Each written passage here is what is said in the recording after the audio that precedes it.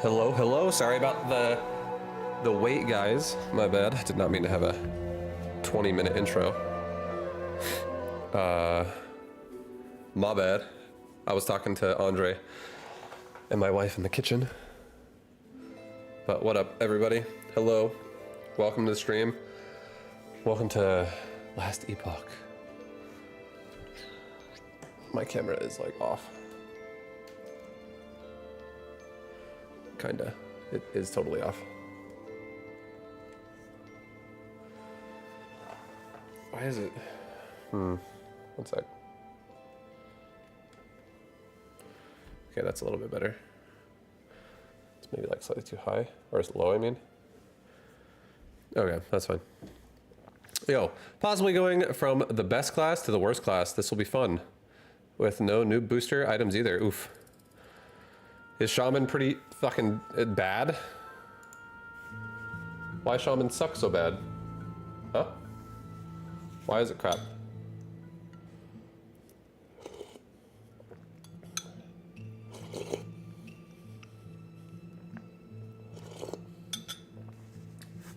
Oh yeah, delicious.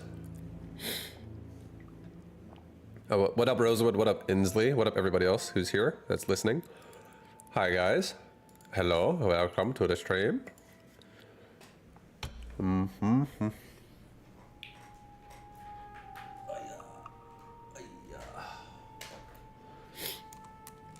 Never played it before, but the forums say that it's trash and it has bad damage. Maybe you can make Shamans great again. What's going on here? I'm gonna make Shamans great again. Let's do it.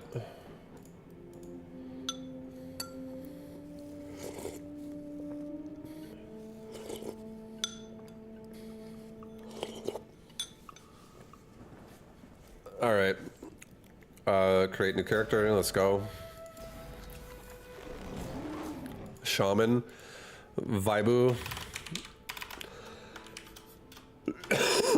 No DPS. That's what her name will be. Vaibu, no DPS. We'll see if we can break that curse right now. If you wanted to play offline to avoid bad desync, your stream would understand. No, it's like I'll play online. Myself and I'm not worried about playing with the desync. I was content with nothing. Let's go. She dreamt of light, of life, of humanity. We disagreed, and yet, in her world, there were gods. Majasa of the desert. Oh yeah. Largon of the sea. Oh my god, I'm eating some egg drop soup right now, boys.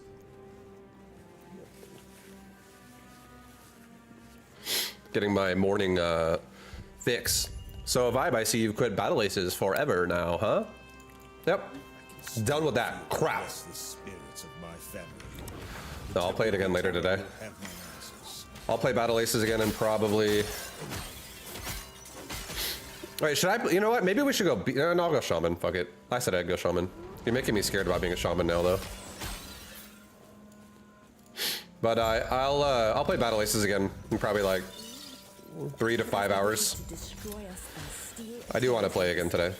We can't let that happen. We need Herot's help. Your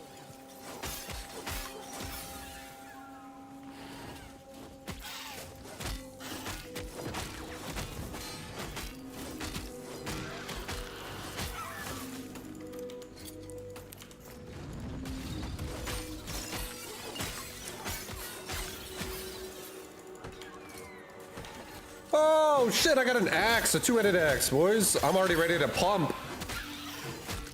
I got a great mace now, even better.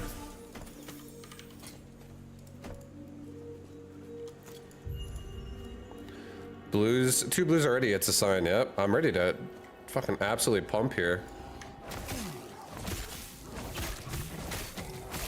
I don't think you've ever seen a bear get messed up that fast. I'm just saying the thing everyone says because it amuses me. I know what you're doing. But I'm actually giving an answer for anyone who actually wants to know if I'm gonna play Battle Aces today, because there's always somebody that's like, no, Battle Aces, huh? Well, how come you're not playing that? If you're not on that, it must mean you don't care anymore, right? It must mean you hate it. I'm like, what the fuck? I like variety.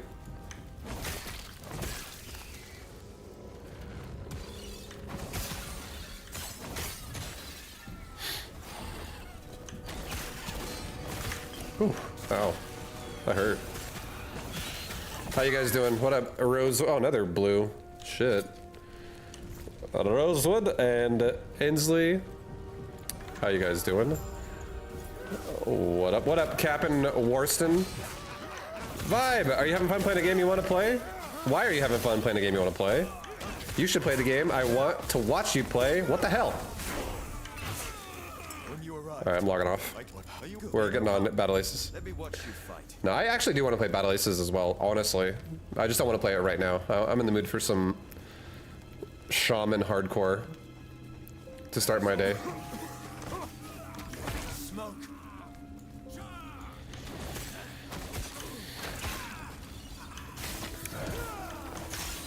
But what up? Hello?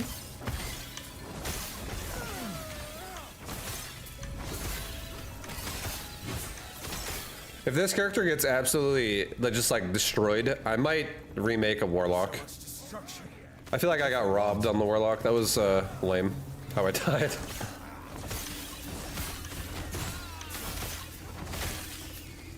But Warlock, I don't know, it was okay.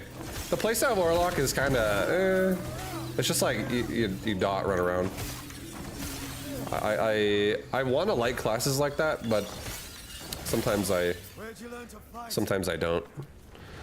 Doing okay, I'll drop the heavy stuff while stream is quiet. Oh my god.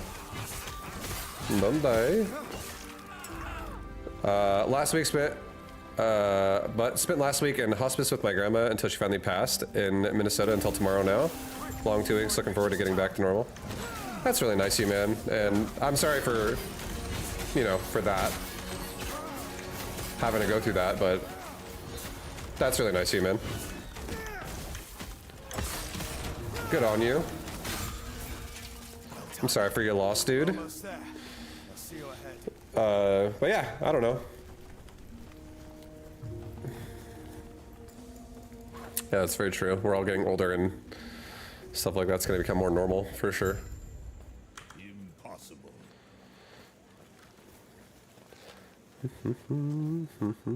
No, exactly. Glad you could have been there. Yeah, exactly, dude. Like Vibe, is this Last Epoch? I'm not too familiar with ARPGs other than Diablo. This is Last Epoch, yeah. This is Last Epoch. Last Epoch is the best way to describe Last Epoch and what it is from a gamer's perspective. That's not a ARPG god, okay? I'm not like someone who's like playing like, you know, Path of Exile or like whatever 24/7. But I play a bit, and I would say Last Epoch really feels like a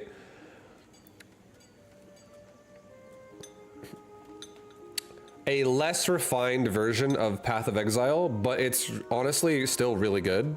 And I actually think this game is still, right now it's better than Diablo. The current version of Last Epoch is better than the current version of Diablo 4 and Diablo 3. And to be honest, even Diablo 2. And the only reason why I say that is because Diablo 2 is a really old game that, unless you're playing a mod, there's really not much to do, actually, if you really think about it. In today's standards, like, there's no in-game in Diablo 2 in the standard version.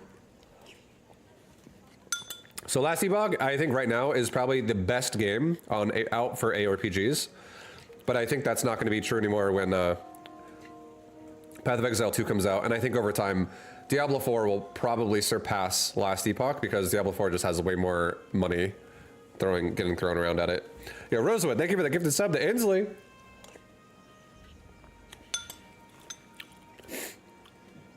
He tried Diablo 2 and it felt jank. Diablo 2 is actually one of the most fun games you can possibly play for ARPGs when it comes to like farming and leveling a character. If you know about like magic finding and if you know about like just straight up, what's it called? if you're like, if you know about like magic finding and you've done that a little bit, it actually is a pretty fun system when you really let yourself get into it. Should I wear this?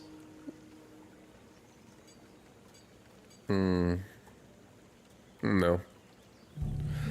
Okay, sorry. I'm like getting distracted. I'm gonna put that on though. I'll put that on too. But okay, so yeah, Diablo 2 is a really fun game when it comes to leveling up and gearing your character out and like finding shit. I think it did it really well. It was really good, and I feel like I wish more games kind of like emulated that system a bit more. I think Path of Exile definitely does. The future Diablos don't.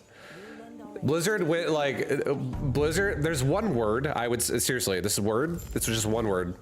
I feel like it completely kind of like trashed all of the leveling games like World of Warcraft and Diablos, the Diablo 3 and Diablo 4.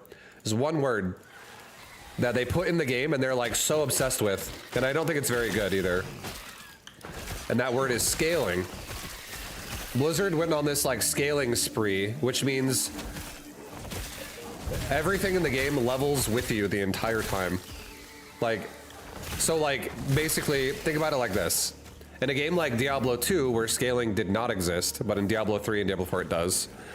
But in a game like Last Epoch and a game like Path of Exile, where scaling also does not exist, you could find like an axe at level 12, and it's badass. You're like, oh, this axe is so sick.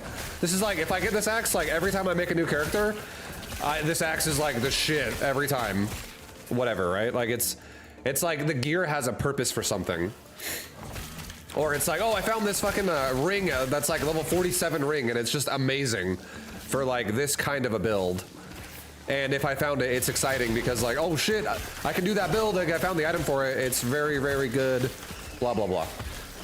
But in a game, and then you have a bunch of different gear throughout the game that can be, you know, slotted in or out of certain kinds of builds because it would just make sense. But then in a game like Diablo 3 and Diablo 4, they added scaling to the game, and all that does now is you have like, instead of having like 5 different like generations of gear, where it's like this is like good gear from like level 1 to 15, and then this is like 15 to 30, and this is like 30 to 45, and this is like 45 to 60. Instead of having all these different tiers of like quality of gear, you just have only one gear set. It's just one gear set, and you repeatedly find it the entire time you play. It's just, if you find it and it's like a level 13 version of it, it just has less stats than a level 47 version of it. And or a level 47 version of it has less stats than a level 48 version of it. It's just like really, really, really dumbed down and casualized. And it really makes loot feel not exciting at all. I hate scaling so much. I'm not a big fan of it. I feel like it definitely kind of kills the experience of the game a little bit.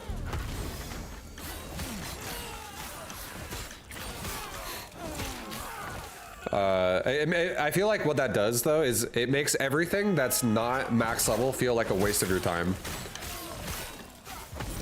So it makes everything feel boring until you're max level, and then when you're max level, then you're max level, right? And you're like, okay, well, we'll see what I can do at max level now. And then it's like, if the max level end game isn't that great either, then the game overall just kind of sucks. Did your Warlock die? Yeah. My Warlock died because it got one-shot by a circle of ice hitting the ground, and I was standing just outside of it, but I'm pretty sure there was maybe some lag or something, because it killed me when it looked like nothing actually hit me. And I was like, oh, okay, well, unfortunate. And I got literally one shot. It was like, I had like a total of like 800 and something health, and the detonation that hit me when like this ice circle hit me for almost 1,000. It hit me for like 955, and I probably had like 870 health or something. So I was like, all right, well, we're dead.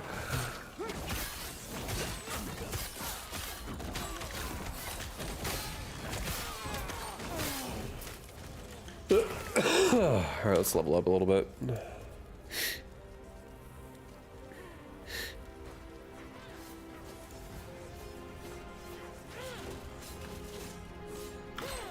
All right, we're gonna go for the attunement side.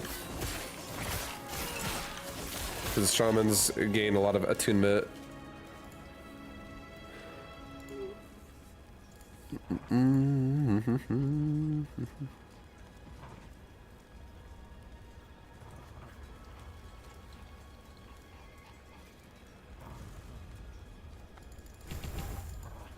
Okay, anyways. That's funny, the dog is like rolling around on its back. Your feet were out, so you weren't standing on it. But your shoulders are wider than your feet. No, I know, there's like a circle underneath my character, and it looked like my circle had like a slight overlap. And it just, I felt like I got robbed a little bit, but it does make sense how I died. Overall. I just felt like it was unsatisfying.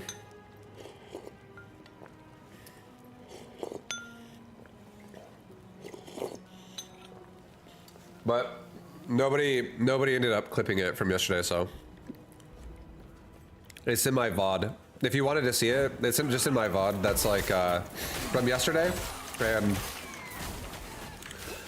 it's right before I log into Battle Aces. So like if you do want to see it and you go to my VOD yesterday and you're at the Battle Aces part, you've gone too far. All you got to do is just back up a little bit,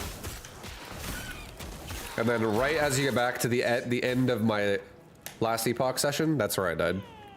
Because I died, logged off, got on Battle Aces instead.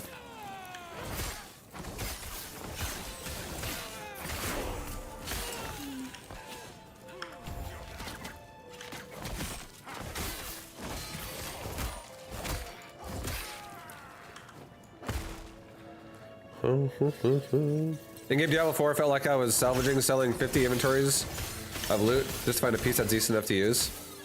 It's because in Diablo 4, this is all it is in Diablo 4. The difference of like a game that doesn't have scaling and does have scaling is there's a lot of loot that is good for all different kinds of builds in a game that does not have scaling. Like there'll be certain pieces that just make sense for what specific kind of build you want to run. But in Diablo 4, the only thing that matters for loot is every single time you find an item, you look at the top left of the item first, and it tells you what the item level is. And if it's not of like a certain number, it used to be 825, and now I think it's like 900 plus, like 9 something, 925 maybe. If it's not like that number, you just instantly are like, oh, it sucks balls. But like if it is a number that's like respectable to where you're like, I could see myself wearing this because it's got high enough stats, then you actually like start really like looking at its stats and you're like, are these stats actually good or are they shit? And then you're just looking for like item level first, actual stats of item second. And you like automatically, if the item level isn't high enough, you're already filtering out like 90% of the gear or like 95% of the gear because it just isn't going to be good.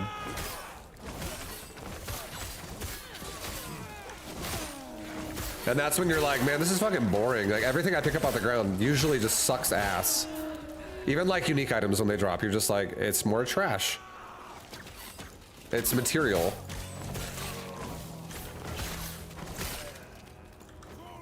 Yeah, and Blizzard is like so obsessed with keeping it that way because they like refuse to get rid of scaling. And there is only one upside of scaling, and there's like so many downs. Oh, why is my camera so high now?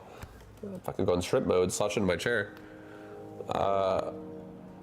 But there's only one positive outcome of scaling. There's only one thing I can say that is a quality of it, a quality of life thing because of it, and the rest is just like sacrifices that we've been talking about the whole time right now.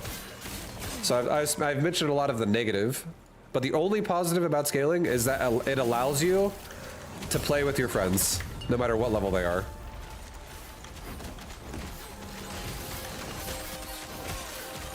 And I feel like, in my opinion, I don't think it's worth it to make the game like that so that people can play together if one person's level 70 and one person's like level 12. Like, I don't think it's worth that, personally. But a very casual player that doesn't know shit would disagree.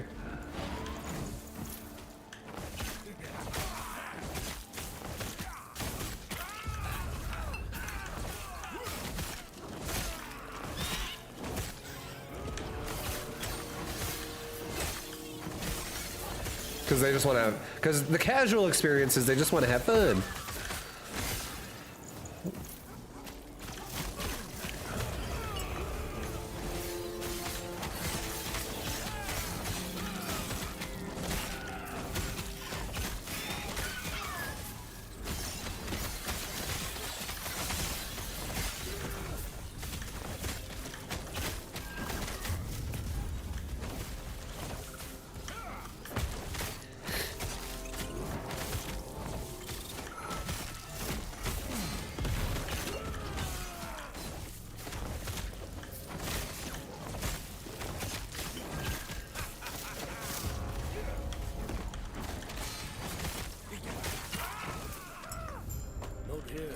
It isn't safe. But should have put the well, tell you what. Let's get out of here first. I think another thing that is somewhat nice is that if you like the aesthetic of a zone or the enemies, there's still a valid zone to play in it to farm.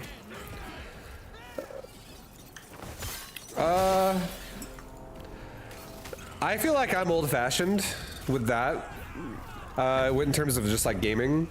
For me personally, I feel like I get more interested in a zone if I understand the meaning of the zone. Like, for instance, if a zone like previously was hard or scary or above me, and then I've like now done things and now I actually go in there ready to do it, and it's like you know, especially if you're like a first-time player, if it's like, if the zone is more of a challenge because it's like a higher level thing and the mobs have more ability to kill you there and things like that, and you're not like, maybe you're not like growing your character's power as much as you should be, so the zone feels scarier. I feel like that feels really fun, going through a progression of it rather than going anywhere you want at all times. Going anywhere you want at all times, I really feel like it doesn't feel like you earn anything. It feels like you just, I feel like it creates being bored faster.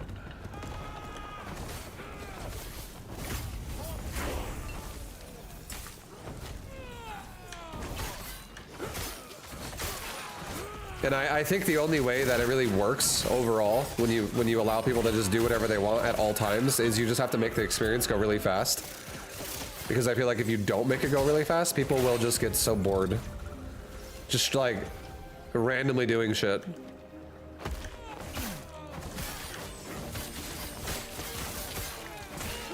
Because I'm not trying to say I want it to be a linear experience either, and it's like super like jagged, like you have to have like this exact path of progression or something like that.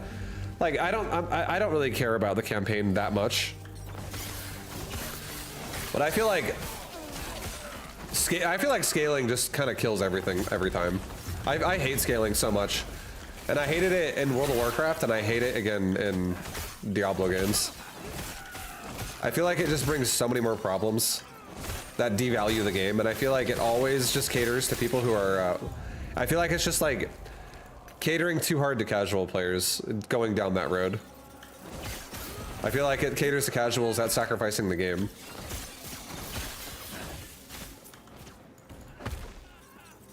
Because at the end of the day, I feel like scaling is like lazy development. I actually feel like it's the developers being like, all right, instead of making like a bunch of like a progression system, we're just not going to do that. We're just going to make one system and it progresses itself because it scales. And it definitely is easier, but also less interesting, in my opinion. So I've never really been a fan of scaling that much. I've always kind of hated. I feel like scaling also ruined World of Warcraft PvP. Like that was my original fucking hatred of that thing. It was so bad. But like, Let me give you an example of PvP scaling.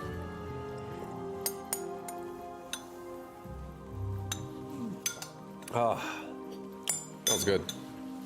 So like in World of Warcraft, for instance,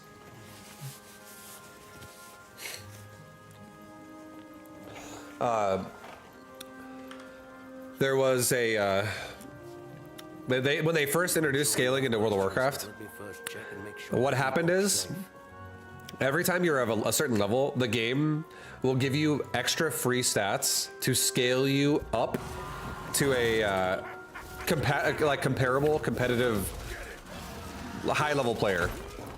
So like you'd be PvPing, and there'd be a guy who's like level 70, which let's just say level 70 is max. And let's say this guy, not only is he level 70, but he's also like fully geared out, like he raided, or he's already done a lot of PvP. He got a lot of like the PvP gear. He's just geared, is what I'm trying to say. He's got a lot of fucking good gear. And then you have like a character, and he's level 70, and you have a character that's like level 13, and this level 13 character has like 3 green items on and like 1 blue item on, and green items are like common crap that has like a little bit of stats on it, and then blue items are like a little bit better than the green item. And he's wearing like, and then a purple item is like really, really good stats on everything.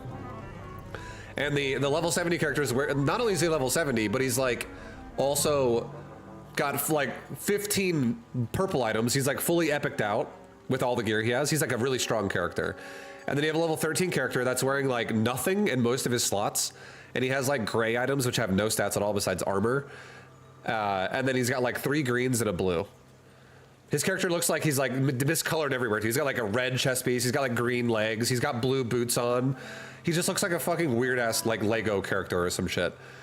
And then like they duel, and the character who's level 13 kills the level 70 character in like 2 seconds. And it's because like this level 13 character has like a bunch of bonus like buffed up stats, and it scales up. And because that character that's supposed to be scaled properly is wearing a couple pieces of gear at that level, it like overscales you, and then it gives you like you're stronger than a fully epicked out level 70 character, and you cast like a spell at the level 70 character, and it's just like chunks them. Like their health bar goes down 50% in 1 hit, and you're like, wait, what the fuck is happening? And it's because like if you wear gear at a certain level and it scales out of control in a certain way where it like overscales you, it just ruins the game. Stay safe. And that's exactly what they're doing to fucking, and it's not necessarily for PvP in Diablo, but they're the same exact system as in Diablo where like the scaling just exists, and when it comes into PvP it could get really stupid for sure. But at least PvP doesn't exist in Diablo. I do wish it kind of did. The PvP in Diablo 4 is so bad too. Like it died so fast because nobody gave a shit. It's because it's not like interesting at all.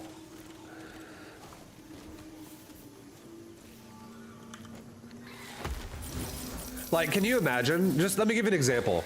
Can you imagine if scaling existed in like fucking StarCraft? Like we're playing RTS and we have scaling, and it's like, what do you mean, Vibe? What the fuck is scaling?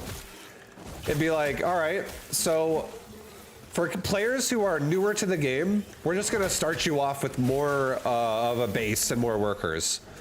And it's like, let's just say someone who's like never played StarCraft 2 before sits down and they have no clue what they're doing, and they just like the game starts and they have 150 supply. Like I'll straight up 150 supply because the game scaled them to that. And you're like, wait, what do I do with this? And then like a pro gamer starts with like the standard start of like 12 workers, and then it's just like running around, or like, you know, doing his thing with 12 workers. And then the new player moves across the map and just wins the game because the better player is like at such a handy, like it's such a difference here of like where you're starting. And then the lower level player wins, and they're like, yay, I won the game. And they didn't do anything. Like they didn't try at all. There was no effort there, but they win the game. And then the game rewards you for being casual. It's fucking like ridiculous. There's no way to make a game less interesting than doing shit like that, in my opinion. no one will give a fuck anymore. Like, everyone that's like good at it will be like, this is annoying. And everyone who's bad at it will be like, I don't really feel like I earn anything. I don't really care. Like, there's no real progression I ever have to do. It's just, it's such a flawed system in my opinion. And Blizzard has like become obsessed with it. It's so, they're so fucking obsessed with scaling. I fucking hate that they love scaling. It's incredibly annoying. Anyways, I don't like scaling. I think it's a horrible system.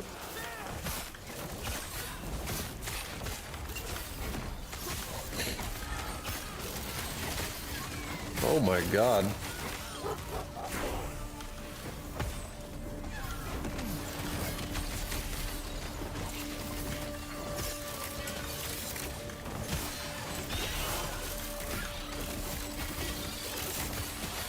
This is some fucking mobs here. What the hell is this, dude?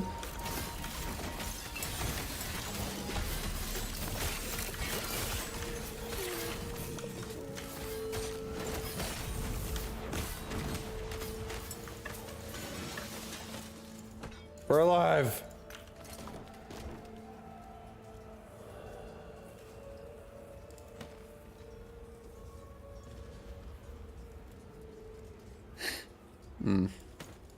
Nice. We got better items. Hell yeah. Does Drew do more damage than D4? I have no idea. Probably not. I feel pretty weak right now.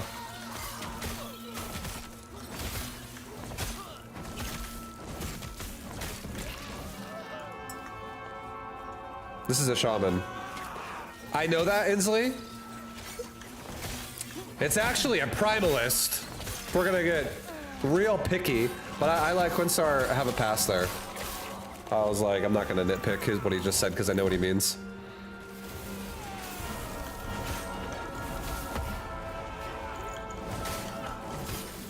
Think about that next time you call me Dagger Dan, Quinstar. I was looking out for you. But Inslee said no. Get it right.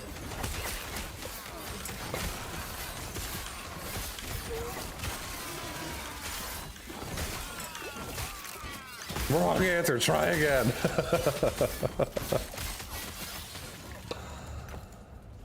Yeah, but overall, I like the way Last Epoch does it. I like the way Path of Exile does it. They keep true to like a progression style, and I think it's more fun for an ARPG overall. I definitely think more people will find it more interesting.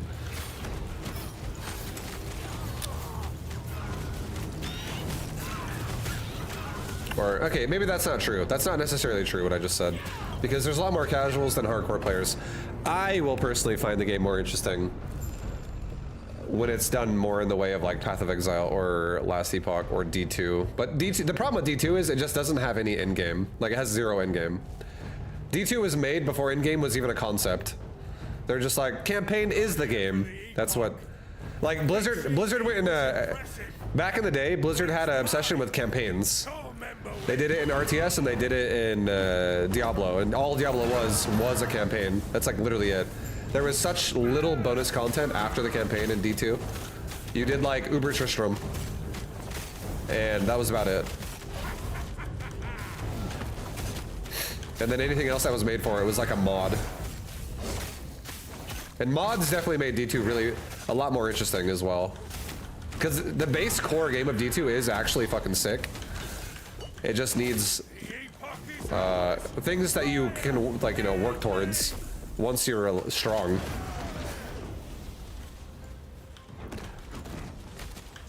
But like the whole like trading system and stuff like that was, and magic finding and gear finding, that was always pretty fun in D2.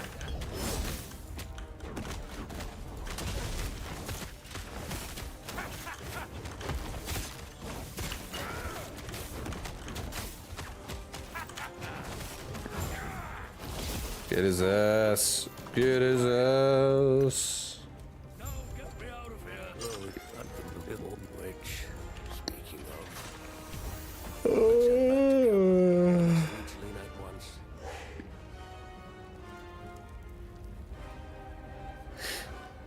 Do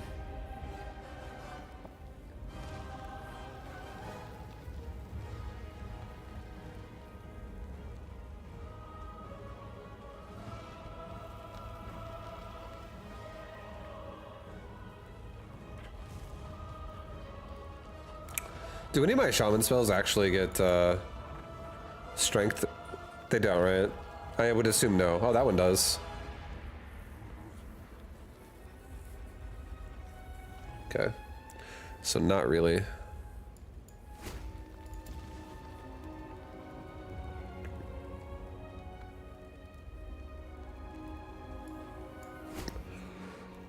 Okay.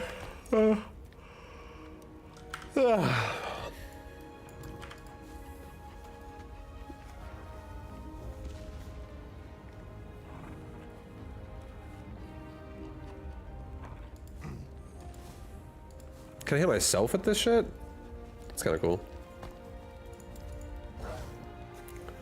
Bail runs or fuck off. It literally, like, but D2 had some like good core game. Like the game of its, like the core game itself was actually pretty sick. It's Hera's blessing. Prayers be with you.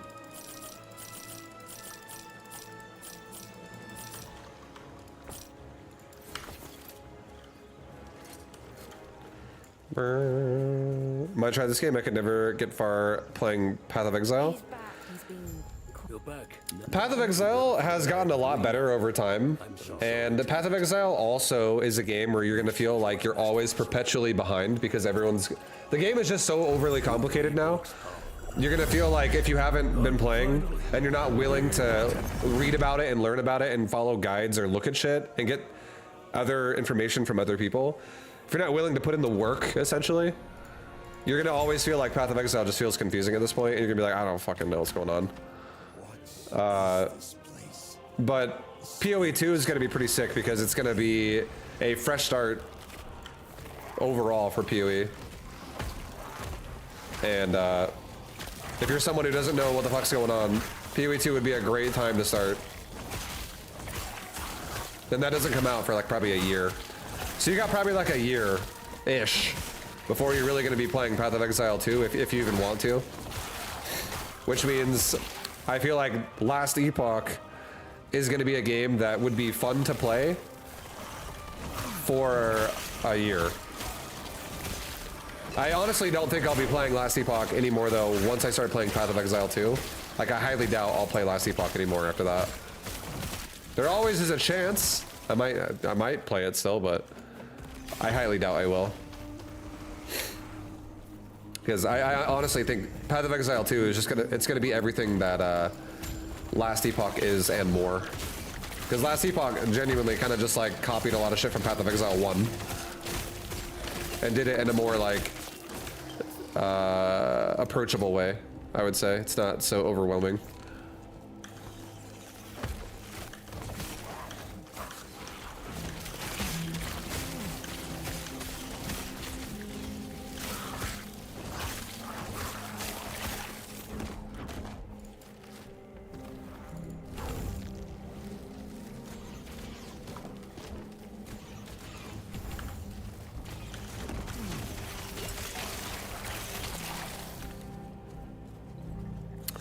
I'm a pretty casual ARPG fan, so I'm usually not trying to spend a ton of time learning and reading. Yeah, then you're not going to really enjoy PoE 1 then.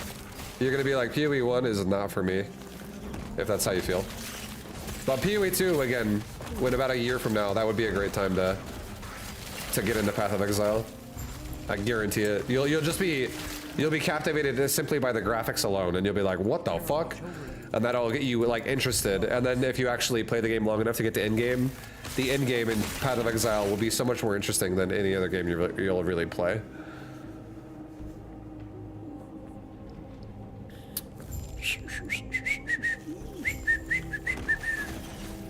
Yes. Gods be with you.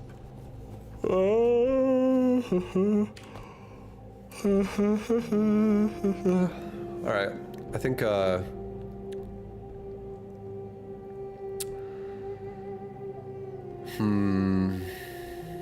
What does strength do for me? Again?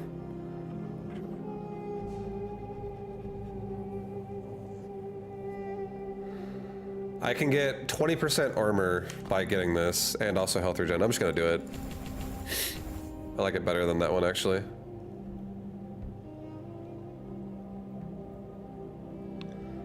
Alright.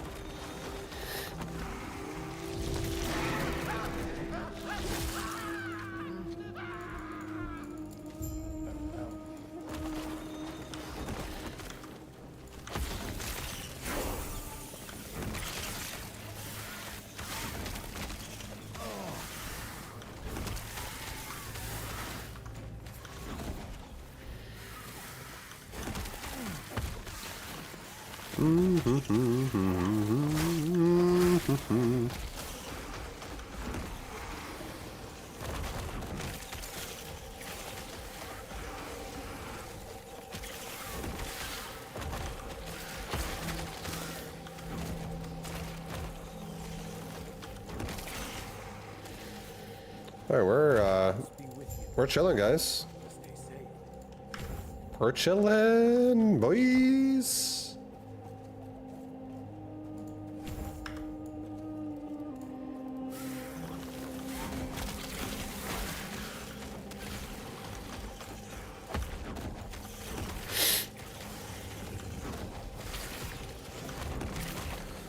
You're on Grim Dawn. Grim Dawn is cool. I didn't really play a lot of Grim Dawn myself, but I feel like that game would be one of the more interesting side as well.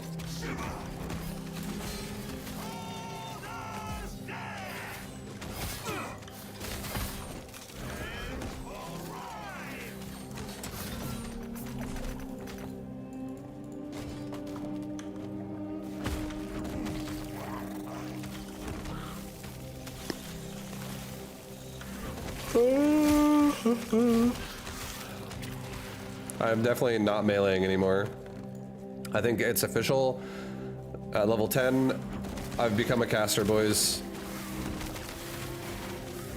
I do just straight up so much more damage just with my spells already. I don't even have good gear.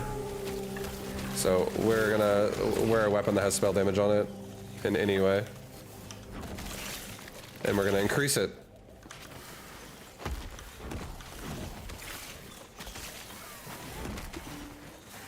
We're officially already a shaman. What brings you here? Terra's race. Dun, dun, dun, dun, dun, dun.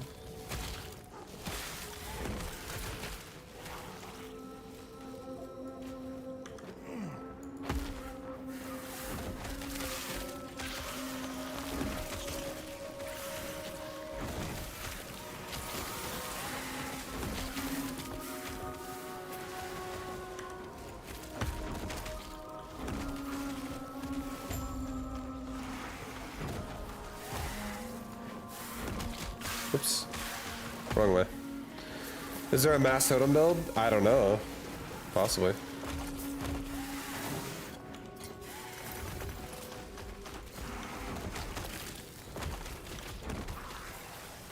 Keep them off me. There might be. Only a little longer.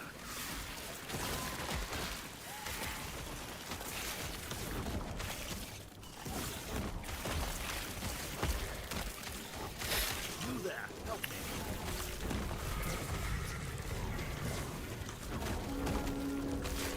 I mean, we're definitely doing decent damage here with our totems right now, at least. We'll probably have some drop off later, but for now, we're owning. Only a little longer. I don't know.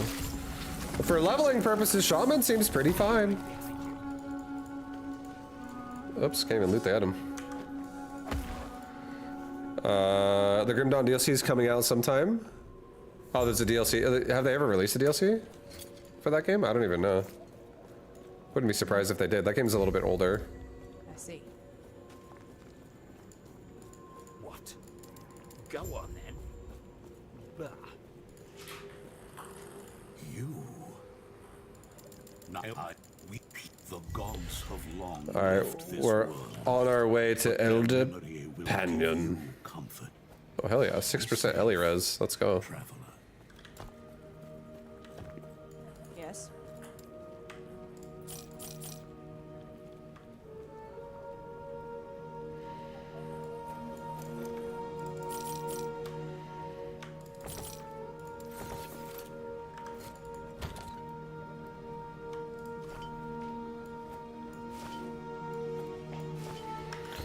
Follow your feet.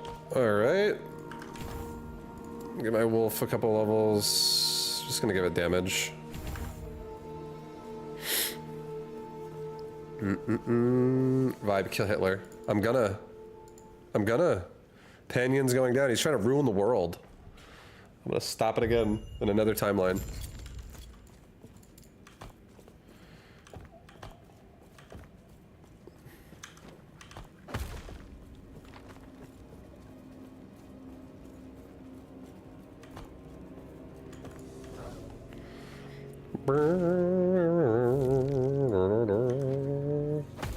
Here comes the totems.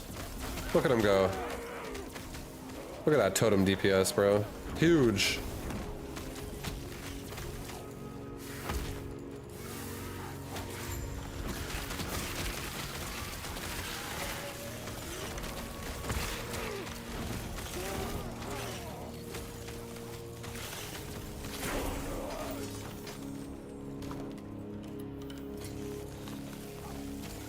What's his scepter have? It's crap. Oh, that dodge ring. The little crappy dodge ring here. Because I have no ring on.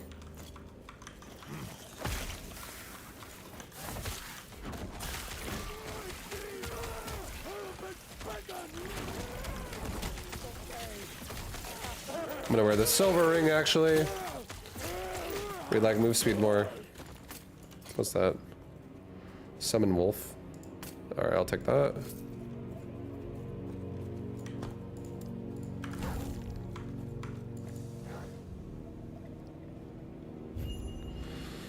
Dun, dun, dun, dun, dun. Huh. We're doing pretty good, guys.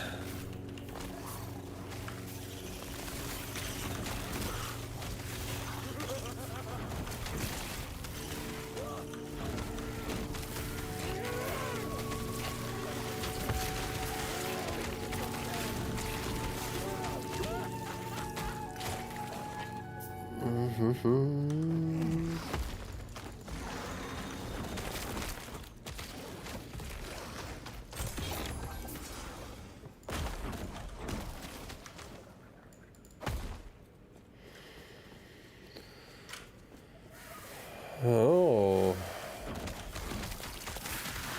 Come on, give me a good item. Give me a good item. I can feel it. Nope. That's not what I wanted. Not looking for swords. Impossible.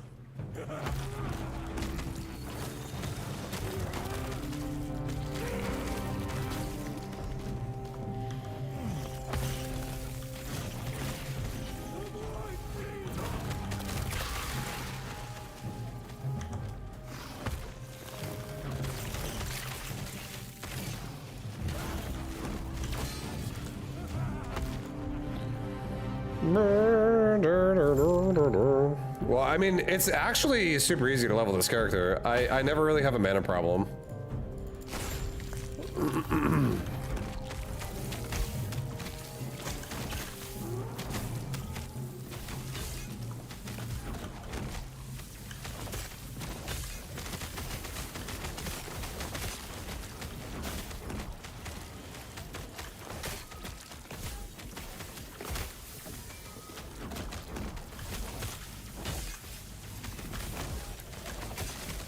Get them all! These guys are going down! That's right.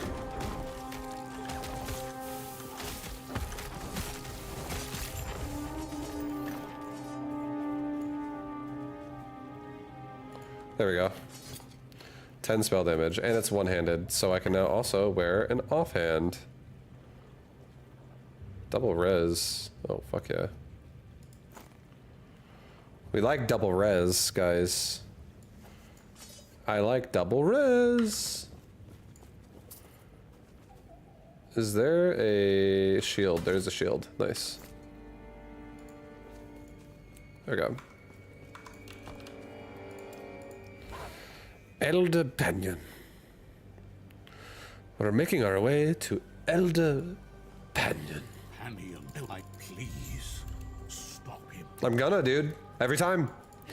I have a 100% success rate at stopping Elder Panion. Not once has he stopped me from stopping him. I'll wear the gloves instead. More res. Gods be with you. Stay safe. Yes? Follow your feet.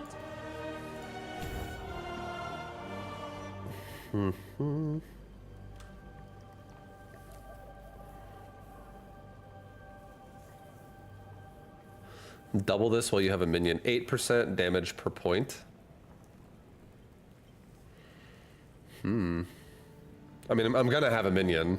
I already imagine that's gonna happen. A totem itself is a minion, and I'm probably gonna never stop using the totem. So that's a pretty decent talent.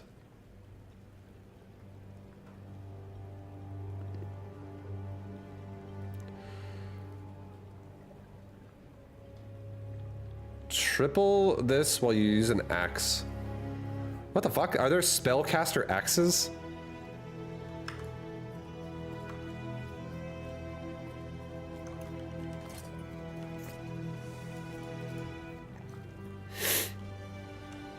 I didn't know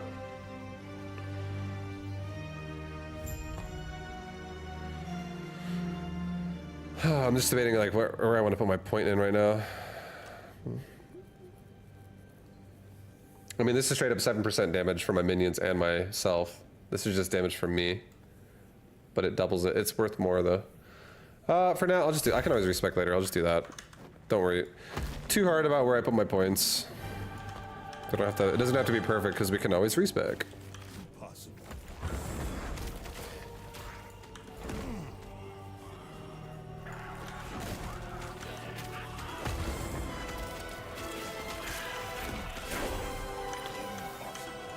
Run, bro.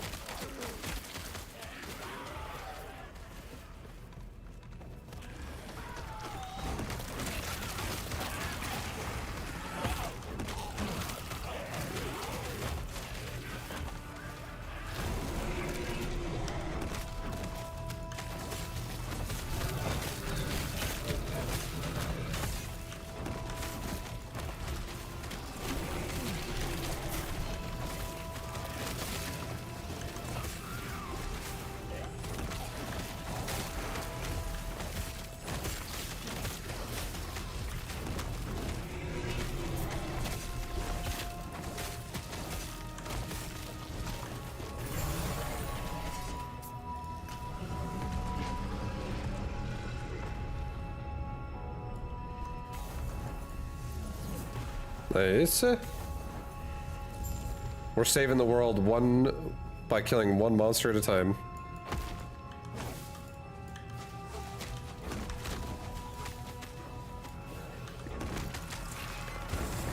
Watch this jump, guys. Sickest jump in the game. Oh, dude, you see that? Imagine jumping downstairs like that.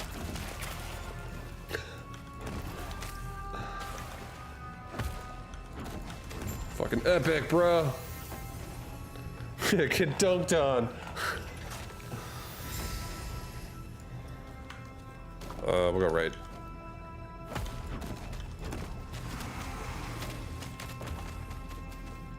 Impossible.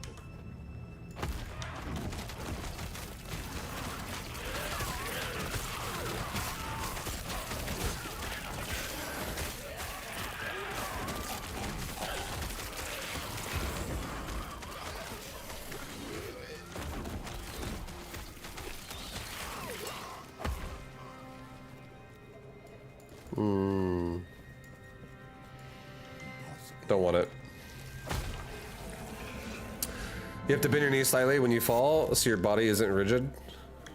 True story, when I was a kid, this is like when I was in elementary school, my friends and I climbed a jungle gym, like a setup where like the bars, you could climb on them. I climbed up to probably a total of about 6 feet high. Maybe like 5 feet high. Back when I was a kid, it felt like I was like 15 feet high, but it definitely was not that high. And probably like 6 feet.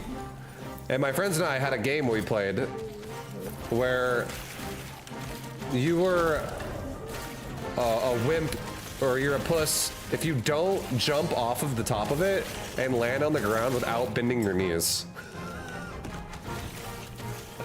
So the objective of the game is to go to the top, jump off, and then you land on the ground with your knees straight. It was a horrible game. Not good for your knee health at all. And I played it one time. Didn't really have a lot of fun playing it, and I didn't play it again.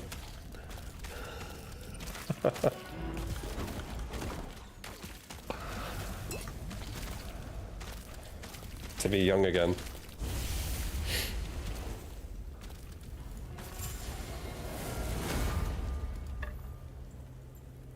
$10 spell. What is this worth? 13 spell. It's better.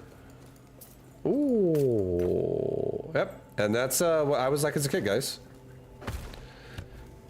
The fuck your shit up game. Yeah, really. I know. It was so stupid. Take care of yourself. But I was like, I bet I could do it. I was so proud of it.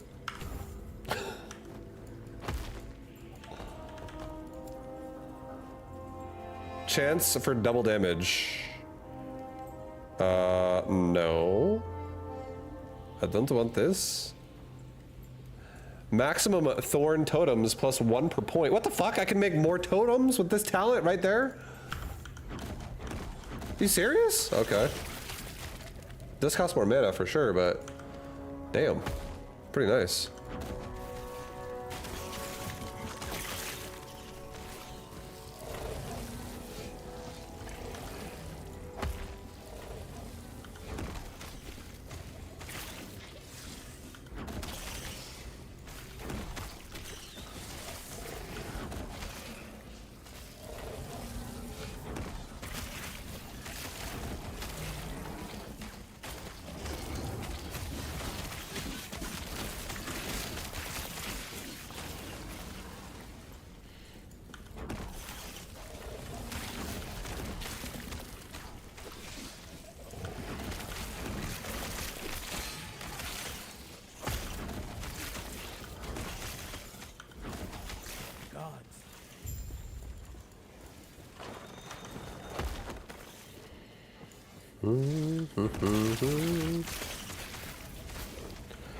La da da da da la da da da da da da.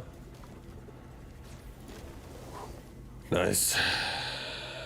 You talking about those hemisphere structures? What the hell's that?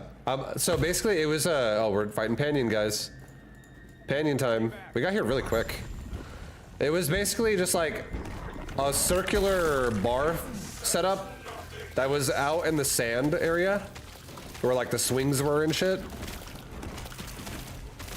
But it was just like imagine like bars where if you go, you can go in the middle of it and you could be inside of it now looking outside of the bars, or you could be in the outside of it looking directly at it. It's just a big circle, and the circle's probably like got a diameter of like 5 feet or 6 feet. It's a big fucking circle. And then we would climb to the top of it, and there's like, it's like almost like climbing like a ladder, but it's like a circle of bars, so you climb it like a ladder, but it's, again, it's just like that formation. And we would get on the top of it, and you could like, there was like a bar in the middle that would go across the middle of it. I could probably draw it better than I can explain it, I swear. Well, we just own Panion with these totems. No chance. You fought well. No chance, boys. In death. We can now be a shaman. But yeah, it looked like this. This is what, let me just draw it for you. It looked like this. So it's like, you got like these bars that look like this. It's like a bar. Okay, maybe not like that. A bar. And then another bar that goes like above it. And then another bar above it. And then another bar above it. And it's just like, you can climb up the side of it. And there's like a bar in the middle that goes across like this, across the top. So you can, and it goes across like this on the top as well. If that makes sense. There's like two bars, that's awful painting. But there's two bars on the top that you can like, it's like a plus sign on the top where you can kind of like lean on it. And you could like sit here, like a person could be sitting here. A person could be sitting here, like sitting with their ass on that, hanging off. And you could like hold on to the bar right there. Does that make sense? And you could climb it, like this is on the ground. This is like probably 3 feet in the air. Or like 2 feet in the air. This is like 4 feet in the air. This is like 6 feet in the air. And you could climb up the bars. And what we would do is we would stand right fucking here. We would literally stand right here on the red part, like, you know, the red marking I'm making. We would stand there, like, so you're standing, like your feet are like this. You're standing. And then your body is like, you know, your face is right here or whatever. Holy shit, my drawings are really bad with a mouse. There's your eyeball. It's really like your whole face, right? And then you're like, yeah! And then you jump this direction and you land right there on the ground without bending your knees. That's the game we were playing. And it hurt really fucking bad, and I only played one time. I was like, I'm never doing that again. He might be upstairs.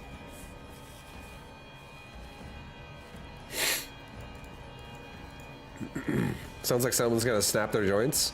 Dude, we were fucking so dumb. We also, whenever we were in school, we played a game called Making Each Other Pass Out. So the way you play that is one person goes like,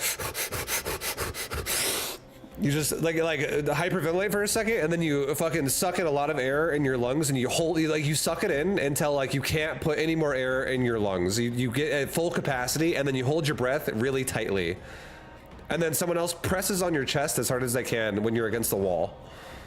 So your back is against the wall, and someone else is pressing against your chest really hard, and you're like full air in your body, and you're holding your breath after you just hyperventilated a little bit, and you literally pass out.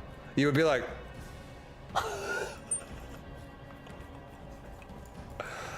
like that's the kind of shit we were so fucking dumb. Then close your eyes. -5 totem mana cost. That's really nice. 10 attunement, 50 elemental resist while you control a totem. What the fuck? That's so insane. To you. That's great. I'm a shaman. Impossible. I see that you are still you. That strength. Some brain damage you got going on there. Yeah, it was really not we didn't play those every day. I'll just say that. But we did do the jumping game one time, and we played the pass out game probably like 4 times. And then we stopped. We got caught, and then he's just like, stop doing that. Stop fucking doing that. And then we stopped doing it. Stay safe. Greetings. We were crazy. Do not worry. Nature is smile upon you.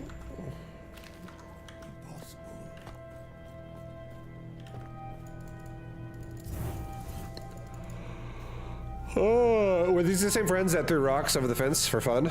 No. Actually, no. Those friends actually were in. So, the 2 of them and me, we had 3 teachers in my elementary school, like per grade, and those 2 were actually in. We were all, each of us were in one different teacher's class. So, you know, they were all spread out. It was my, the friends that I did the pass out game with, and like the jump off the bars and fuck your knees up, those were my football friends.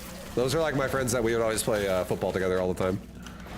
My rock throwing friends, those were my gamer friends. Those are my friends that we would play like anytime I've told you a story where it's like I've been like, you know, oh yeah, I was at their house and like their mom got us like food while we played like this game and shit. Like their mom, one of their moms went out and was like always like such a host. She's like, what do you guys want for dinner tonight? And we'd be like spending the night. And we would say shit like, oh, well, pizza. And then she'd be like, okay. And she'd like literally go get us pizza. She was so fucking nice. Like stuff like that were my gamer friends. And then the only other gamer, I had 3 other gamer friends, but like so there were 2 phases of my life, I would say. I had gamer friends in, and only one of my friends was one of my gamer friends the entire time, and his name was Quan.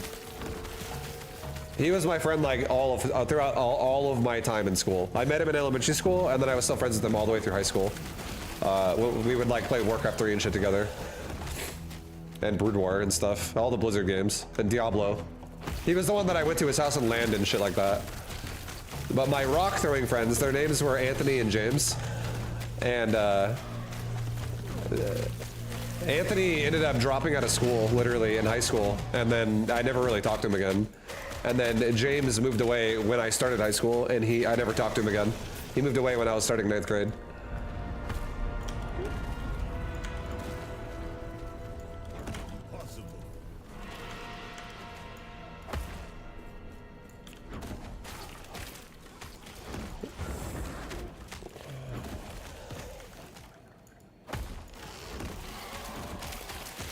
Was he the one who burned the Warcraft 3 game for you? No. So the guy who burned the Warcraft 3 game for me was a friend of mine and Quan's.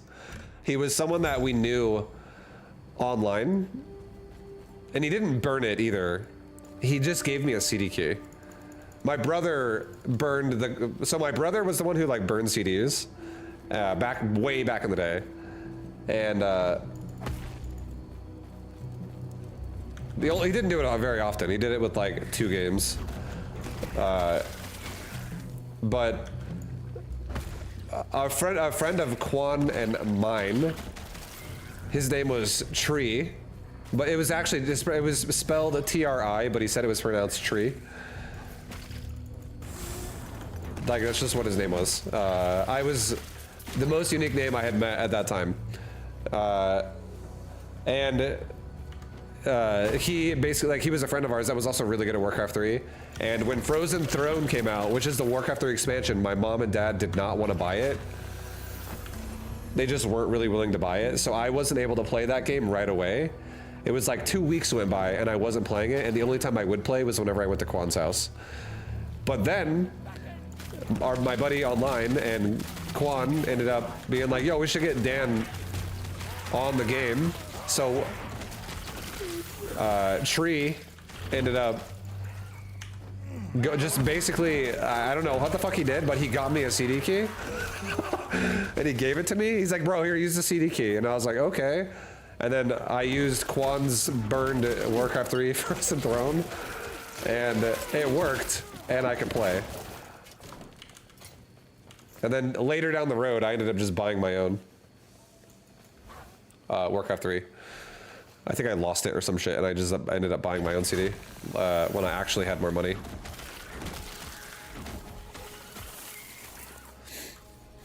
Quan, or however you spell his name, the one who made those weird names. Wait, no, but Quan never made weird names. Quan's names on Warcraft 3 and StarCraft 2, he had only 2 IDs, only 2. When I was Cold Fusion, he was Friction. And he spelled it F-R-I-X-I-O-N.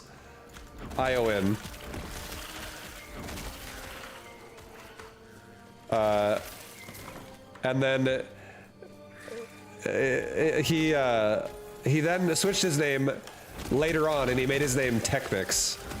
And it was T-E-C-K-N-I-K-S, I think is how he spelled it. And that's what he did instead.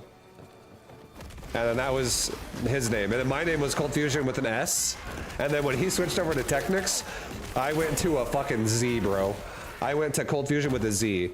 And another reason why I did that, believe it or not, was because I ended up getting offered. Someone said, hey, someone messaged me on Battle.net and said, hey, I'll buy your account for $200. And I'm like fucking 13 years old. And I'm like, are you serious? You'll buy my account for $200? This is back in the fucking year like 2002 or something. I'm like 15 at that time, because I was born in '87. But it was like a year after Warcraft 3 had been out. And this guy, if you guys don't realize this, if you don't know this, everybody would hang out in these like group channels in Warcraft 3. There were like these clan channels people would just like go to hang out in. And if you had a really good account, everybody would be like, oh my God, that person's here. Oh my, like they would fanboy over you. They really would, seriously. And someone wanted my account just so they could fucking hang out in channels with it, I would assume.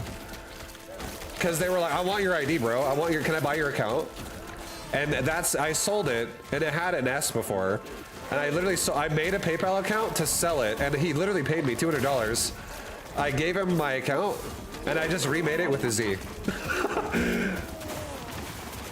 And then I told everyone, yeah, that's not me anymore. I'm with a Z now. And I was like, I don't give a fuck. I just made $200. Let's go.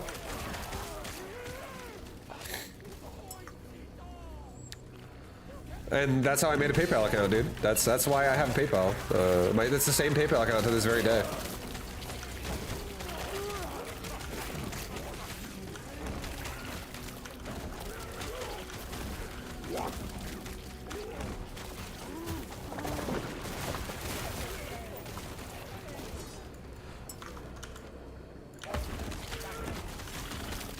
But yeah, Quan and I were honestly both really good at Warcraft 3. We were definitely two of the better players on US West.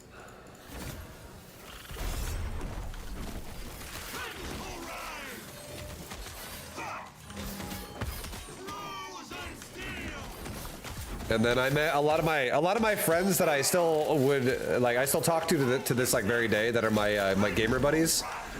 Honestly, I met most of them through Warcraft 3 or World of Warcraft Classic. Like, there was a couple people in Warcraft 3 that I knew because I played against them all the time back in Warcraft 3. And then I randomly played on a World of Warcraft server with my buddy named Quan. We just played on a World of Warcraft server that was like one of the new servers in Classic WoW way back in like 2005 or something like that. And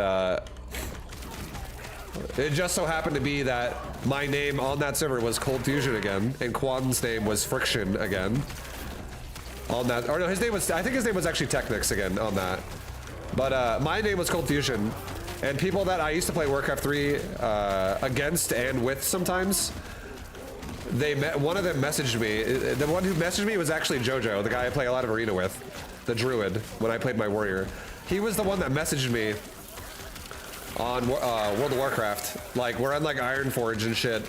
A random warrior named Ape messaged me. It's like a Night Elf warrior named Ape messages me, and he's like, bro, are you the same Cold Fusion for Warcraft 3? And I was like, yeah, that's I know, that's me. And he ended up being like, bro, I'm fucking, his name was SSX Tricky. And then in Reign of Chaos, and then in Frozen Throne, it was Hero Rush. And yeah, I ended up playing with them in World of Warcraft. Me and Quan ended up just like joining them in World of Warcraft and playing more with them. And then we ended up like joining their Ventrilo and shit and like hanging out all the time. And we had like our own Ventrilo before, but we ended up joining them. And I ended up like, Quan ended up only hanging out for like maybe 2 or 3 years. And then he ended up like just kind of quitting games entirely. And then I hung out literally ever since then. And I still talk to them to this day. And obviously like I still game with them. But I don't hang out with them on like Ventrilo every day now like I used to. But I would say I genuinely did that from the age of like 18 is when I really started hanging out with like JoJo, Rob, all these other guys. I started hanging out with them when I was around 18, and I would say I finally stopped hanging out with them daily when I was around the age of like 30. Or like 28. Like 28 to 30. Like definitely, I think my StarCraft 2 career is what made me like stop hanging out with them as much because I was just so much more busy. But I definitely hung out with them for fucking so many days So many days of us just playing games for like 8 hours a night. Farewell.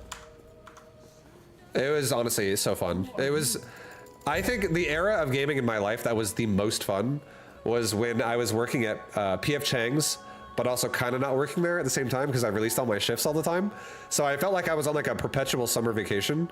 And it was just like a group of like 10 of us in Ventrilo all the time talking and gaming and talking shit. It was super fun.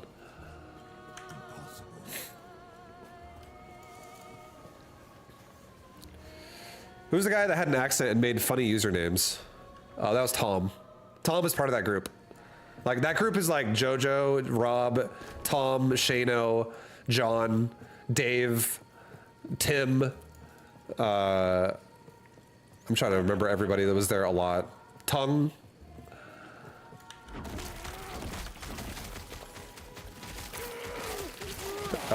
There's gonna be more than that as well, but those are definitely some of the ones that were there a lot when I was there. Great vibe lore. Yeah, it is so fun, man. I don't give a like. It was so fun. I miss those days sometimes, just for gaming. I kind of hope one day we all retire in some way, and people just find more time to game, and then we like game it up again in the future. Because a lot of them still game. They just don't game like all day. But they still like Rob still plays like Rocket League and shit all the time, or he'll like. He actually started playing fucking Legion TD because Legion TD 2 because I was playing it on stream and he's like, oh, this looks sick, and he started playing it. And then Jojo is like obsessed with World of Warcraft. He's gonna probably play World of Warcraft until the classic train ends up just kind of stopping.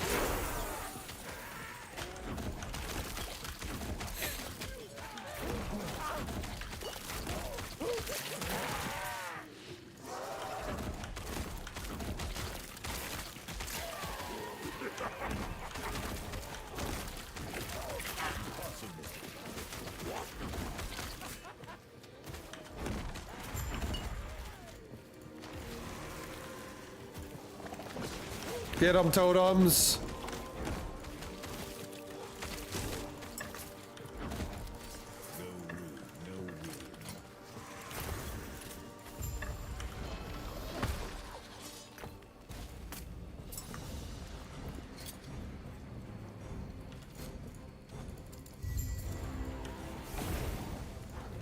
I think 2008 to 2010 was the best for me playing Wrath Lich King. Dude, Wrath was so fun. Like we used to play WoW together too. Like we played, I literally played every expansion of WoW with them, and we always played Arena. Every time, we always played Arena, and then only some of us raided. I didn't really, I always gave up on raiding every single time. The longest I've ever raided in WoW was genuinely when I played Burning Crusade Classic again, and I did the entire expansion raiding in Burning Crusade. And then I also raided in Wrath after that, up until Ulduar. And then I raided all of Ulduar, and right before Ulduar ended, and it was starting to be Trial of the Grand Crusader, I ended up quitting. And I was like, bro, I don't want to fucking raid anymore. This is too much time. And that's also after I met Nadine, and I just started having less time, because Nadine was like, you want to hang out? And I'm like, yeah, but I got to raid first. You want to come over? And she's like, yeah, I'll come over. I would fucking raid. She's like chilling. I'm like, I don't want to do this anymore. Fuck.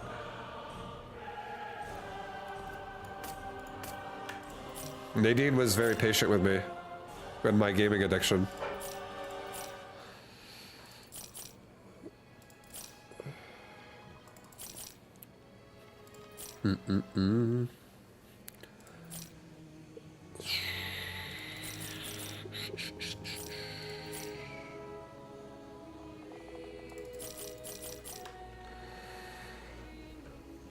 Yeah, we're not wearing that. I'm not wearing this. I don't want to do the same raid over and over again just to see the content and then move on. Yeah, I got kind of bored as well. I was like, not really loving the repetition of how often we had to raid. And then everybody was like the thing that does make it a little bit more fun is when you want to parse. Like, here, let me show you something.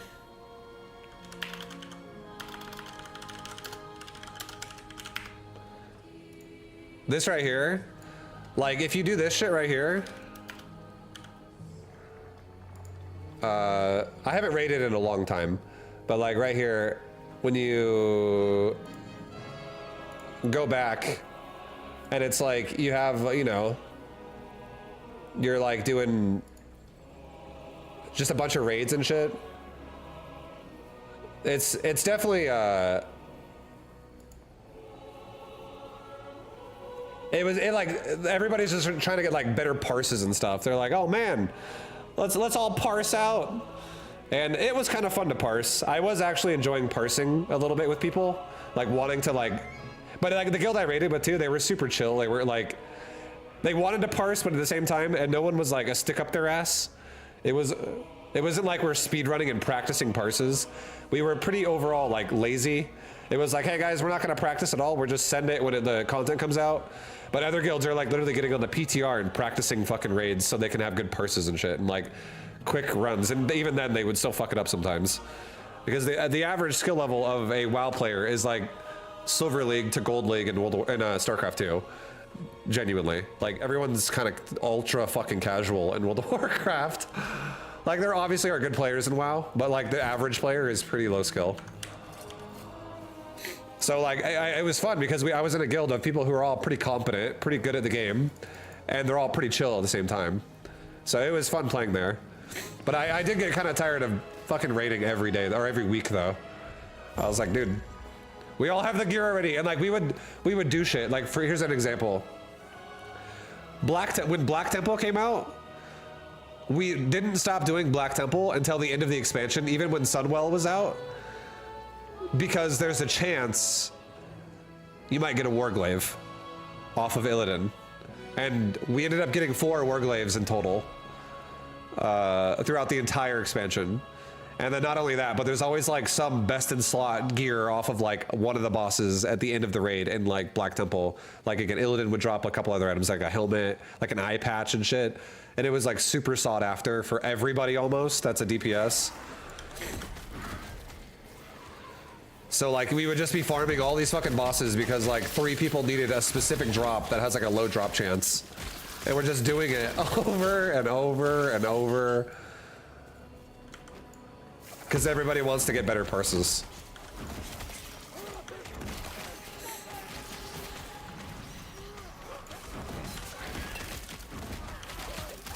But I think raiding was fun. I think raiding honestly was fun. I think it just takes too much time.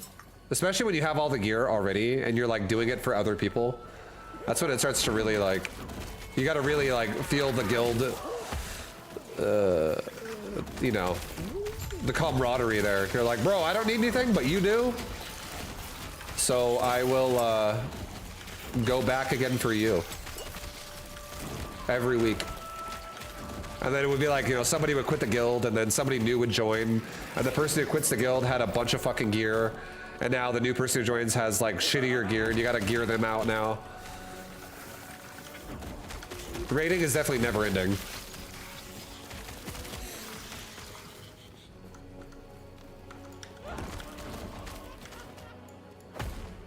Raiding being fun depends on the group. As long as you vibe with the group, it's fine. WoW Classic was only fine because the bosses were all old, so there wasn't really any hardcore progging. Yeah, I agree. I think WoW Classic is definitely a community game. And if you play with the right people, it's really fun. If you play with the wrong people, it's really not fun.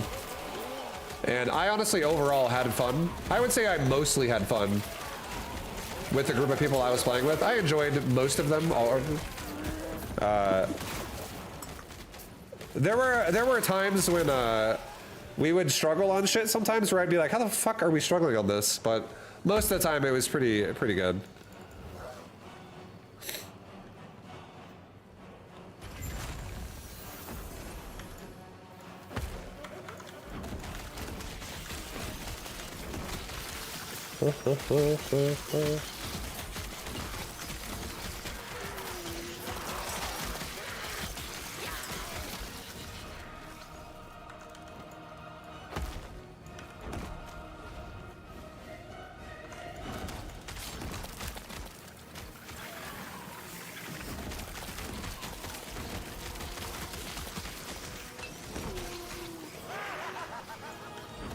But I actually do miss playing WoW sometimes though. If I ever get bored And right now I'm not really bored at the moment because I'm actually enjoying Last Epoch and Battle Aces. But whenever I am actually bored, there are times when I ask myself, do I want to maybe just go back, play some Kata, maybe raid again, maybe like do some more arena, try to get Gladiator again with JoJo. Like, that thought crosses my mind.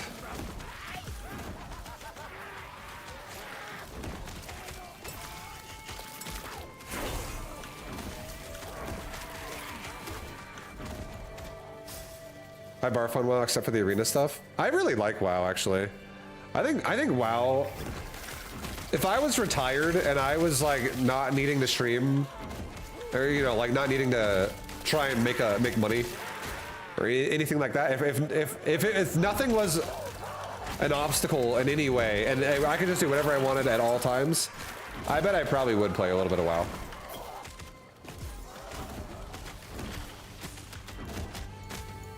WoW, I definitely love that game overall. I've had a lot of fun playing WoW. Especially when you're playing Arena. I think Arena is actually very fun.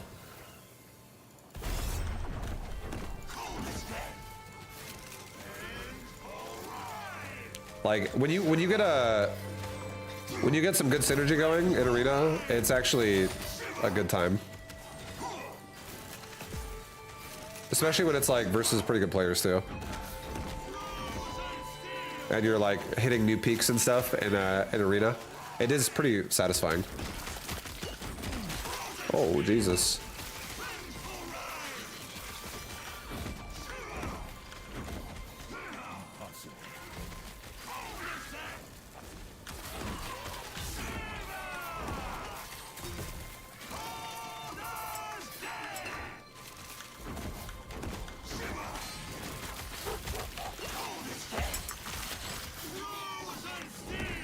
This guy's so strong.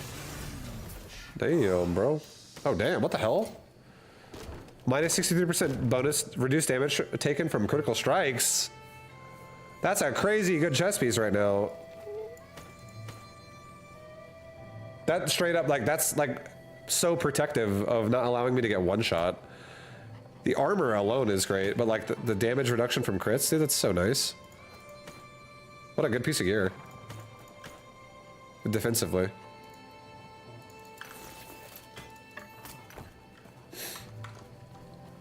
Problem with WoW, as with any MMO, is that it's a fun game to play, but it's not fun to watch. I feel like it depends on who you are, and maybe I'm just not good at making WoW fun to watch, honestly. Like, speaking honest, that probably is what it is. I just don't like RP enough, and I don't like fucking probably make people feel engaged enough to like want to watch WoW. Because I actually think watching WoW is not that bad. It's just boring when the person you're watching isn't doing anything to make you feel like you're interested. Best RP was Last Spell. I agree.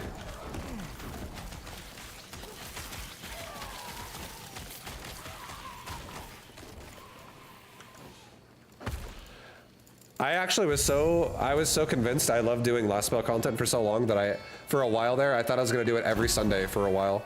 Like every Sunday I was gonna do Last Spell. But you have no idea, I'm not gonna lie. This is honest truth. I got so fucking high doing Last Spell. I was like, bro, I don't know if I can do this every time. I would take an edible and smoke like fucking so much weed throughout the day while I was doing that. I would just like fry myself trying to make good content for that.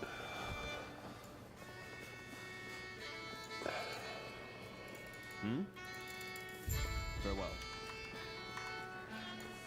Explains a lot. That's what I was doing.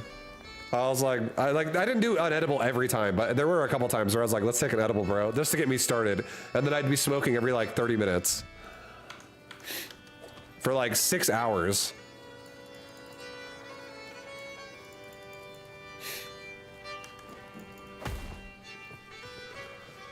Like right now, I haven't smoked at all today. I'm completely sober right now. I'm chilling. I have been smoking a lot though, just in general. I think smoking is A little bit of weed here and there has been pretty nice. It's definitely been like expansive on the way I think about shit. It's funny, like this is actually a true statement. I feel like the way I look at things is very logical most of the time, and it kind of like makes it really hard for me to look at things from different perspectives at times. But ever since I started smoking more, I feel like it can make me more emotional at how I look at things now. And it makes me way more receptive to like actually being able to understand perspectives that I never really thought about that much before. Because I'm not just like thinking about it the same way as I used to.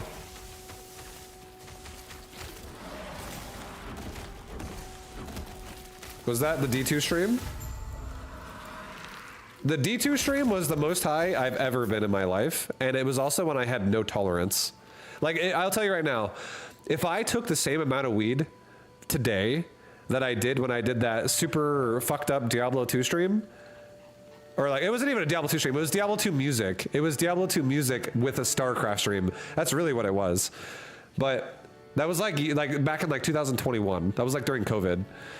If I did that today, it wouldn't even affect me nearly the same. I would have so much more tolerance now. But back then I had zero tolerance. So I was like, what the fuck is going on, dude? And I took fucking like 100 milligrams, or I took 80 exactly. I took 80 in a matter of like 2 hours. And I didn't even mean to. And that's what the lady told me to do. They were 10 milligram edibles, and she told me to take 2 every 30 minutes if I don't feel anything. And I told her I'm not fucking, I don't even know what I'm doing. Like, I don't know anything about this. I'm brand new to this shit. And she's like, you take 2 every 30 minutes. If you don't feel anything, take 2 more. I took fucking all 8. And then I on the last 2, I still didn't feel anything yet. And I was like, you know what I'm gonna do now? And they were like Jolly Rancher style edibles. They were like hard candy that like melted in your mouth. And the last 2, I took fucking I took a double shot of vodka, because I was like, bro, these gotta be duds, right? And I fucking took a double shot of vodka. I crossfaded myself with 80 milligrams of fucking THC. It was, and I was so fucking high for like 12 hours after that. Did I pass out? No, but I almost had a panic attack. It was a lot. I was getting freaked out. And I was streaming. I was literally streaming I was streaming to the Diablo 2 soundtrack, and the Diablo 2 soundtrack was genuinely scaring me. I was getting very scared. I was like, bro, I don't fucking like this, man.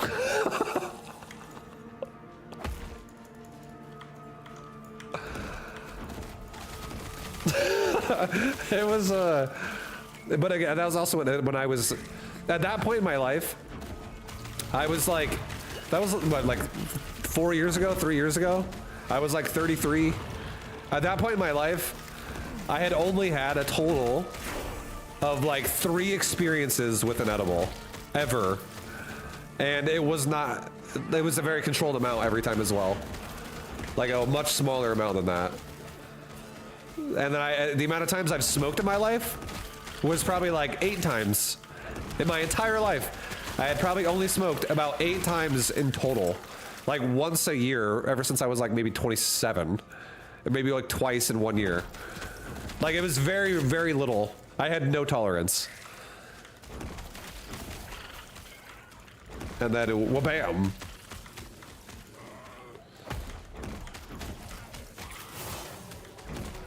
I know what's going on now, yeah. Like I would say this.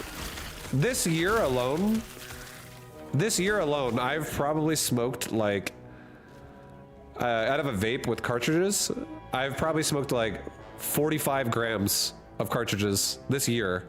And I've probably also eaten like 40 edibles, and each edible is 10 milligrams throughout this year only. Or no, that's not true. Ever since last year. So it's been about 1.5 years. Like, what I mean is, like, ever since, like, me and Nadine got together, we partaked a little bit. She doesn't do it nearly as much as I do. She started slow with me, and she still is going slow, and I started slow, and I've gone a bit more ham. I've got a bit more ham than she has. Like there'll be times when we get a 1 gram cartridge and I'll smoke probably like 90% of it and she'll smoke 10% of it. And we'll finish a 1 gram cartridge in like 10 days.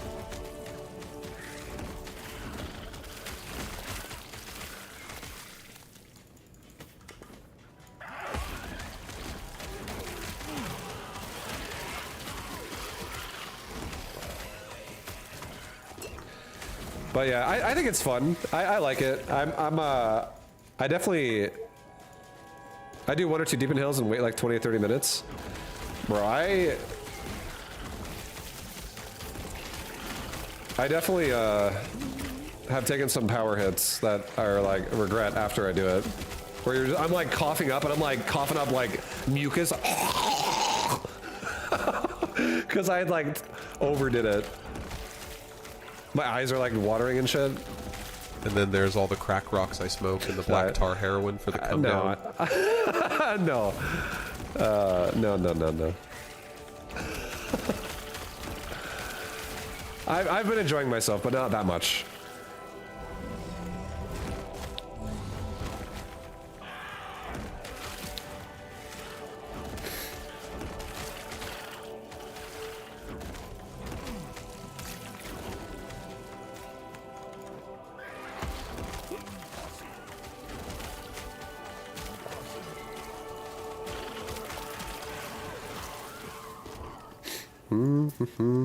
But I think I'm honestly also slowing down too. I think I went through a phase where I started slow, then went off the deep end and went really hard and crazy, and then now I'm getting slow again, like slower than I was before. I'm finding my balance. I'm not trying to abuse it, but I do enjoy it. I do think it, overall, it makes me happier.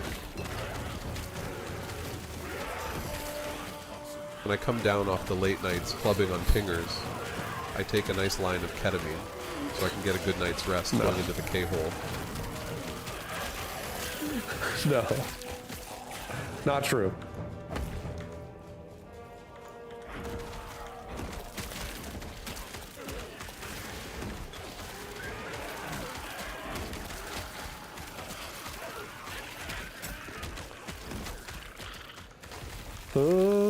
Oh, yeah, baby. Not true. Fake news. How many points do I have unspent? I have 7 points unspent right now. Guys, let's put some points in my shit really fast. Because we don't have nothing.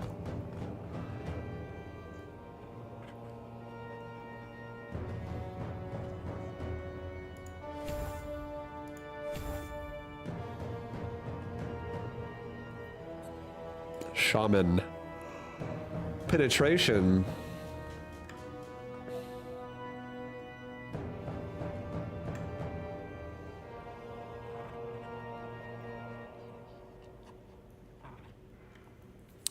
Mana regen with totems. Increase totem damage. Alright, I think I'm gonna actually do the totem build right now. Just because it's... I'll respec out of it, but this seems like really, really good for leveling. This seems like the leveling build right here. I get more armor, I get more mana regen, and my totems get more armor every time I put them down so they don't die as often. Sounds pretty good.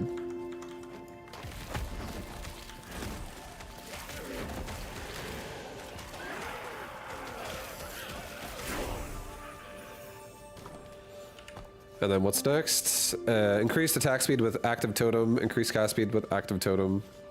You have increased attack speed and cast speed while you have an active totem. That sucks. I don't care about that right now. We're gonna keep doing this.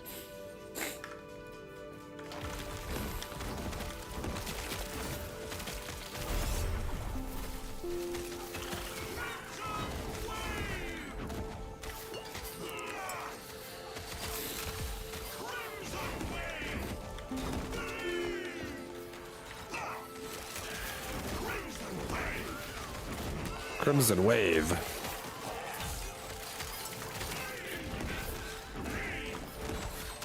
Crimson Wave.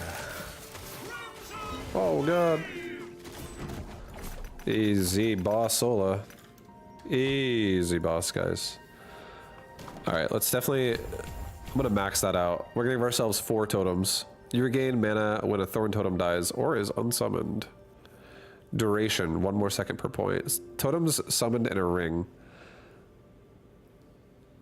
You summon your max totems at once in a ring. Okay, I'm gonna definitely do that for now.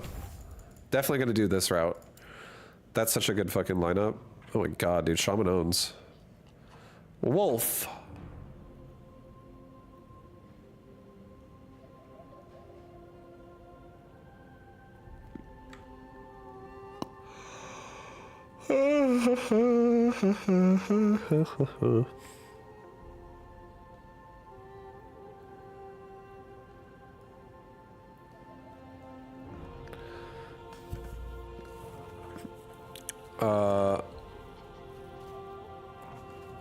I think I'm just gonna give my wolf defensive play here, a defensiveness. Just lots of defensiveness. Summon Storm Totem. Okay, we have a Storm Totem now, guys.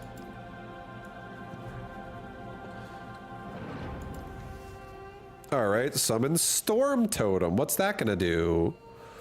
Lightning res. Allies near a Storm Totem have additional lightning res.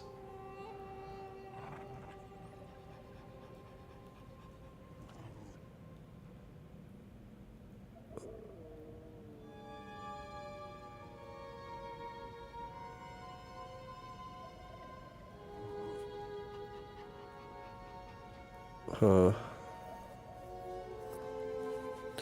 I could go Ring Totem into a Thunder Totem. What does this do? If you have at least 3 other totems, when you summon Storm Totem, up to 5 are consumed to instead summon a Thunder Totem, which has more damage, duration, health, and size per totem consumed. This way, all multiplicative with all other modifiers.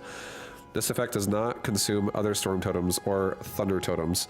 So I could drop down a ring of Thorn Totems and then just absorb it. If it we'll try that out first, and if it sucks, we'll just get out of it.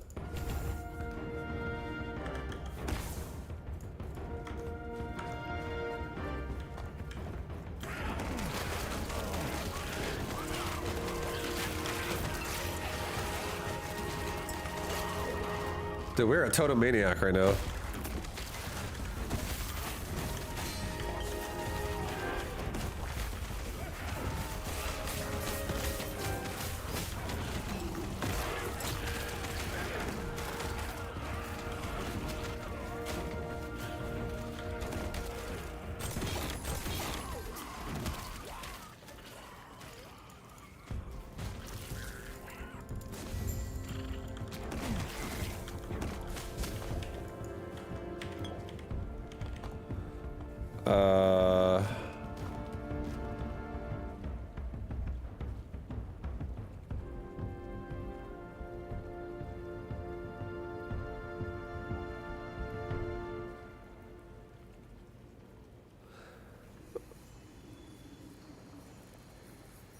A Storm Bolt.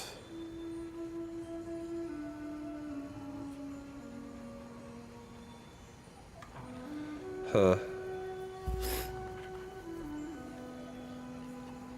I think I'm gonna go Penetration, I guess. I'm gonna get this maxed out, just so I have more mana regen.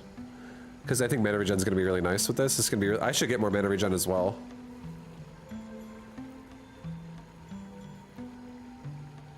But yeah, I'm gonna get shamanistic or shamanic infusion until I get Fate Carver, because that's 80% totem damage right there. That's insane. We're a totem boy. Yeah. Hell yeah. But yeah. There you go, guys. Now you know more about me, Mr. Vaibu. I did a lot of sharing.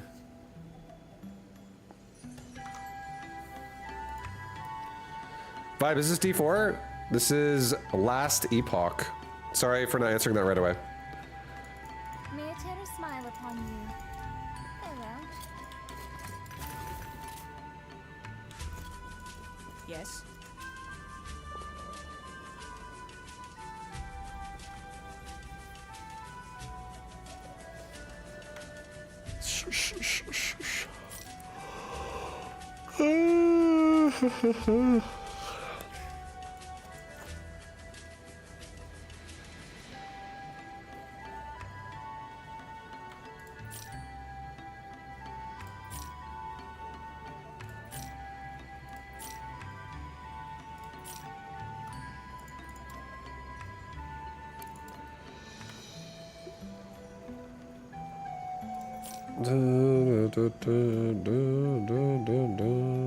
Okay, we'll wear this belt. But it has some mana regen on it, so that'll help. Also... let's wear that neck for now.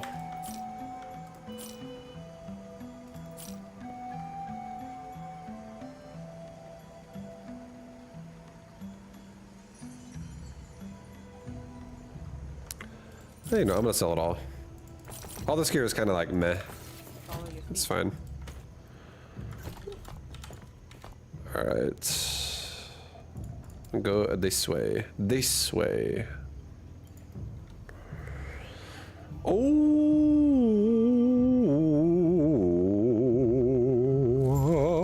Wah, wah, wah.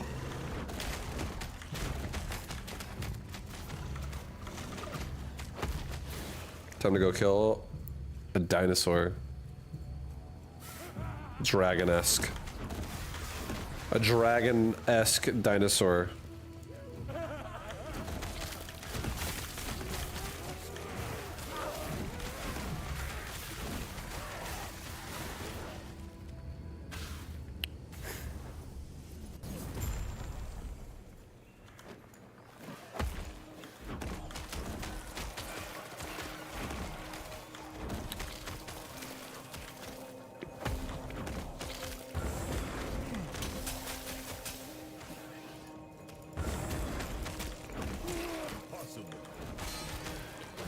Impossible.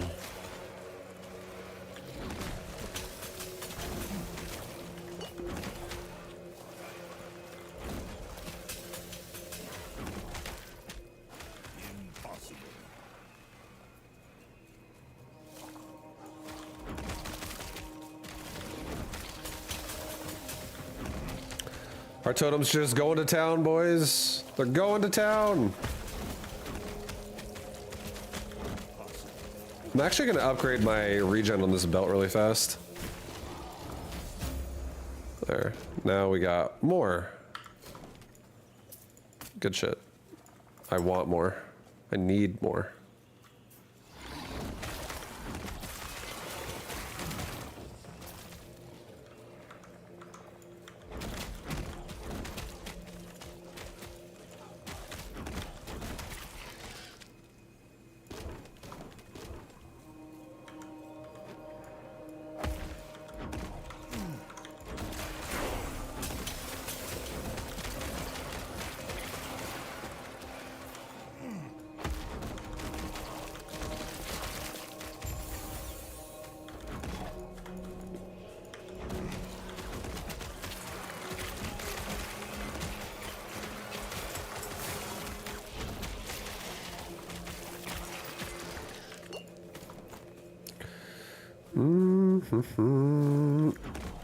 Good shit, go shit.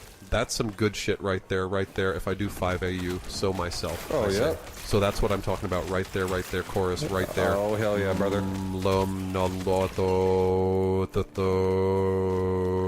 Vibe's going through it right now. Good shit. Relatable.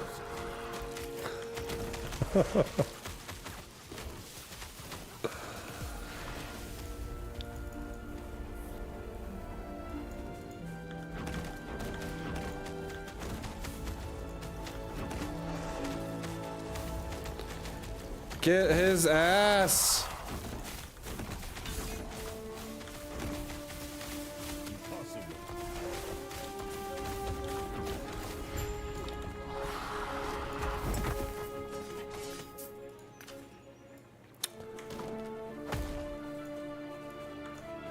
I'm not gonna lie, Shaman is an easy character to level. Like, the fact that I have maxed out fire, cold, lightning resist straight up just because I have a totem down. And totems are, you know, they're ranged tank yet also DPS spells. Definitely an easy class to level. If you're looking to play Last Epoch and you don't know what you want to play, Shaman would be a good starting point. Honestly, I think this is probably one of the easiest characters I've ever leveled so far. It just like fucks, and you have so much defense, and I don't even have like good gear right now. My gear sucks.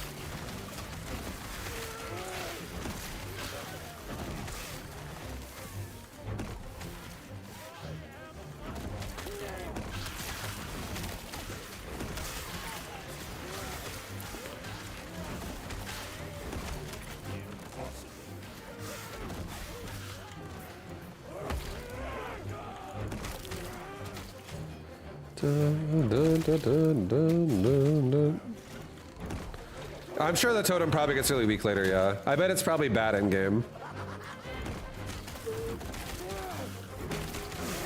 Oh, we'll see, right? But like for leveling, it definitely doesn't struggle. Like I'm just over here putting a totem down and I just run past everything and it's just dead.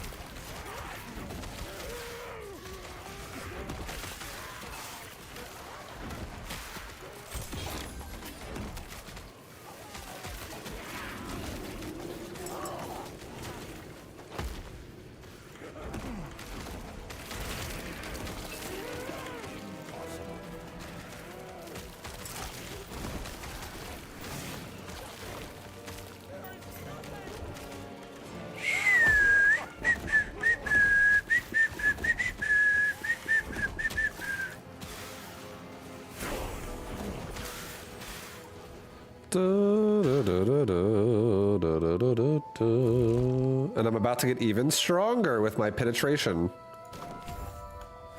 And then now we can get Fate Carver, totem damage, straight up. Every level is 10% more totem damage now.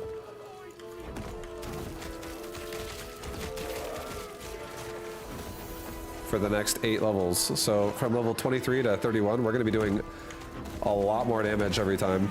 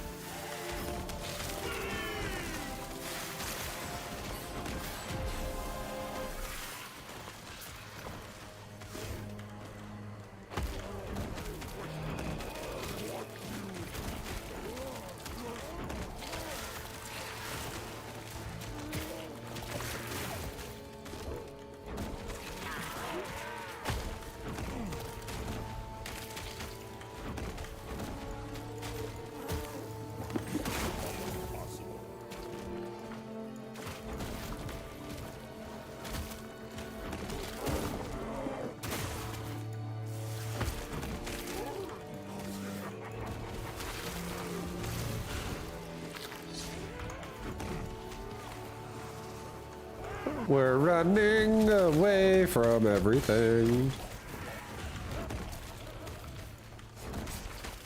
Oh, we gotta go the other way. Gotta go back through it.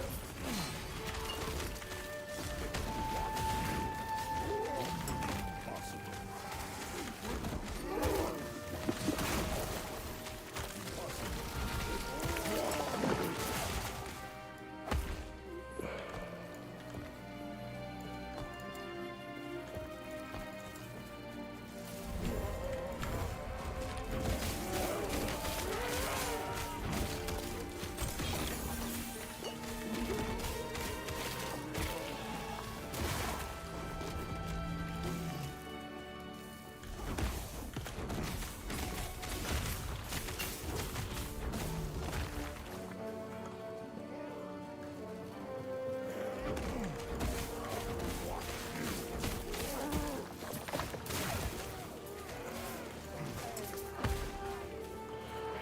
literal totem god. That's what it is right now. We're a totem god. And it's going great. Like, my totems are owning. It's not even like we're struggling in any way. I put totem down, mobs disappear. Oh, I gotta go back and get that chest.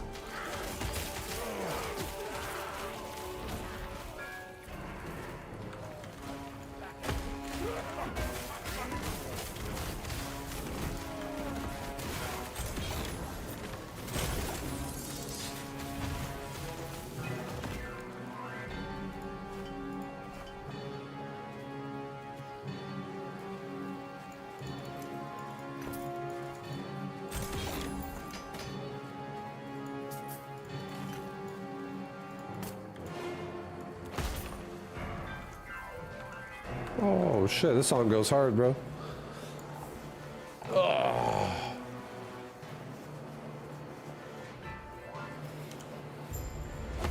Here we go, boss time. Let's see what it feels like. Like, look at this. Look at this fucking damage. I'm absolutely just deleting this guy.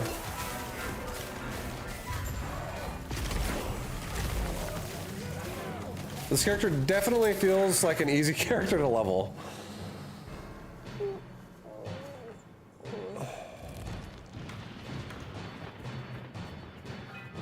Spirits. Here we go. Here's a 10% more damage. Boom. Oh, dude, it's my song.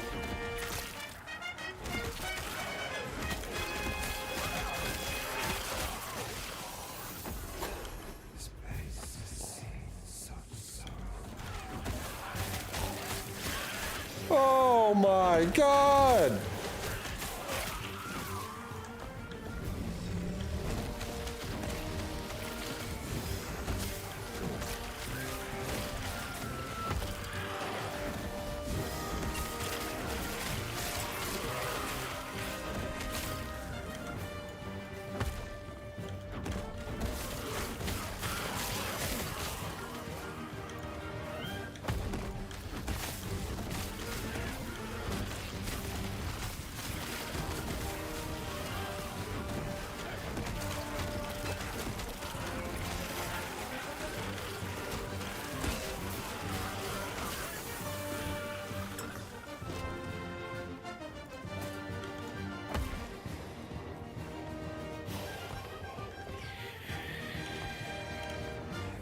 Oh shit.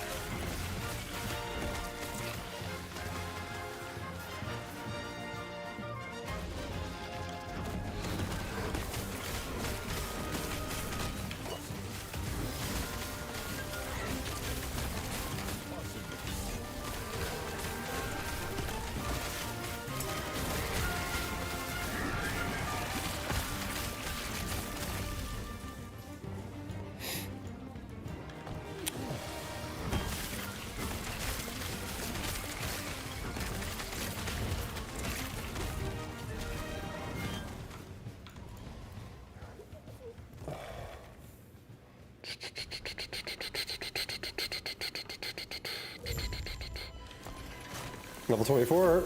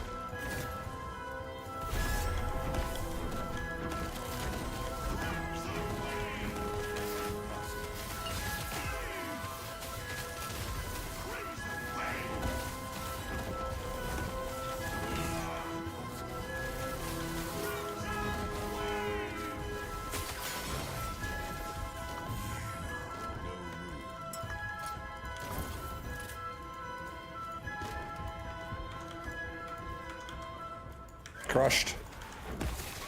Absolutely crushed again.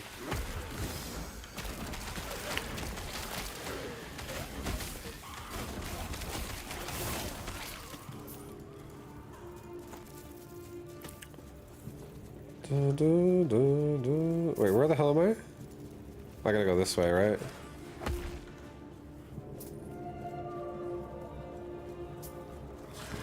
Yeah, I gotta go this way.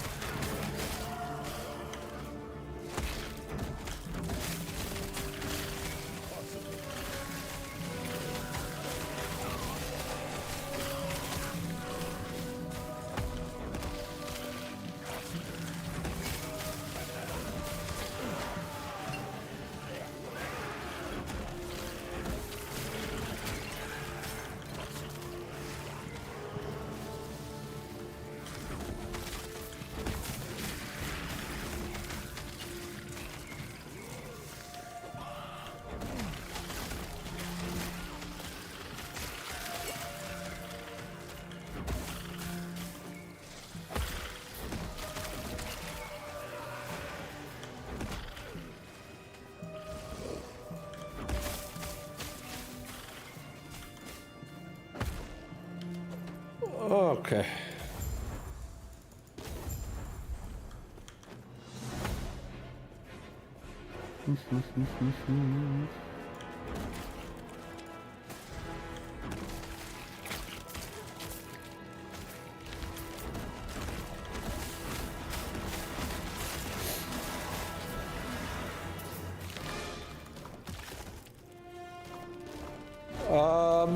You know what?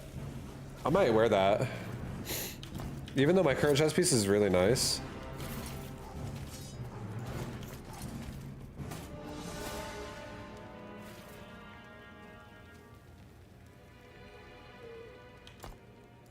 I have like such a bad res.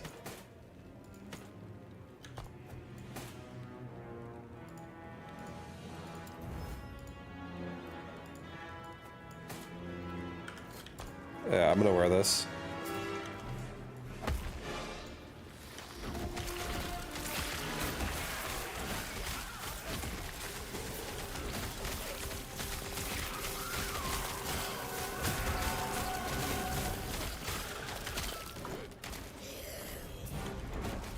We're good now, guys. We're good.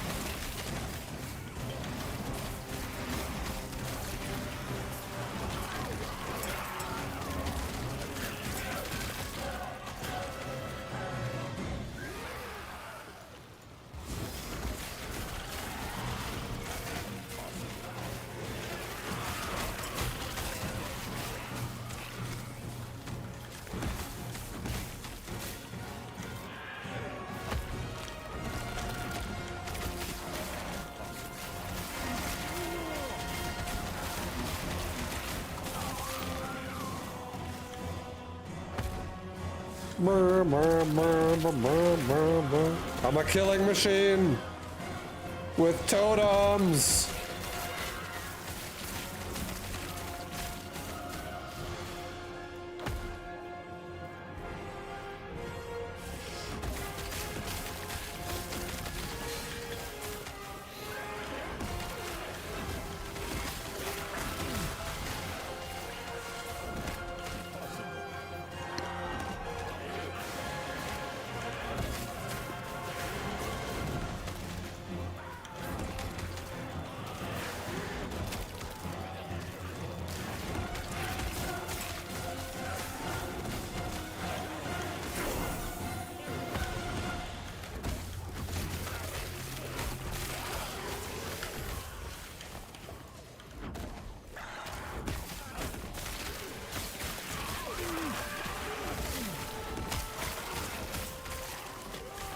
Our totems are getting so much more damage too, it's great.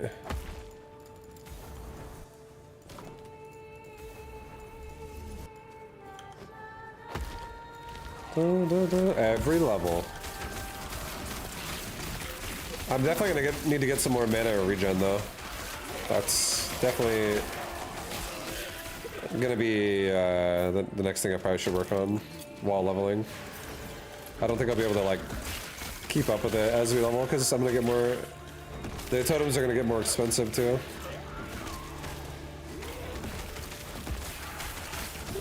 Lightning totem's fun. Trying the new disintegrate. Nice. Do you like it so far?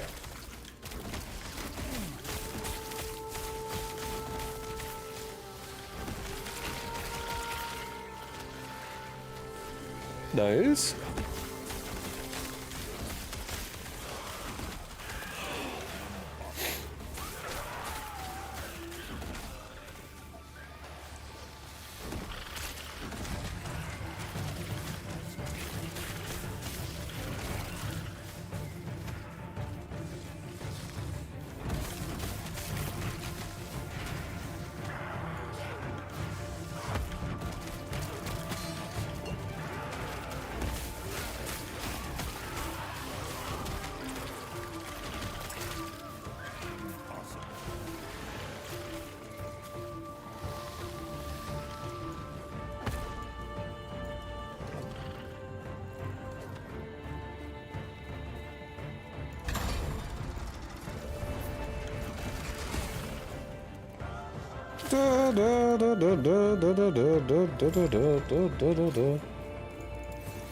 We're gonna need to go back to town soon.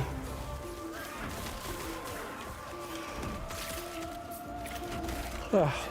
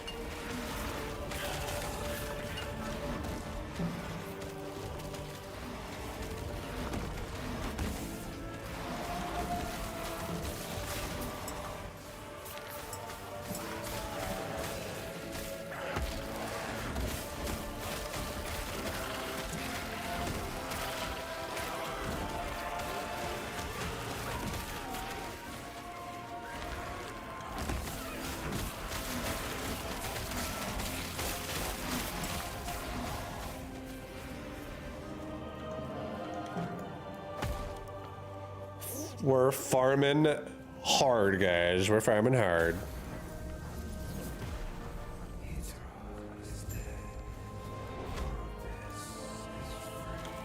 There's a boss. Gonna completely wreck this nerd.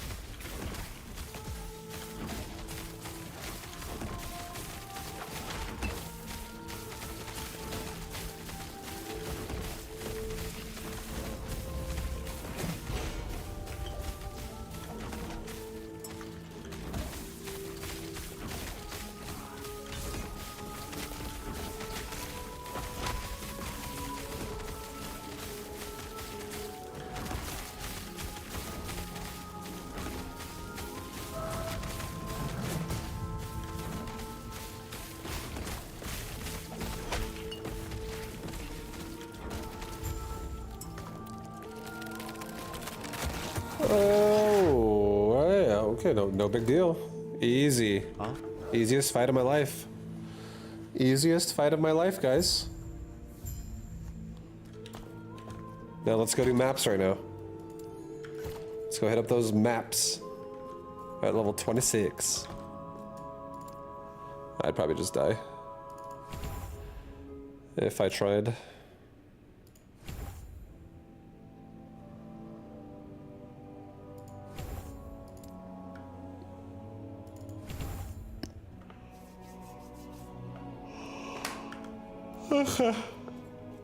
We got some expensive totems. These totems are pricey, guys.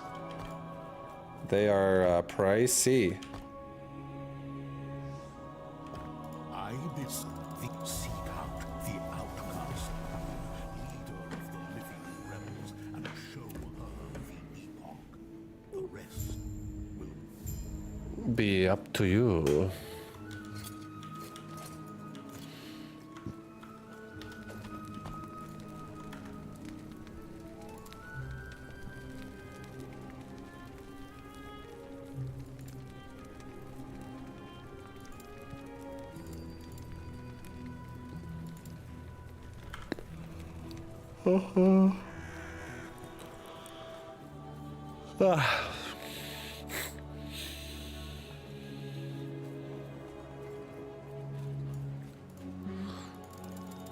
Yes, I see. Stay safe. Alright, we're gonna go back and turn a quest in just a second. I'm gonna also clear my inventory out really fast. We got a full inventory of stuff that needs to be removed. What do you want? I'll do it now.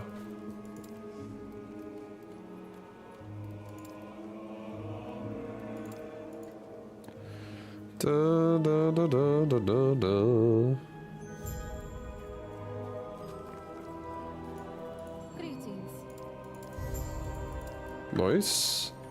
Do not dwell. We got a couple of idle slots, guys. Oh, whoa. Yes.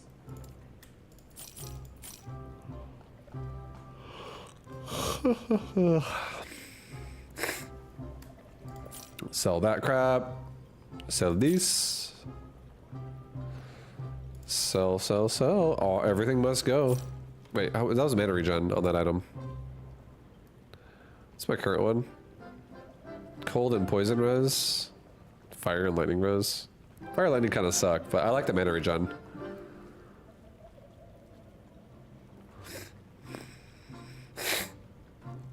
I'll leave it.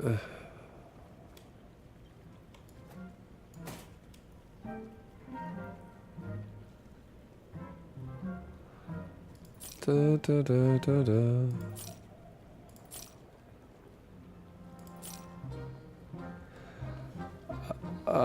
That's not a bad amulet for like low level character.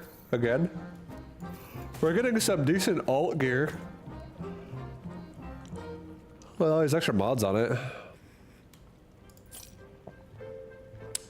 The new mechanic definitely allows you to get some leveling up sets. For sure.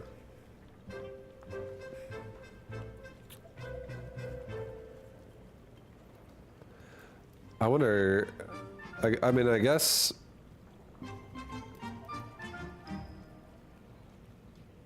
Does this actually do nothing? 8% increased lightning damage from my lightning totem? I think it does do nothing.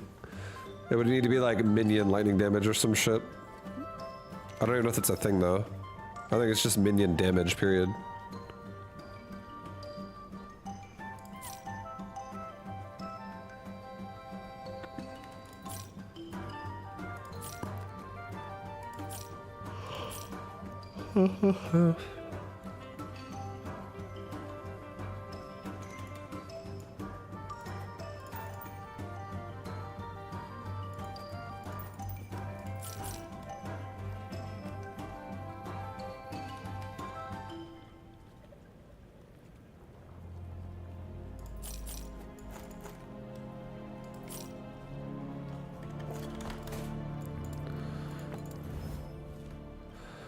All right, let's go through my gear really quick and try to increase some of the stats here.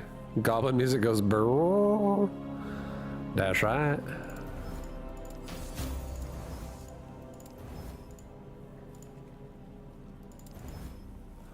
Okay, that's decent.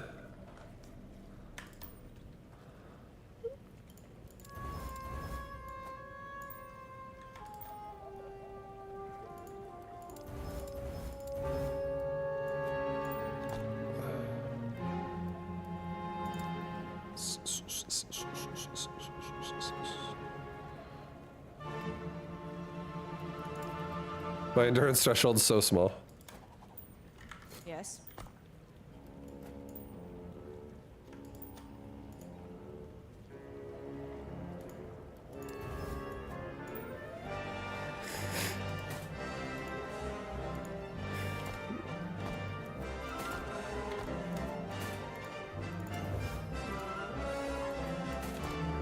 Nice, we're maxed out on Fizz.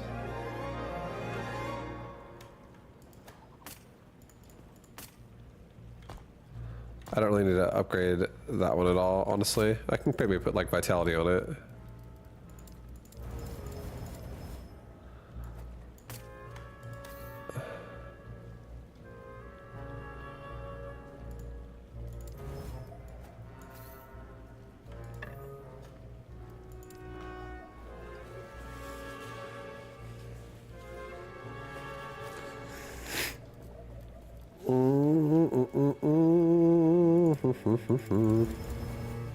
Okay, we got some spell damage on this bad boy. 122% increased spell damage. Wow.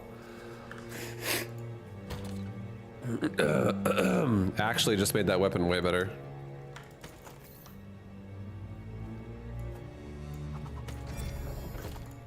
Yes. Follow your feet. Okay, let's go back.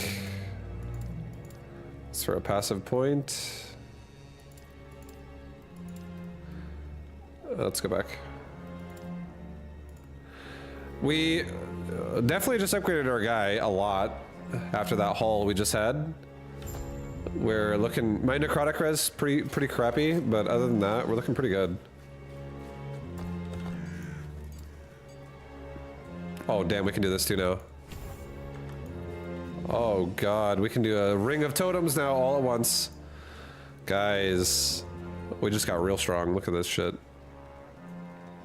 See this? Ready? Look at that. Oh, it spends my whole mana bar to do it. Yeah, we definitely need some more mana regen. That genuinely just spent my whole mana bar to do that.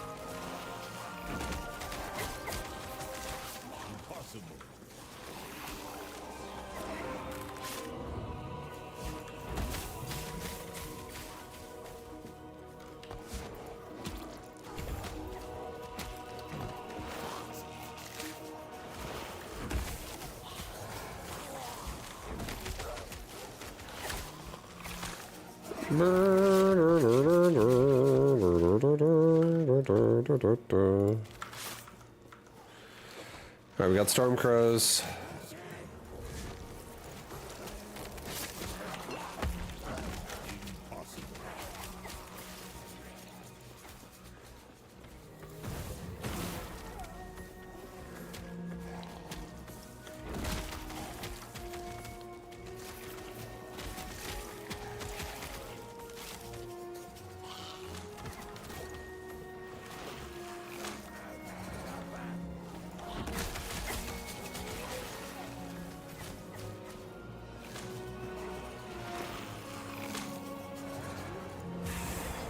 Man, I have like no mana ever now.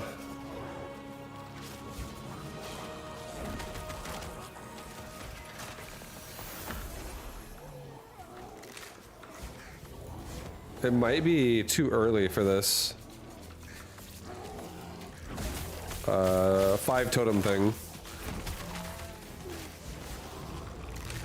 I can't properly spread totems out now. Actually.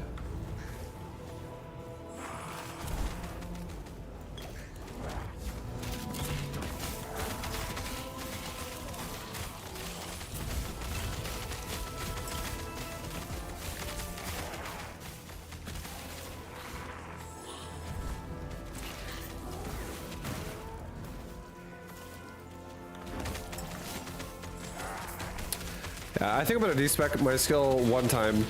I'm gonna take 1 point out and not take this talent just yet. I think it's too early for me to have this talent. My damage is so messed up now because I can't afford this with my low ass budget gear.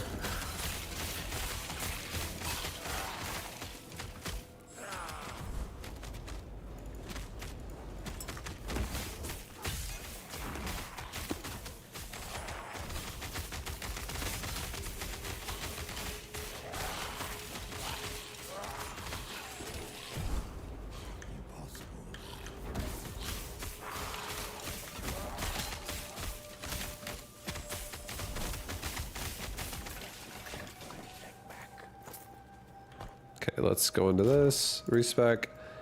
Remove points. Confirm. Okay. There, now we can go back to 1 totem at a time. I can actually, you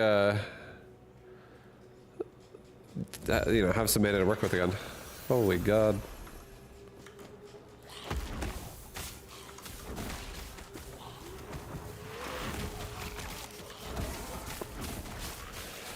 It's tough to find a weapon for this build. Best I found is Shaman Staff with 80% implicit and then 2 suffix plus 25 flat minion spell damage.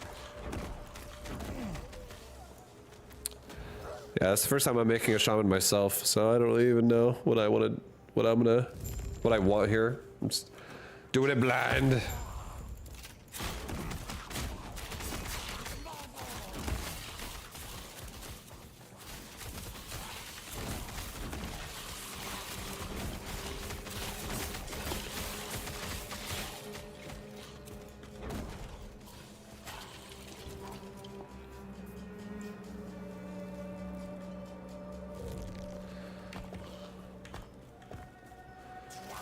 Da, da, da, da, da.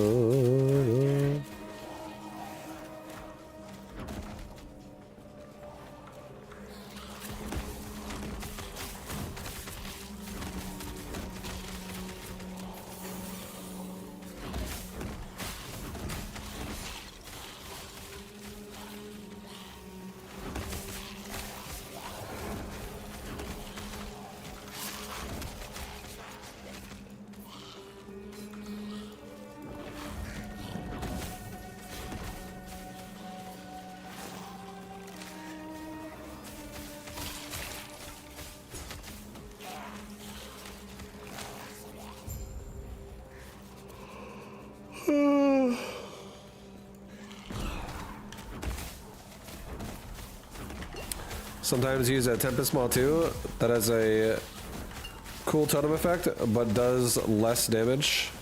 The good part of it that is I get to use a shield for much needed in-game survivability.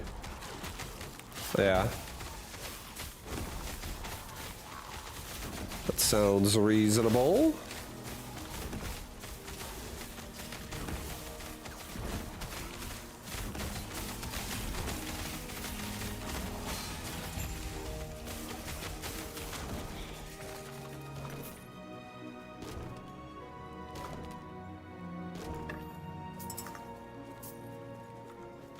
Oops.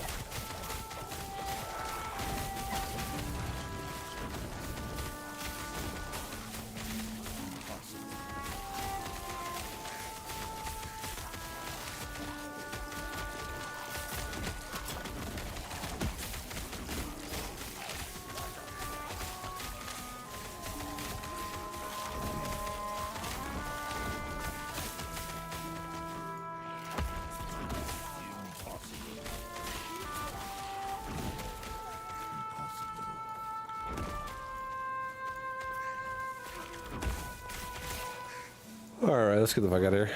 Let's go away.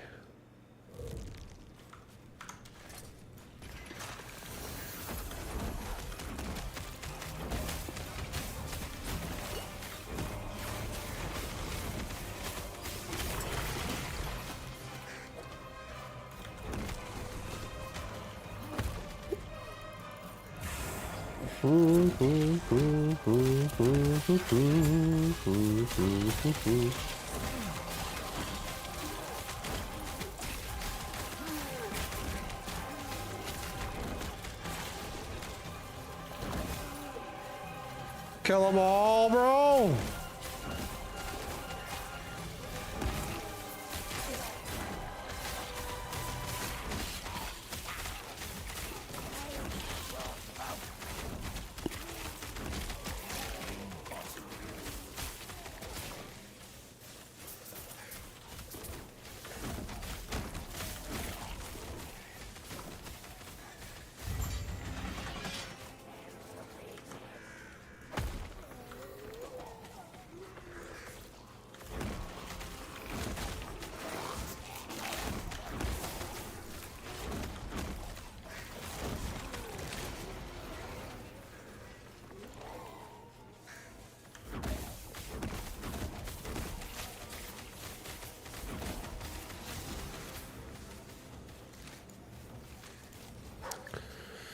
Okay.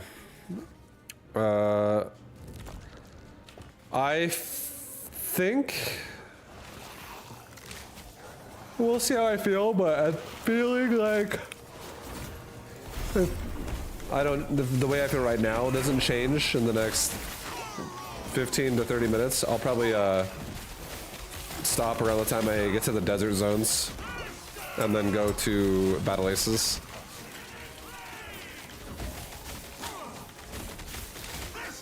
Get some Battle Aces in today as well. But yeah, Shaman definitely strong as fuck. Oh my god, I almost died. That poison like actually hurt really bad.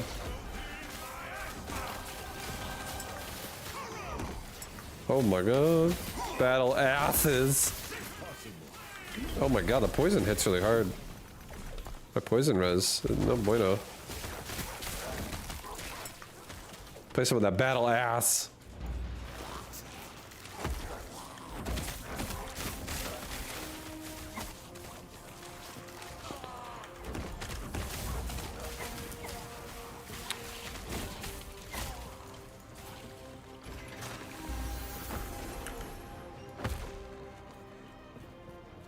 Reminds me of yesterday when I was talking about butt frickers.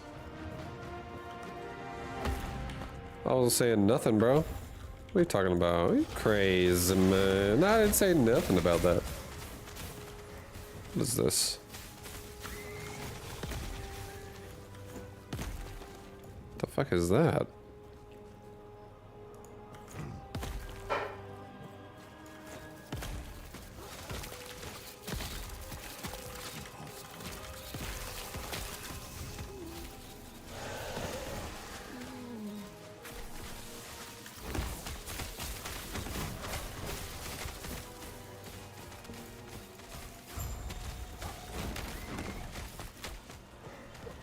Tornado, how's this? How does tornado feel? Ooh, tornado's kind of cool.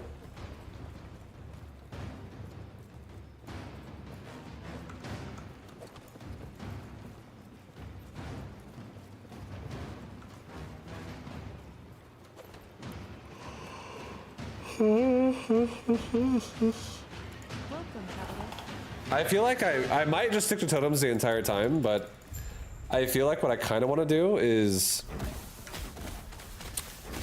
open with totem as a leveling thing, and then switch into like a raw actual spell once I actually have a higher level and a little bit of gear to support the damage type.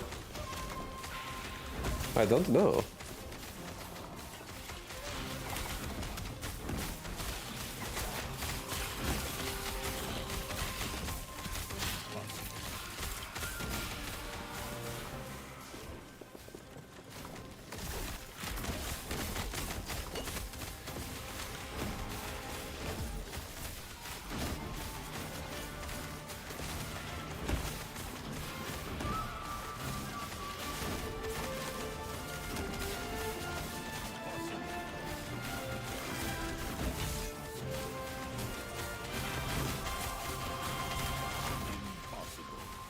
Get his ass, totems!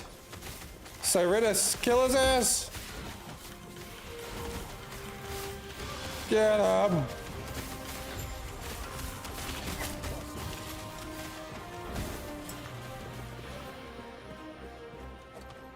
Welcome, traveler. May Eterra smile upon you.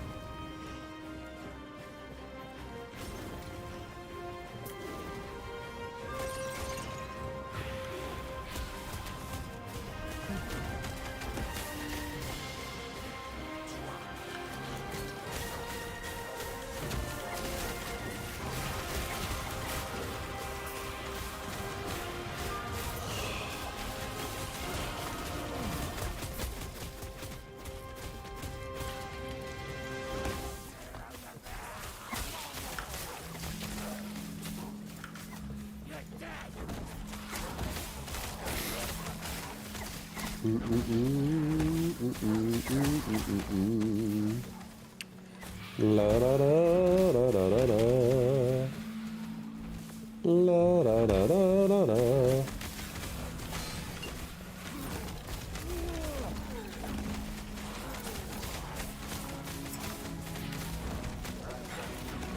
Necrotic is a little bit scary right now in the form of damage. We don't have a very much necrotic resistance. We have 8%. Not very good.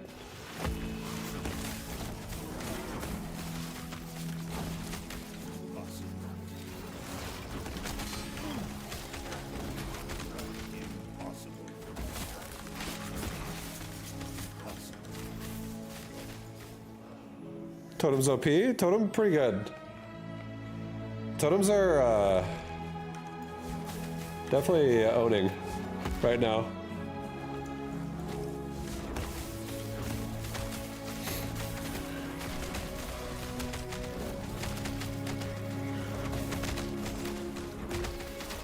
Like, look at my experience bar on the bottom. Like, the mobs get off the screen, and then my experience bar just keeps going up.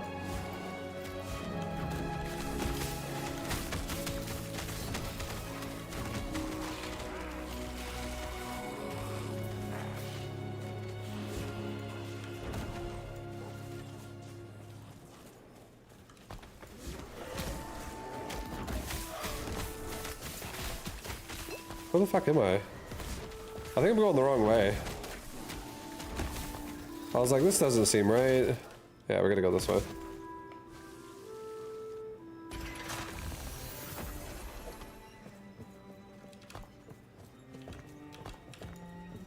That was for a dungeon. We're not trying to do the dungeon. I don't have a key to open it. Totems are kind of boring, though. You place them and that's it. They don't move, but you do. Hurricanes and thunder damage is awesome. I agree. I think totems are also kind of boring over time. But totems are actually really good at helping your character not die in hardcore. It's super easy.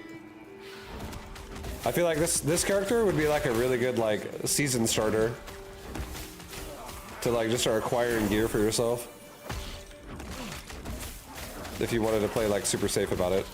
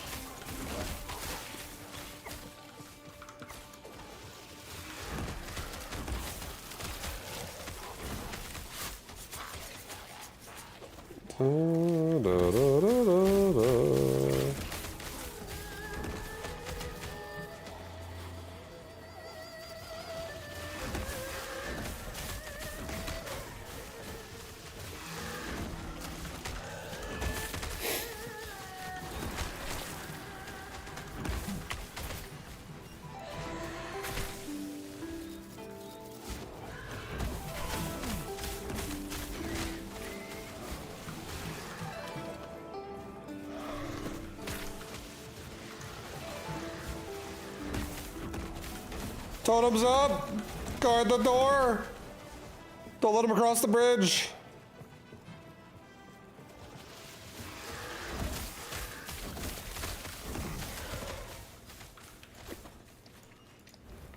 Perfect. Perfect. Boss. Hurr. Hurr. How you doing, dude?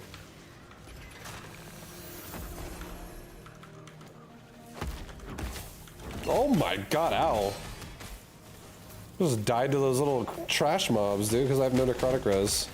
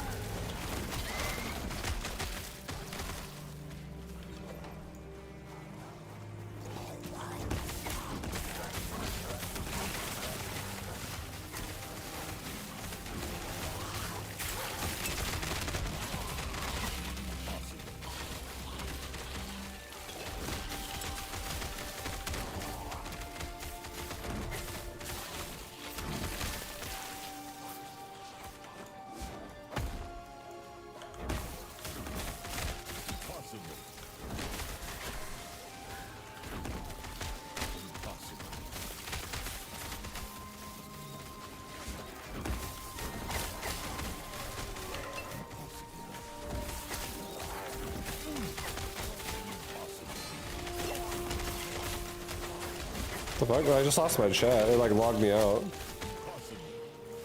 That's never happened.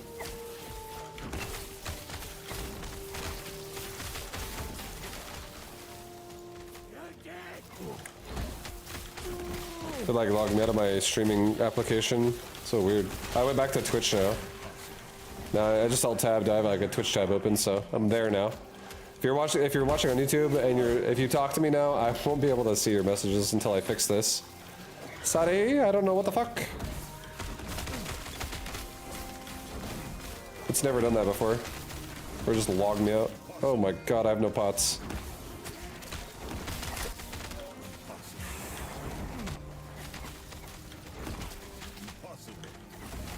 Regen, regen, regen.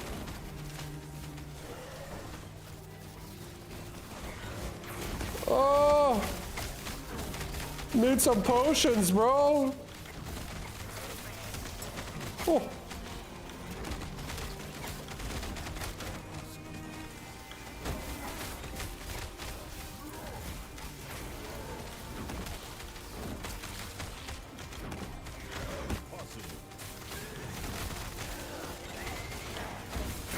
This is a dense ass pack of mobs.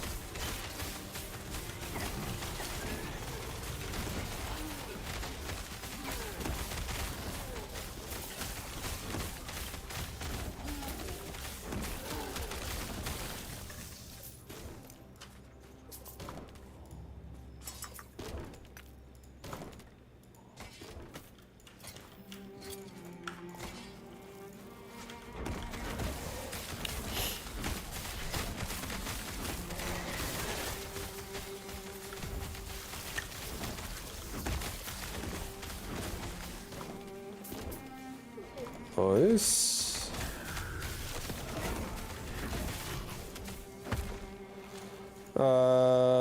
I've played a Hurricane Electricity Druid. The Hurricanes multiply themselves and have AoE with electricity as well. This is my favorite character with about 300 hours, not wanting to force a way of playing.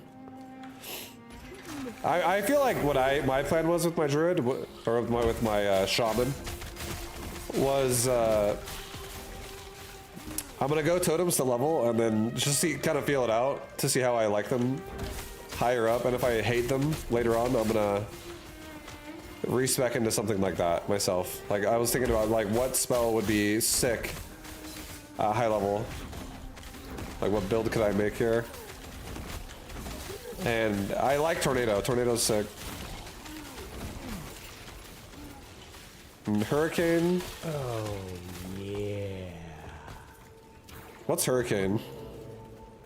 Is Hurricane Maelstrom?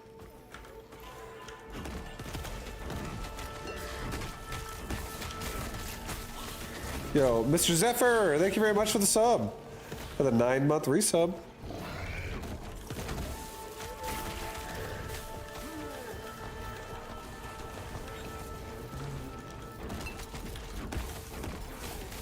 See, I have tornado and maelstrom. But I was gonna test them all and see which one like seemed sick, and then just go for it.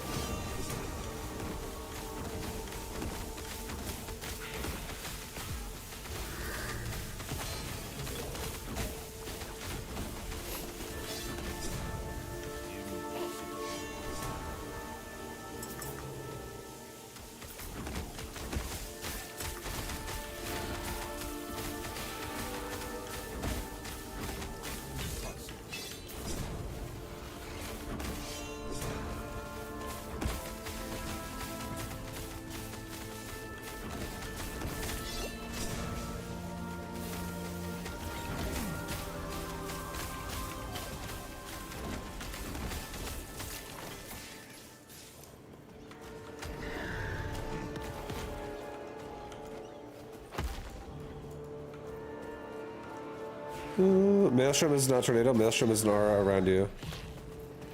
Totems need to survive. Yep.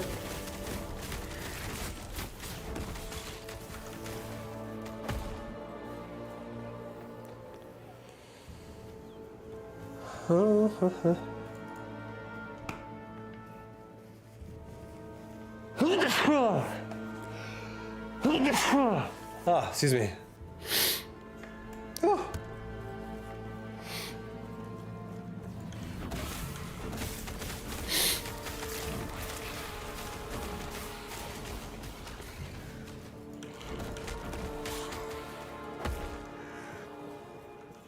We're pushing. We're pushing through. Ugh. We're almost to the boss.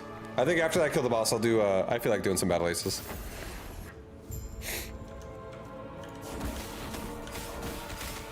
Battle asses.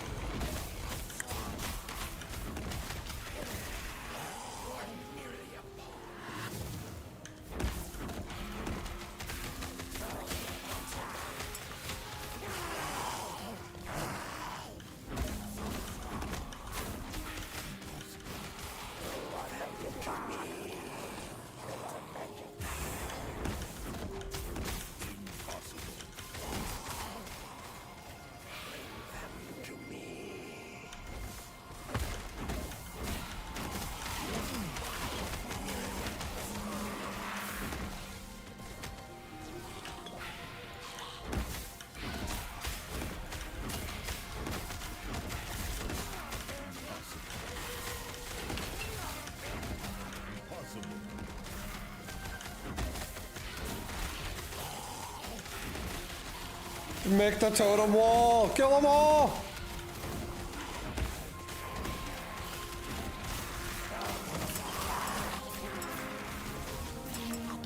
Alright, cool. We got a bunch of...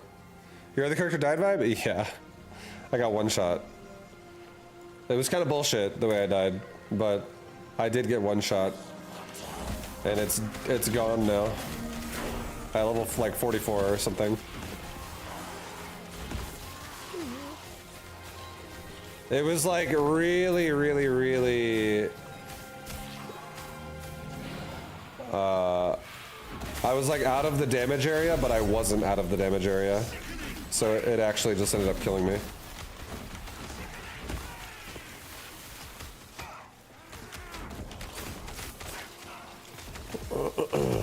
Oof, fucking god.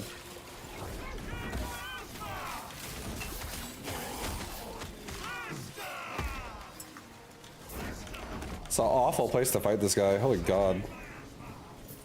This guy just AoEing me with poison. I have like nowhere to move.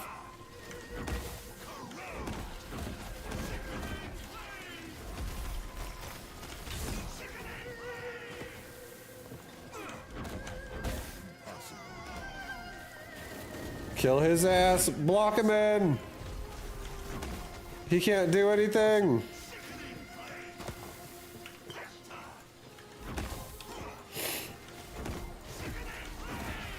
Get his ass, totems. That's right.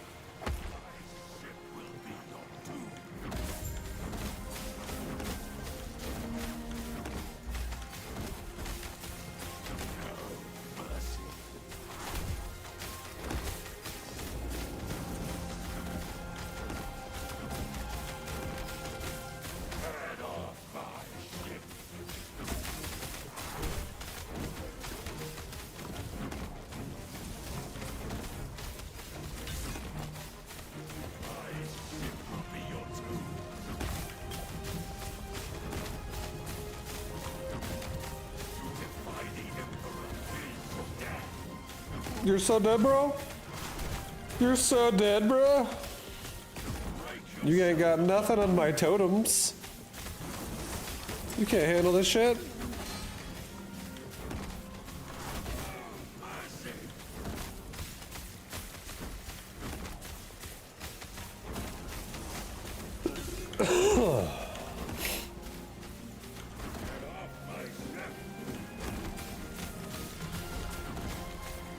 Alright, boys, he's about to die.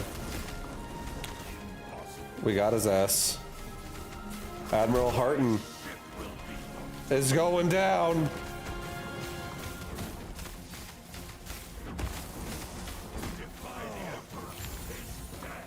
Nice. Nice.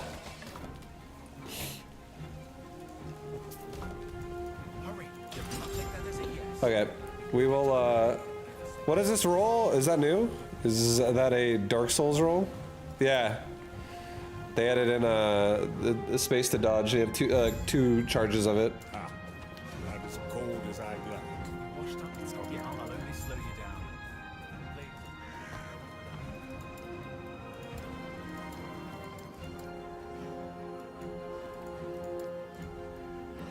down. Nice.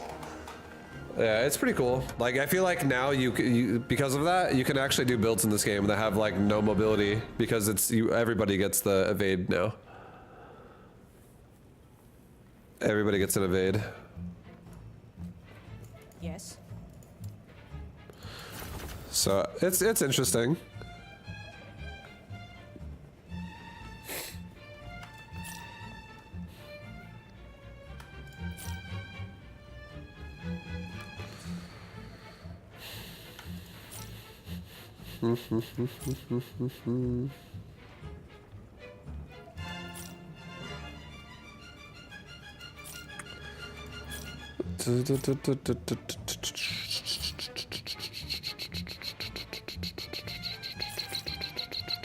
Okay, yeah, that's fine. I don't really want to keep anything there anyways. Alright, actually go through this really fast.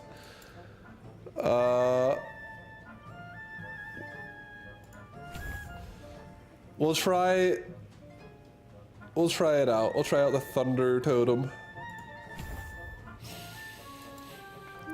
And then, Wolf is kind of whatever, I don't really care. We have 2 wolves now. And then Thorn Totem.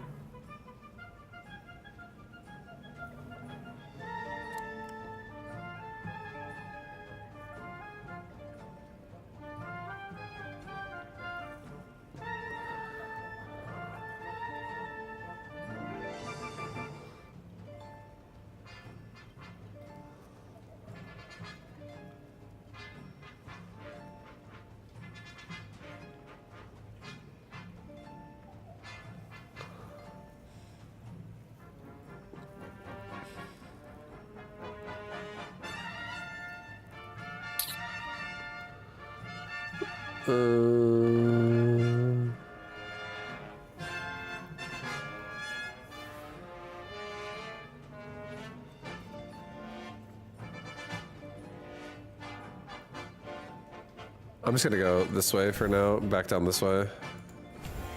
I'm just going for damage stats right now. I'll respect later. All right, well, we are in the desert zone, guys. We're level 31. We made some good progress on this character. We have decent gear. My gear is okay. It's not the worst.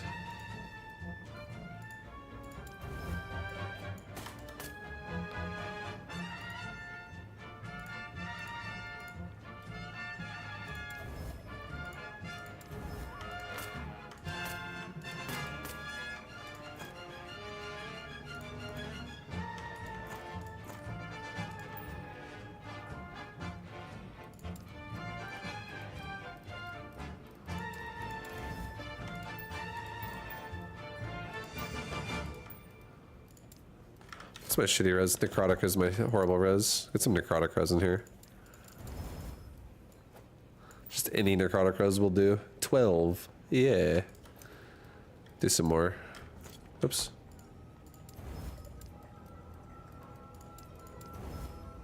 And another 9. Now we have 30 minimums.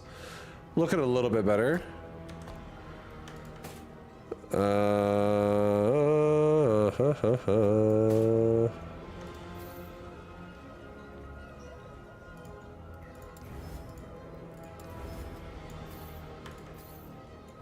I don't think I have any idols that are that great either. Do I?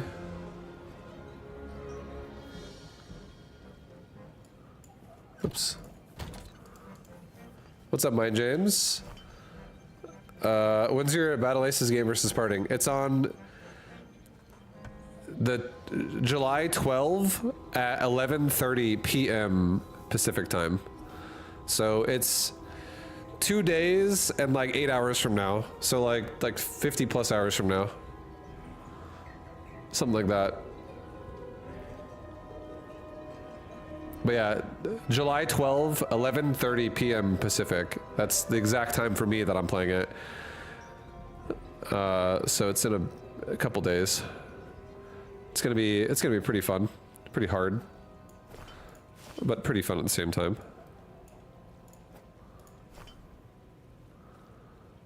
Can I get anything else out of here that's like shit? Huh. Let's do this one. All right, well, look at us now. Here we go, guys. We're looking good. Definitely need some gear upgrades for sure, but it's overall not bad.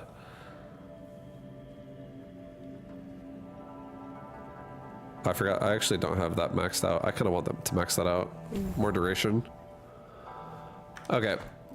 Time for Battle Aces, boys. Are you gonna get his ass? I'm like 0-7 or something versus parting right now in Battle Aces, 1v1s. He's really good at doing timings and shit.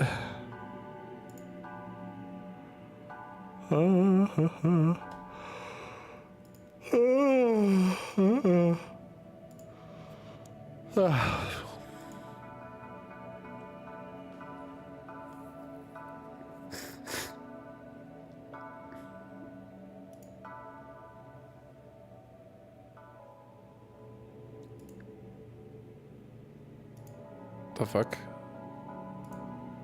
What is going on with my shit?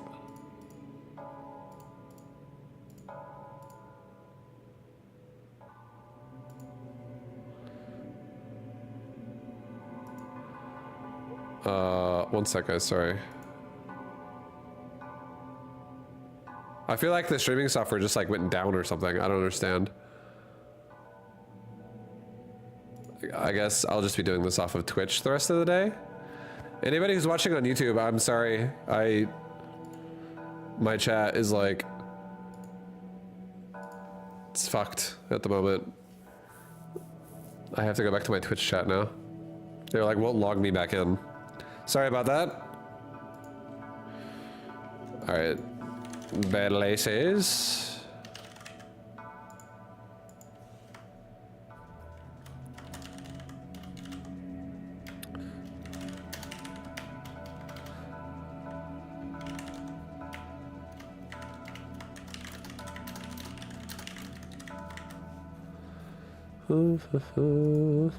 Okay. Changing my game. We're on Zebetalaces now. I'll just do some 1v1s, and if a friend of mine logs in, I might do some 2v2. But if not, I'll just do 1v1s. I'm trying to get Andre to play as well.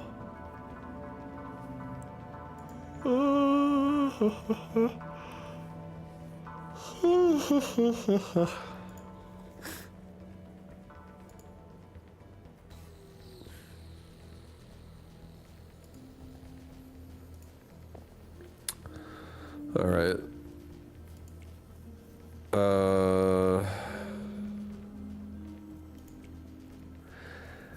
Advanced blink and this shit too is really insane, actually.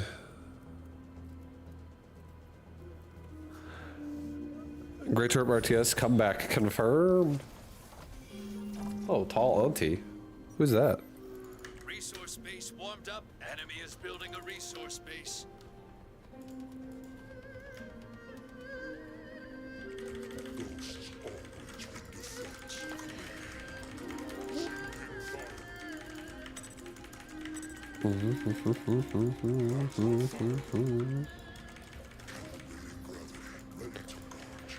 All right, all right, all right. Good, good, good.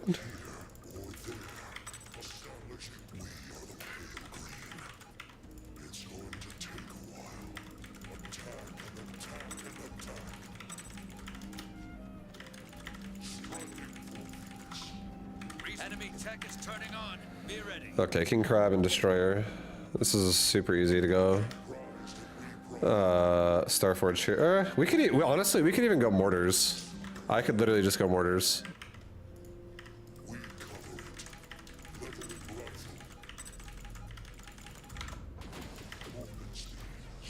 I had to alt tab for a second. That was not what I wanted to do right there. He's going for an all-in for sure. I'll try mortar out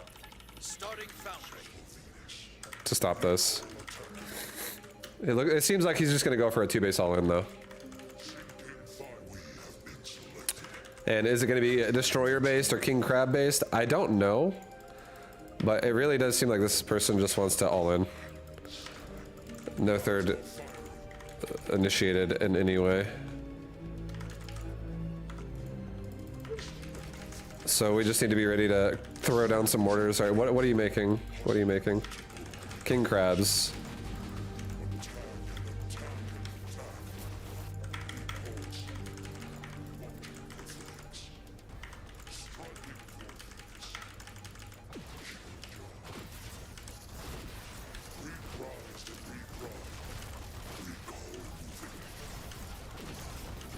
You got a resource Okay. base taking fire. Should have went air. I also shouldn't have went forward like that. I should have defended my third and let him latch onto my third a little bit. That was pretty sad.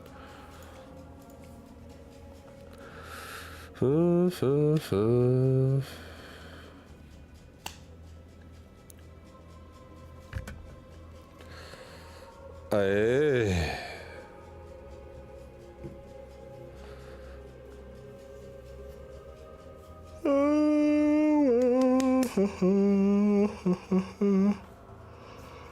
Oy.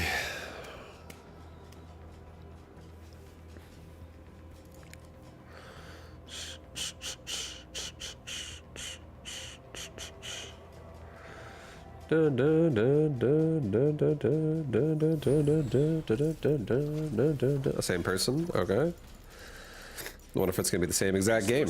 Enemy is building a resource We're about to find out.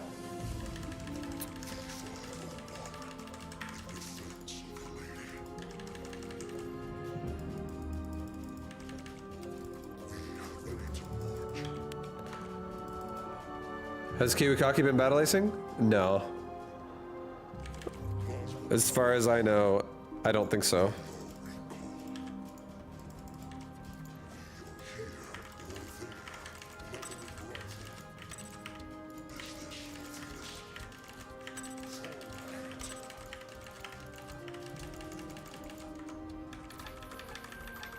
Enemy tech is turning on. Alright, so he's gonna just do the same fucking thing. This guy's doing the same build that he just did last game.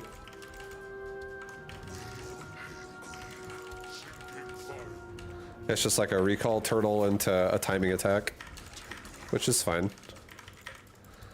Let's try to play this a little bit more intelligently than we did last time.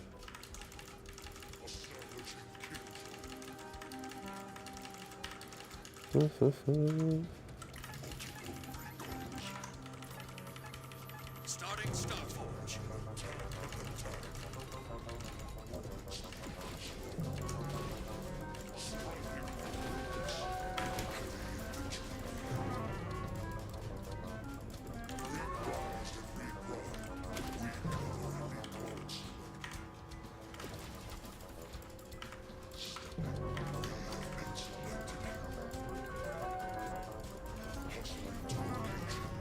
Is it more king crabs again? What are we doing here? Yeah, king crabs.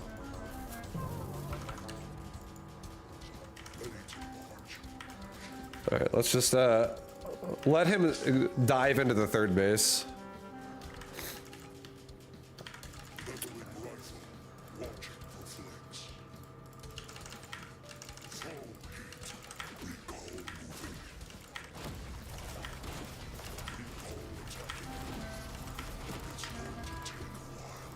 Starforge is ready.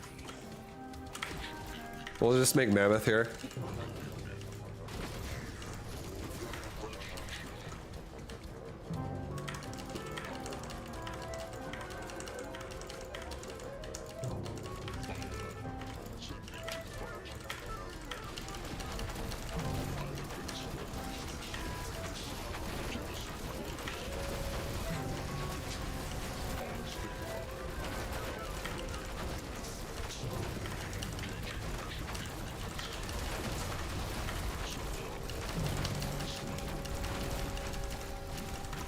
Resource base warmed up and working.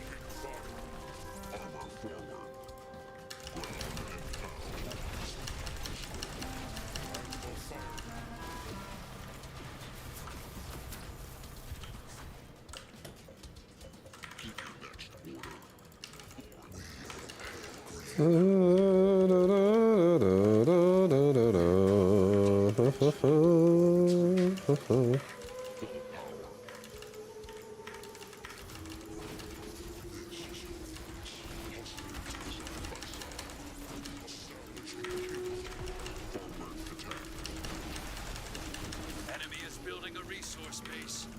Starting advanced Starforge. Okay, well, we're in a great spot. We have a lot of money. Our opponent is very all in and very dead now, I would say.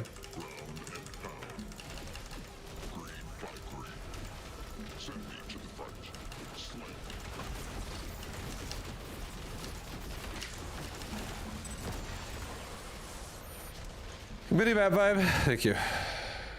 What about Ballista? I don't like Ballista in this game. Ballista is kind of crap in this game, I feel.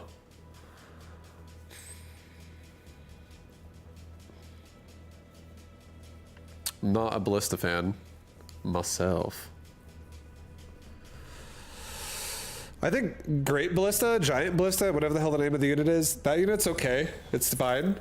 But it's just like a tier 3 unit. Takes a while to get to. It's expensive as shit, but it is very, very strong. It performs pretty well. But like the standard Ballista, I feel like the unit sucks.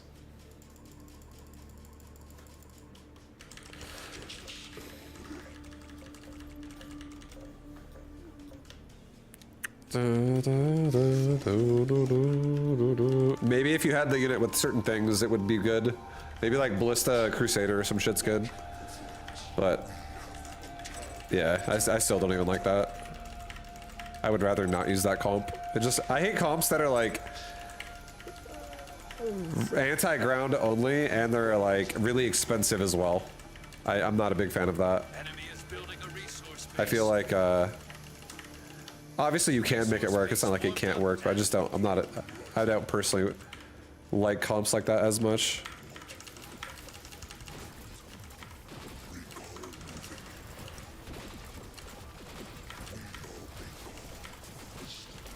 You got a resource space taking fire. Cover it.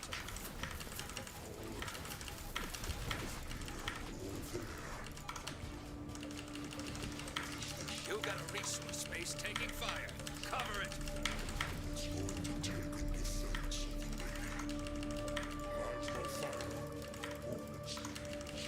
Enemy tech is turning on. Be ready.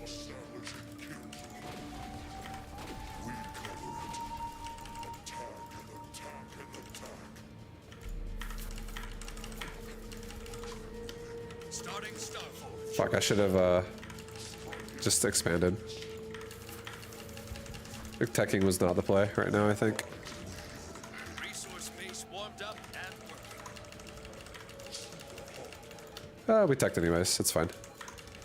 Or we expanded anyways, but it's just not as fast as it would have otherwise been.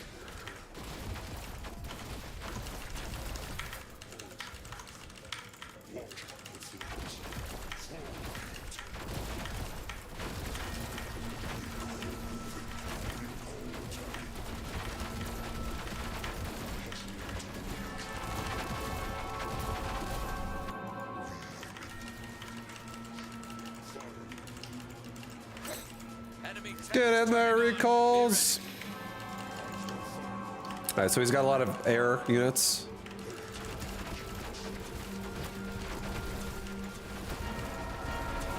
Starforge is ready. Starting advanced Starforge.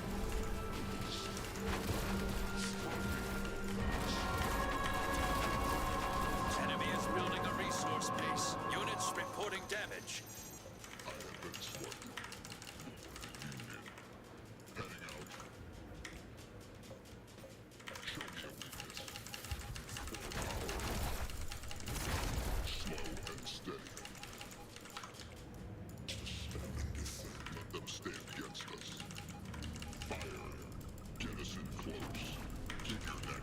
Units engaged. You got a reach. Units in combat. Units under attack.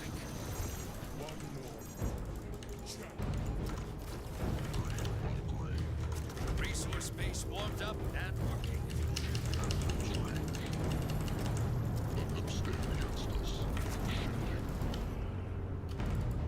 Advanced Starforge is complete. You got a resource base taking fire. Cover it. Enemy is building resource base destroyed.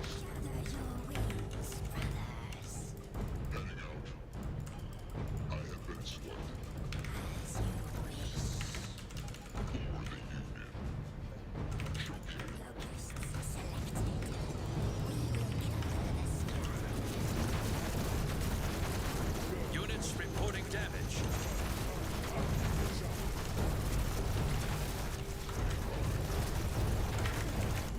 You got an enemy is building a resource base.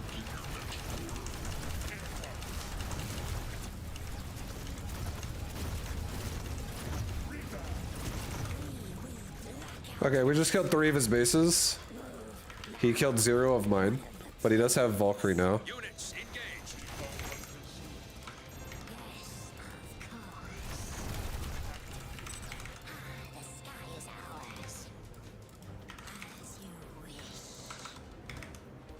Units in combat.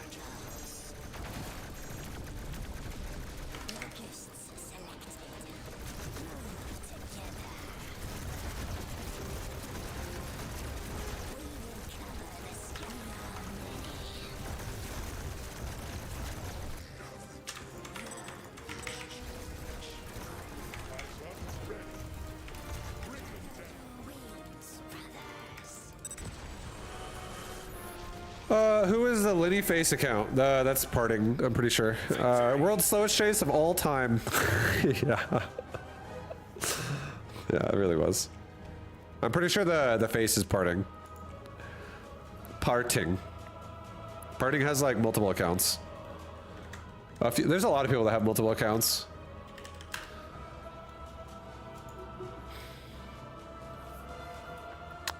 Like, I think all 3 of these accounts are parting. The face is life. Oh, shit. Oh, shit, dude.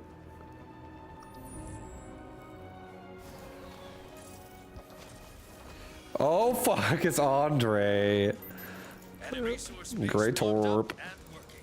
I swear to God, Andre, if you make fucking waspies, I'm gonna be so mad.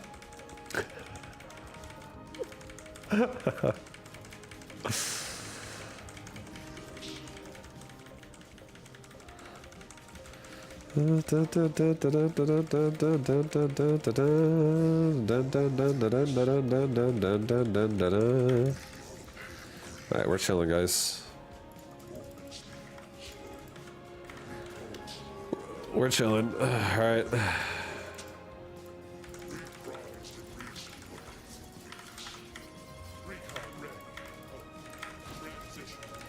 Enemy is building a resource base.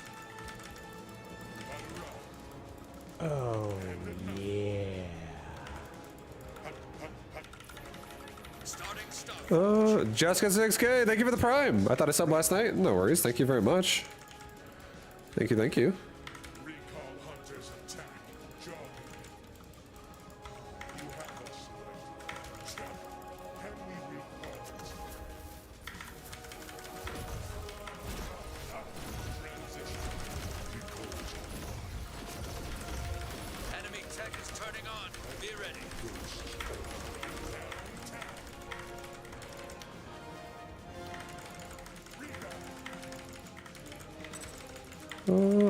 What's everyone gonna play when the beta closes on the 15th? Stormgate's soon, right? Yeah, Stormgate's on the 15th. Stormgate is on the 15th.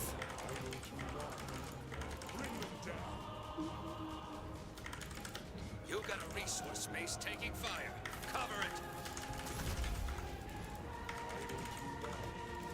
Starforge is ready.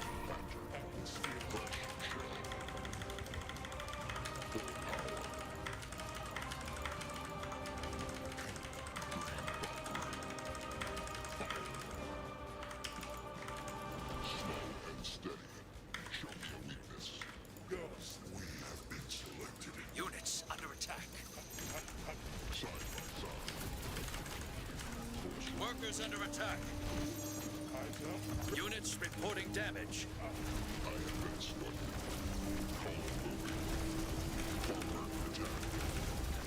Resource base warmed up and working.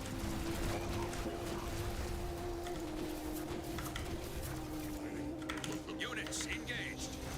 Enemy is building a resource base.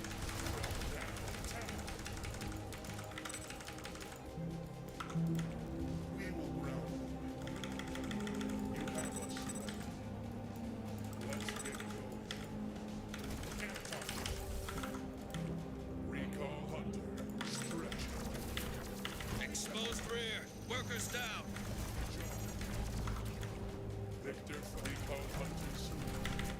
And attack. Workers! Workers! Workers! Hunters ready. Bring them down.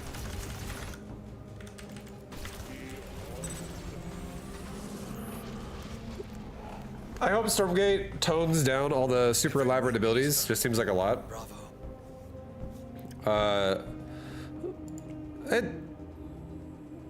It definitely, I feel like is gonna have a bit more. I feel like Stormgate's going for more of like the Warcraft 3-esque modern day style. Like there's gonna definitely, I don't like, for instance, I highly doubt they're gonna like go back and like gut all the abilities and shit, or a bunch of them. And I don't even really want them to do that, to be honest. For me personally. Resource base warmed I want to really, all I really care about with Stormgate is I want to see what 3v3 feels like. If 3v3 is kind of just like crapola, then it's gonna, obviously I'm not really gonna care a whole lot. But if 3v3 is super sick and super fun, I would love that. I really hope 3v3 is fun to play. Because I will play 1v1 in Stormgate, but I don't really give a shit that much either about like being like, oh, I'm gonna 1v1 in Stormgate all the time. I don't really want to do that much. I wanna play some fucking team games. Space taking fire. Cover it.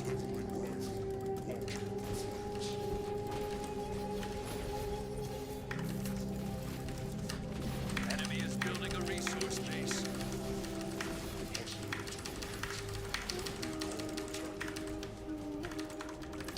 Resource base warmed up and working.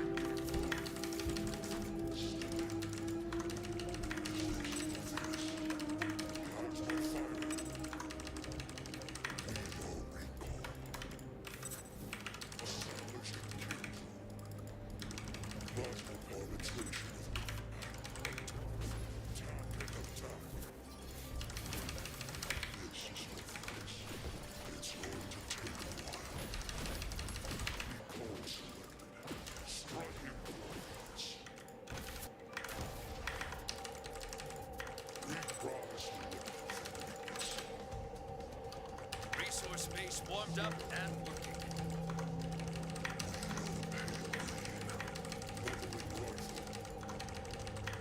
Enemy tech is turning on. Be ready.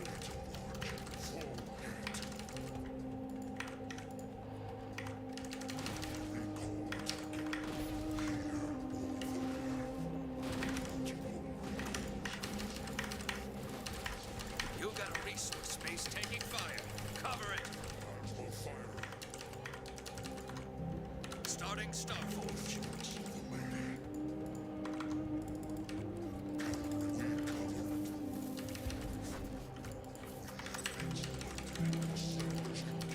Units in combat.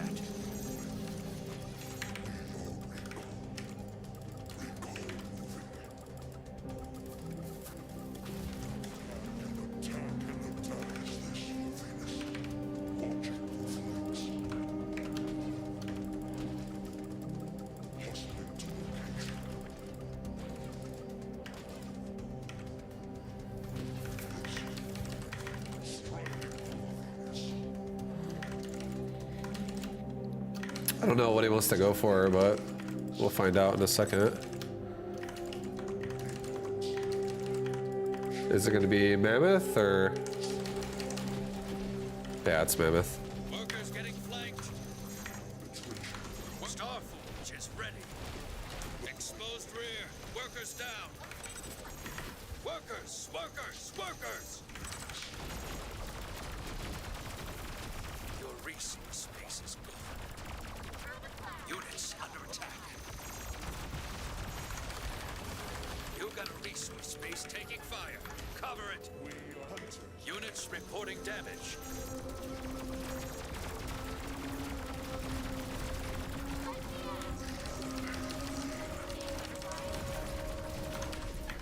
Resource space warmed up and working.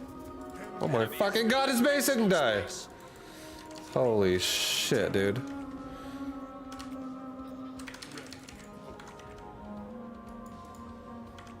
You got a resource space taking fire. Cover it. Resource space destroyed. Fuck my life. Engaged. Well, this is not a good position right now to be in.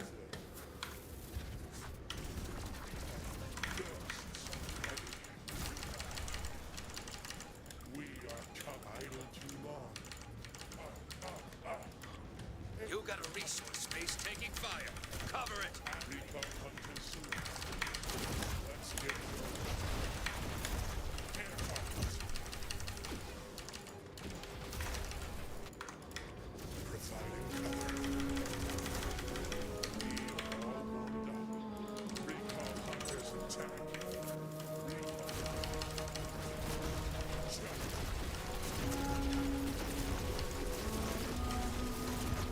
Workers getting flanked. Units in combat.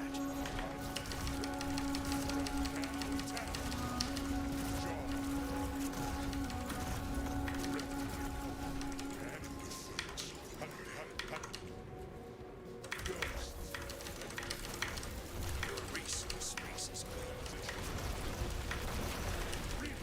Enemy. Nice. He killed me.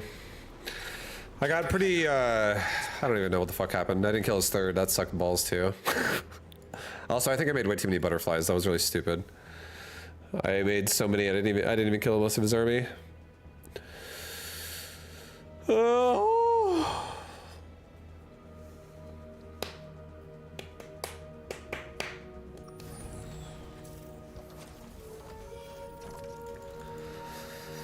What happens when the timer ends? When the timer ends, whoever has the higher score is the winner of the game. Whoever has a higher score basically wins. Fond memories of OG WC3 LAN tournament wins. Oh hell yeah! 2v2. Yeah, 2v2 is really fun in this game. It's really fun. It's really good shit. It's nice. I saw you 2v2 with Clem. That was real. Oh hell yeah! Yeah, it was fun. I had a good time. That was fun.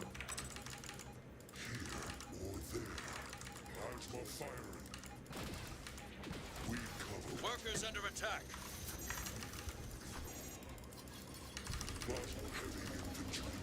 Enemy is building a resource base. That was really bad again.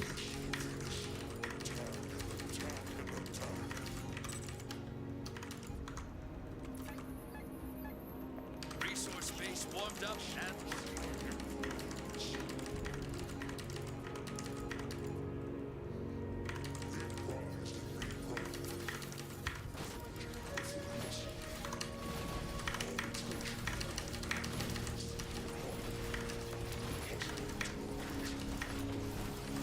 units under attack. Enemy tech is turning on. Be ready. It's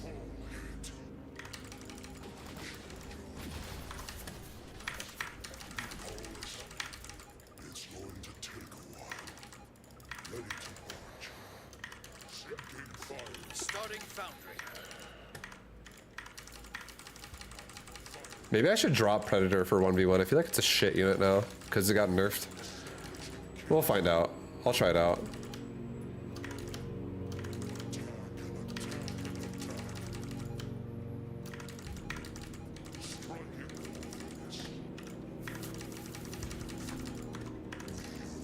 Resource base warmed up and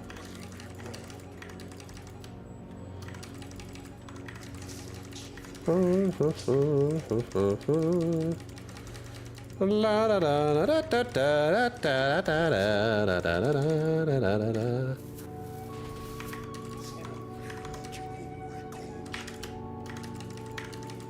All right, what's it gonna be? Is it gonna be dragonflies, boyo?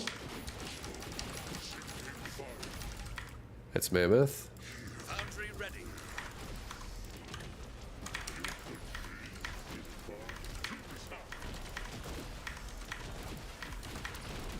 Exposed rear. Workers down. Workers, workers, workers. You have us. Workers getting flanked. Workers under attack. Exposed rear. Workers down. Units reporting down. You got a resource base taking fire. Cover it. All right, I'm gonna change my deck. I don't like my foundry at all for 1v1. After like this fucking patch, dude, I don't like. I don't even want to do it.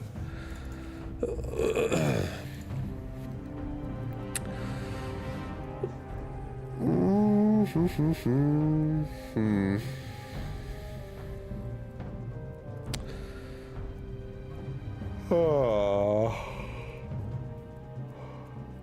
I fucking hate mortar actually for 1v1.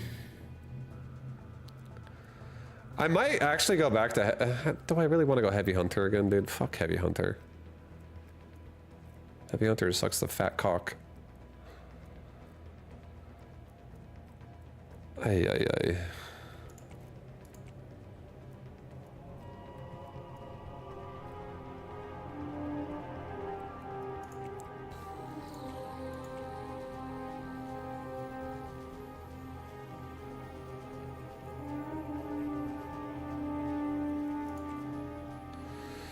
Go for turrets. I don't want to go turrets. I don't want turrets. The turrets and foundry as well are actual dog shit. Like, this unit needs to be deleted from the game. It's so fucking bad.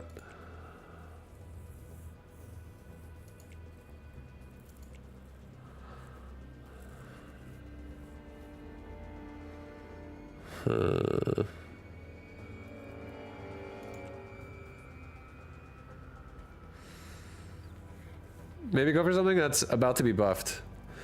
No, I don't want to do that either. I'm thinking about how I want to roll my foundry out. I like my Starforge, but I'm thinking about how I want to roll my foundry out.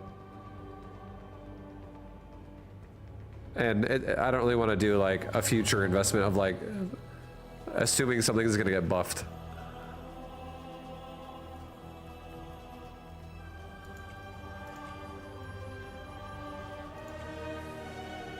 Do I actually want to try this unit? Ballista piece of shit, dude. I don't know.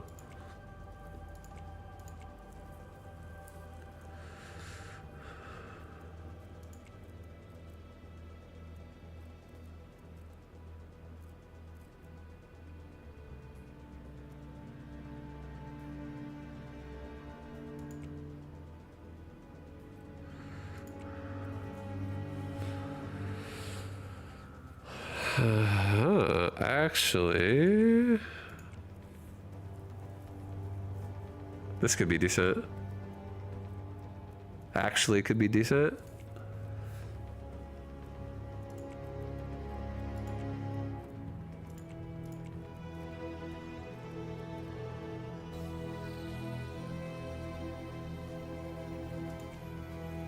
This ballista is the one thing in here though that I'm like genuinely not convinced that I really like it.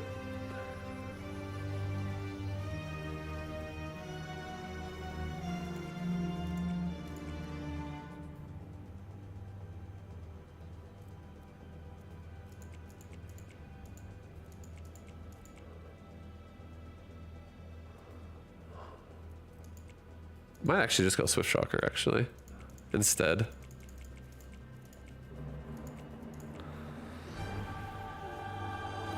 It's designed to be bad on purpose, so that makes sense. David Kim said that. Why Ballista? Try it. Splash could be cool. I just want something that I can control the mid-game pushes with. Somewhat okay. Resource base warmed up and working.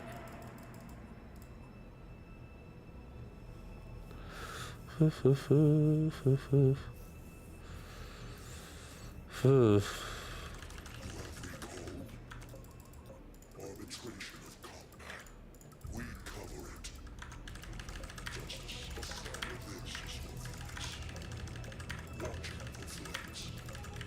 Attack and attack and attack. Repulse. Striving for these. Hustling to location. Reprised and reprised. Enemy is building a resource base warmed up and working. Leveling rifle. Recall moving. Full heat. You got a resource base taking fire. Cover it.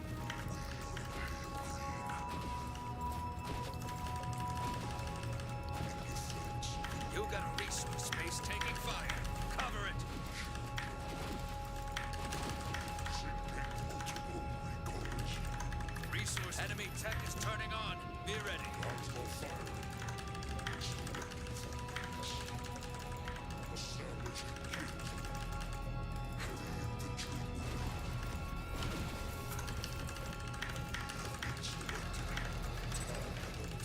Oh, yeah.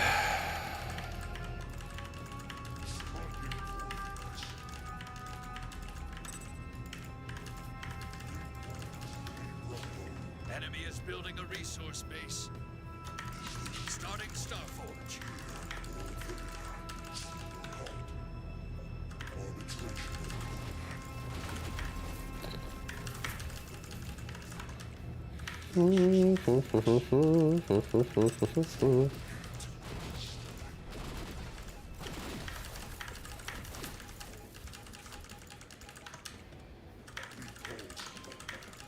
Okay, well we're peppering up his army pretty hard right now. Giving it the pepper. Pepper 'em up, boys. Workers!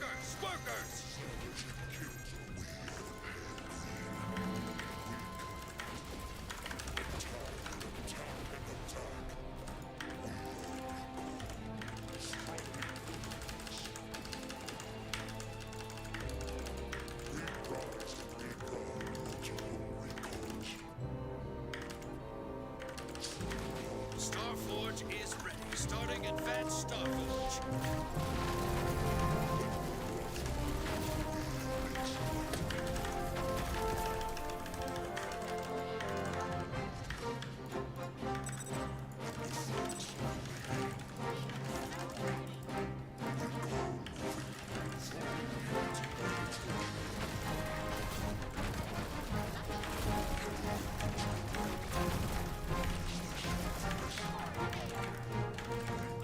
You got a resource base taking fire. Cover it. Workers getting flanked. Units engaged. Units in combat. You got a resource base taking fire. Enemy tech is turning on. Be ready.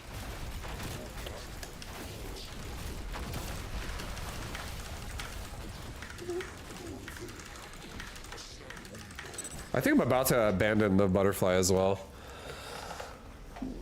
I don't know. Victory. I feel like I'm using it really shitty today.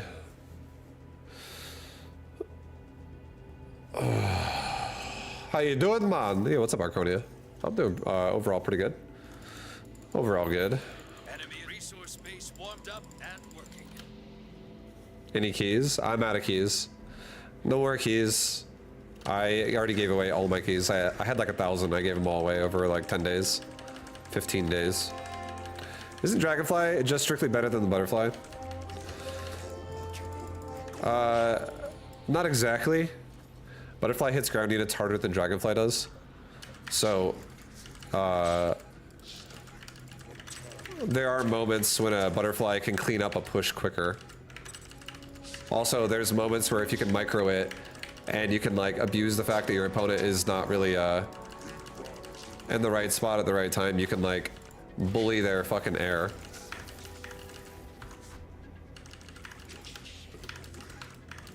Like you, the ground units. Sorry, I'm trying to fucking play this game now.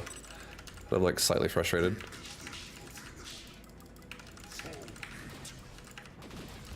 Enemy is building a resource base. All attacking. Hustling to location. You got a resource base taking fire. Cover it. Every man is blessed with his gifts from the Lord. One of mine happens to be a penis large enough that if it had a penis of its own, my penis would be larger than your penis. Fuck all of you, Enemy tech is turning John on. retorted. Be ready. You don't even exist. We're all just a figment of my cock's imagination.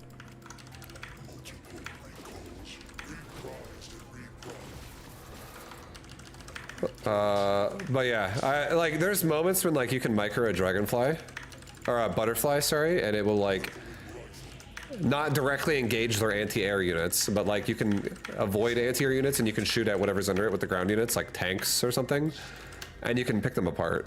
Like it totally happens a lot.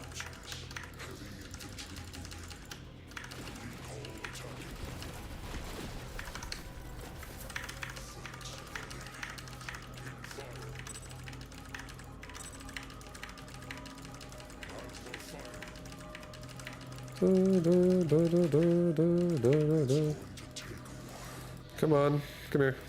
No? Okay.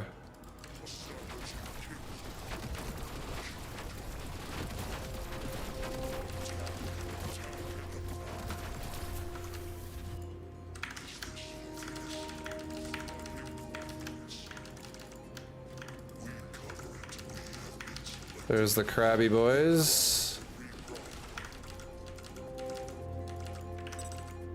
You got a resource space taking fire. Cover it. Units under attack. Starting advanced Starforge.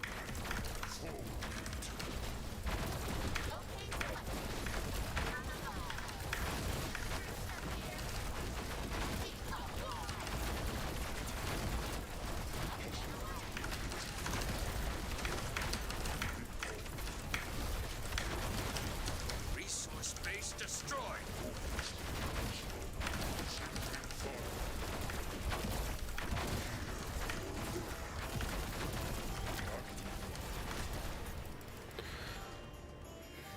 All right, we're chilling for a second. I'm gonna have to lose this top base.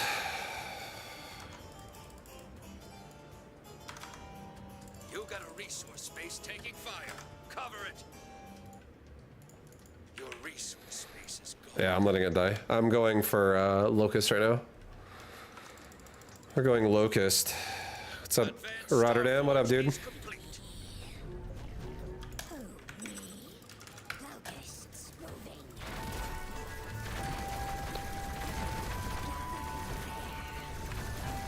Save the base.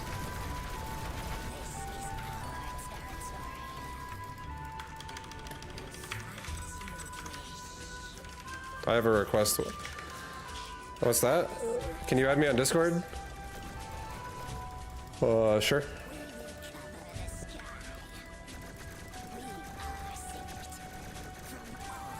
Units reporting damage.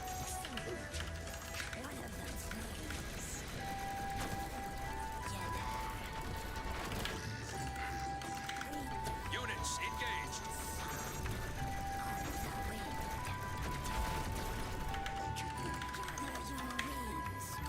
Resource base warmed up and working.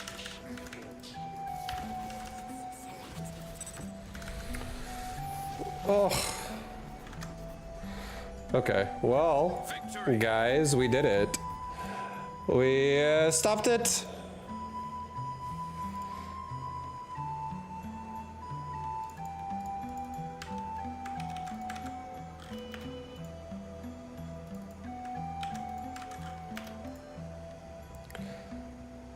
I sent or, there you go, you got it.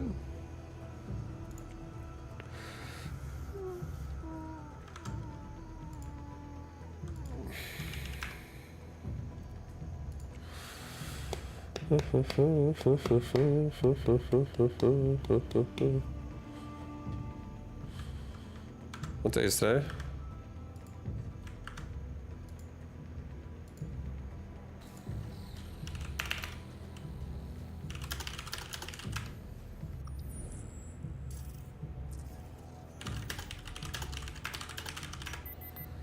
Enemy's resource base warmed up and working.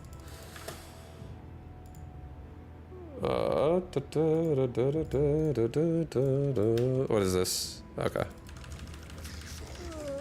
Alright, sounds good, dude. Sounds good.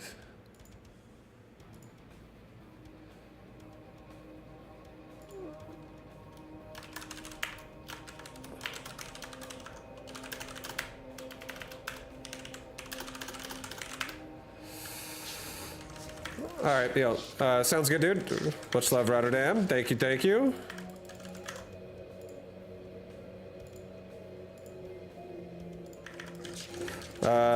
I would never know what day it is. That's true. Resource base warmed up. Bro, I'm a fucking... at the end of the day, I'm like a big, pretty big degenerate.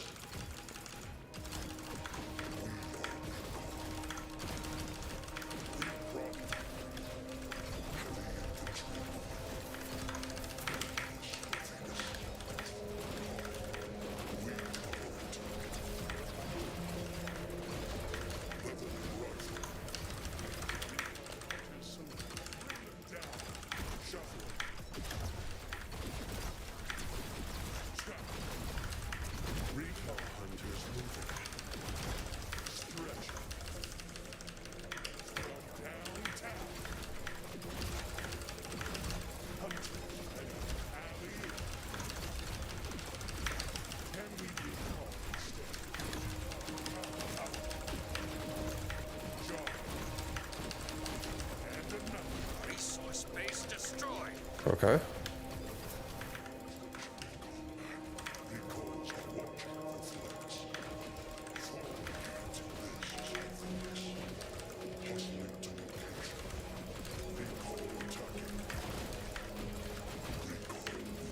Resource base warmed up and working.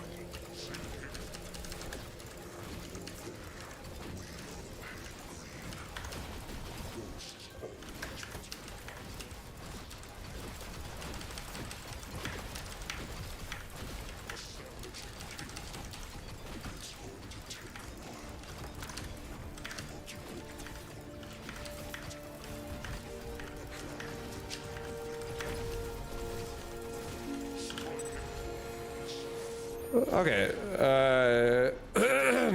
Bounce back. I don't know what the fuck is going on today, but today is absolutely rough. I'm losing so many fucking games today. Are you really weak to air with this deck? Maybe advance blink instead of assault bot. I don't think I'm really weak to air because Recall Hunter is more than enough to deal with air and pretty much everything that can get thrown at me in a 1v1. There's not an air unit in 1v1 that I have run into that actually is a problem. Because Not even, no, not even Falcon. Falcon, I don't even care if they go Falcon. Falcon's so slow. The whole point with the recall is that you have money. You have economy. I'm not really doing it very well today, as we can see. But the whole point of the recall is you have money, and you can literally throw that money at their air. Like, it's, I love seeing them go air, and if it's like all they have is like fucking Falcon or Butterfly, Dragonfly, any air unit, because you can literally just recall at any base they go to, and you can aggressively do it too. You don't even have to defensively recall. You can aggressively do it. GG man. Yeah, Arconia, thank you, man. Much love.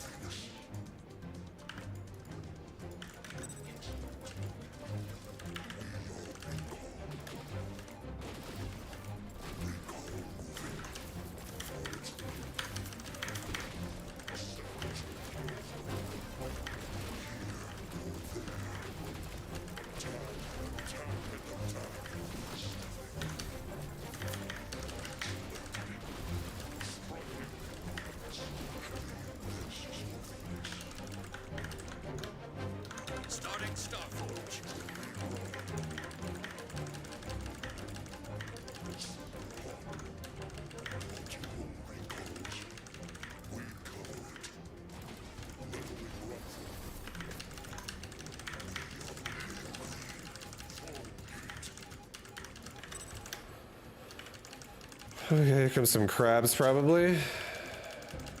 Yep.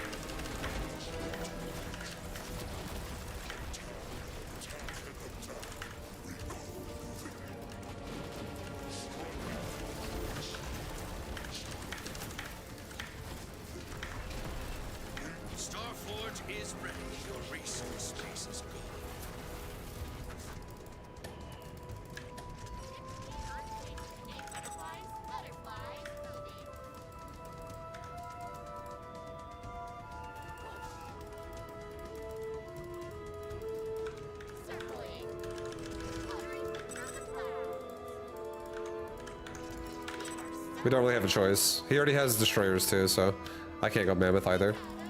But if we can somehow take a weird fight here with our butterfly, we actually might win the game.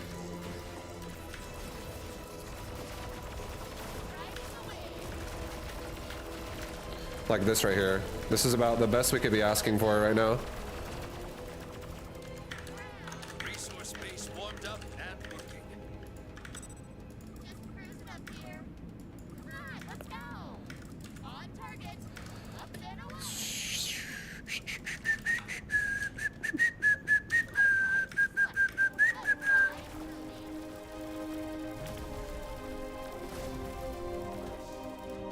Should not have flew in the middle like that. That's stupid.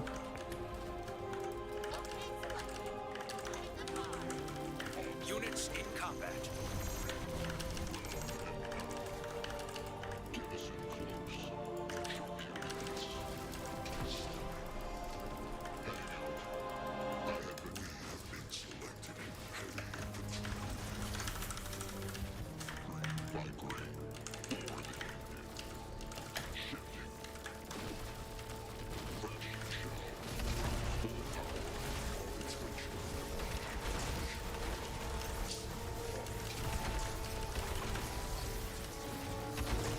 Resource base destroyed.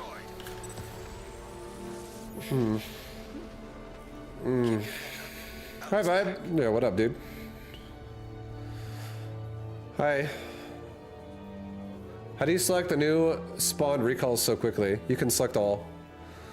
You can do select all, and if you already recalled on something and then you recall again, you can do it without having a cooldown activate because your other guys are already on cooldown.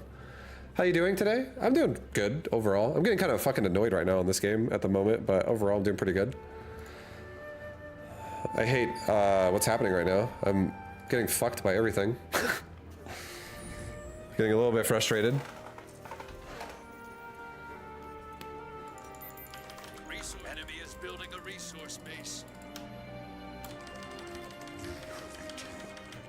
You need to get tier 2 faster. Definitely don't start backseating the shit out of me. I will not like that. Not one bit. Just throwing it out there.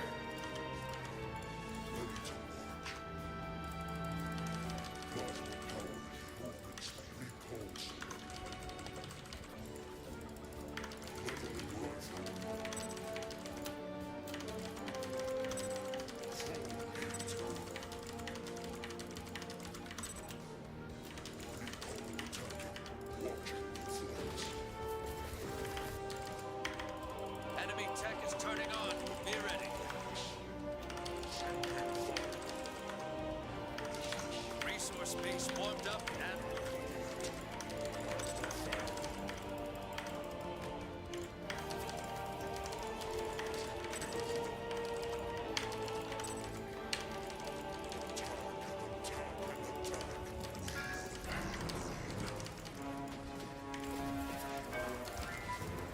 Workers under attack.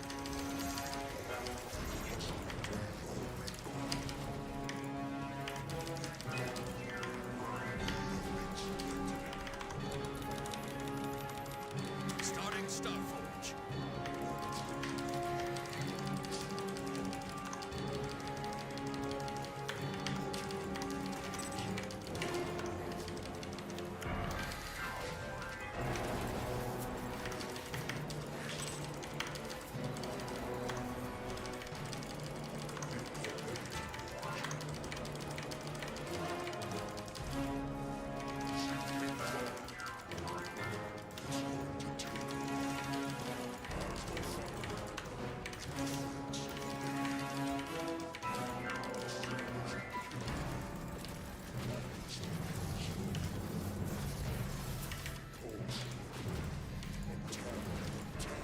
Resource base is gone.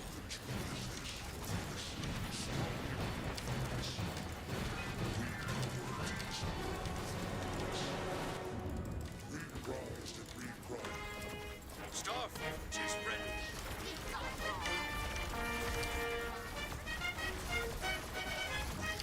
Resource base destroyed.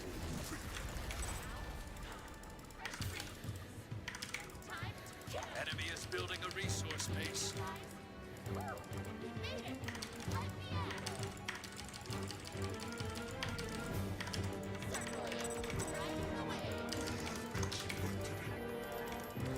Resource base warmed up and working.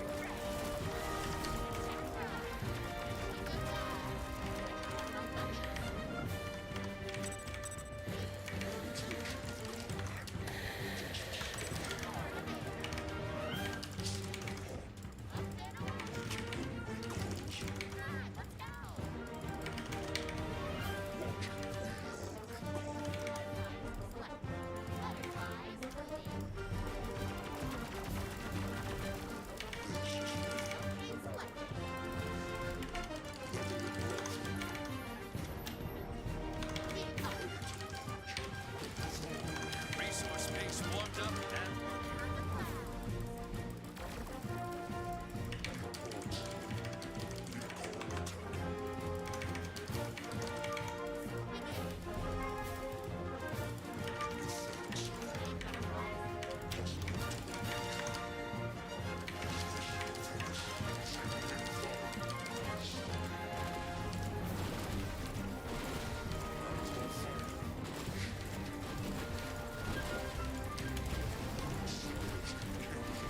Enemy is building a resource base.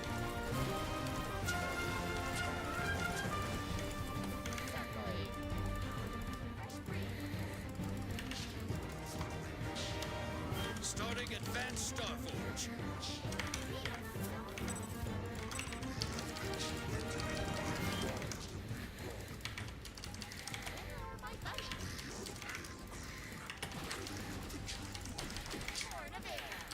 Enemy tech is turning on. Be ready.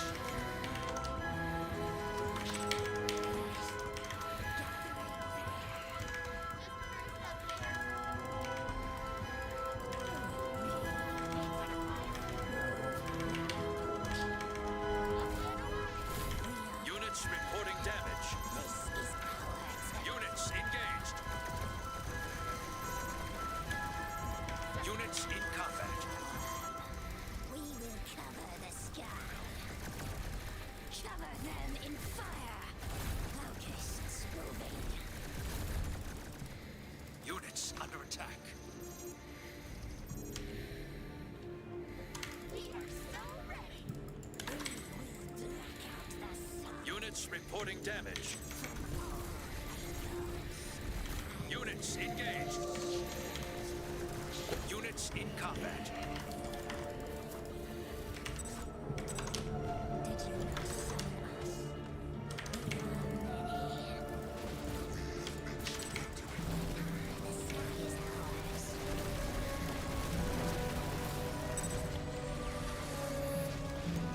Oh, God. Every win is earned. Oh, my God. Oh, my God, boys.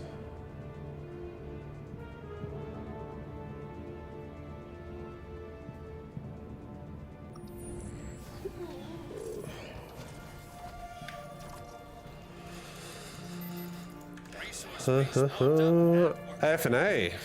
F and A, man. Same guy again.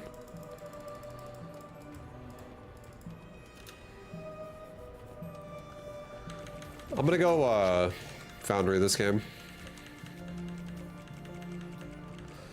We're gonna Foundry it.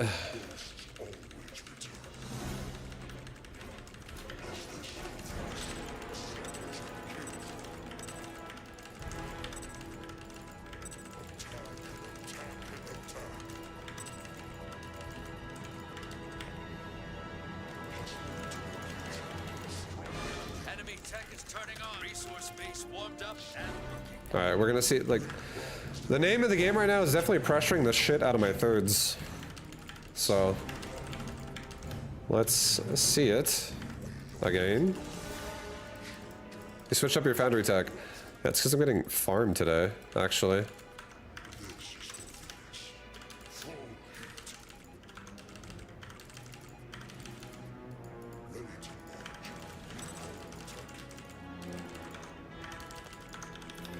Starting foundry.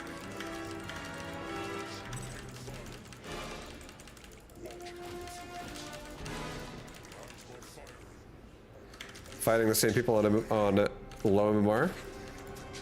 There's just not a lot of people in the beta. That's like, it's a beta. It's a closed beta. So there's gonna be less people. And not everyone that has a key is gonna be playing either. So probably a lot of people that played for like a few hours and then were like, oh, it's cool. Or like, oh, I didn't like it. And then they quit. I bet a lot of people probably did shit like that. That's how a lot of people are. So you definitely have that, like, that feeling of like, a repetitive opponent. For sure.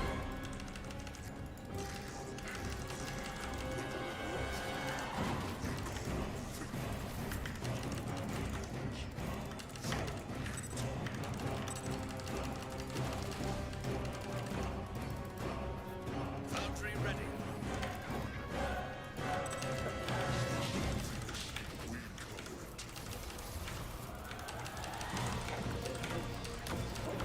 Expose. You got a resource base taking fire.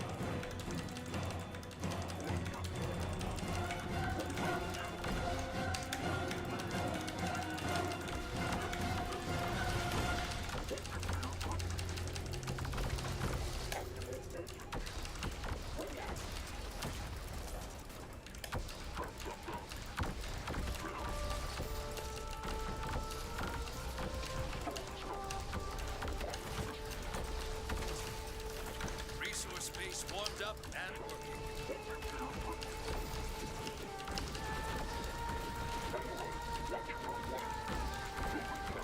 Starting advanced foundry.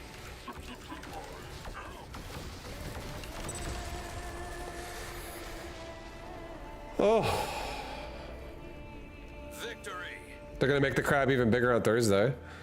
Like, stronger. Fast, they're gonna make them faster. I feel like King Crab is kind of a shitty unit, I'm not gonna lie. I feel like King Crab is only strong in a timing attack. I feel like after the timing attack, King Crab just kind of sucks ass. So if the unit gets buffed, I wouldn't be surprised. King Crab, like, even in like, sometimes in the push, King Crab still feels kind of terrible. Did you get away from Swift Shocker for so long? Why did you get away from it for so long? It seems so good. Well, it's really good versus certain compositions. Like, what people are doing there. Resource base warmed up and working. Like right now in this game, Swift Shocker not gonna really do much. It'd be good versus like the Scorpion, Enemy is building a resource but base. not so good versus like a Shocker overall. I don't really want to be going Swift Shocker versus Shocker. So I don't even think I should go Foundry here. But if I go Star Forge, he has Valkyrie, and I can still beat Valkyrie with Locust. I just have to like never fight his Valkyrie with my Locust ever, because then I'll die.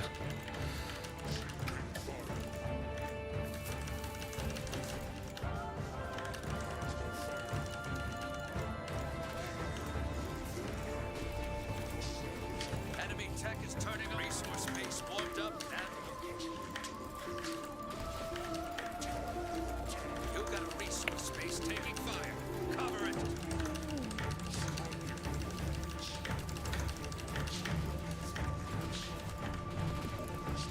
I think I really need to focus fire.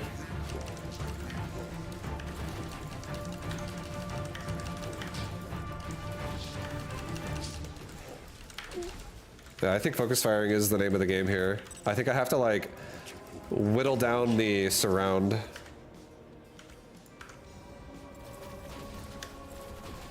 Starting Starforge. You got a resource base taking fire. Cover it.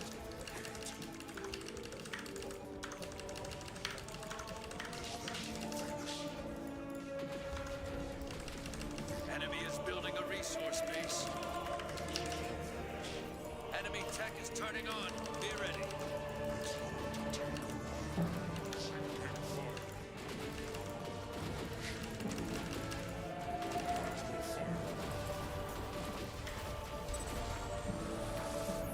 Are you going to be starved for minerals if you go T3 Foundry since only Swift Shockers use energy in this deck?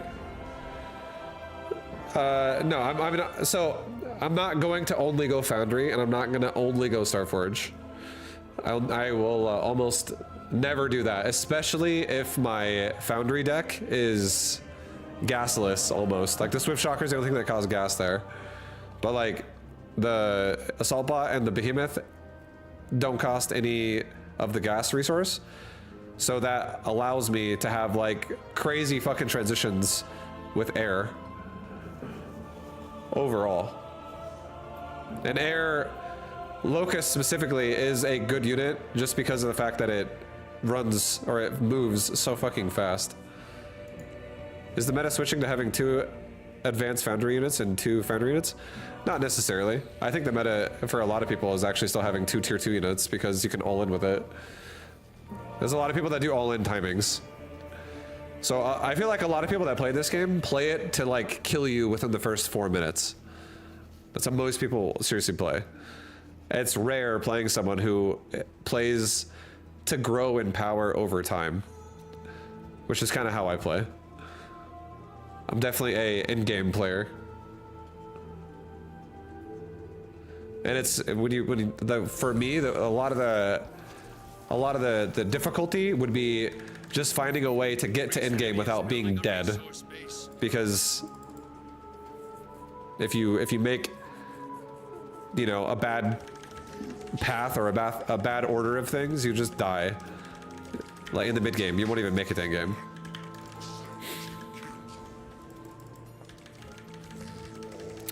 Are there really any RTS people?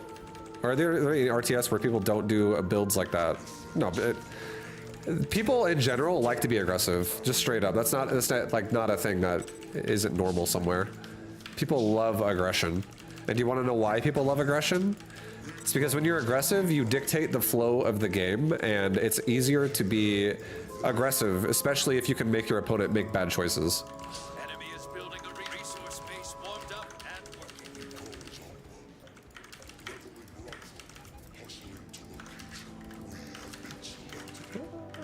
working. Yeah, if you make your opponent make bad choices, then it's you can like automatically just shave off advantages throughout the game overall. Playing defensive like the way I do a lot is you need to like learn every fucking stage of the game at all times versus all the aggression that can come at you, because if you don't, you'll just die to it. You'll die to it and just get fucked up by it.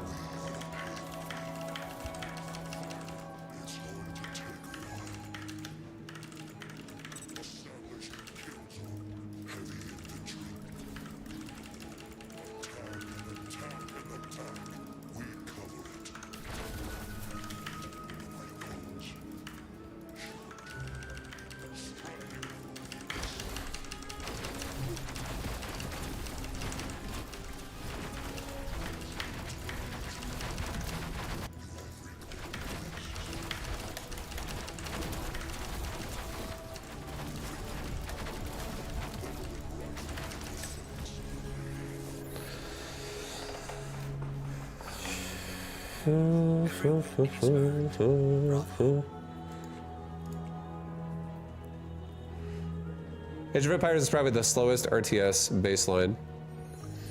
But even in Age of Empires, like my experience on Age of Empires was same thing. Like people learned about a build called a battering ram all-in, and then every fucking game was a battering ram all-in. You're just like, god damn, people like battering ram all-ins. It's just like genuinely, aggressive play is simpler to understand because you don't have to think about what happens if. You just do square. I'm throwing a rock at you. I got a rock, throw it at him. And then it either does or it doesn't break them. It's caveman style. You got a resource space taking fire. Cover it. Resource space warmed up. But yeah, I'm not trying to say aggressive play is bad, just so you know. Anyone who's like misinterpreting what I'm saying, I am not saying aggressive play is bad. It's just part of what it is. It's just aggressive. And aggressive play is more simple to understand.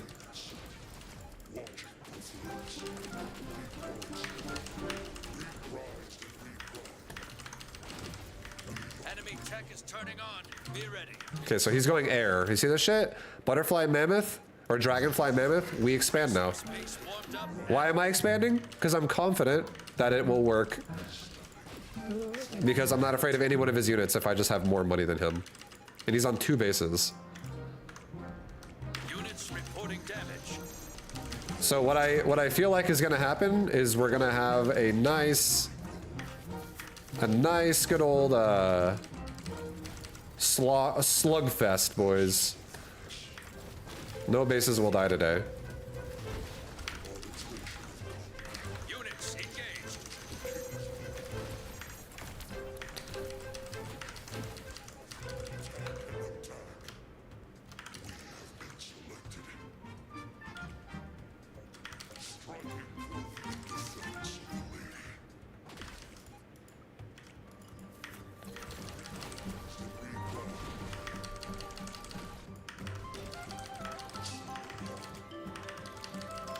So again, our opponent is going for either mammoths or dragonflies, one or the other. The mammoths, okay, so it's a mass mammoth all in. Starting Starforge. You got a resource space taking fire. Cover it. Resource space destroyed.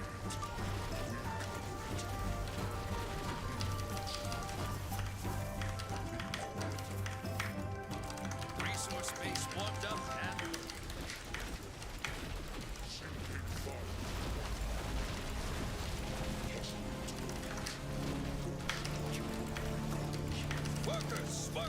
Workers! You got a resource space taking fire. Units under attack. Workers getting flanked.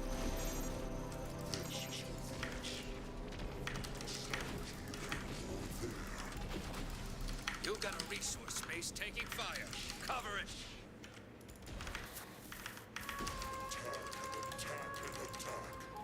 You got a resource space taking fire. Cover it. Starforge is ready. You got a resource space taking fire. You got a resource space taking fire. Cover it. Caliber side by side. You got a resource space taking fire. Cover it. Your resource space warmed up and working. Units reporting damage. Starting foundry. Workers under attack. Units engaged.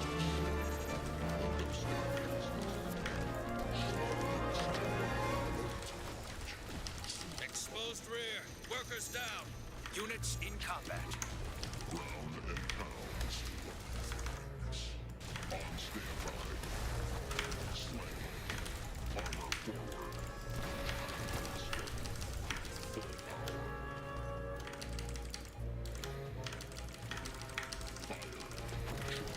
And right now it's 4 base versus 2 base. We're doing great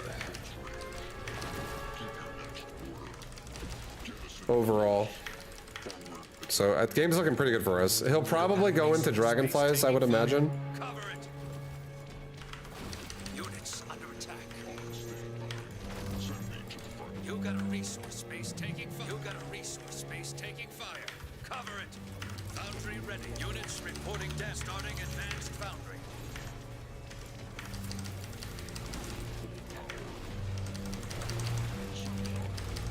Resource space warmed up and working.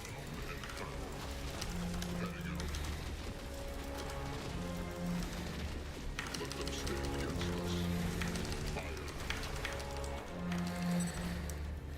Oh. Nice. We cleaned up. We cleaned up, boys. We cleaned up. All these teleports. I'm impressed by the people who learn how to be super aggressive but can still macro behind it and transition to late game builds.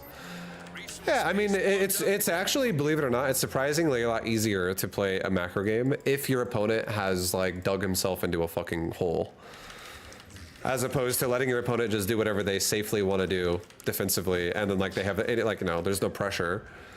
And that is, I would say, the weakness of my build right now is that I don't really have a lot of pressure in 1v1. In 2v2 I have a lot of pressure, but in 1v1 recall doesn't really have a lot of pressure because you genuinely kind of find yourself on defense with recall in 1v1, because there's a lot of units in this game that will fucking ruin you if you walk out in the middle of nowhere in the early game. Enemy resource space warmed up and working. Okay, so he's going mortars. We have to like quickly go into fucking Starforge now.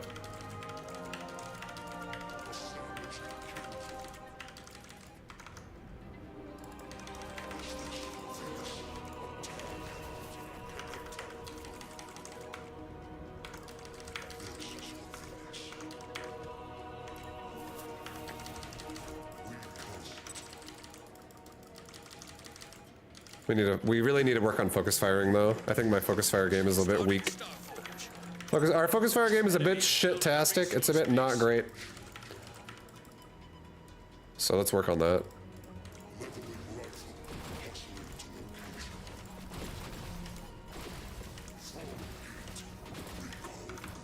Yeah, like right there, that was not good. He actually tried to counter micro it too by pulling back units.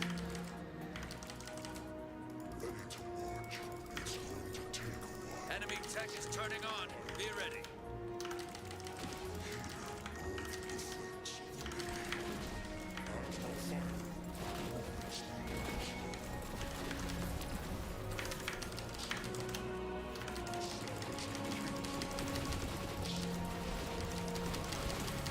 Workers! Workers! Workers!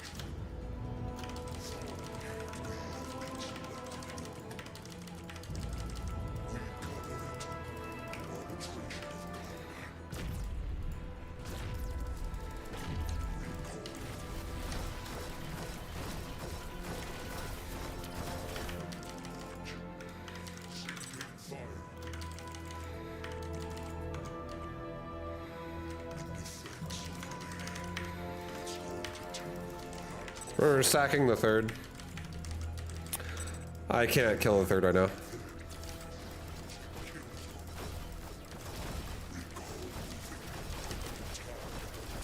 You got a resource space taking fire. Cover it.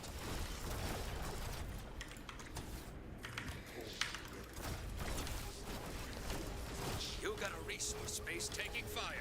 Cover it. Advanced Starforge is complete. You got a resource space taking fire. We're about to find out if we can kill this. Space destroyed. Okay, he killed 2 bases. Let's go over to his base like right now.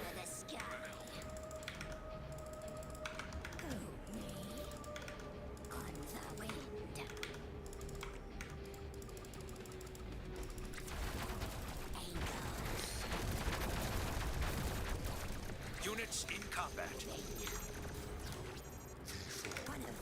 You got a resource space taking fire. Cover it.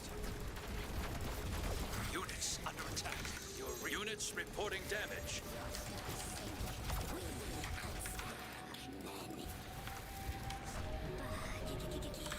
This is our territory. The sky is ours. Focus our fire. We will cover the sky. Firing from formation. Move now. Locusts attacking. We will take out the sun. Locusts moving. Locusts Resource space warmed up and working. move together. This is our territory. We are synced. Workers under cover the core. Exposed rear. Workers down.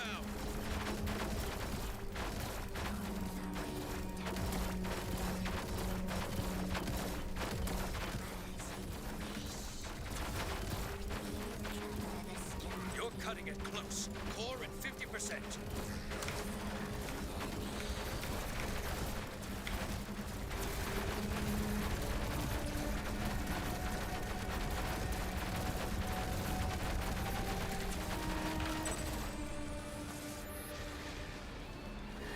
Keep your head up and bounce back.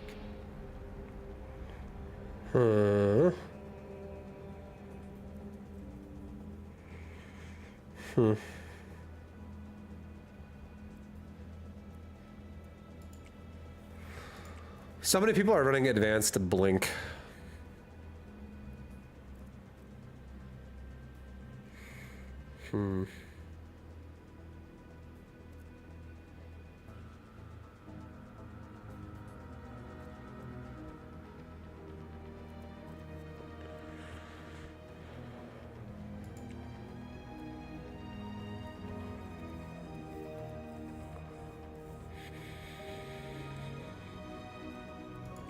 I don't like Recall Shocker either.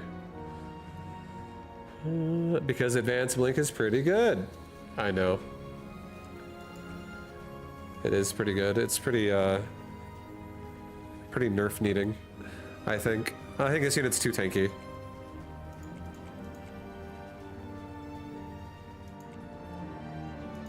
Try it out. I don't want to go Advanced Blink really. Because I like being a outlier. I don't really want to do the same thing everyone else is doing and then just have blink battles. It's just like everyone's like turning the game into Blink Stalker versus Blink Stalker.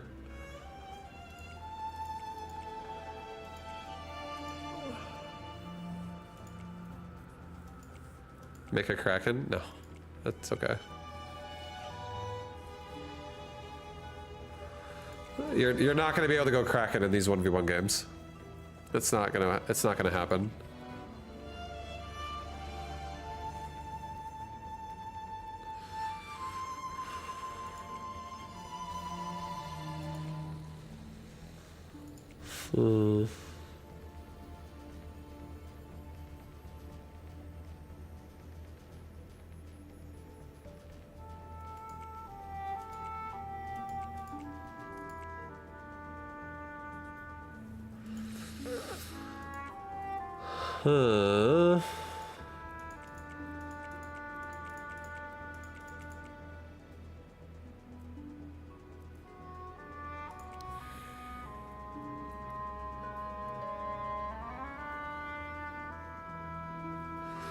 Do I really want to keep Swift Shocker?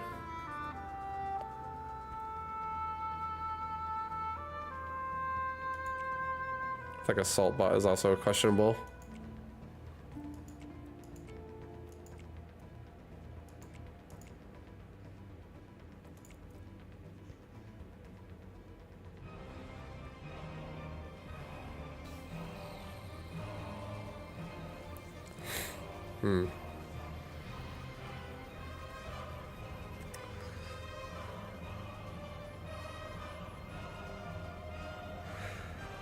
I think you should run Destroyer as well. I don't want Destroyer because Recall fills the same role as Destroyer does. Recall and Destroyer fill the same role as each other. In the way I play my deck. So it's like redundant. They both just kill front lines. Have you made Swift Shockers at all? I just made them like 2 games ago, but you can't make them every game.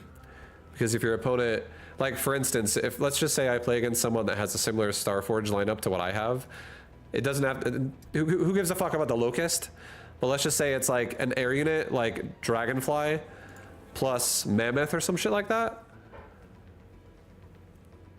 You just physically can't make Swift Shocker. Like both of those units counter it. And you'll just waste all your money. But let's say my opponent goes Foundry and their Foundry is like Destroyer King Crab or like King Crab fucking, I don't know, if fucking Heavy Hunter, Ballista. I don't know about Ballista. Ballista's like a question mark. This unit kind of sucks, I feel like still though. But anything that's not a Crusader or a Shocker, I would be like, cool, I'm fine to go Swift Shockers here and it's fine.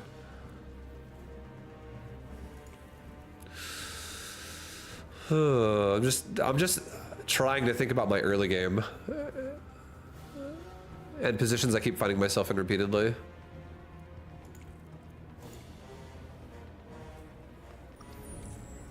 You make them once in a while. So it's not, nothing I do is random. I'm not doing random shit. Everything I do is for a purpose, and Swift Shocker absolutely does have a purpose versus people who play ultra aggressive and they don't use something that has the ability to just instantly kill the Swift Shocker like an air unit or something. Or a tank. Like a genuine tank, like a durable tank, like a Crusader or a Mammoth. Like, Swift Shocker is great versus a lot of things in this game, but if your opponent does something that's like if this guy goes fucking Foundry, Swift Shocker would be good. But if he goes Starforge, Swift Shocker is a little bit more questionable. But Swift Shocker against this guy's entire lineup is actually kind of manageable. And he's going ground. So I could go Swift Shockers against this, which I will. Because it will crap all over his front line. Like heavily, because I can outrun everything he has.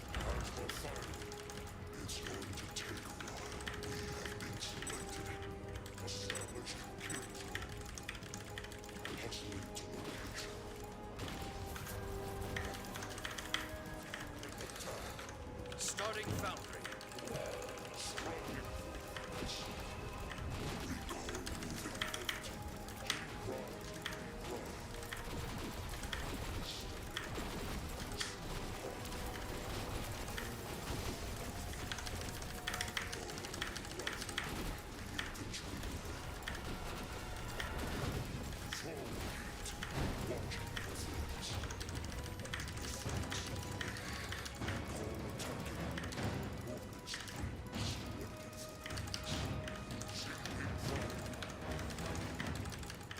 I like the fact that you do something different. Yeah, I like figuring out my own shit. I don't like just copying everybody. It's really boring to just like have someone else do something and go, oh, that seems good, and then you just never use your brain again and you just copy every time. Definitely think it's more fun to do it yourself, for sure. Resource space taking fire. Workers, workers, workers. Foundry ready. You got a resource space destroyed.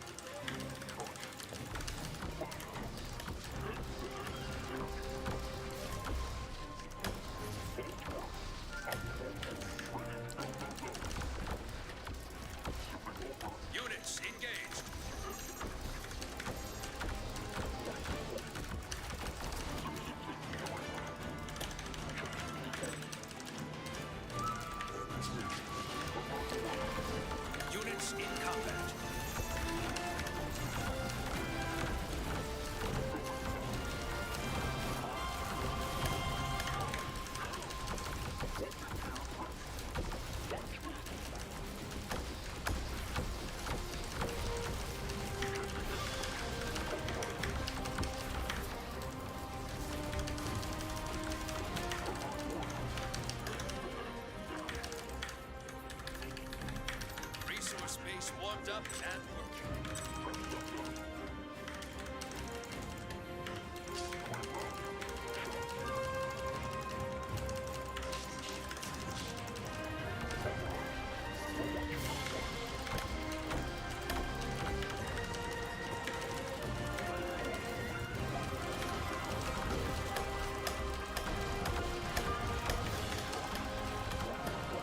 You got a resource base taking fire. Units under attack.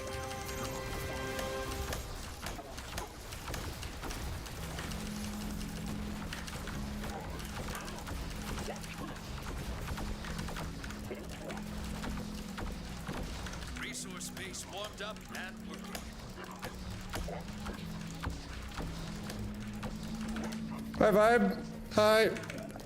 Workers getting flanked. Hello.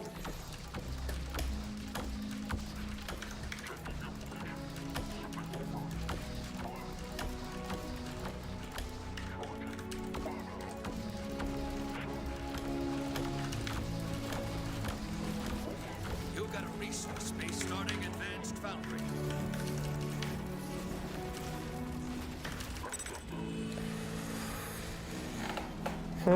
Once King Crab's going for them is how quick they cut down the workers. Hey, nice, boys. We did it. We fucking did it. We survived. Yeah, the Swift Shocker definitely were getting a lot of fucking efficiency. So like sometimes they're good. I'm not saying they're not good, or you know, nothing in this game is ever just like it always is good every time. The closest thing you can say to that would be like your core unit, because you're forced to make it every game. Like if I go recall, I can't just not make recall. So like, it will do, and as long as I know how to use it, it'll do a good thing, a good job. As long as I understand not how to like not overextend it and stuff like that. But like a Swift Shocker, when I'm fighting shit that's all slower than me and is AoEable, that's when that unit definitely shines. Especially if they don't have durable tags. Enemy resource base warmed up and So who's going Arrow this time? I'm definitely not going Swift Shocker this time. Not the time to go Swift Shocker anymore.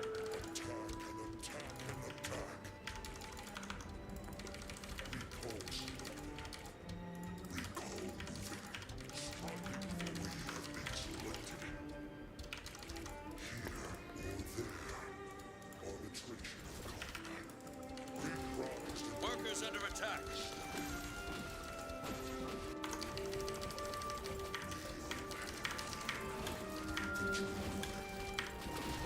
Exposed rear. Workers down.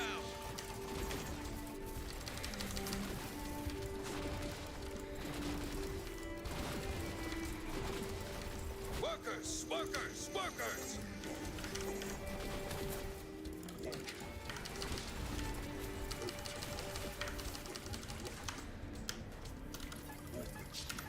Starting Starforge.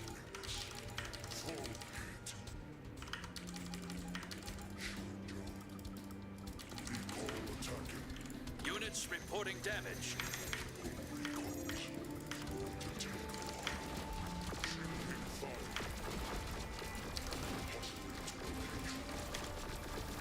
Your resource base is gone. Okay, that was not a good idea to attack with 6 recalls. Not a good idea to attack with 6 recalls. I left my base way too vulnerable for too long, and it weakened my third too much, so I can't even like utilize it properly to defend myself. But yeah, like this dude 2 base all-ins every single game. Larimbo, the 2 basing the shit out of me right now.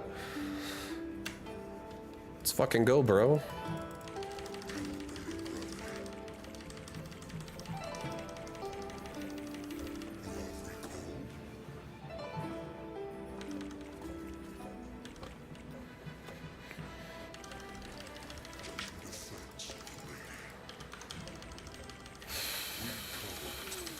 All right, we're gonna go north, boys. We're gonna go north, because this guy likes to go across the north side and constantly hit my third.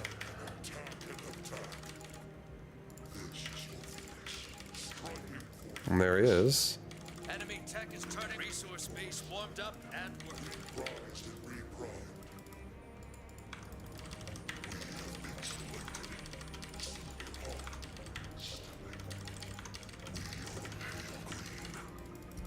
Okay, get ready.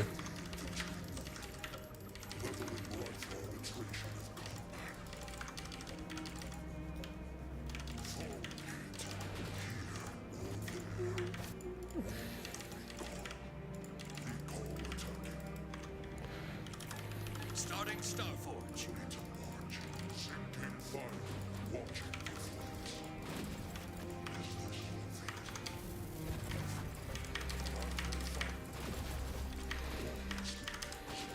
flames. Workers getting flanked. Workers under attack.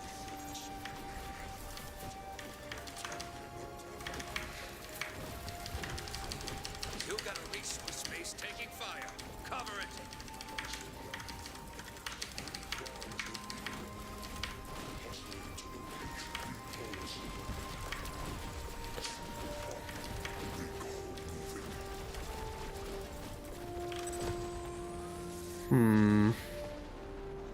Keep your head up and bounce back.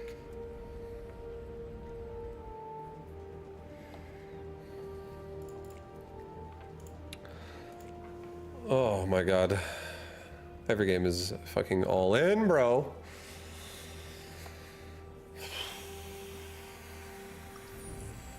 I just like can never actually fucking mess up ever. Resource base warmed up and working.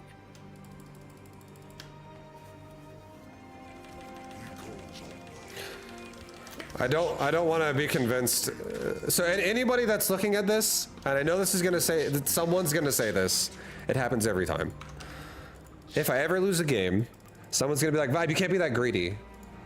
Vibe, you're not allowed to be greedy ever. That's not how the game is played. And I will never agree with that statement, like ever. Never ever agree with that statement. I will fucking expand. And I will learn how to fucking defend this expand, even if it requires me to play twice as good as my opponent Resource base warmed up to do that. and working. Enemy tech is turning on. Be ready. Units engaged.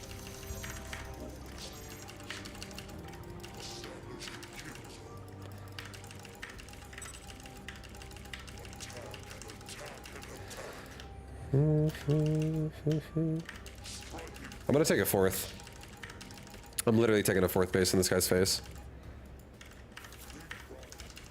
Resource base warmed up and working.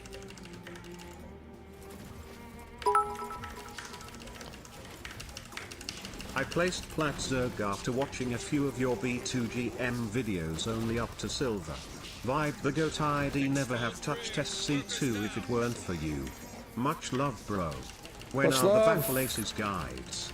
Units Eventually. workers, workers, workers.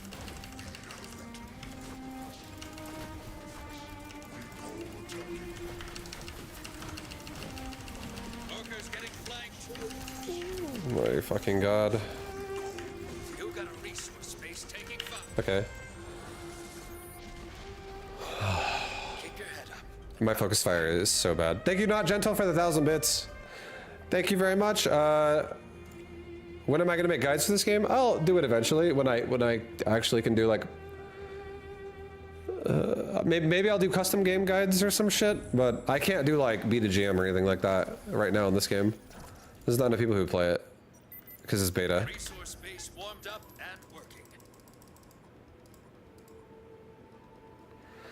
I played 20 competitive games of SC2 total, and Vibes Guides got me to gold and Zerg. Oh, hell yeah. Nice, bro. Fucking nice.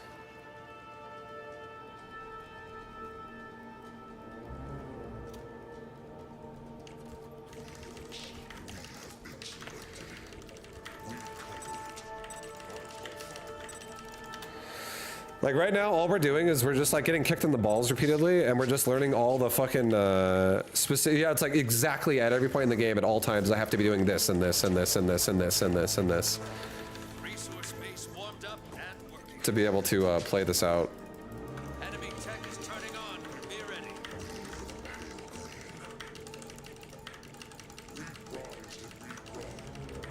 I think the correct answer is to let my third take damage while I kill a counterattack at my natural and then recall back.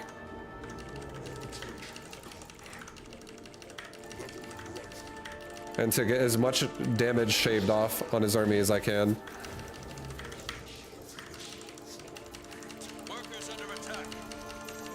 Get him away from my natural or my base. Now kill everything here. Get rid of it quickly and then immediately go back to my fucking third base.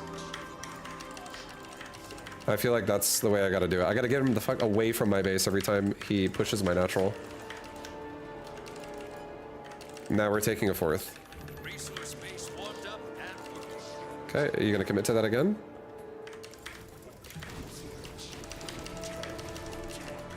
I'll take scorpion kills, it's all good.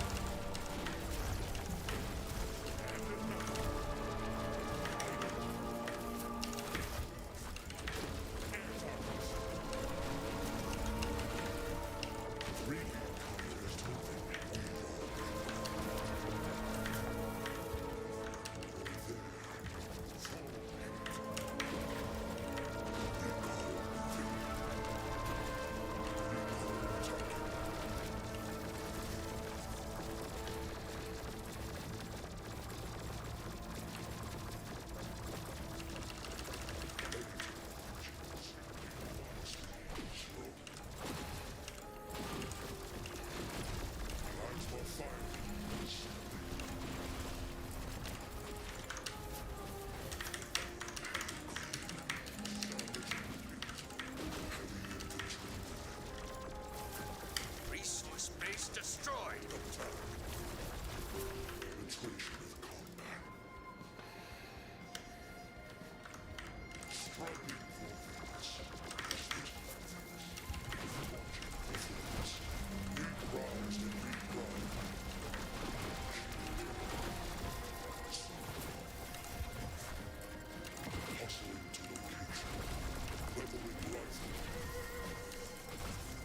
Exposed units under attack.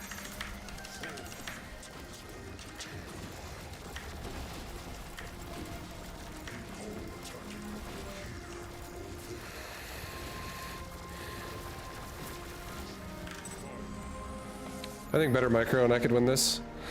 I was platinum at SC2 and I'm now top ace. Were you platinum too? Just build drones and send it. It seems like he's losing units for not much gain. I feel like that game is just like it's like a teetering tipping point. It's literally a very, very finicky one way or the other. It's actually really hard to defend Stinger all in with just economy. If I don't focus fire perfectly every single time, I will get fucked.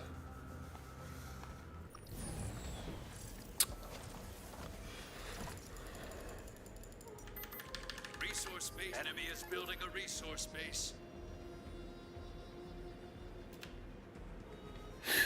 Man, everybody fucking runs Scorpion.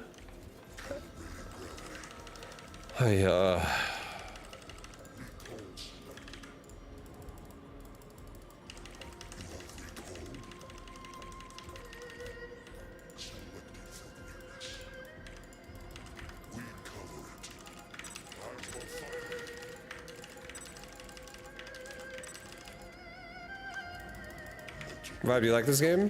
Are you having fun? I do like the game, yeah. Am I having fun? In general, yes.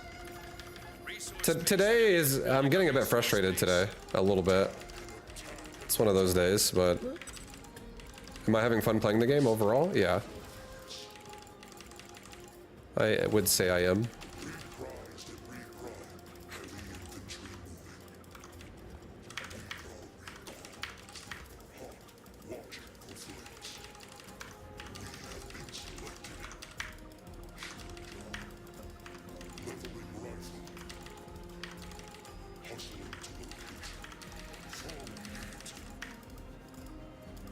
Resource base warmed up and working.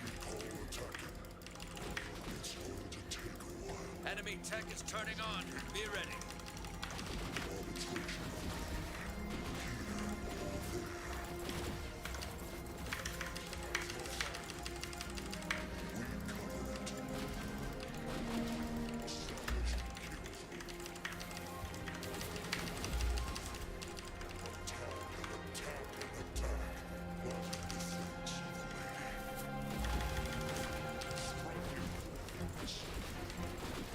Workers! Workers getting flanked.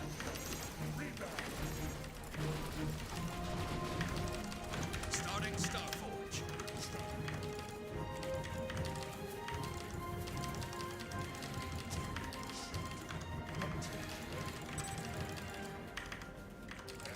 Are you still going out beta keys? No, I'm out of beta keys. Sorry, dude.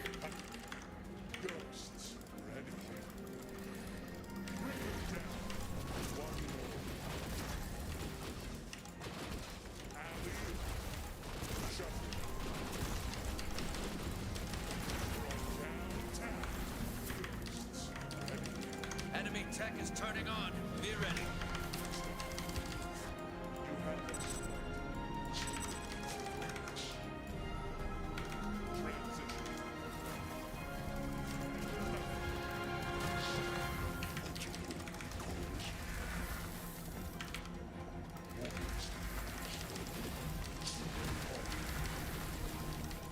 Your resource base. Starforge is ready. Resource starting advanced Starforge.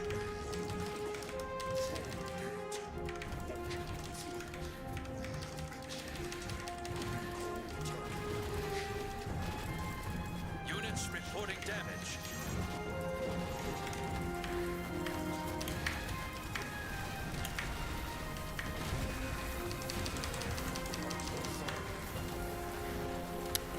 I wanted to just try it out.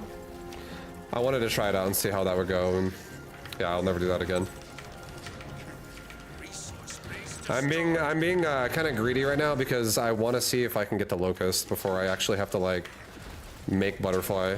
I should have made butterfly though, but now that I have wasted so many units and so much time here, we're actually almost at locust. So I think we're just gonna send it to locust because he's still on 2 base. So even if we like lose the third, it's still an equal game base-wise, and if I can actually kill his whole army here with the locust transition, we still win the game and have an advantage.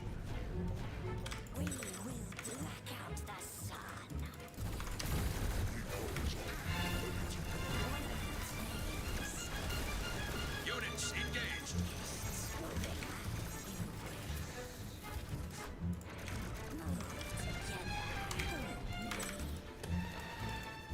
Now we're in a really, really, really good spot.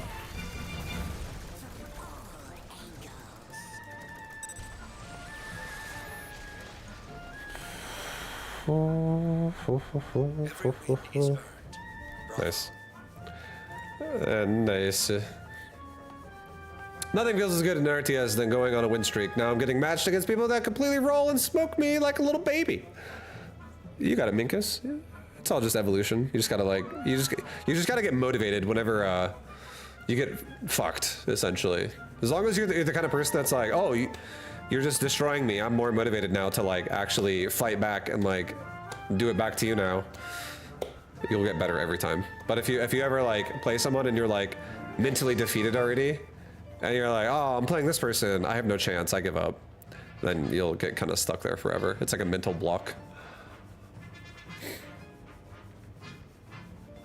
You just gotta believe in yourself. Believe in your micro. Believe in all the tools at your disposal.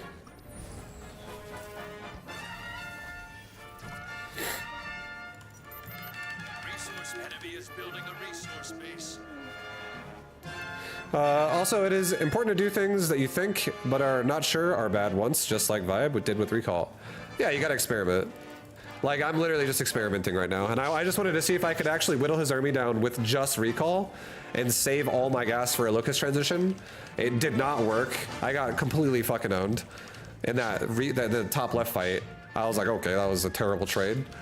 But it's still, overall, the game itself was able to buy me enough time to barely still be 2 base versus 2 base and at the last second get my Locust out. So it like worked out. But yeah, if I wouldn't have had that Locust right then, we would have definitely been fucked. I do think the correct strategy is to shove him away from the third and then recall into the natural.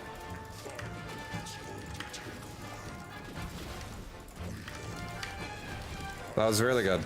That was really, really, really good. Splitting up recalls is not the play, in my opinion. It's really not. Recalls going together is the play.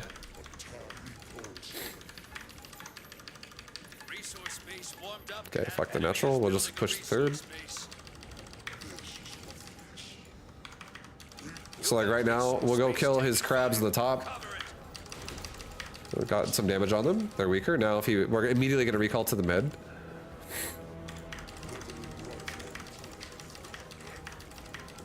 And now push him away, and if he attacks another base, we shove him back. Like, someone's gonna need to do some 3-prong attacks to stop me from doing this.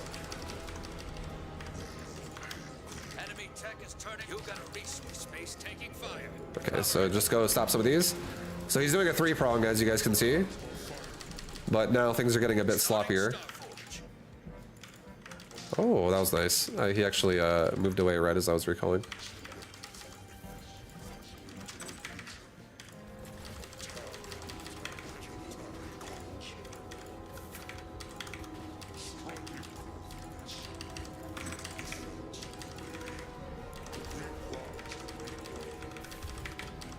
Hit the middle.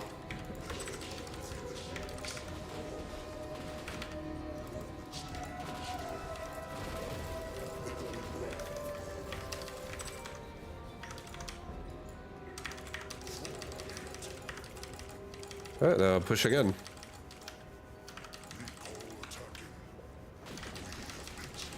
We will take this fight. I will now kill his third before his dragonflies come out.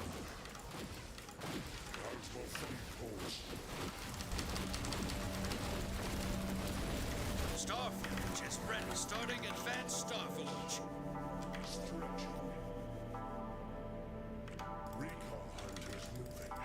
Enemy is building a resource base. Units in combat. Recall hunters taking this on a run. Recall engine hunters ready. Let's get going. Stop. I will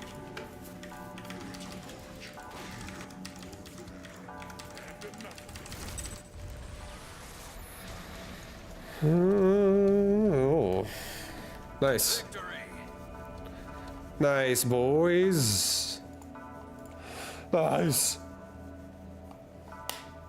These fucking crab-all-ins are actually really hard to deal with. Or not crab, sorry, the scorpion. Scorpion is a bitch. Scorpion. We don't like the scorpion. We don't like the scorpions. GG, you savage. GG. Yeah, sorry guys, I'm calming down. I'm calming down. It's a little bit tilted for a minute there, but trying not to let that happen to me. Crab all-ins are hard to deal with too. Also, hey. I don't feel like crab all-ins are as scary for a recall specifically. I feel like crabs are easier to focus fire because there's less of them. The scorpions are a little harder to focus fire because there's so fucking many of them, and it's like, He love you, people. not even like always, doesn't even feel like it's like great sometimes to focus, but you really should be. I feel like focus fire is really, really, really good. Really important. Frenetics, I love you. Hi. I love you, bro. What up? Crabs are so early July. Scorpions are the new crabs. Yeah, they are.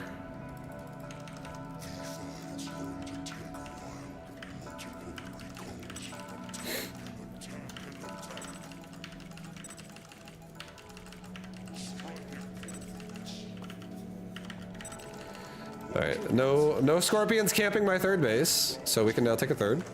Resource base warmed up. And there he comes. Enemy is building Let's a immediately resource base. get up here.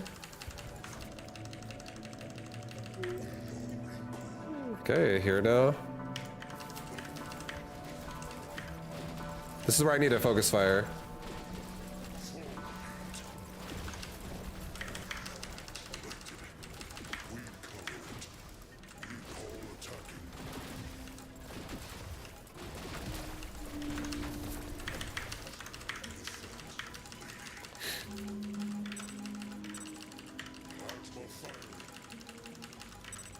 Yeah, my focus fire is so weak. Tech is turning on. Be ready. It's very weak Starting Starforge. against the scorpion. When he's like trying to surround like that, you really gotta focus fire, I feel like.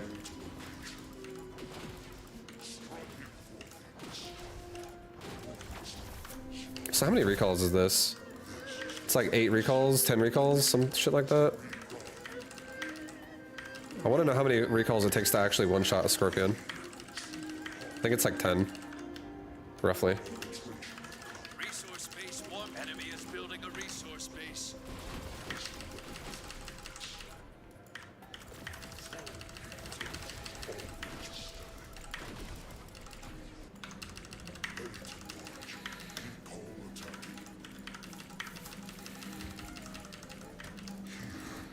Yeah, I think the answer to recall is not actually defensively recalling. I think it's defensively zoning the map. That's actually the answer. Like, you gotta be in the right spot at the right time to like hit your rhythm Is ready. with your recalls properly. Like right now, this base is dead. I can just kill this and back out. Starting advanced Starforge. Why did I do that? He's got a fucking predator. I don't want to go locust anymore. But we're doing great in the game, so I can make a mistake like that and it's still fine. I just have more money than he does.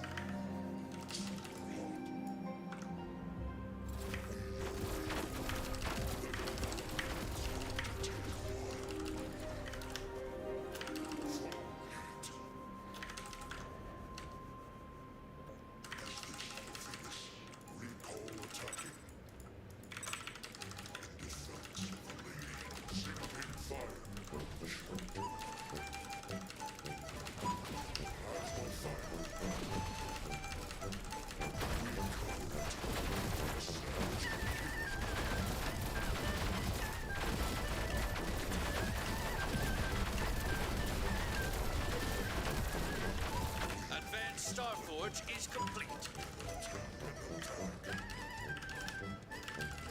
Starting Foundry.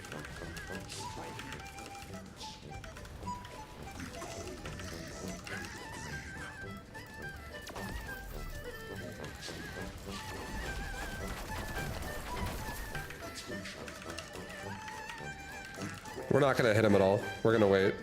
He's going all in now. You got a resource base taking fire. Cover it. Units under attack. You got a resource base taking fire. Cover it.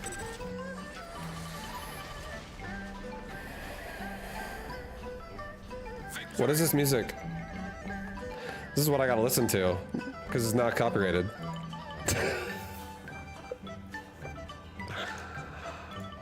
Don't you feel good about it? Doesn't this music make you feel great? It's this right here. I'm listening to World of Warcraft music, and apparently this is somewhere in the game in Mists of Pandaria. Beautiful sounding music. This is Vibe's mental state. I'm actually chilling out again. I was getting kind of tilted there for a little bit. I was like, bro, what the fuck is going on? I was getting pretty annoyed. But I'm chilling now. I feel like I was playing like shit earlier. It was really annoying me. But I don't like getting tilted. It's not a good idea to get tilted. Base warmed up and working. Means you got a rough mindset at the moment.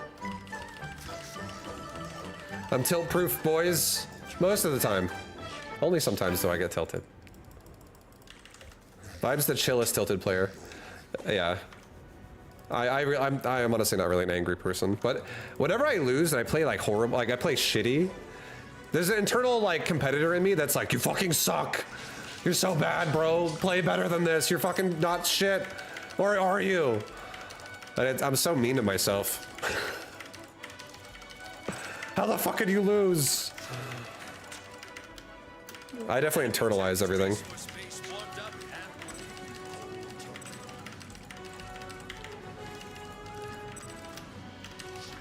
and Crabs, shocker. Okay, this guy's super all in.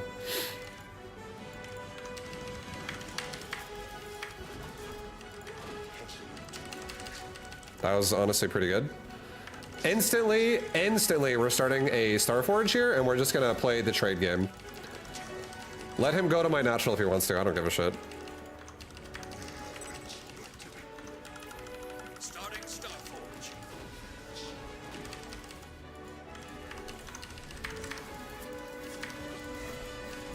Like right here, we're just taking free trades, free kills.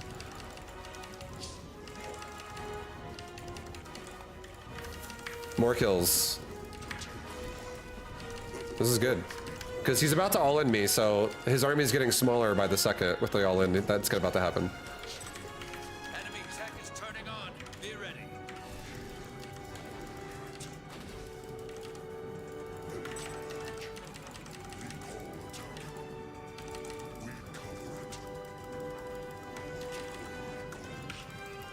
Come back, crabs! You're so fast! Oh! What's he making? Oh, he's going straight up heavy ballista. Okay, game's already over. He doesn't have any anti-air. He's dead already. Starforge is starting advanced Starforge. He doesn't have any anti-air.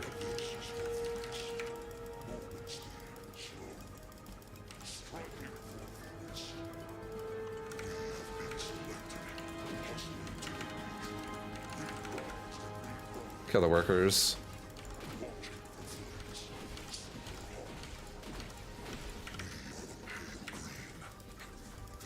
Hide up top here. Maybe we can do another flank.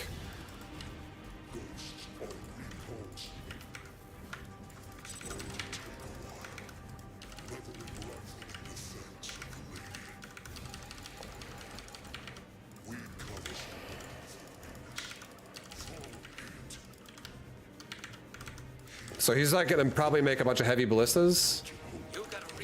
We're gonna let the third die. I don't give a shit. I really don't care that the third's gonna die right now. Not one care is being had right now. You got a resource space destroyed. Because now it's from 3 base versus 3 base, 2 base now to 1 base versus 2 base.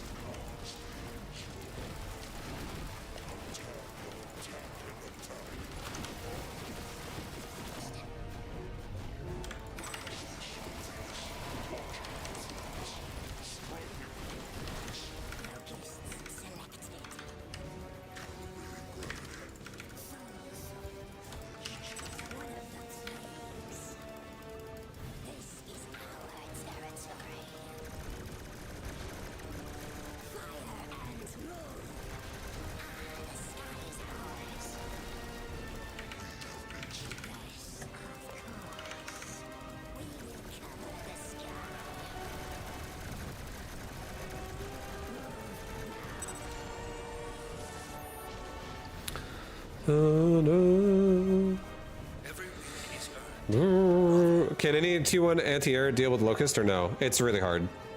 So keep in mind, Locust only costs 50 gas, and a tier 1 anti-air unit only costs 25 gas, right?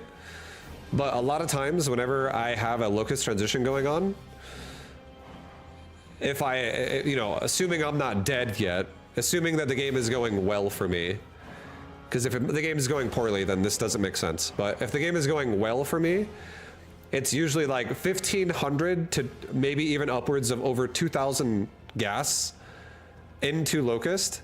Whereas a lot of times whenever people try to counter it with anti-air, they only have like 500 max invested into anti-air. And the reason why that is because a lot of people run decks like this, where it's like Shocker, Crusader, Ballista, like a bunch of shit that costs gas, and they're making it because they're doing pushes and stuff, trying to kill recall and trying to kill my expansions. But recall doesn't cause gas. It's 0 gas. So I'm just pooling and pooling and pooling and pooling resources. And then finally, here comes a fucking locust swarm. And if I still have a good economy when that locust swarm pops out, the odds of me losing the game there are almost 0. If my economy is good when the locusts spawn. If my economy is ruined when the locusts spawn and I'm like down to 1 base or some shit, or I'm like all in with my locust, then it's a little different. And it really depends on how the trades have gone throughout the game and stuff like that. I really feel like this game is very, very heavily dictated upon the first 2 minutes though, in 1v1 specifically. Like, did the opener do well or do poorly for you? And whenever people throw units away, you're just like, oh, perfect. But whenever people don't throw units away and they actually trade, you're just like, oh my god, this is hard. Recall is such like a... It's such a map control unit. It's not really a... Recall is definitely more about playing the board than it is about playing the fight, I would say. But microing obviously still matters. Like, I still should focus fire. I still should pull units back, like stutter step, blah, blah, blah. There's a lot of ways I can micro it, but it really comes down to like how good is my focus fire and how good is my timing of my recall. Like, am I picking the maximum like damage and then at the last second get out every time? Because people who are not gonna maximize their damage are gonna recall before they even shoot once, right? They're gonna be like, run away! And then it's like not really gonna get you an advantage in any way. Like right there, we focus fired a couple times and that was nice. Now 2 of his crabs are basically dead. Enemy is building a resource base.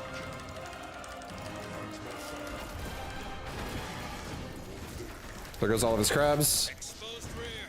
Workers down. Get on this, kill his crabs. You got a resource base taken. And now we can now push him back off of this.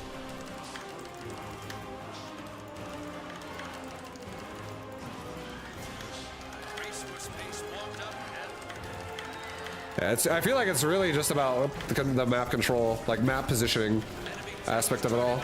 be ready. He's got mortars coming.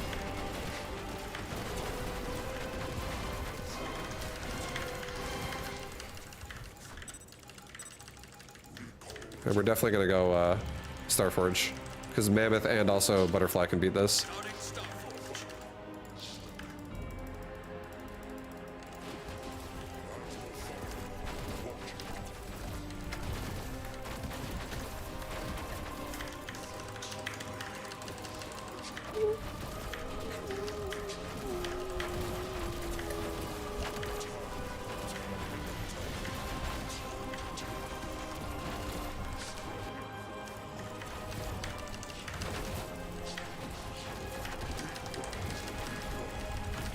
Okay, that worked out really well. We just killed this whole army.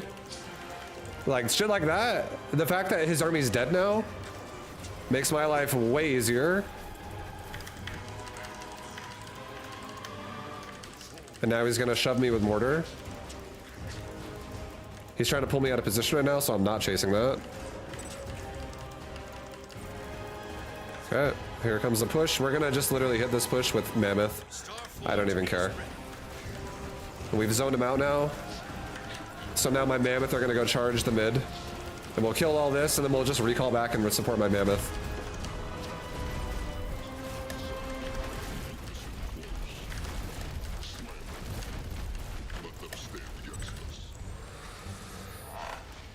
Hey. Victory.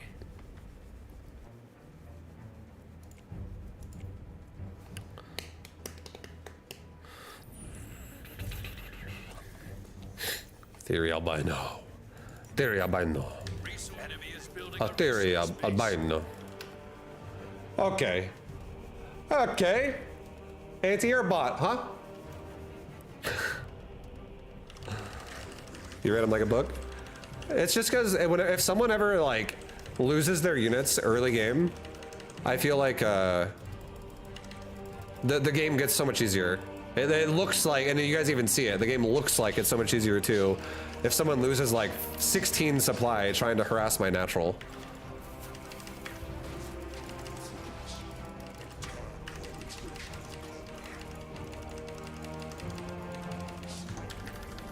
Resource base warmed up and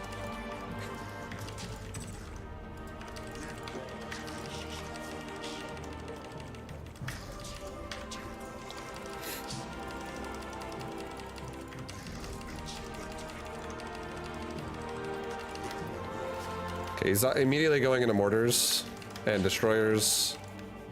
And then he's gonna have access to snipers.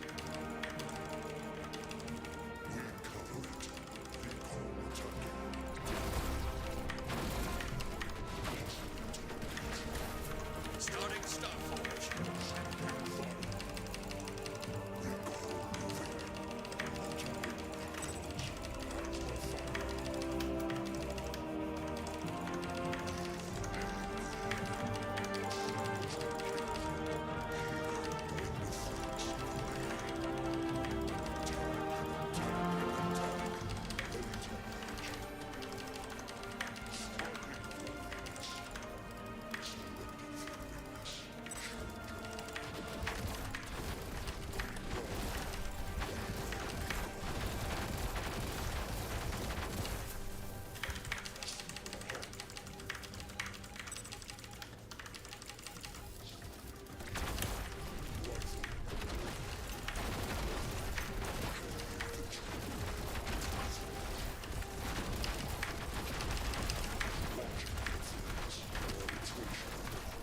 Starforge is ready.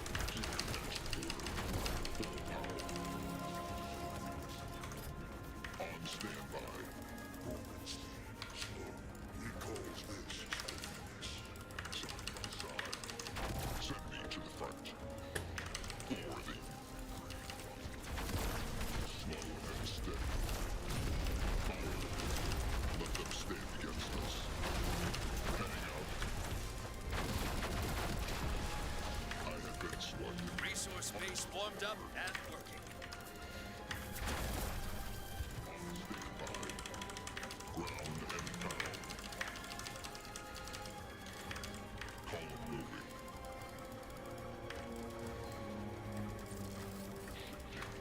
Your next order. Engaging at close range. Jettison will show me a weakness. Starting advanced Starforge. Circle up. Send me to the front. Units reporting damage.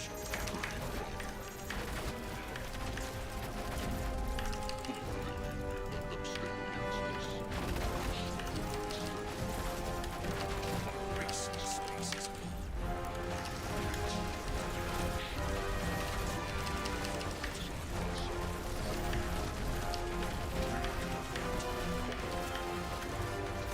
units engaged.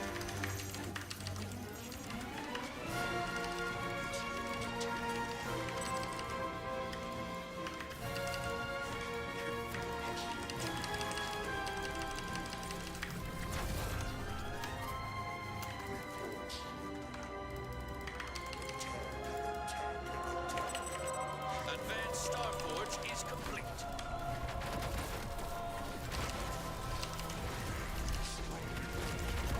Resource base destroyed.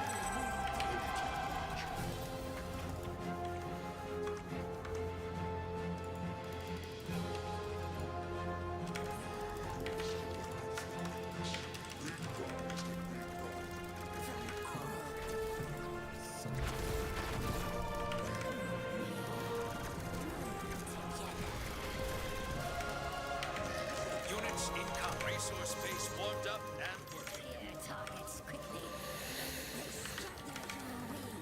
Brothers. Yes, of course. The sky is ours.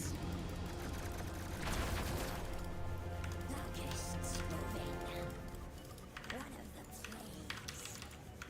We will cover the sky. We are many.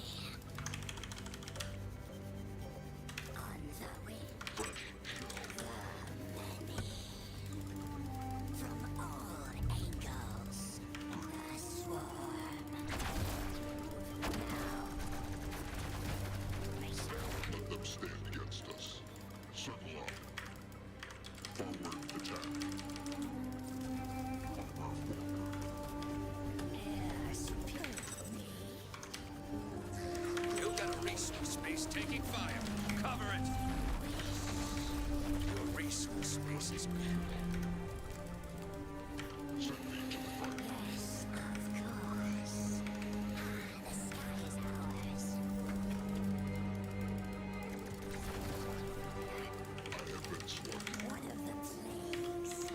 Units under attack.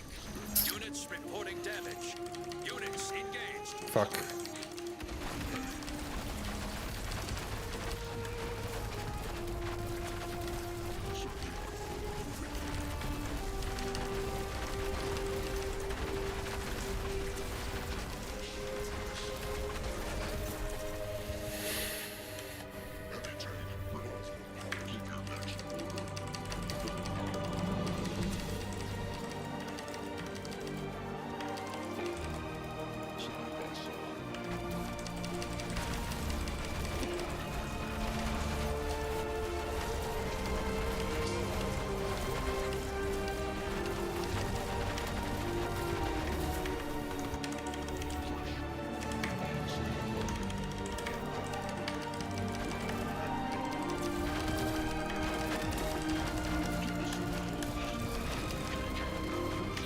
Resource base destroyed.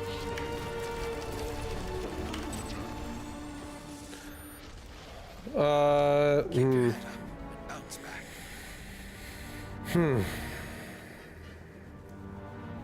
Mass blink. Should I make fucking bombers? Shit, dude. That wouldn't be the worst idea.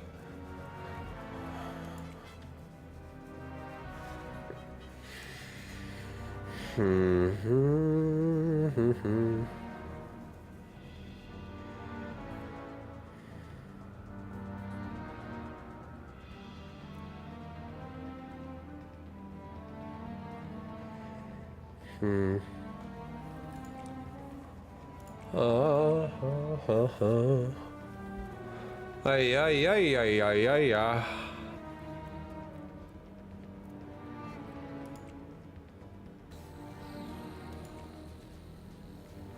Recall Shocker sucks, honestly. It's a shit unit. I don't want to use that unit. The Recall Shocker is like kind of funny, but it's also really shitty at the same time. I actually think Bomber is the answer here. Like, Recall Shocker is really bad only because its move speed absolutely sucks ass. And using it on your base to teleport and stuff, it's questionable. Do you like artillery? No, I don't like that unit either. Also, artillery is part of the Starforge, and there's so many better Starforge units than the artillery. I'm down to watch some bomber gameplay. I'm about to do it. I feel like I'm about to do that shit. Cat bus would also be a really just like womp. I could womp people's fucking faces with a cat bus. You know what? I'm gonna do this actually. I'm gonna try something. Fuck that. You know, look at that. Look at that. I can go mammoth if I need to. I don't have any more air, but if I can get tier 3, I have a cat bus, which will completely crap all over ground units, whatever they are. And then I have the ability to also go into Locust. I'm gonna try this deck out. And if I'm gonna do this, I'm gonna maybe get something more defensive. Maybe I actually will go Recall Shocker with this. Because I think Behemoth is useless then, if I'm gonna play this way.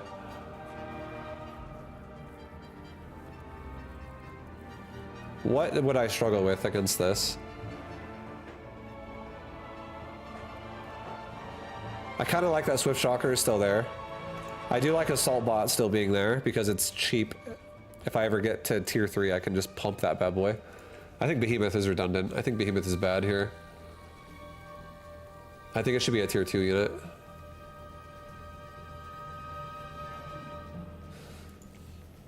It's between Bomber and Recall Shocker. Because if I play this way, I could actually play for the stall game and Cat Bus would be my killer. The Gojo Buzz. The Gojo Buzz? Oh shit, dude. The Gojo Buzz. Yo, thank you very much, One Capitan, for the $3 dono. Appreciate the love, dude. Thank you very much, man. I think I'm gonna try Recall Shocker. Fuck it. So here's the thing. I'm not doing Recall. You guys will see. You'll see. I'm not doing Recall Shocker pushes and shit like that. It's literally for all-in defense. I might change that out though. I'm not convinced I want that in there. If I don't Recall Shocker, or if I don't like Recall Shocker, we're switching to Bomber. We'll be switching to Bomber then. Resource base warp. Enemy is building a resource base.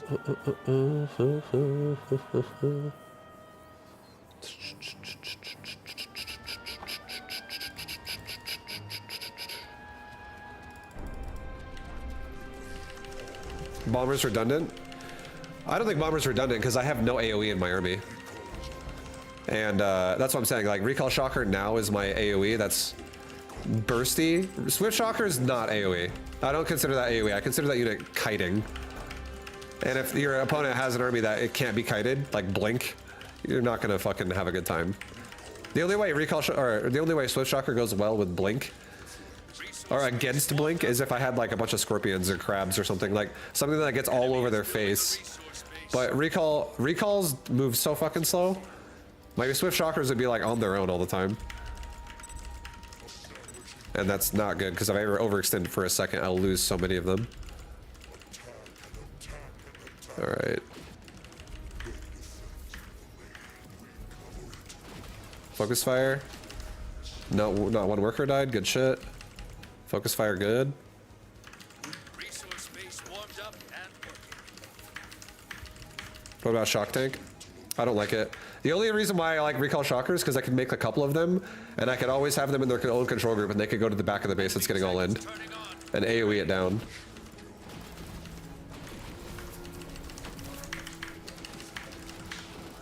But yeah, not really a fan of the Recall Shocker though. Or sorry, of the standard Shocker, so is what I meant to say. I'm not trying to do pushes.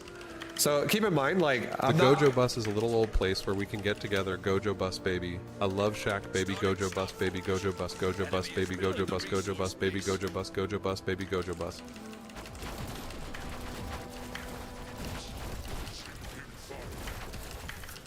Yes. Thank you, Alistair.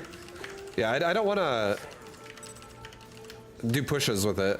And I think Shocker is not okay in your army if you're going to play defensive with it. I think Recall Shocker would be more intelligent there to do that if your plan is to play defensive.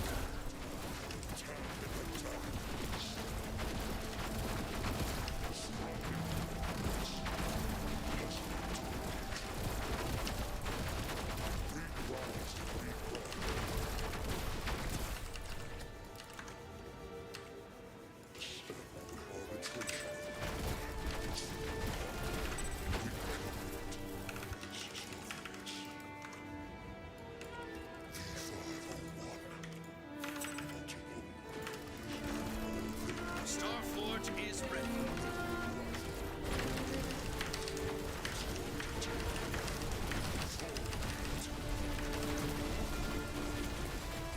Starting advanced Starforge.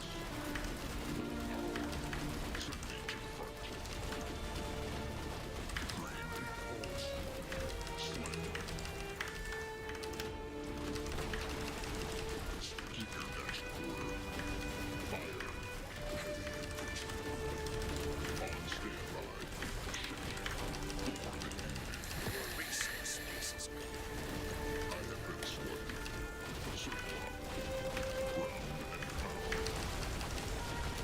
Those are fucking advanced recalls. What am I doing? I'm so stupid. I was wondering why I was losing that fight so hard. enemy tech is turning on. Yeah, that's why. It's fucking recall. Advanced recalls, which hit a lot harder than recall. You got a resource base taking Alright, fire. Workers getting flanked. I'm gonna just go Locust this game, and we're gonna try to kill a base. Resource base destroyed. Advanced Starforge is complete.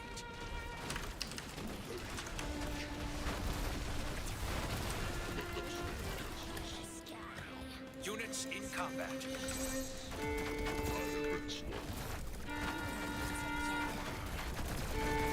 Units under attack.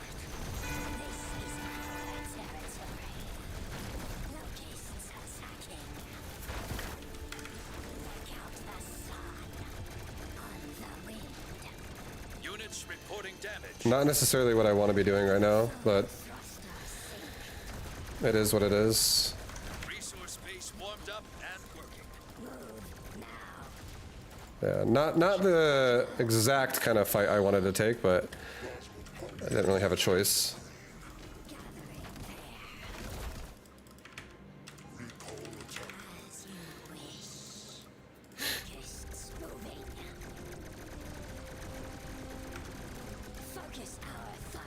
Dude, fucking please, just fucking kill the base! Jesus! Oh.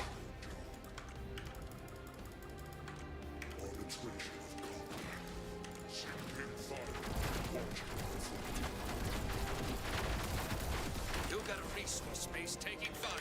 Units engaged.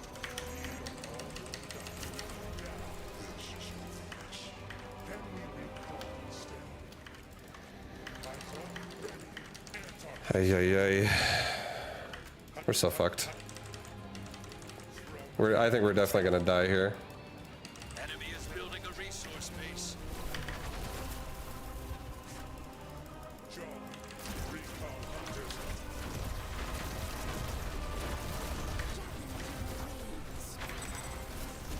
Oh my god, there's a bunch of anti-air units there, I forgot. Workers under attack. Yeah, we're dead. Ay, ay, ay. Don't ever commit to a base. I hate the fact that you can't fucking move and attack a target.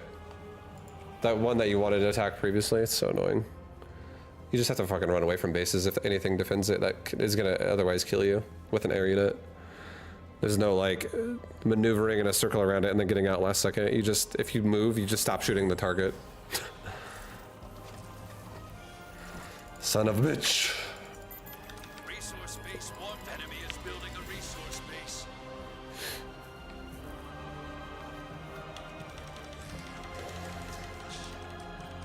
It's only 50 minerals and 50 gas.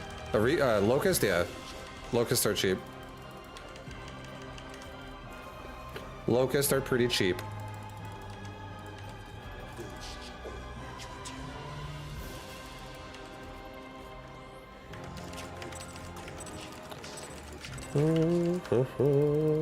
Okay. Play more defensive, I think, is what we should do. I think I'm playing maybe too aggressive Resource base warmed up. with this shit. I'm like trading too many things where I'm like losing Is building a resource base. trades every now and again.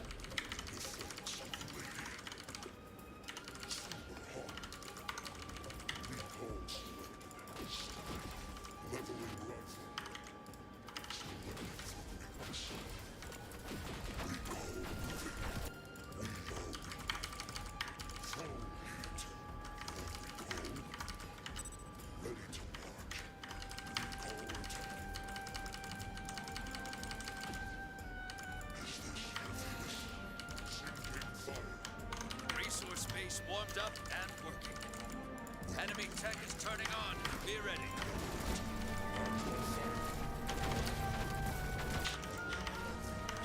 Exposed rear. Workers down.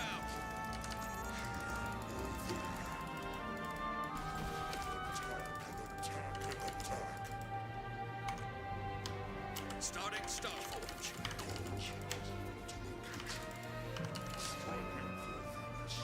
I should have went recall shocker here. I feel like we made a mistake on my tech. I think I should have went recall shocker. I think we fucked up.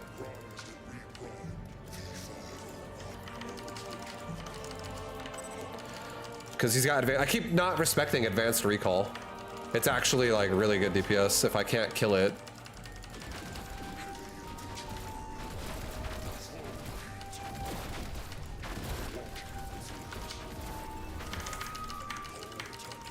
Workers! Workers! Workers! Oh my god.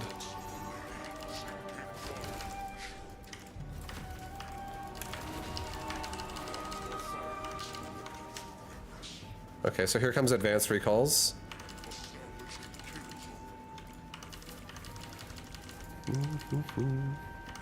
I'm gonna try. Starforge starting advanced Starforge. I'm gonna try and cat bust this shit, and I'm gonna try and do some counterattacking and just stall the game out. You got a resource space. Take workers under attack.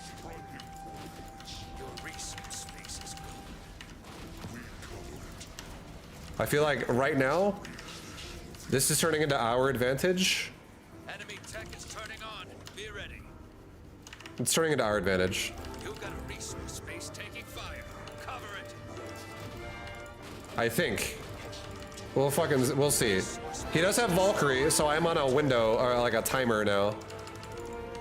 And I think the way we're gonna do it is we're gonna actually make cat buses, and I'm gonna guard my cat buses with ground anti-air, the recall hunter. That's what we're gonna do.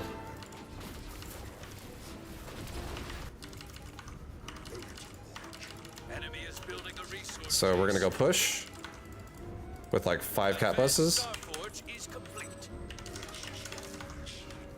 and then make a bunch of these guys. And let's go. Let's fucking go, boys! Go! Attack!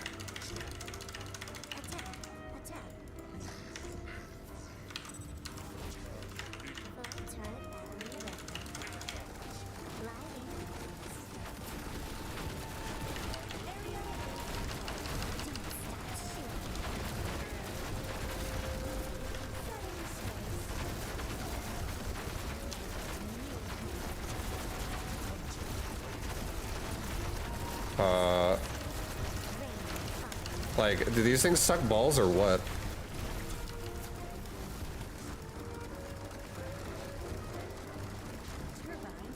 Resource space warmed up and working.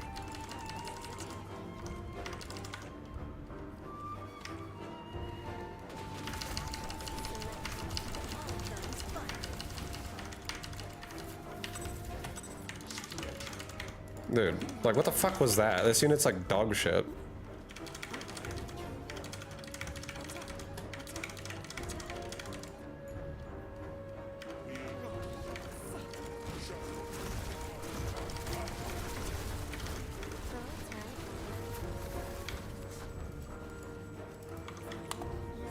Units in combat.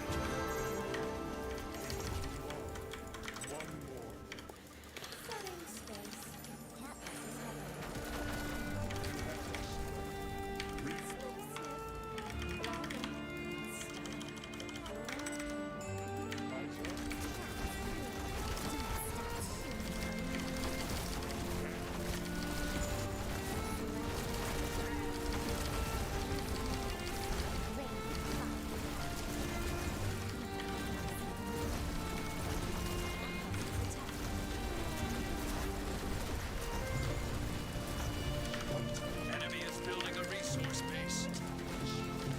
Well, cat bus is complete fucking trash.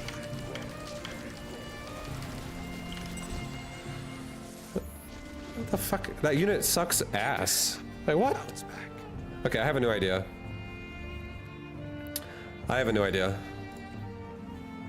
Cat bus is weak to anti-air. It's an air unit that's designed to kill ground, and it's just weak to anti-air. It's a piece of shit, is what it is. It's a shit unit. Shit. I have an idea.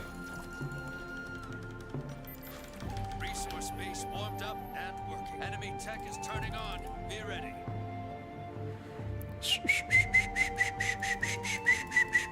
More crabs is always the answer. I have an idea. I'm not playing the same guy, unfortunately, but this guy's also one base all-inning me with Scorpion Stinger, like right off the bat. So good luck to me. Good luck to me. Really need to guard my mineral line here.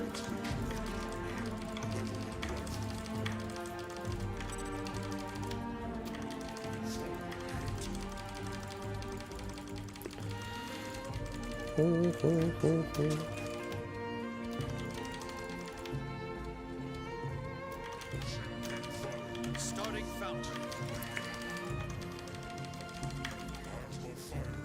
Splash is mandatory versus Scorpions. They're pretty annoying.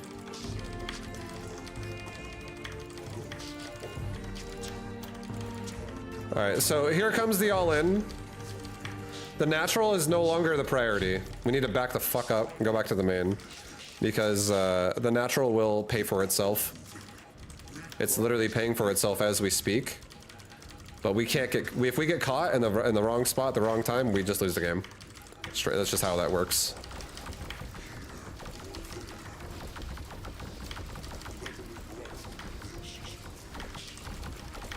Your resource base is gone. Yep.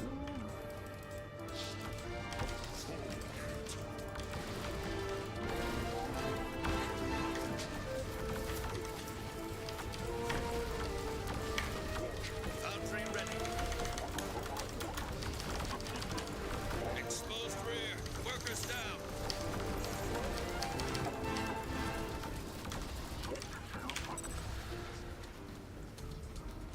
Beatable. I think I know where I fucked up there.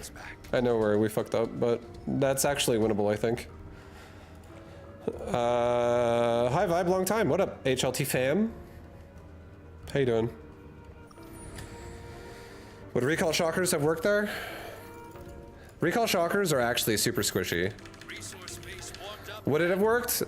Possibly, but would I have done right there also have worked if I did it a little differently?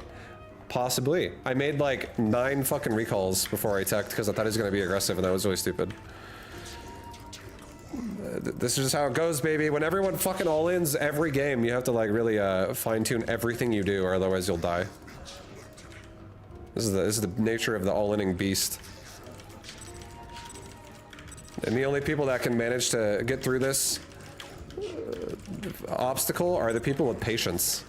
Because if you have no patience, you'll give up and just do what everyone else does. Mass scorpions. I'm gonna go mass scorpion. Base warmed up. Enemy tech is turning on. Be ready.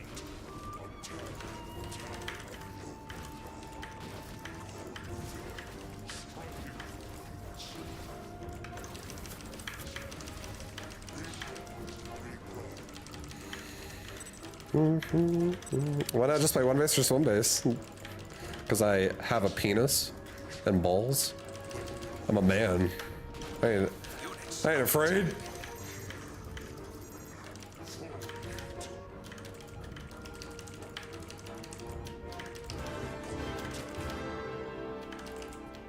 Starting Starforge.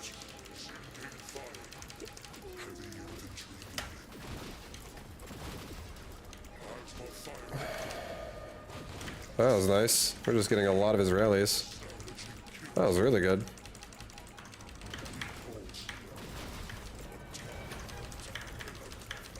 That was very good. So here comes the stingers. We need to back the fuck up like right now.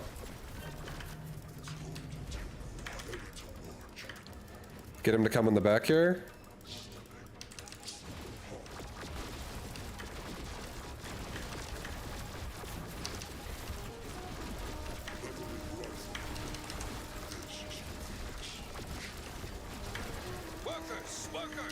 Oh my fucking A-move god.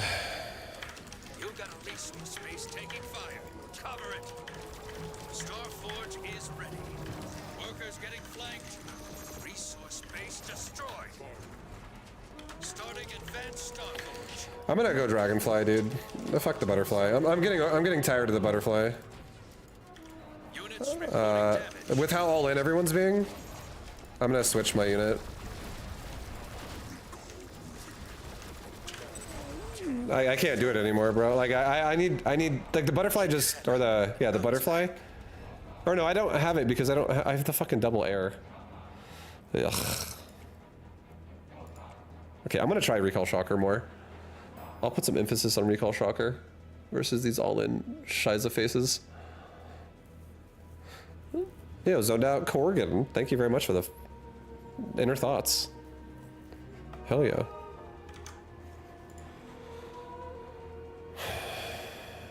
Maybe they nerfed recall? They didn't nerf recall. How do you get the recalls to spawn all together when you recall?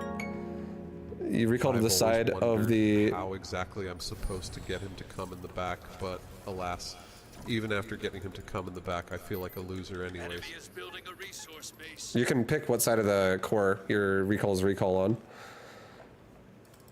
You can target it. Like if I go here, I go left. If I go here, I go right.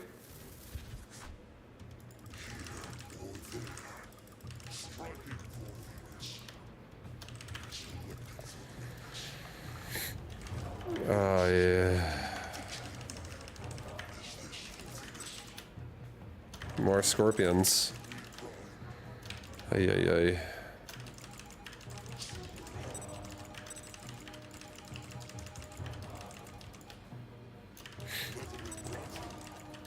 Enemy tech resource base warmed up. Okay, we got mortar.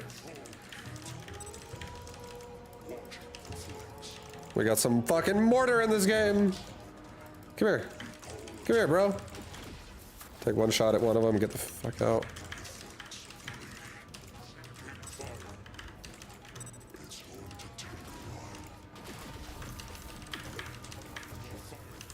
Workers under attack.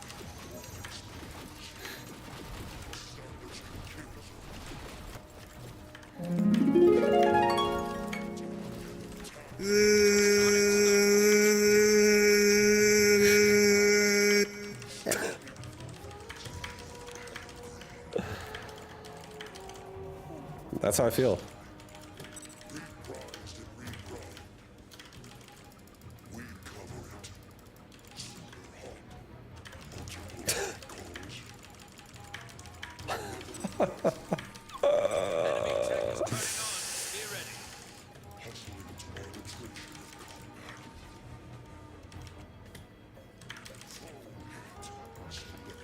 Exposed rear. Workers down.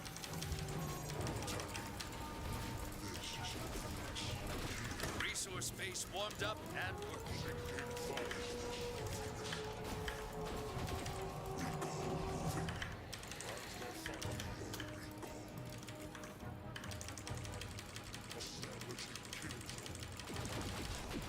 Starforge is ready.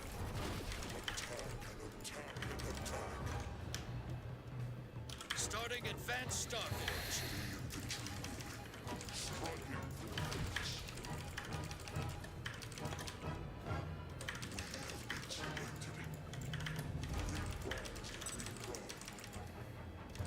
I'm trying to just shave his army down as much as I can.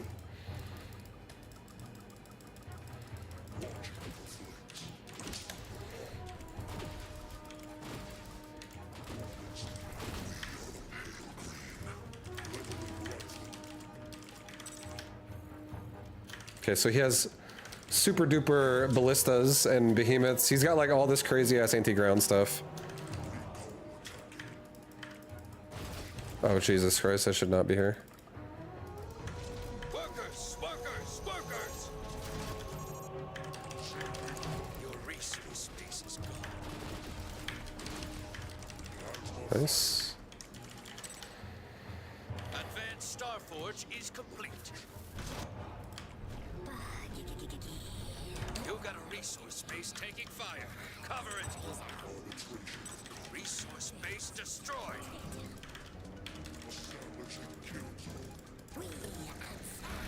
Oh, yeah. We e.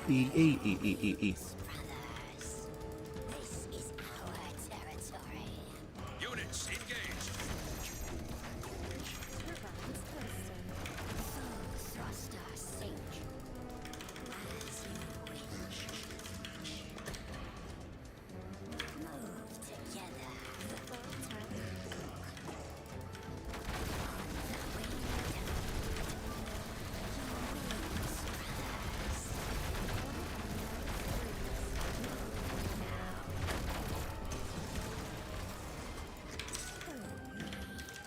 Resource base warmed up. Thank you for the subs, Talking Leopards.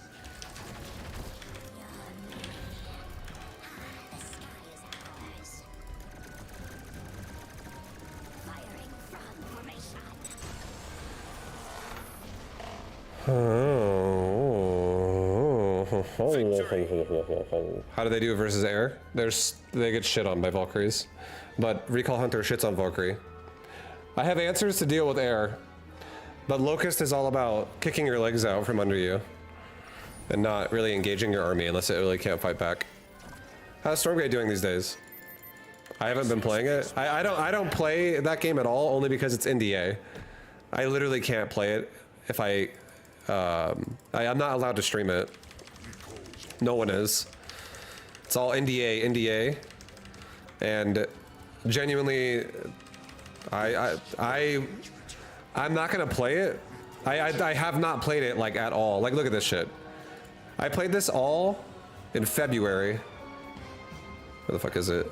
I have 45 total hours. I somehow logged in then, but I have 45 total hours of fucking Stormgate. And the only reason why that is that way is because you can't stream it. Like, you were only allowed to stream it back in February. Otherwise, you just, you know, the NDA is like, oh, you know, thank you for playing the game, but don't stream it. Don't talk about anything.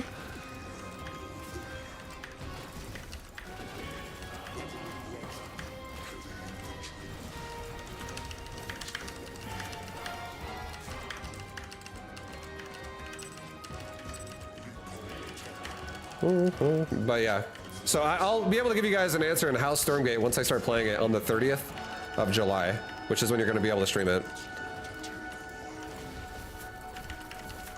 Resource base warmed up and working. Enemy tech is turning on. Be ready. Okay, he's got fucking air, dragonfly, and mammoth.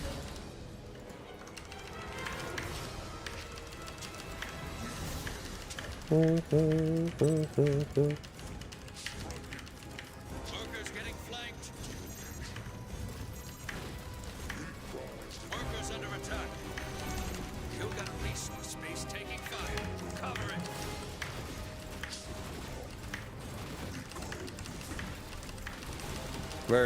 Very good defense for us. Starting Starforge. You got a resource space taking fire. He's getting so aggressive, but at the same time, he's losing so much. You got a resource space taking fire. Cover it.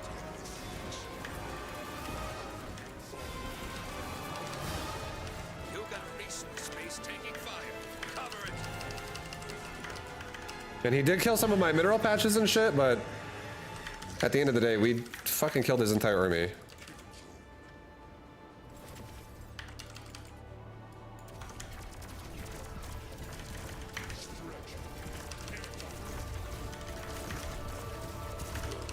Fuck. Oh my god, I'm getting fucking pissed, boys.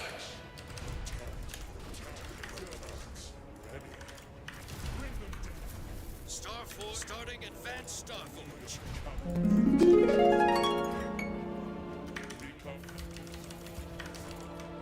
Enemy tech is turning on. Be ready. What is that? You got a resource space taking fire. Cover it.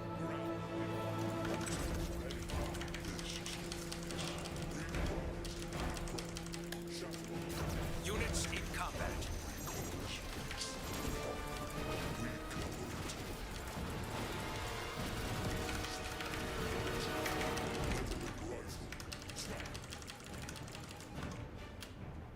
Resource base warmed up and working.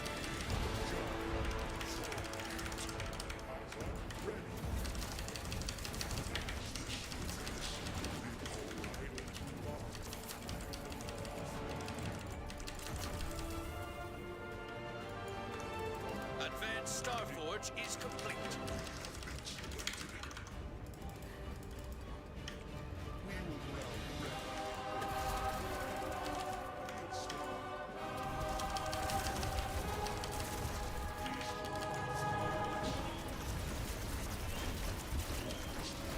You got a resource space taking fire.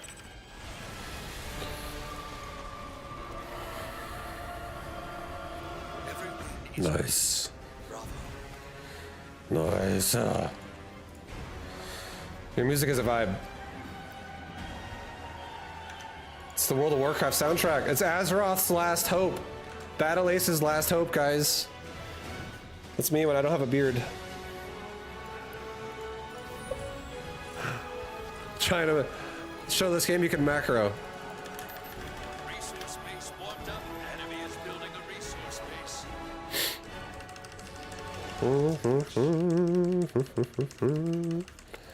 All right, we're in the chill now. We're in the chill. The chill. WoW has good music. You can listen to it passively for quite a while, and it's pretty good. My music is pretty fucking good. I respect the World of Warcraft soundtrack on all expansions, pretty much. Is there a limit on text? There probably is. I think there is, yeah. I don't think it... Like, just imagine if for channel points, someone could make the bot speak for my entire stream. Because they, like, copy-pasted, like, 700 pages of shit. Or, like, 7,000 pages of shit. And you're like, wait, what the fuck, dude? What the fuck is this? You know? Hell yeah. No, I definitely wouldn't want that. Hell no.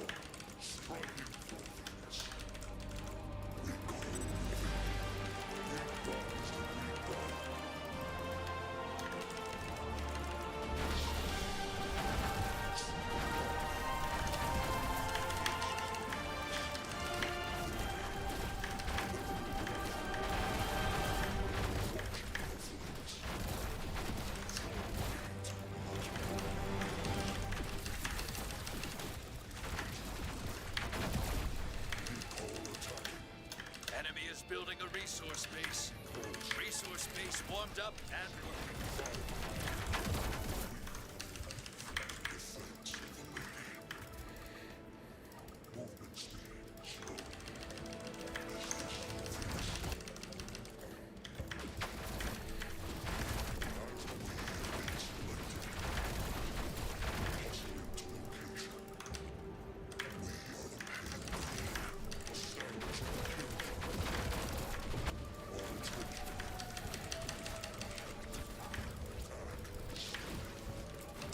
Enemy tech is turning on. Be ready. Starting Starforge. Okay. Alright, dude. We're actually looking really good right now. We got extra economy. So this is one of those games where we just have the economy, which is going to make it really hard for him to fight against that shit. I can kind of concave out now, I would say. I'm not really afraid of taking fights anymore. Enemy is building a resource base.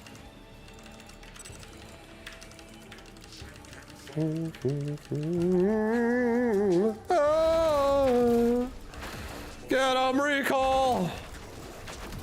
Get on him, recall! Back away from the range units! Get out of there, recall! Recall again! Clump up, everybody, clump up! All the weak boys, go in the back, get in the back, get in the back!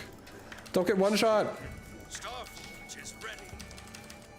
Starting advanced Starforge. Just push in. Pull back. Go down and kill his fourth base. Counter shove into some of these mortars. Nice. Enemy tech is turning on. Be ready.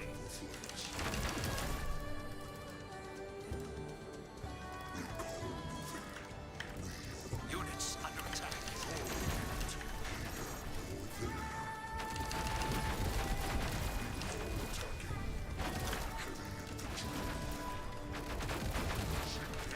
Get out. Okay, guys. We could make a fucking group of cat buses right now. We could. I could also make a Kraken if I somehow had a Kraken right now. This is how much money I have. Surprisingly, you actually somehow could go Kraken in 1v1. It worked this game. Advanced Starforge. Only because he has air units that can hit air, I'm just gonna make mass, Waspus.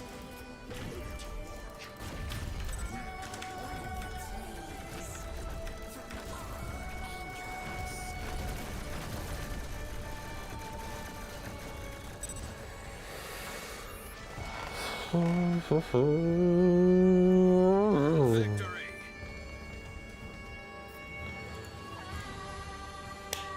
Delete. Deleted. What a ball. It's a big ball. It's a big ball of death. No one is running wasps anymore. Thank God. Hate that unit. I'd rather, to be honest, I would actually rather fight Scorpion than Wasp. I fucking hate Wasp. It's so annoying. Wasp is the most annoying of them all.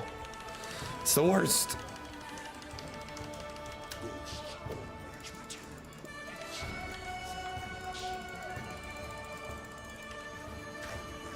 Wasps are pretty poor in a Scorpion meta. That's good. You have no idea how happy that makes me. I love it. It's like I'm literally a pair of scissors, and then you're telling me that everyone who's rock is being eliminated by paper, and I'm like, ooh.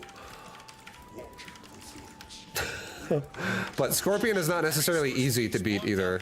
It's actually pretty fucking hard, but it is manageable. Because if you have good focus fire, I think you can do it. You just have to focus fire. Like you cannot take bad fights in the early game, or you're just dead. Like your micro has to be somewhat okay. Like right there, we just got like 6 shots off, recalled out. Definitely got the advantage there, or the little bit of a positive trade there, I would say. All right, so we got King Crab Rush coming right now. I think this is okay. We can beat that with recall, probably. Just gotta have good focus fire again.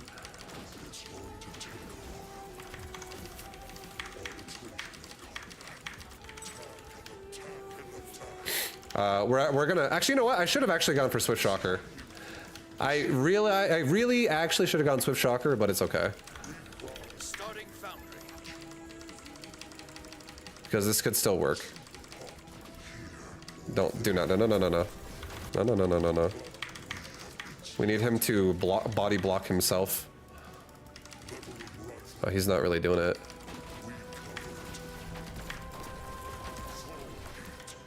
Get out. This is too much. I think now the new strat is just delay until we have Swift Shocker. That's the new strat. Let the base die. But there's no way I can fucking stop that. Nice. He's not going to my actual base. This is really good. This is good. Actually really good that he's going to my top middle base. Because he's on 2 bases.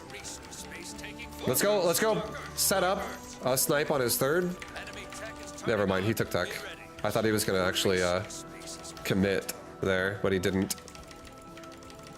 Alright, well now we have to win the game before the next attack happens.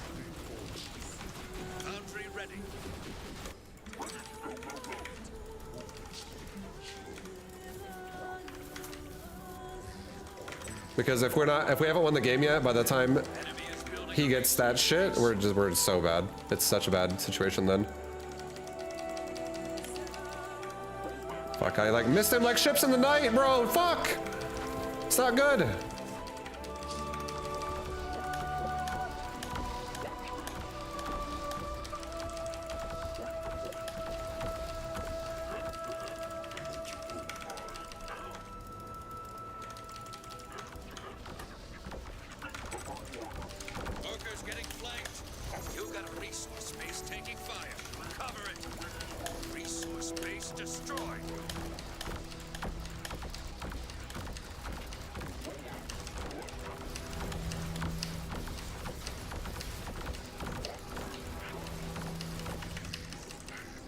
Oh fuck. Units reporting damage. Units engaged. Units in combat. Oh, we're fucked. Units under attack. Probably fucked. Yeah, we're fucked.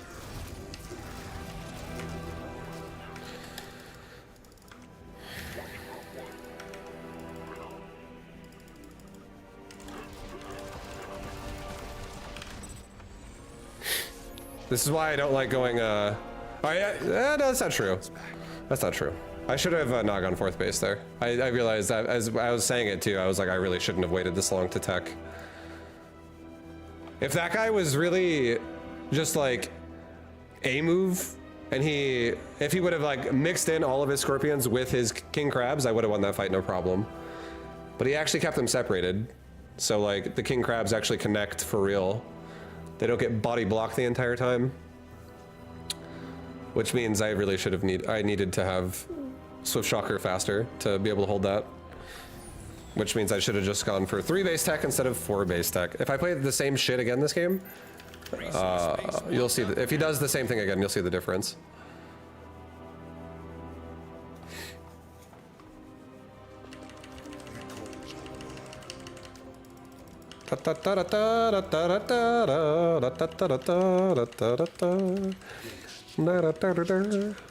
Tomorrow, that interaction will be even harder for Swiftwalker. Just the speed of the crab is gonna cut you.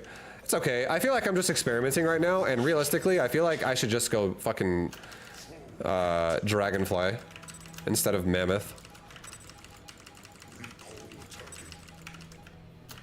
Or butterfly, even. Literally just go air, air, air. That would actually not be the worst idea.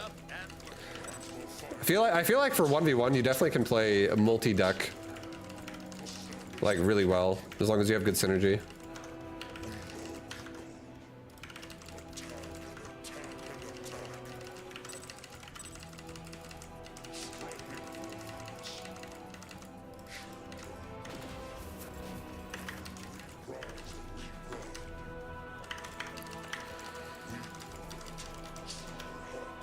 Well, I kind of fucked up a little bit. We made a little bit too many of these bad boys, but we're okay, we're okay. It's a little bit late, but it's not the worst. It's not the worst. It's like only probably like 6 seconds late. This guy's not attacking me at all, which is, I think, correct.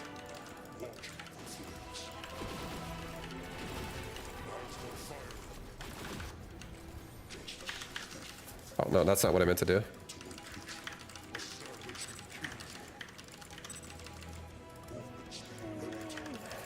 Okay, so here comes the king crab. Again. Oh my Jesus. Workers under attack. You got a exposed rear. Workers down. Your resource space is gone.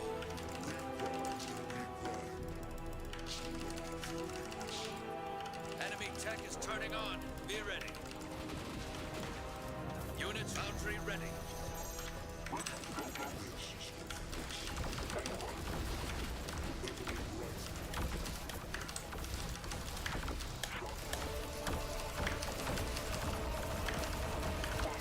Resource base destroyed.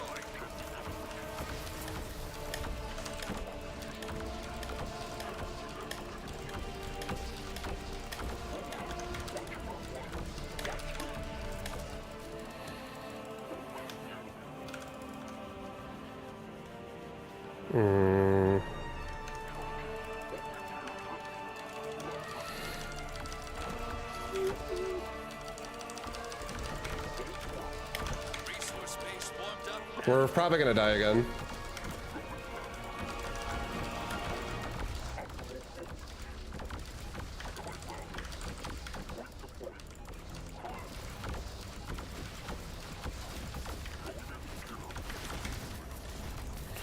Fucking god, bro. Okay, we're gonna try Recall Shocker. I highly doubt we're gonna win with Recall Shocker. Wait, did he fucking kill my third? Or did I respend? Oh wait, what? What the fuck? What is this shit, dude? What the fuck, bro? Oh my god, we're so dead. Units engaged.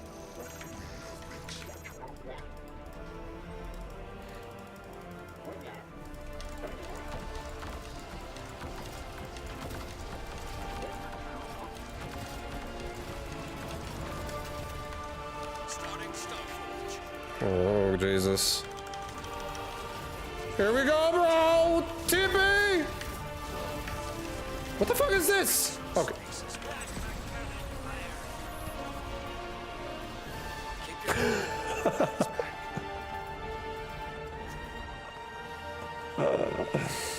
Okay, I'm gonna switch my deck a little bit. I have too many holes in my build now.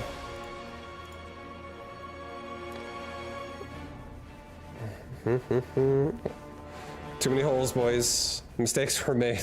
Yeah. Ay, ay, ay.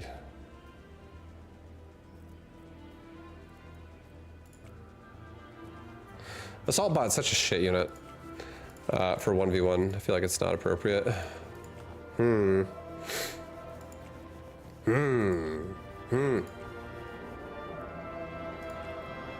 know what? We're actually gonna get Mammoth up here instead. In case I ever need a genuinely big fat tank.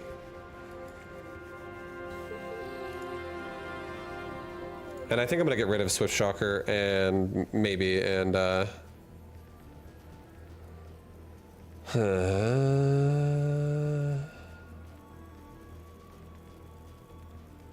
okay. Maybe I should run King Crab, dude.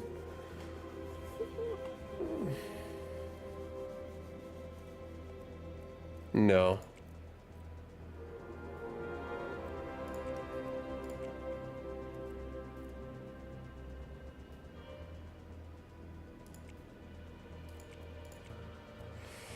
I'm gonna try this out. I'm gonna try this deck. I was wondering if it could be an interesting transition from Wasp into late game. Has anyone tried Advanced Spot? Advanced Spot sucks. I've heard it's shit. I didn't really use it myself, but I've played with people who use it, and I've never really seen it be very scary in 1v and against me. Advanced Spot's kind of a underwhelming unit right now. Okay, this guy's going recalls as well.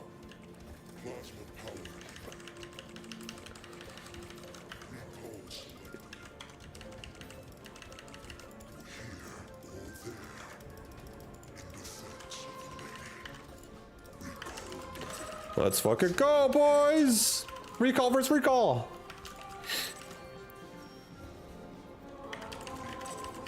Five, you were the chosen one. Resource base warmed up. Enemy is building a resource base.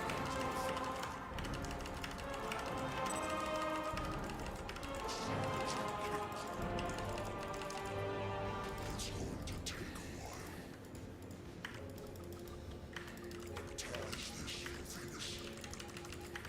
We cover it. Workers! Oh my god, I'm so fucking bad. Can't believe I let this rat do that. Resource base warmed. Enemy is building a resource base.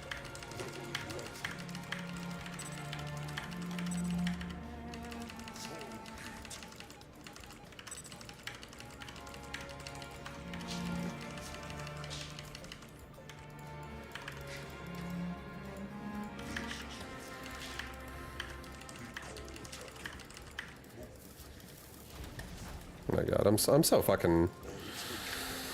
Ay, ay, ay. Starting Starforge. Enemy tech is turning on. Be ready. Interesting.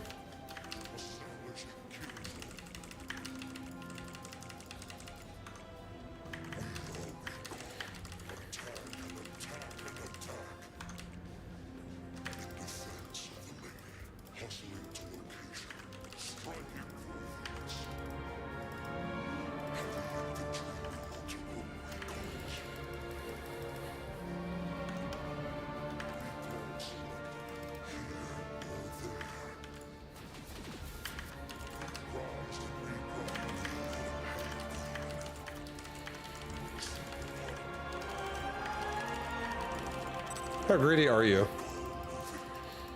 You greedy? You greedy? Let's find out.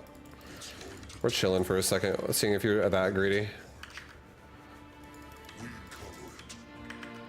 Starforge is starting advanced Starforge. Enemy tech is turning on. Be ready. Oh, Predator. Okay. About to find out. We fucked around. About to find out.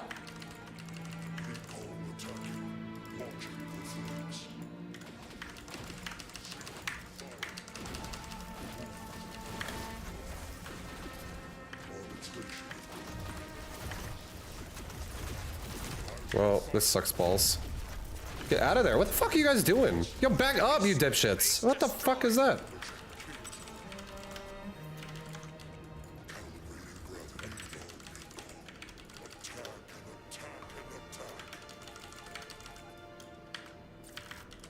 You got a resource space taking fire. Cover it.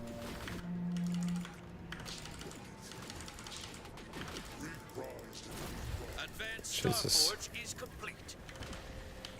You got a resource space taking fire. Cover it. Units in combat. You got a resource space taking fire. Cover it.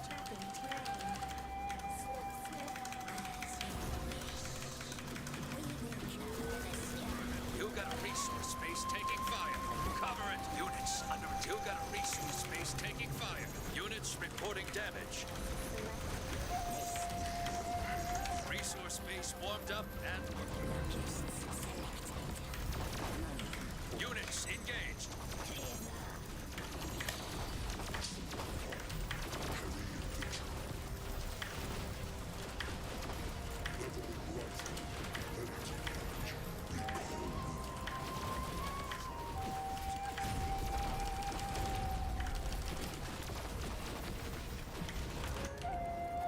Enemy is building a resource base.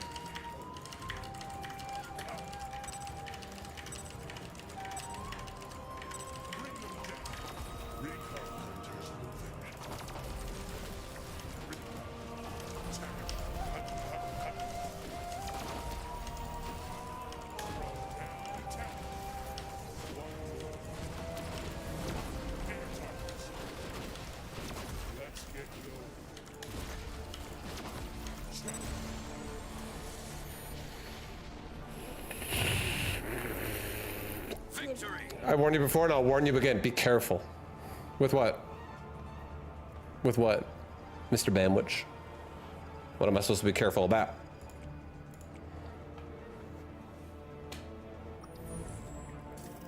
The game. Nope.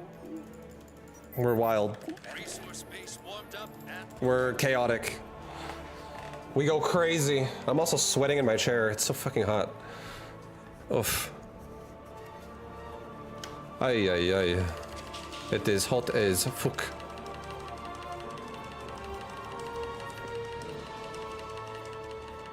No AC? It's on, but I have to have my door closed because we have cats, we have roommates. And our cats get so scared from people making noises and shit outside. And I have AC. It's running, but it's also Vegas and it's like 120 degrees outside. It's so fucking hot. resource base warmed up and It's hot as bowls. enemy is building a resource base. It's super hot, bro. All right, we're not letting this shit happen again. I don't think so. This isn't a joke.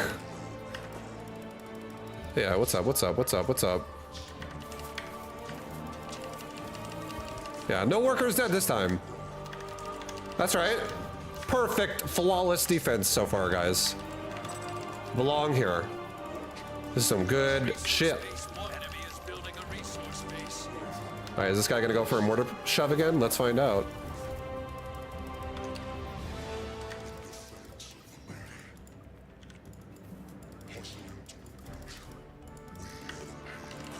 Don't think of it as hot, think of it as the coldest year of the rest of your life.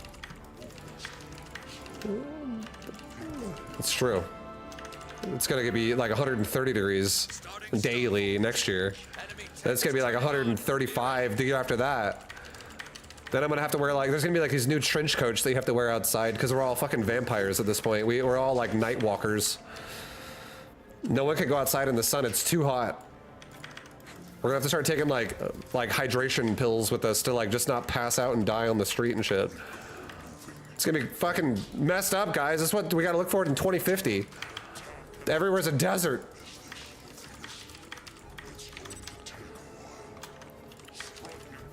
Okay, what is he doing? He's doing mortar plus destroyer. That's fine.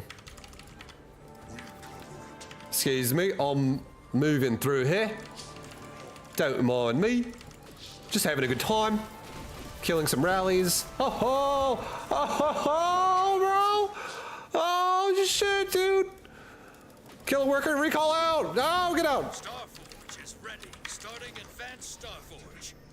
Yeah, don't evaporate, guys. You guys ever seen the anime where people just spontaneously combust? That was actually a real story about our future. People are just gonna fucking somehow just explode because their body temperature is gonna be too hot. Enemy tech is turning on. Be ready.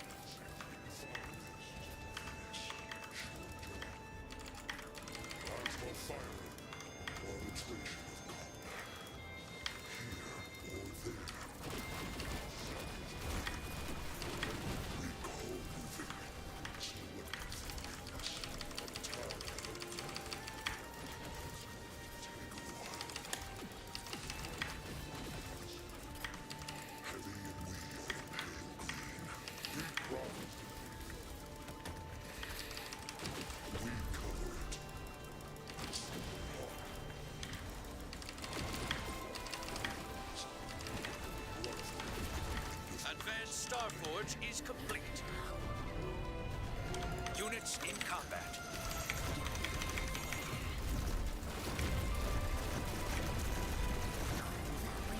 Resource base destroyed.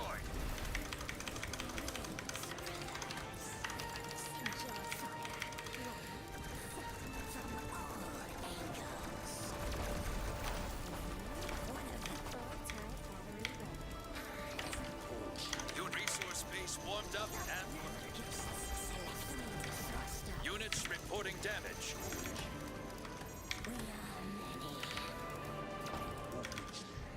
Units engaged.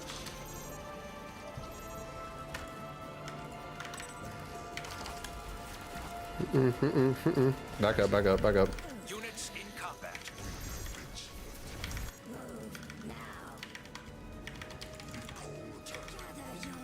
Your resource base is gone.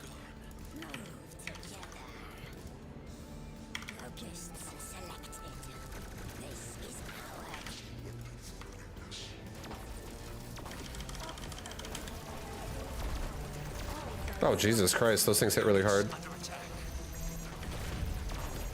Workers getting flanked. You got a resource base taking fire. Cover it.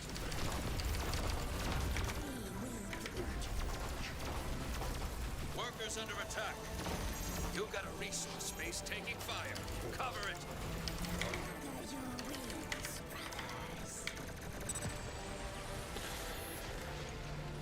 Yeah, I did not realize Predators just hit that fucking hard against the actual big air. Oh my god. The cat buses are not good versus Predator. Holy god. Seems like Predator is going to be the answer to a Kraken. You got a Kraken? Well, guess what? We got some Predators on the field. That Kraken is no more. That Kraken is dead. Oh my god. How well do the little ones do against airship? Wait, what? They own it. Airship sucks. Airship's just trashola. This unit right here, this unit gets farmed by Locust. This unit, here's why. Let me tell you why. In a perfect world where you had 2 Locust fighting 1 airship, 1 airship is gonna beat that because it's 100 versus 125. Or if you had 3 Locust fighting an airship, I think an airship would still win that fight. But the problem is not you make those units and you just like punch into each other and you're like, yeah, who's gonna win the fight? It's more about a Locust can just be like, see ya, bye, see you later. And then it just goes over and wipes out all your workers and then comes back home and stops you from even killing the base. Like, it's like a Ferrari versus like a Honda Civic. Like one of them is just going like, and the other one's just fucking cruising super fast. So you can't really like chase Locust with airship. So you're always out of position every fucking time when it's someone who like knows how to attack you or knows how to like manipulate the map better than just A moving. Locust just way too fast for the airship to keep up with it. And then once you have like 30 Locust fighting like 8 airships versus like 30 Locust, the Locust just absolutely obliterate the airships, no problem. The only time airship would ever be a situation that would be difficult to deal with would be like if you're on like 2 base and your opponent's on 2 base and they have like 7 airships and you have only the ability to make like 10 Locust right now and he's about to hit your main base and you're like, dude, oh shit, what do I do? If you make Locust, then you're probably gonna die. But if it's a game where like you have time, Locust will farm for sure. Is there a Reddit thread with like a proposed balance patch for tomorrow or some shit you guys are talking about? Where is this? Yes, Shryant, thank you for the 5 gifted subs. Vibu gift in the chat for Shryant. Thank you, Shryant. I appreciate the love, dude. 7-Eleven balance update. Where is it?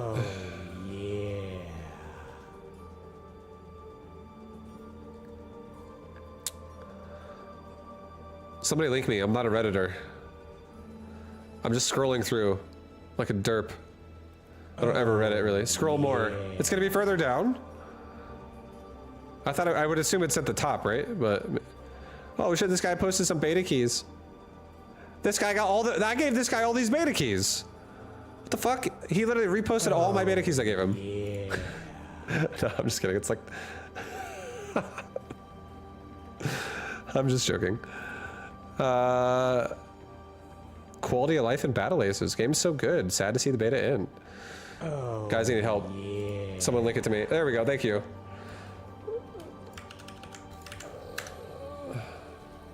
Okay, what is this? Scorpion health decrease. They're like, yo, we want to try to maybe like make not everyone playing Scorpion, so maybe we'll nerf it a little bit. Destroyer got nerfed. King Crab got buffed. Butterfly got buffed again. Blink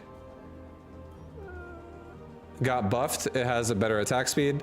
Swift Shocker got buffed with health. Bomber got buffed with health. Advanced Recall got buffed a lot. This unit's gonna pump Advanced Recall. This unit's gonna pump Durable.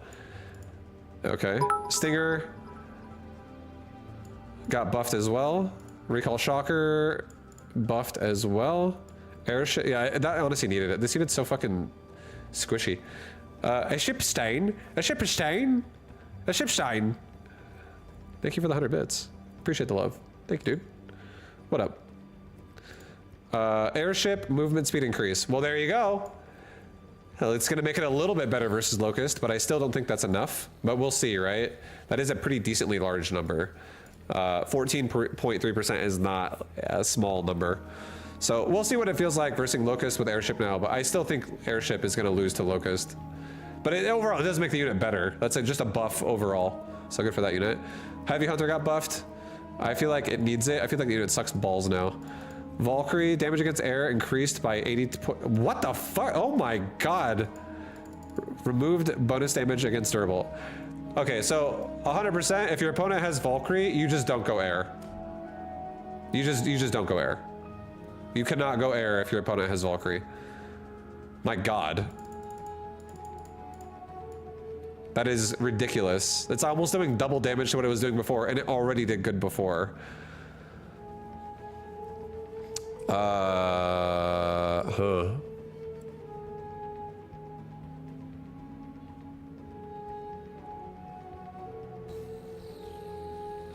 I bet you could probably have Locust still work though if you mixed in some Heavy Hunter with it and then you just baited out the Valkyrie.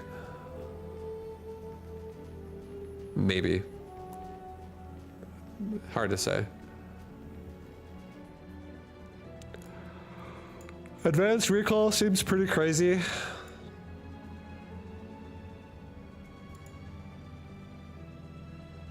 Is Kraken a durable air unit? Yeah. So durable units in this game are Cat Bus, Kraken, Crusader, Mammoth, Behemoth, and I'm pretty sure that Disc unit is also durable. Whatever the hell it's called, the SAD unit, the Bulwark. Yeah, it's durable. This unit sucks. Where's the Bulwark in this patch notes? Bulwark. We made the unit better so that more people use this unit besides people who get it in the free unit rotation. Bulwark is the worst unit in the game. It's so bad. I don't know why they didn't buff it. I feel like, I don't know what the fuck that unit's good at, but it doesn't seem very good ever. Have you guys ever seen this unit do well? Genuine question. Has anybody playing, watching the stream right now that wants to type in the chat, have you ever seen this unit perform well? Ever? You know what, Kotab? That's exactly my thoughts. Just straight up, every time you make one of these, you may as well just go minus 250, 250. Just subtract that from your bank account right now, because this unit's gonna be fucking worthless. Limited sample size for me. I lose to it pretty consistently at 700 MMR. What are you making? What are you making that loses to this? And do you have any anti-air in your army? Wasp. Well, there you go.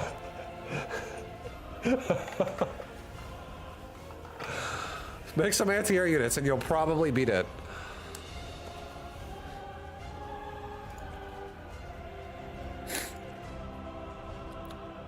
How does a wasp not fly? You see, they made the units already, and they were like, "Wasp sounds sick for this unit," and then someone else at the office was like, "You know what, guys? We should add air units to this game." And then they were just stuck with the unit being called Wasp on a ground unit. But you know what's really cool? Every time I talk about this game in person to anybody, and I tell them how my butterflies are better than my dragonflies, or my dragonflies do butterflies. Oh, you make butterflies? Resource base warmed up and I always feel kind of silly when I'm talking about how I make my butterflies to just fuck the enemy up. Anyone who does not know what this game is probably like, what the fuck are you talking about? You don't make butterflies? Bro, I make butterflies all the time.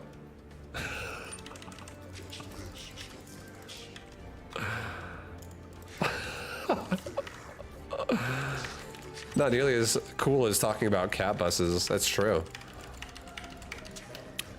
I want to take cat bus out of my army right now after seeing how bad it was versus Predator, but maybe I just don't want to mess with that interaction more. resource base warmed up and working. All right, Baron, what are you doing, bro? Oh God, Baron's going here. Enemy tech is turning on. Okay, I actually think Baron should have dove on me right there. I think I would have not enjoyed that if he dove on me. Because he started his tech after the dive. Like, he could have probably fucked me up.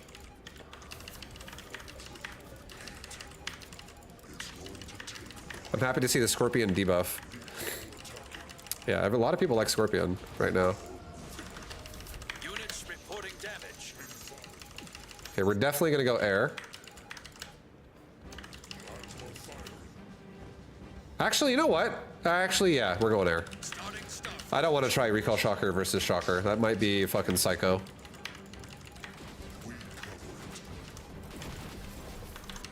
Enemy is building a resource base. Do it! No, I'm not doing it. I already committed to something else.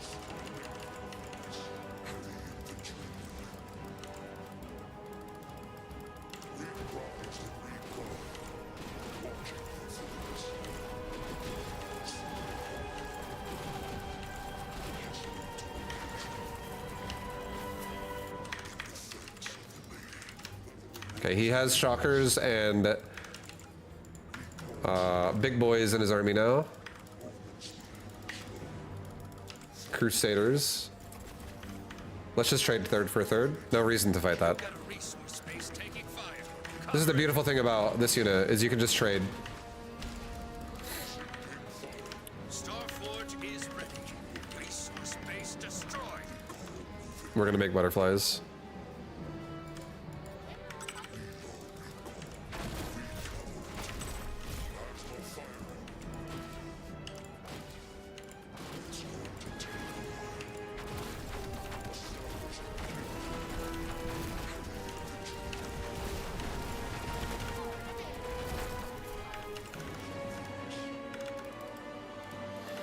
Alright, try and just get on his economy right now.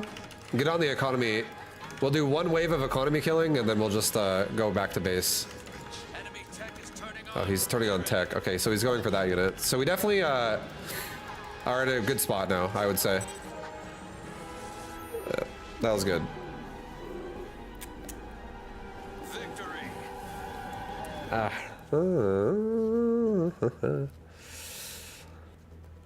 He didn't really have a lot of anti-air units, and he only had one base, so he was scared of your butterflies. The butterflies definitely did their job. They did their job.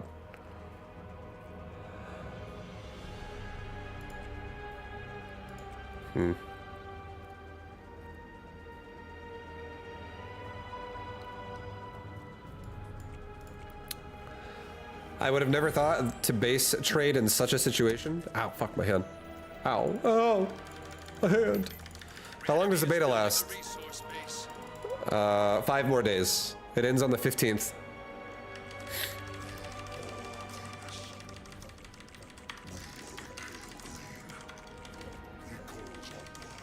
Yeah, and that's the beautiful thing about Recall. The Recall is a unit that is really based on how you control the map, more so than itself. Like, abusing the Recall is so fucking nice.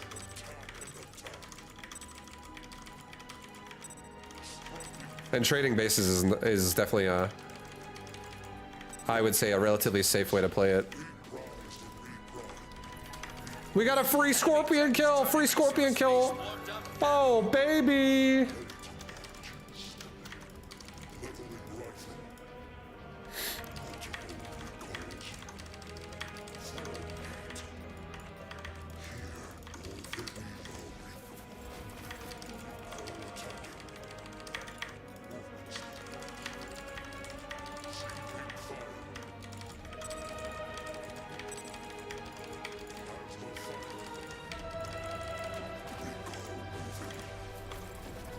Starting Starforge.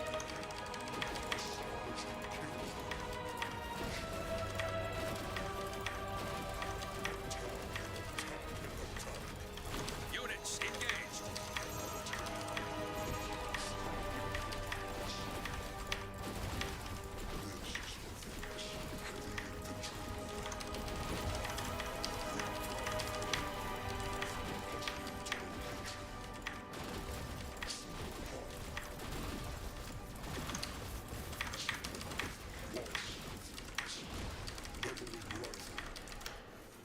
Here comes the crabs and stuff.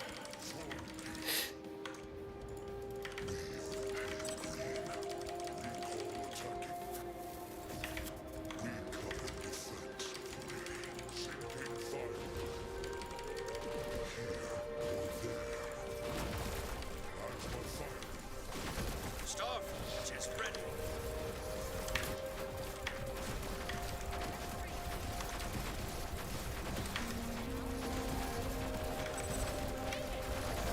Resource space is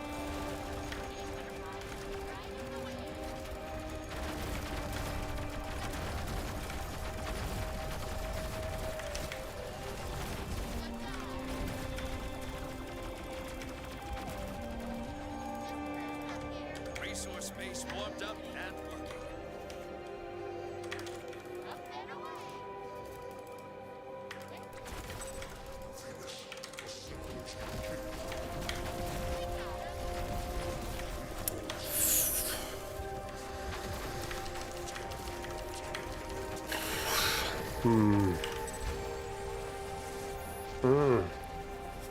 Keep your head up.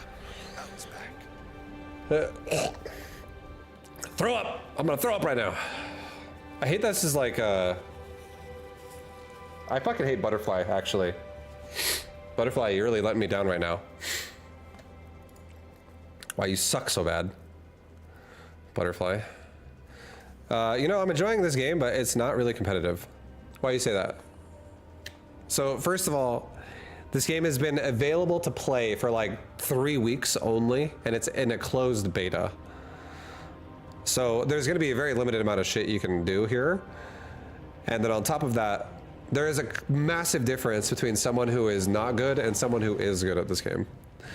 This game doesn't have as much requirement of you as a player, because it doesn't have an economy that you have to constantly manage really much at all. But it does have plenty of skill expression throughout the game. Like, it really does. There are going to be a lot of people that are going to play similar to each other. That's just the nature of the beast. There always will become like easier to use metas, and people will flock to those things more often. But like, this game has already gone through like 3 balance patches in 3 weeks. It's a lot of all-in builds. That's just how people play. This is the true honest. This is the honest answer to all-in builds. If people all-in you, just figure out a way to defend it, and then you're automatically, you just go up in skill level. Like, you just gotta learn how to defend it all-in. And there's also a big difference between someone who's like lower level doing it all-in and someone like parting doing it all-in to you, and you're like, Jesus fucking, this guy is like ruthless. I think it's a great game, honestly. I feel like saying this game doesn't have any way to be competitive is it's definitely harsh. I definitely don't think that's true. This game actually has this game genuinely, I'm not gonna lie, this is, you can believe me or you cannot believe me, but let me tell you who I am. My name is Vibe, and I have been playing RTS since Warcraft 2. I used to play RTS when you used to have to fucking get on AOL, you've got mail, and then fucking log in that way. And you're like, oh guys, I got 6 red bars. Shit, it's laggy. And then your friend has DSL or cable, and you're like, holy fuck, like I want that. And then you get it in 2000, on the Millennium, and you're already 13 years old playing games, and you've already played 5 years of RTS. And then you keep playing it, and then you have a pro gamer StarCraft 2 career. Play a lot of Warcraft 3 as well. That was me. I have a lot of experience in RTS, and I will say, this game is an incredibly good beta.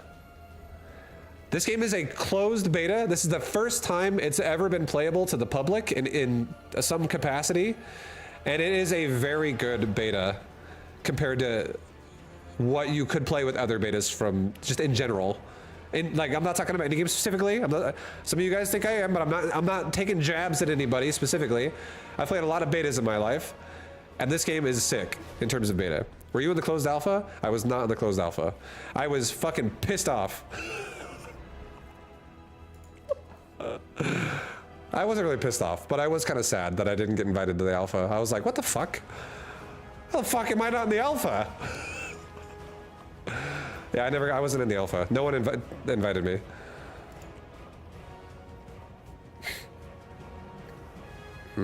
I respect your opinion. I haven't given up on it. It's good, honestly. The game's sick. It's a solid game.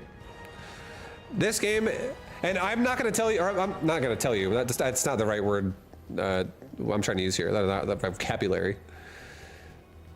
I'm not gonna lie. I could lie, but I'm not gonna. When I say 2v2 is more fun in this game than 1v1.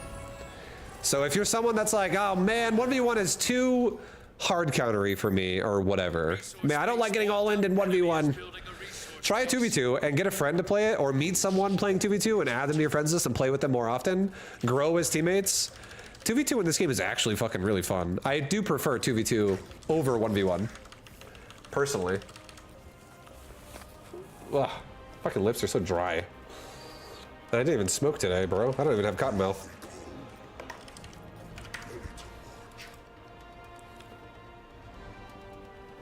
Oh yeah. 2v2 is fun, but no points. Oh yeah. I get +1. Yeah, it's because no one plays it. You know why no one plays 2v2? Because everyone in fucking RTS is so antisocial. Everyone in RTS is like, don't talk to me. I don't like that. Think I want to talk to you?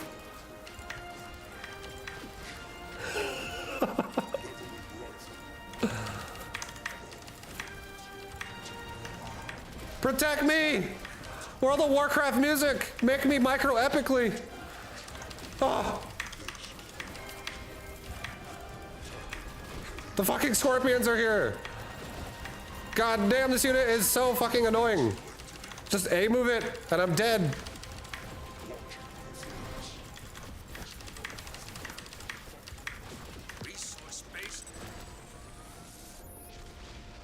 GG. Fucking God. If I could get a second code from my friend, I'd play 2v2 when the game is more available. I think that'll open up. Yeah, 2v2 is really fun. I think 2v2 is really, really fun. But I would agree when I say, when you know, Lorimbo's like, you get +1 point every time you play 2v2. You're not wrong. All the good players in RTS are like anti-fucking team games. Like, if you were to ask most people who are playing this game that are really good, like top ace 1v1 players, look at how many times they've played 2v2, and it's probably like not even 25% of their games, or less than that, like 5% of their games, or 0. And most people just don't play 2v2 in RTS. They don't like team games in RTS. In this game right now, at least. I hope that changes. I really do hope that people see the light and they like start really like realizing 2v2 in this game is actually fucking sick. and then it pops off more. 2v2 is so much more fun. Resource base warmed up. Like this is a genuine, as a streamer, this is a fucking fact. When I play 1v1 for 6 hours straight on this game, I'm fucking drained mentally, and I'm just like, you know, constantly trying to like min-max every little detail here. And it's not like you don't do that in 2v2, but I just feel like the time goes by slower when I'm playing 1v1, because I'm like really trying to push myself in multiple ways to like make shit work, blah blah blah, whatever. But when I play 2v2, it's like I play this game, it feels like I'm playing this game for an hour and it's been 5. Time goes by so much fucking faster when I play 2v2 because it's just genuinely more fucking fun. And then you run into teams that are really good, and then you're like, oh fuck, we gotta fix this or figure out our build better here. Blah blah blah. But in 1v1, it's just a bunch of gimmicky bullshit. Like, how many times am I gonna fucking play Scorpions today?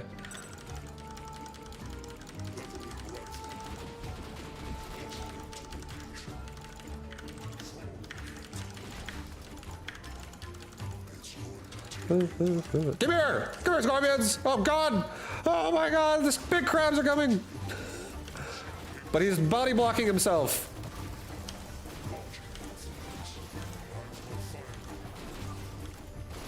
You've got an exposed rear. Workers down. Starforge is ready.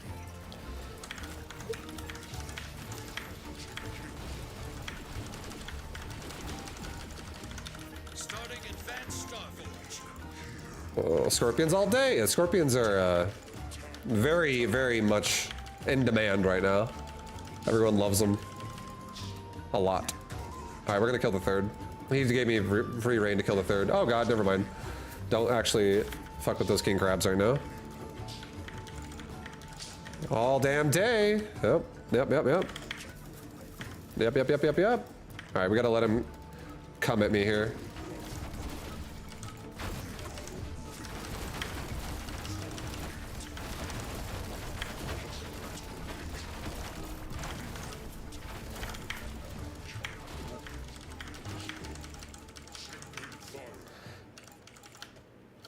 Nice. Well, this is really good. Now. Okay, get out. This is not good anymore. It's really bad. Just kidding. We're gonna make cat buses, guys. Is complete.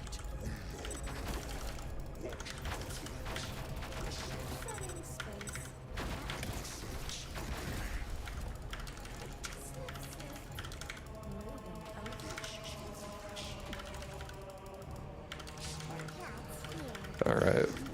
We've shown him that he needs to respect our cat bus authority. And now you know what we're gonna do?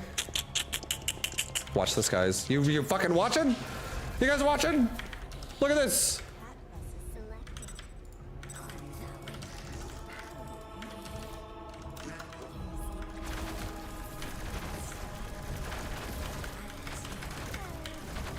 Workers! Workers! Workers! Units in combat. Workers get units. Workers under attack. Exposed rear. Workers, you got a resource space taking fire. Cover it.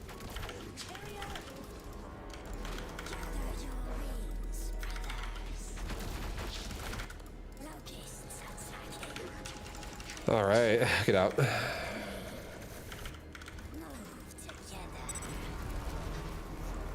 Oh, see that? Do you like that? See, like right there? We just put a hard counter on that playstyle. We were like, nope, I don't think so. Because we just had cat buses taking the blink hunters while the locusts just farmed the army. Nice. Good shit.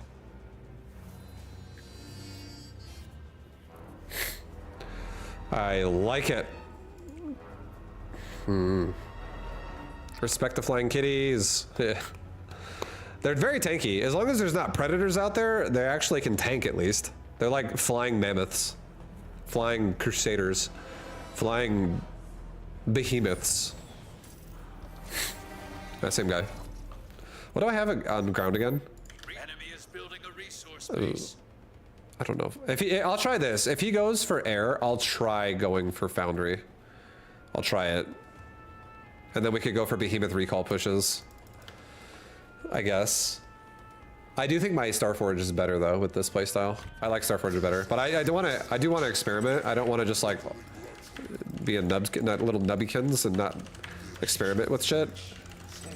So I don't know, you know. I want to know shit. Got to know everything. Got to know the limitations of your units. Come here, Scorpions. Yeah. You luring me away from the third? Huh? You got a resource base taking fire. Cover it. Resource base warmed up and Okay, here we go. enemy tech is turning on. Oh, hello. Be ready. Interesting.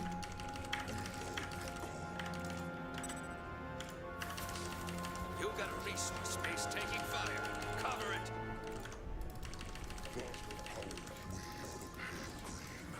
Workers, workers, workers.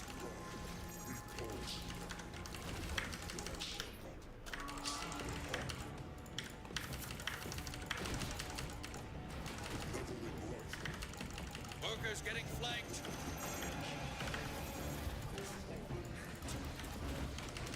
Starting stuff. Oh, whoops, I went Starforge. Fuck, I did not mean to do that. It's probably better though, to be honest. I don't want to be playing mortars with fucking Recall Hunter. I'll try going into I'll try this game. I'll try going into Foundry after my Starforge tier 1.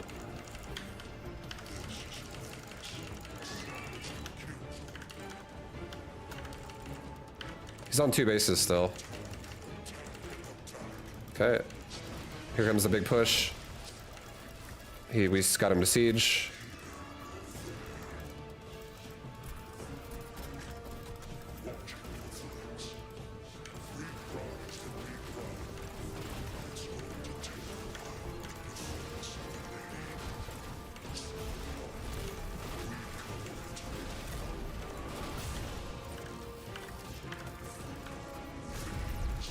Workers under attack. Starforge is ready.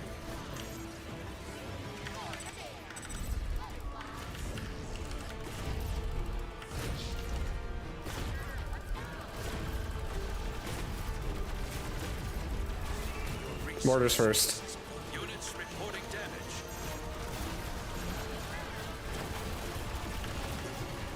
Okay, he's fucked. He just all in that way too hard.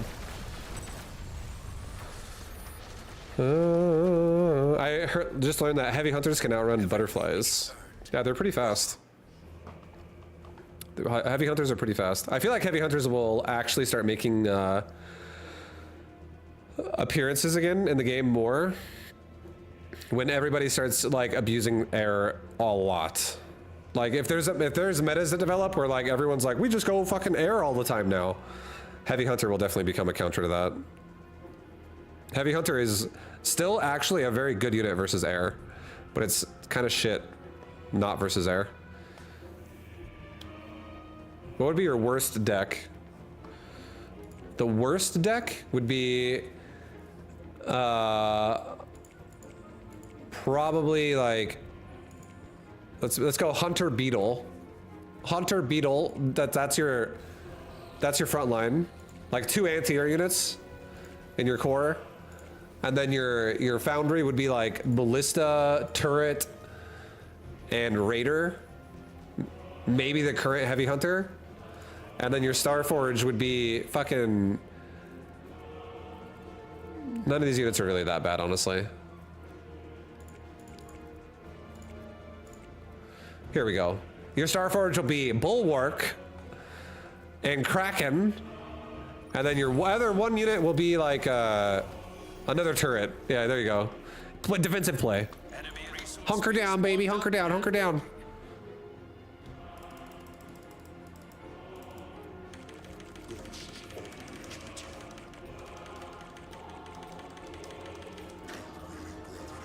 Hey, it's your buddy Greytorp. I know, and he's still fucking running Wasp. Which sucks balls because it's a counter to my unit. It's a weakness.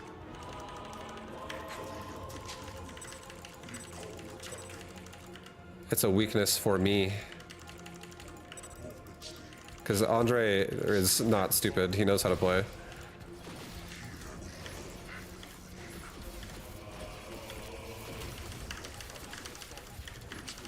Enemy is building a resource base.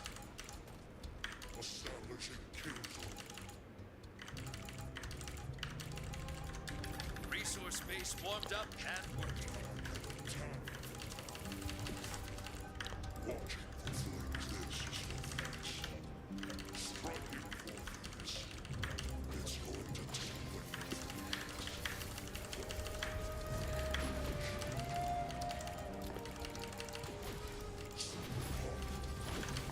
Enemy is building a resource base.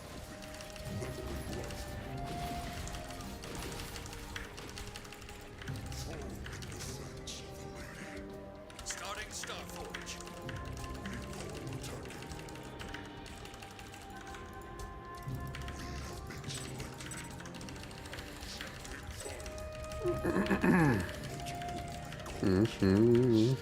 Enemy tech is turning on. Be ready.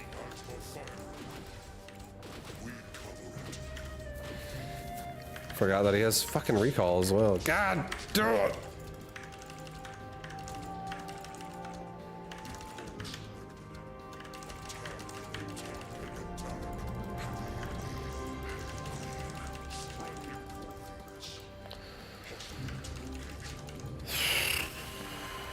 This is such like a counter deck to my deck right now. I fucking hate it.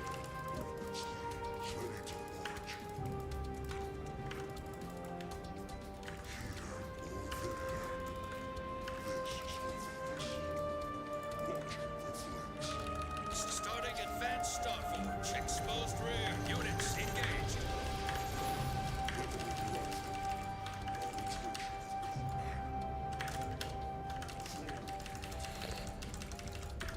We gotta hit something before he gets. He's got dragonflies now. Son of a bitch. We're like halfway to Locust.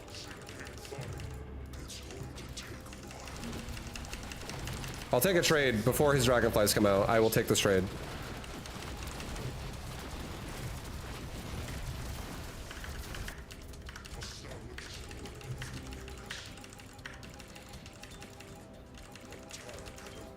He's got just more money than me too right now. Kind of sucks balls. Like, we really need this Locust transition right now. I'm letting him kill that. Workers! Workers! Workers!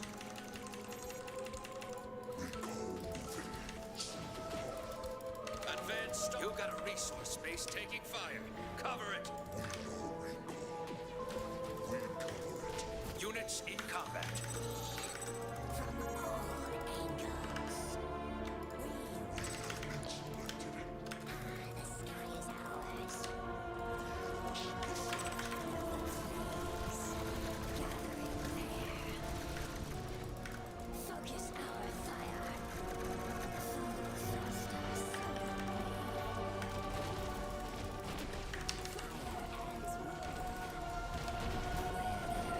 You got a enemy tech is turning. Units under attack.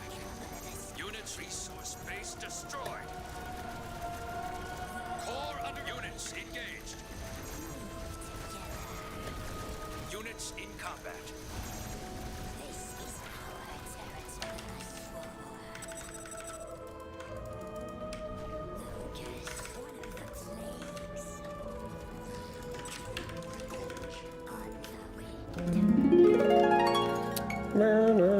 Every day I'm making bloody fucking scorpions, mate. All day, every fucking day, All mate. day, every- Surrounding your blokes and jabbing them with our stringers, mate. I got a bloody fucking license to make these scorpions. Nice. That was pretty good Australian.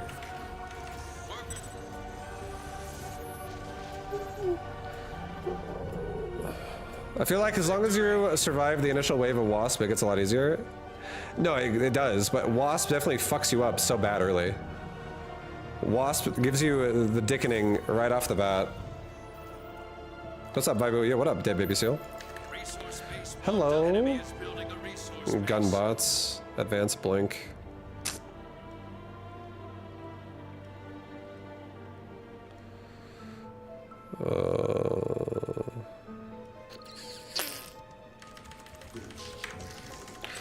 I feel like every single person's deck I look at, I feel like I'm forced to go Locust with what I run. It just makes more sense with my expansion style because it's so fast.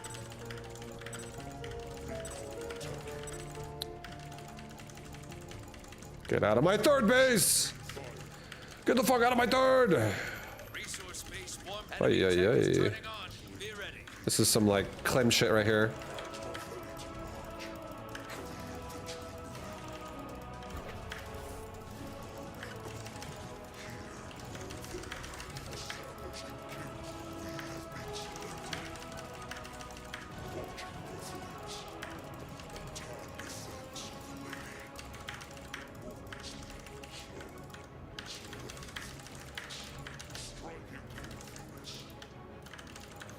Okay, he's gonna go advance and blink again. We'll try going Foundry. But he's got fucking mortars. Ugh, I'm gonna probably hate this actually. I'm gonna probably lose the mortar.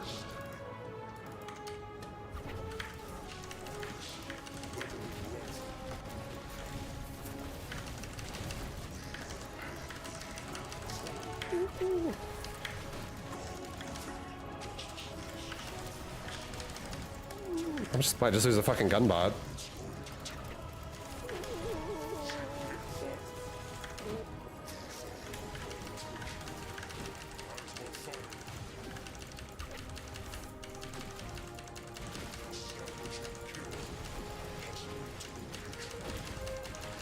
I feel like gun bots should have a cooldown on stim, not 3 fucking charges of stim.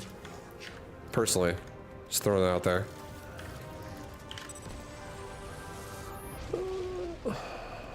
Keep your head up and bounce back.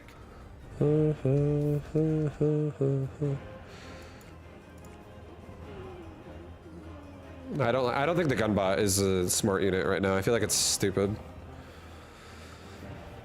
I don't like their charges. It seems kind of silly. Resource base warmed up and working. Gunbot users are chads. Yeah. Yeah. All that mass went to their chin, and none of it's in their balls or their penis.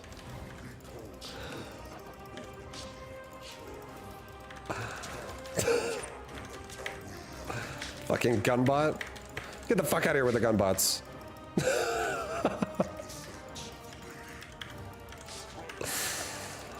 Okay, so we're chilling, boys. We're chilling out. I'm gonna fucking tech. Enemy tech is starting stop. Hey, Theory, you gonna fucking push me again? Do it. I'll just sit here and tech with your gunbot shit. Yeah, come here, come to my base.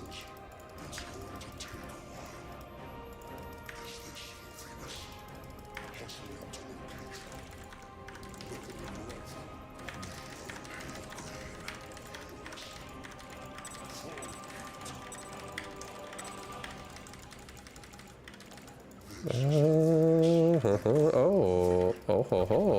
Well, we got a stim pack activated. Stim pack is being activated.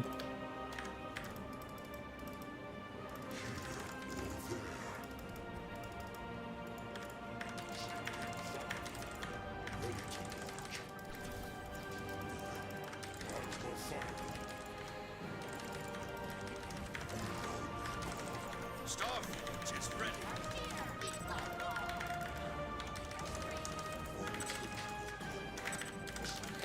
All right, let's go.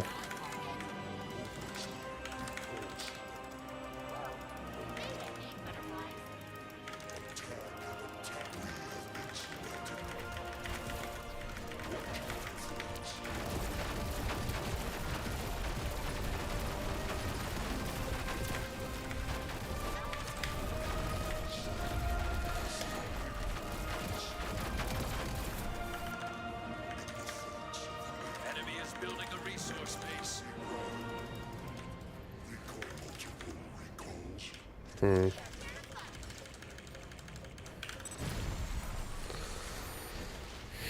head up.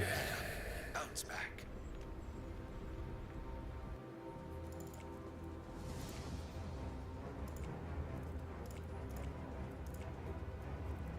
This unit fucking sucks.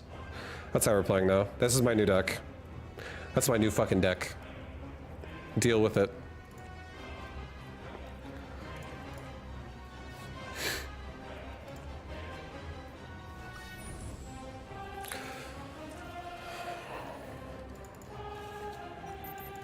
Enemy is building a resource base.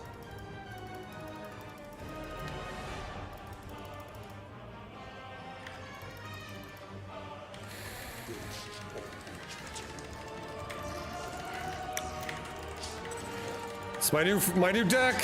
Come on, Theory. Where's your gumbot shit?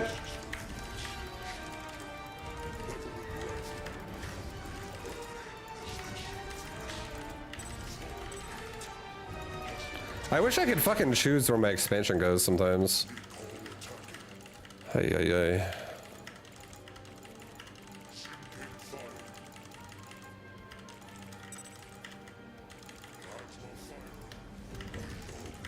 What are you gonna do, Theory? What you gonna do, bro? What unit are you gonna make? What tech are you gonna go for?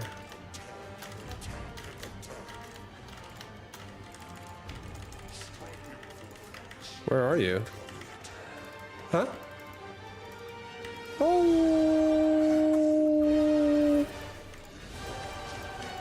Enemy is building a resource base. Resource base warmed up and cooking.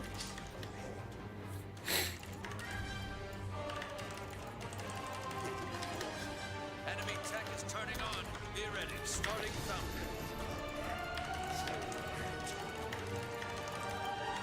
Alright, boys, this is it! This is the fucking deck!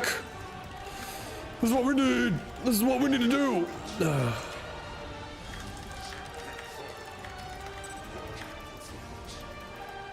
yeah, gunbots. The gunbots are back again.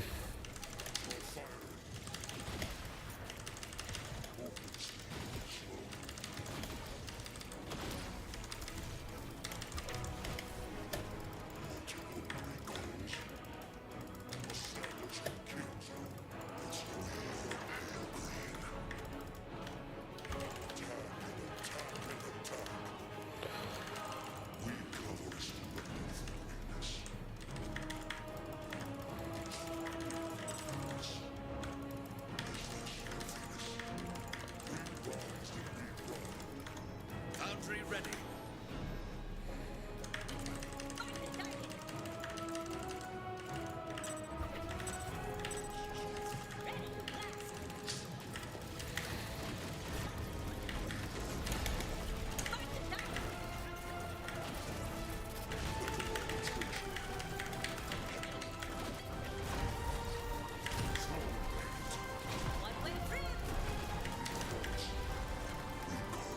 Resource base. Enemy is building a resource base.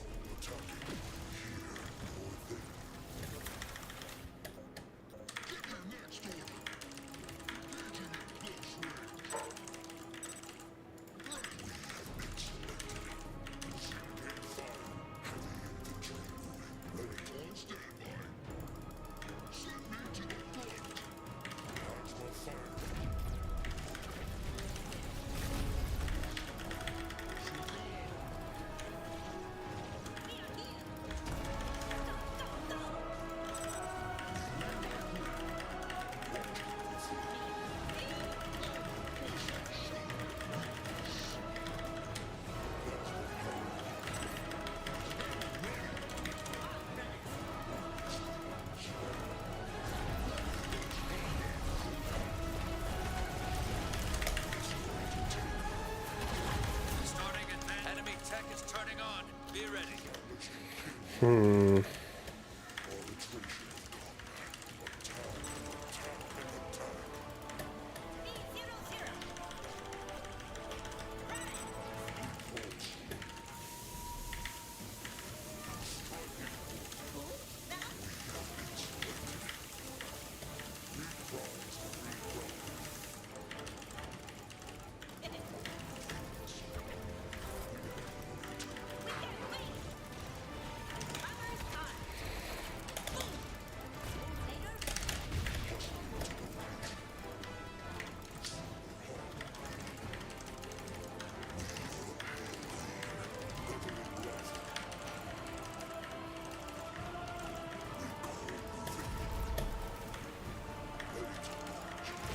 Fucking mortars everywhere. I want to push into that, Foundry ready. but I don't want to get fucked up. Starting Starforge.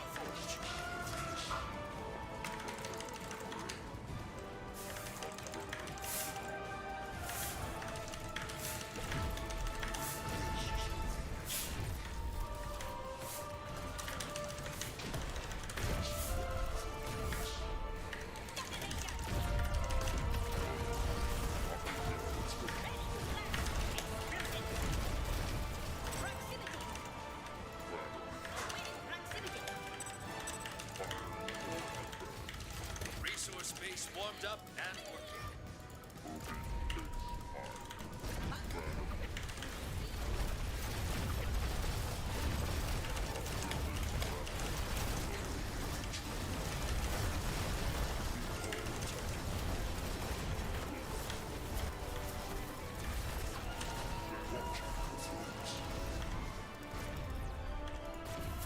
Starforge is ready.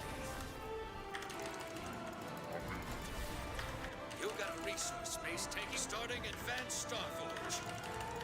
Exposed rear. Your resource space is gone. You got a resource space taking fire. Cover it.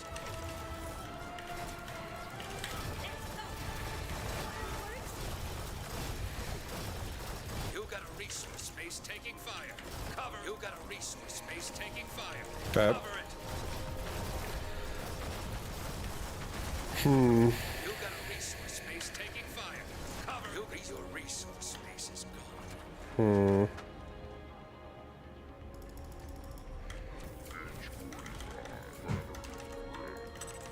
I really think the blink unit's gonna get nerfed. I'm just gonna throw that out there right now. The unit seems kind of fucking dumb.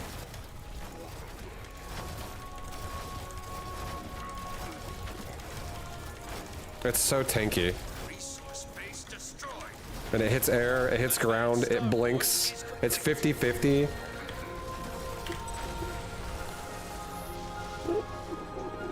Keep your bounce back.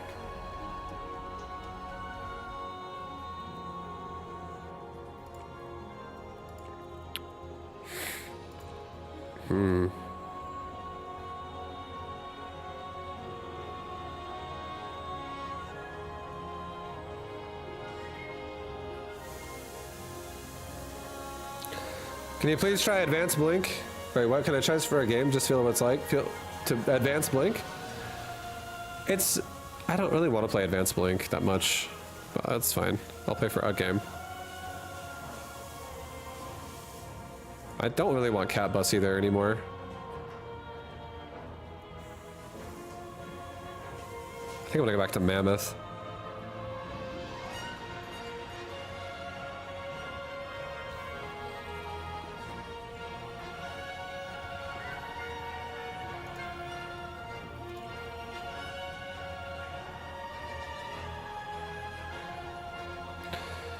I feel like cat bus isn't great. I've never seen it be super decisive like many other units are. This build seems weak to 2 to 3 base air. It's not. The Recall Hunter is completely fine.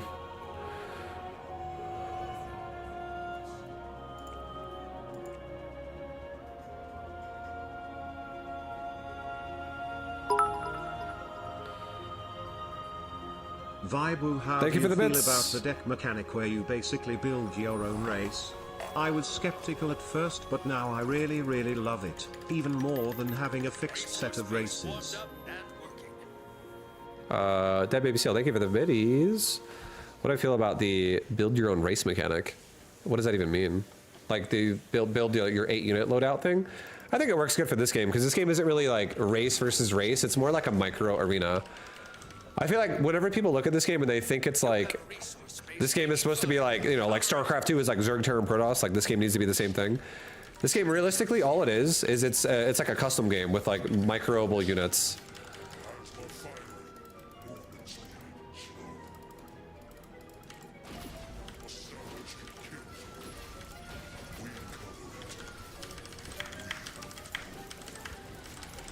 Enemy is building a resource base.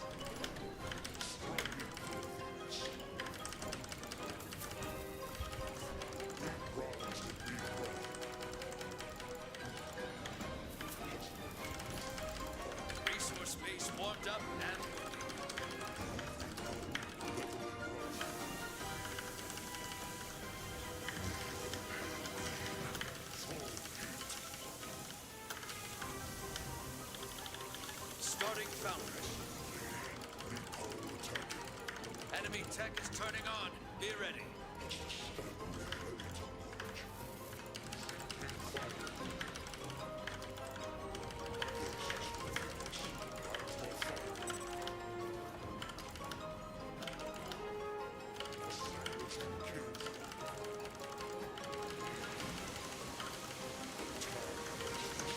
Resource base warmed up and working.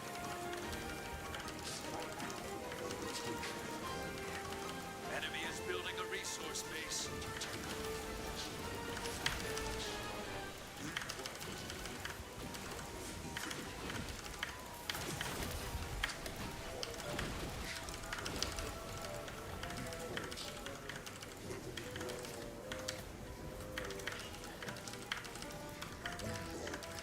We're doing a timing attack right now. Foundry ready.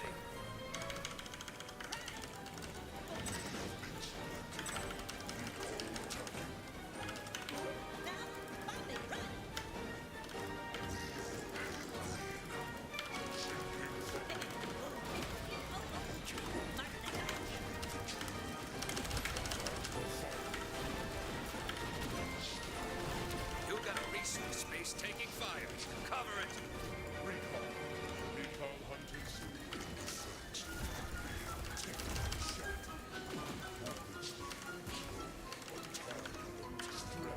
Workers, workers, workers! Starting advanced foundry.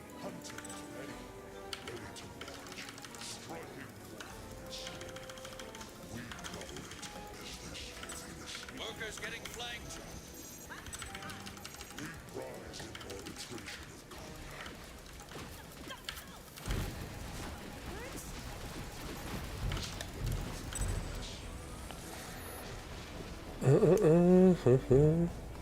Someone played SC2. Yeah, Great Torp's really good at RTS. He's my roommate, actually, believe it or not.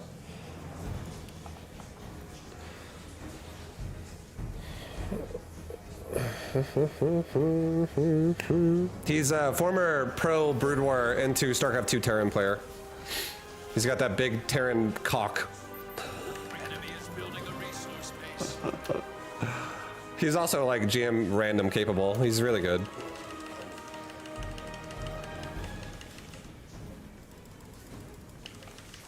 I thought you and Miss Ayala would be living together. We are. We live. So Grey Torp lives in the same house as me and Miss Ayala. Like all of us basically work from home.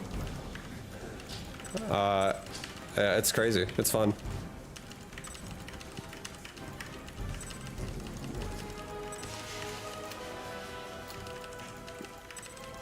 Sounds chill. It's really chill, honestly. I love all the people that live here. They're all great. Resource base warmed up and enemy tech is turning on. Be ready.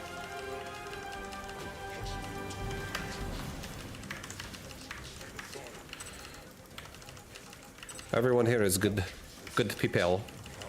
Super good people. He gets to teabag Grey Torp IRL every time he wins a game. No, honestly, like, let's speak honestly for a second. Grey Torp doesn't even play fucking video games as much as he used to because he's too busy doing other shit. And that man can come back and fucking like whomp my ass in RTS every once in a while, and I'm just like, bro, I'm still playing the fucking. Even though, to be fair, I'm not playing RTS as much as I used to be as well. Starting foundry. It's still just impressive. I'm just like, Grey Torp got that big RTS PP. He's very good.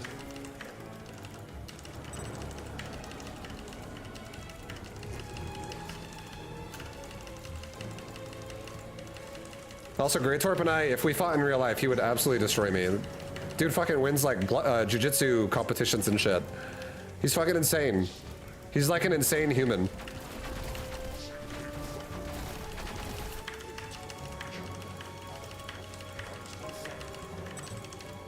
More like based. Yeah, he is. Andre's fucking sick. He's quite a maniac. You got a resource base taking fire. Cover it.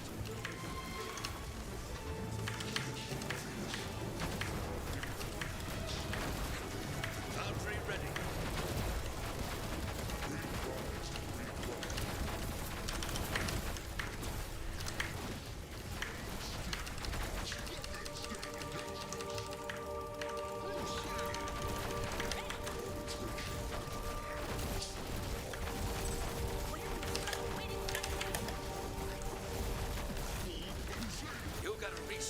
space taking fire. Cover it.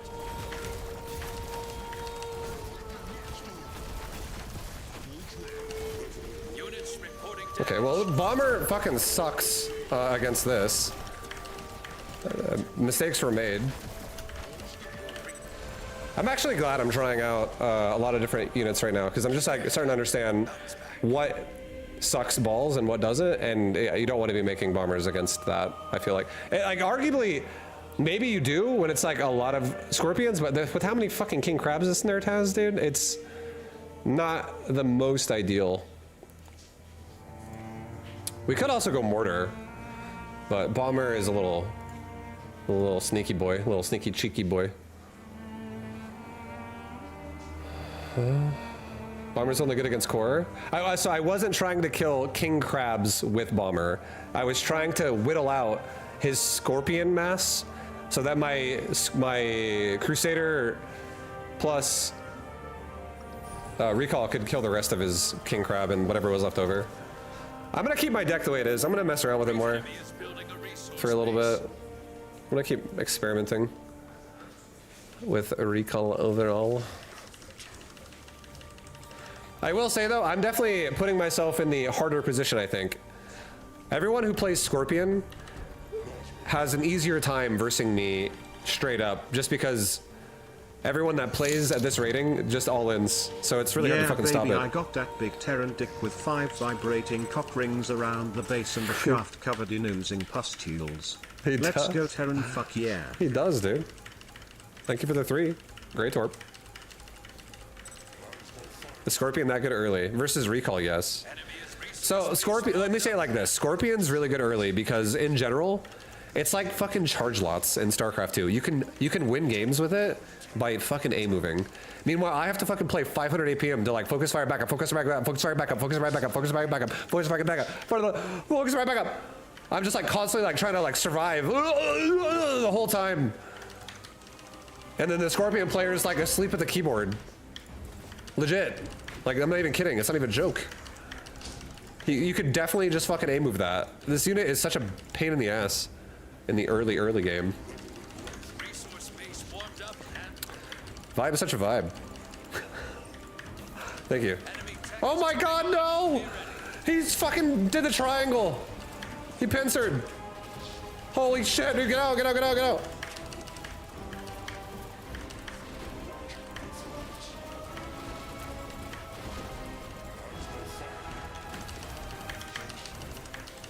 I got those quick hotkeys, boys. We got those quick hotkeys.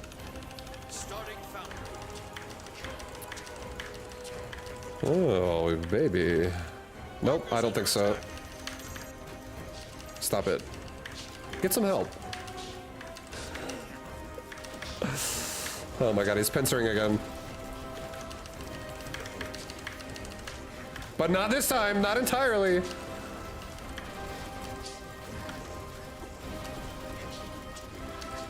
Oh, run, recall, run!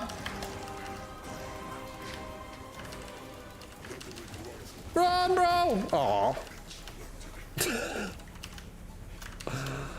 Alright. Well, all the scorpions are dead, guys.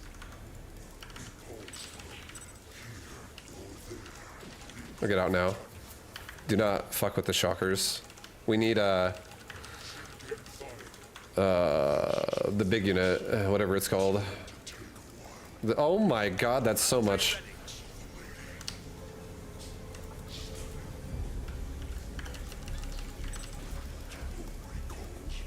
Let's go, bro. Let's go, dude! You wanna mess with this? Look at all these crusaders.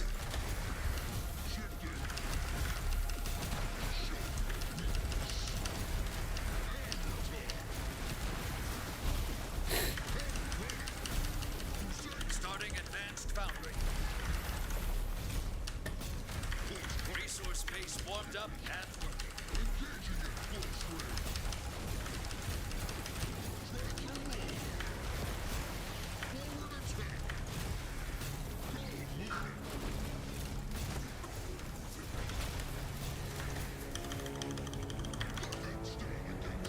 Okay, boys. Oh, it's on. It's so fucking on. 2 base for side base, let's go. Let's fucking go.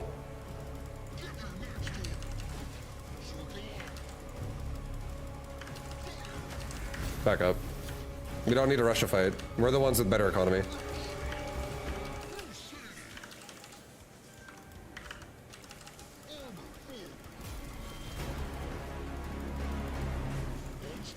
Oh, dude, it's fucking epic fight right now, guys. You hear this music?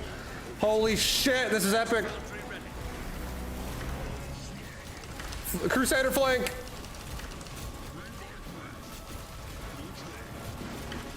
Enemy is building a resource base.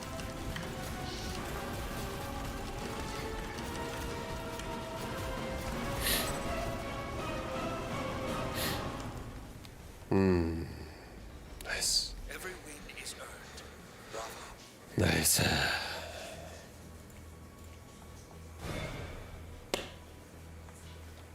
Is that epic or what, guys?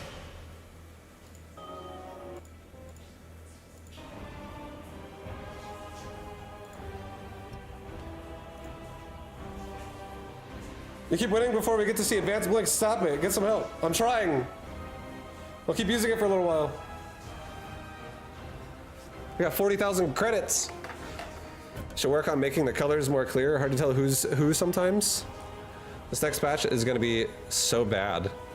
I honestly think the next patch is going to be fucking crazy. Like, there's so many balance changes. And right now, this 1v1 is popping off.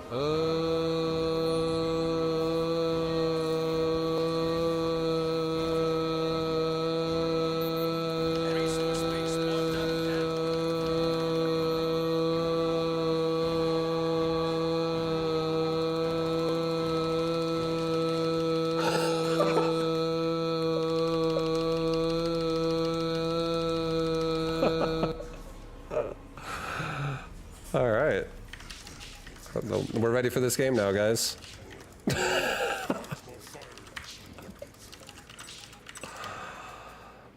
Tiki with the scorpion and the blink. Yo, thank you, Sithis, for the prime. Thank you, dude. Enemy resource base warmed up. Hello, Mr. Scorpion.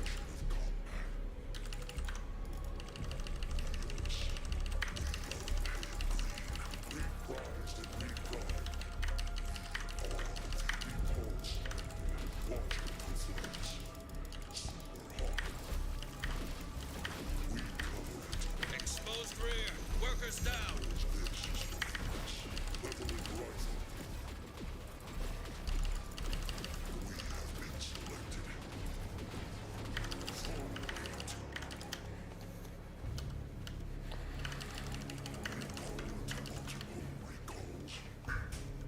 Starting foundry.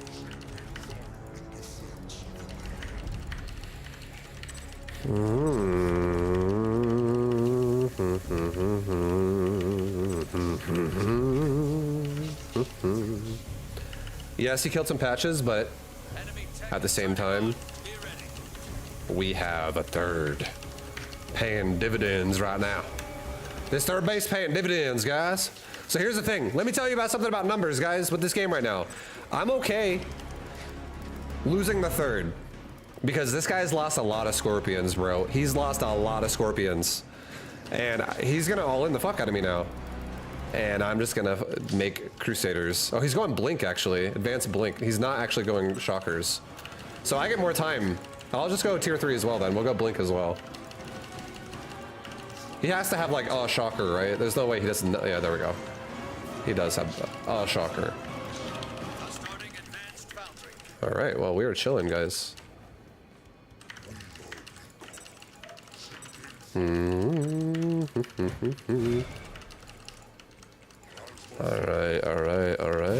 All right. Blink's coming. Advanced Blink is coming. There's all his advanced blinks. This is what you call an all-in, guys. Time to get serious.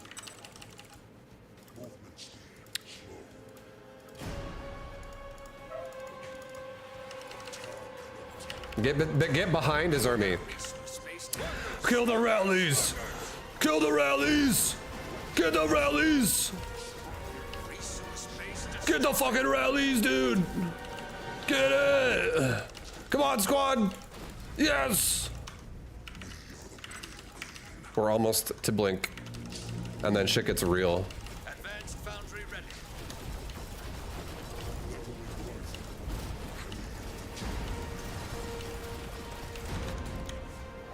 I was reading Ancestry's entry on the death of my ancestor Hans Longdong from Frankfurt, and the autopsy report states that did not contain a single drop of blood. His heart was the size of a peppercorn. His lungs corroded. His intestines rotten and gangrenous. He had a single testicle black as coal, and his head was full of water. That sucks. That poor testicle. Thank you very much.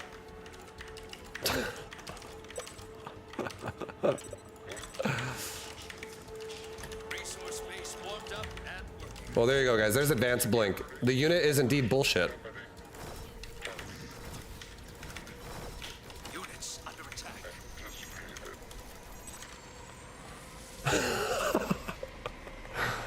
I mean, it's a really good unit. Victory. I don't want to play it, but I'll play it a little more. Advanced blink doesn't mess around. It's S tier. It's very good. It is an S tier unit. It's ridiculous. It's ridiculous, guys. It's actually a ridiculous unit. It is strong, it is cheap, it is versatile, it is tanky, it does good DPS, it has good range, it has good move speed. What the fuck doesn't it have?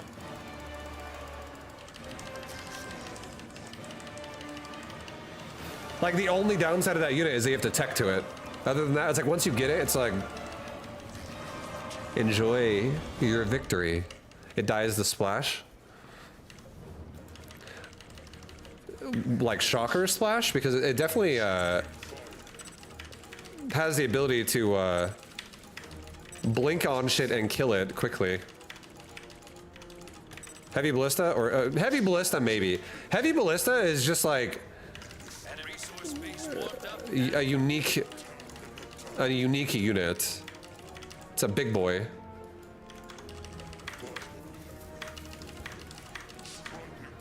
Third tier splash anti-ground tank thing. Yeah, the cardboard box. The big boy. Not parting, but the hello. Resource base taking fire. Cover it. Push him back, push him back, push him back. Hit my natural.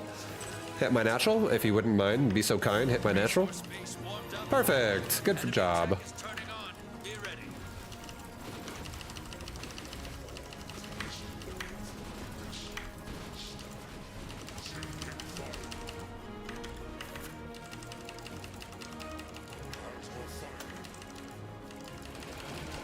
You got a resource base taking fire. Cover it. Does Parting not stream anymore? No, Parting's already a millionaire. He doesn't need money. Starting foundry.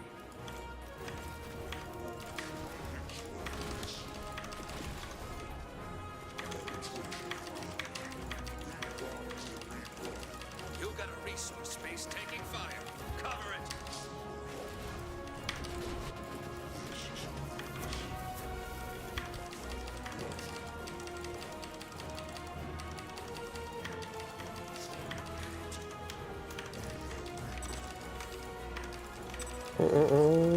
Twitch fucked up Korea. Yeah, that's true. He probably streams on like Africa TV or something like that. I don't know if he actually does or is allowed to stream on Twitch or whatever. He gets to get paid for it in Korea. I don't know what the rule or what happened exactly, but yeah. You're not wrong when you say something happened to the Korean streamers of Twitch. Something did happen. Come over here, big boy. Foundry ready.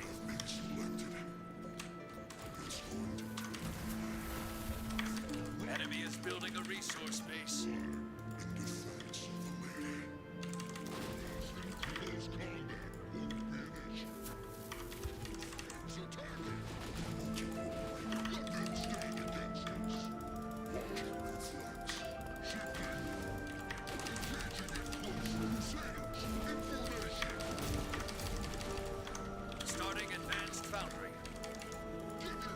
I mean, Crusader's kind of nuts, I'm not gonna lie.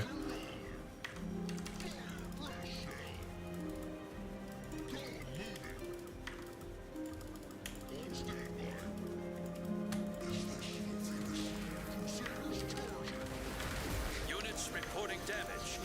Units engaged.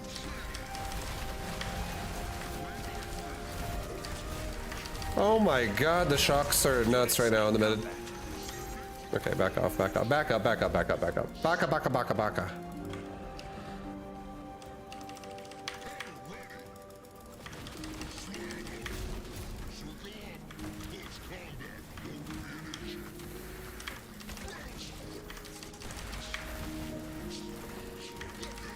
Workers getting flanked.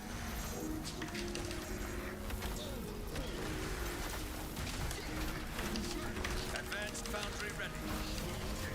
Workers under attack. You got a resource space taking your resource space is gone. Exposed rear. Workers down.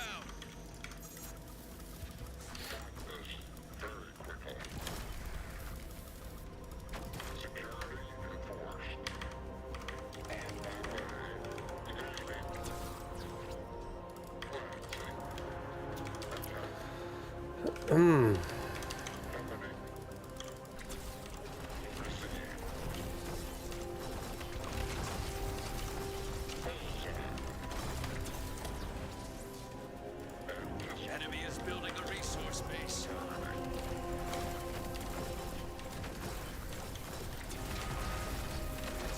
Resource base destroyed. Yeah, we're very dead.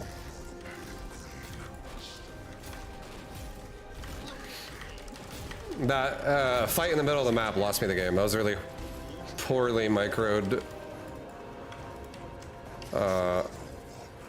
on my part. The odds of me winning this game now are like very low.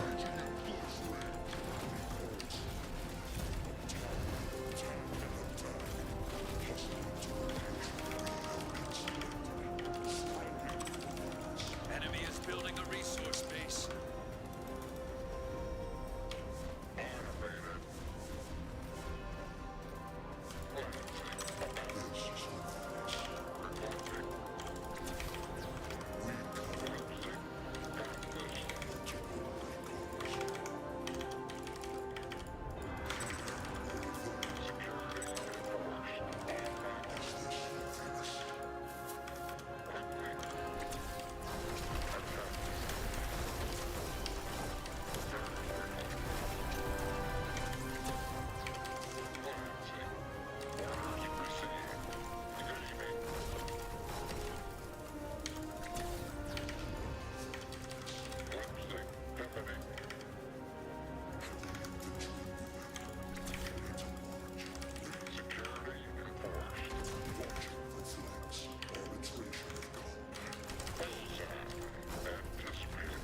Units under attack. Units reporting damage.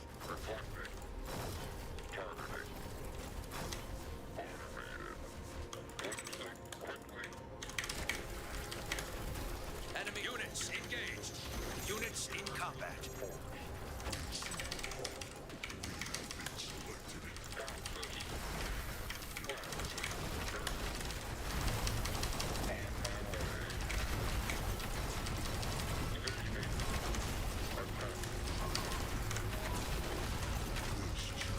Workers! Workers! Workers!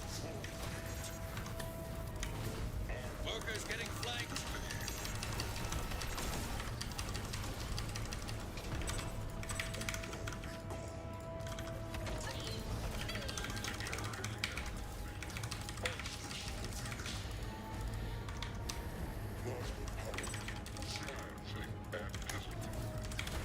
Fuck. Workers are packing up. No more resources. Oh, we're so dead.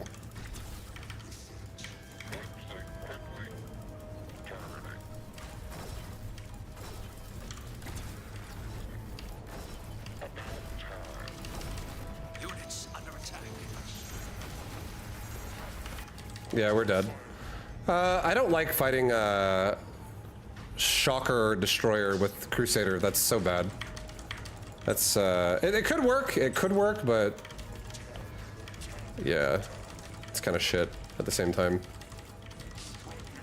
We're very forked right now, guys. I guarantee I have less score than him. Make air units? I normally would go air units here. I normally would have beaten someone like this with air units. And I will continue to go air units against this shit because it's so fucking hard to go ground here.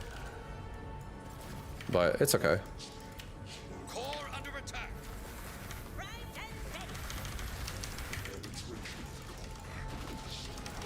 Come on, baby! We can win the base trade! Cover the core. Lose your cutting it close. Core at 50%. Core at Come on! Ah! We're dead. Keep your head up and bounce back. The tanks are like super goofy looking. I definitely think a Mammoth is better than a Crusader, by the way. After using both, Crusader is not as good as a Mammoth. I think I'm actually gonna maybe drop the Crusader.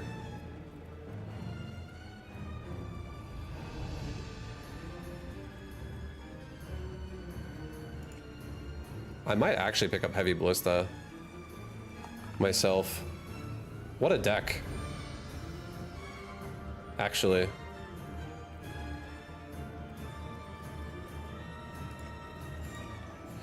I have the God tier deck now, guys. Pretty schizo looking deck. Not. It's pretty good. Do you need Blink then? Yeah, Blink is anti-air. Blink is literally anti-air. It kills air units. It's like a tier 3 anti-air, tier 3 anti-air. I have two versions of versatile unit, but Wasp is very standalone because it's a flying unit, so it can kill ground units that can't hit air too. So either one I go to can control the game. And then Heavy Ballista can help deal with the mass. The clumpy crap. I'm of the opinion SC2 got so popular because of Idra's rage. No, it didn't.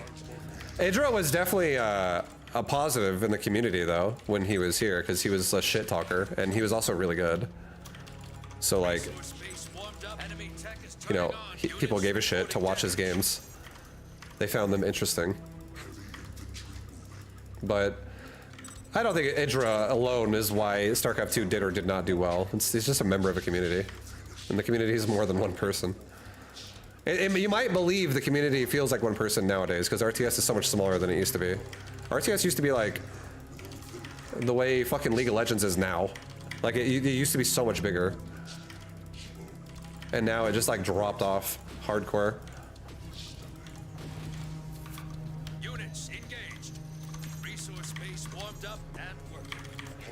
If you were better, I would have beaten you, Hydra. It's actually, the funny thing is there is some truth to that, but at the same time, like, you can't just, like, predict what your opponent's gonna do, because there's, like, one best way to play. Because, like, it changes based on what's happening, and if something is the best move you can do, then you just lose because of it. It doesn't make any fucking sense.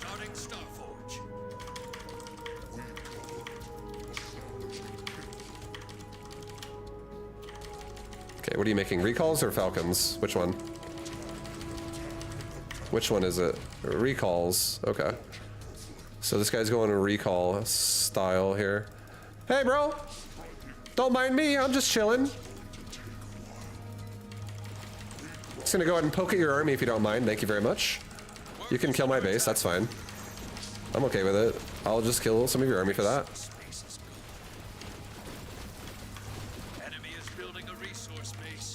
It's okay.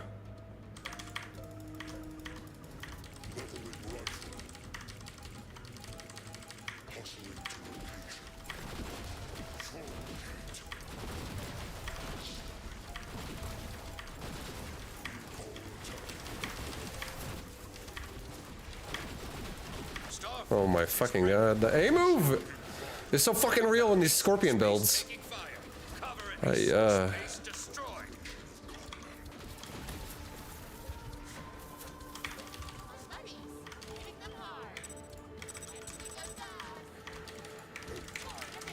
Oh, yeah.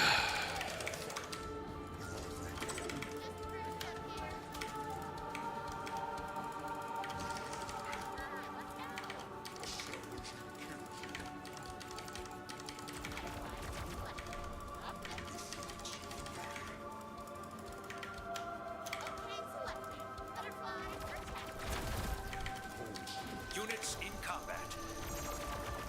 Units under attack.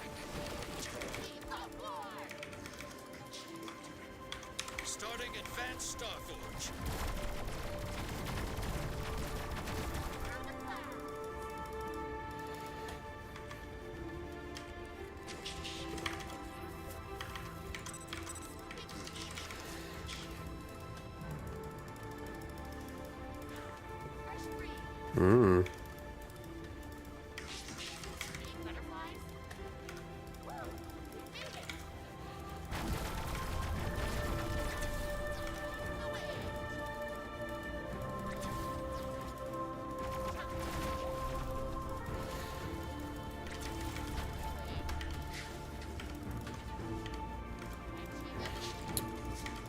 Oh, we're fucked.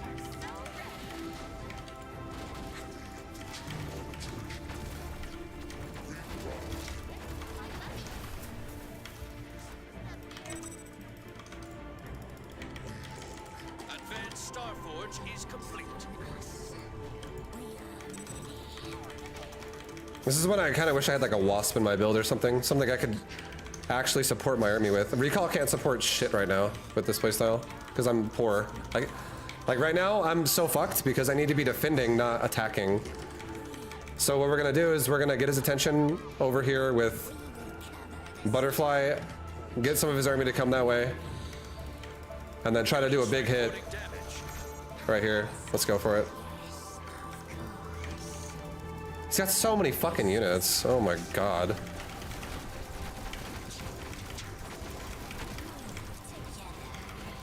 Yeah, we're not getting anything done.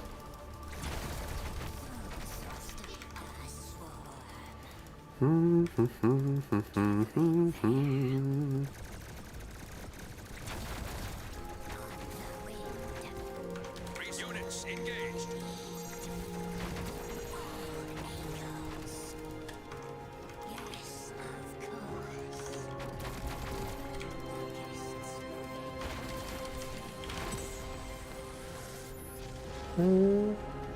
Keep your head up and bounce back.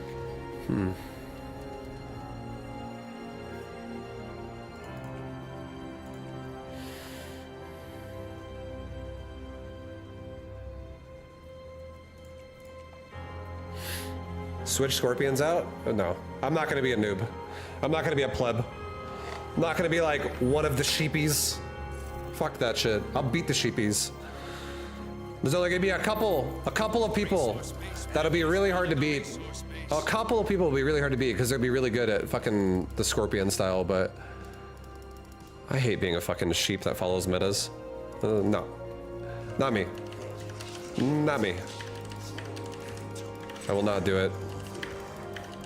You said that about Advanced Blink. That's because you guys are asking me to play it so much. I was like, fuck it, I'll do it then.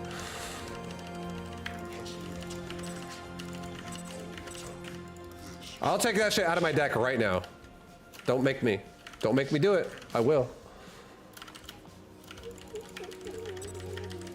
Following a meta and the beta is pretty cold.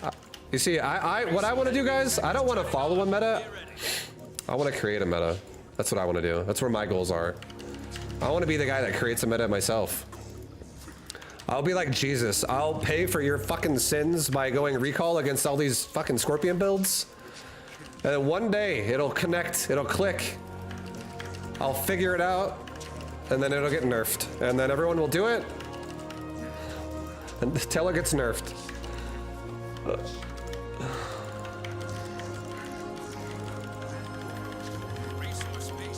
All right, 4 base, 4 base, 4 base.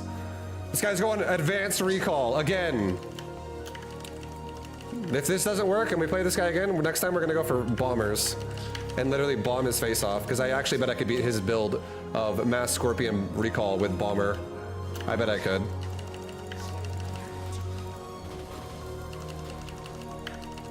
Let's go, bro! Come on! Starting foundry.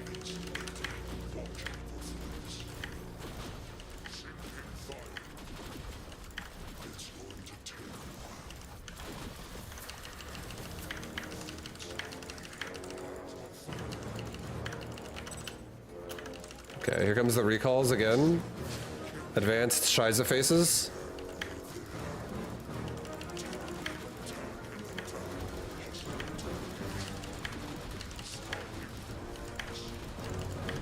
Look at this man blobbing out. Resource space is gone.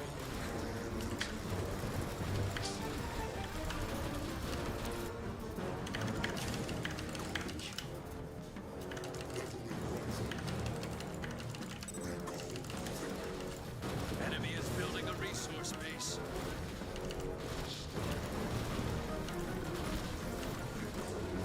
Foundry ready. Resource base destroyed. Resource base warmed up and working.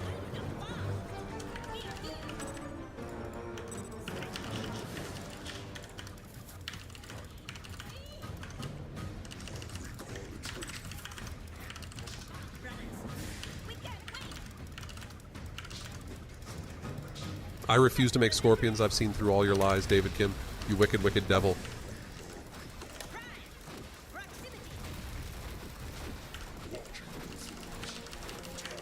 Let's fucking go!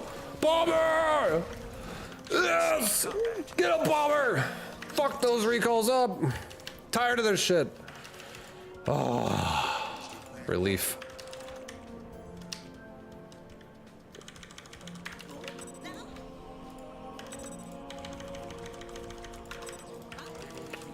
Startail bomber. Let's go.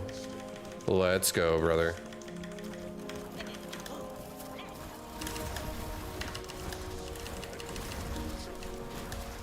What you gonna do now, huh? What you gonna do? Oh, it's gonna kite me with those fucking like anchors right there. The slow units. Okay, let's get advanced blink.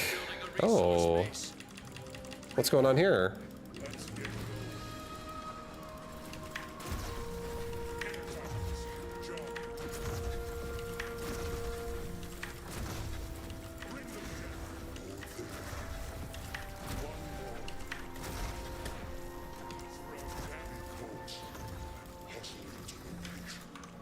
Wait, we're just honestly what we're doing right now, guys, is we're saving for advanced blink, and we're gonna do a timing. We're gonna do a timing. We're doing a timing. This is a massive window of opportunity to fuck this guy up, and we can kite out and bleed out all of his scorpions while he makes all these air units. This air unit better not be able to kill my blinks. I swear to God, I'll be fucking pissed. I won't actually be pissed.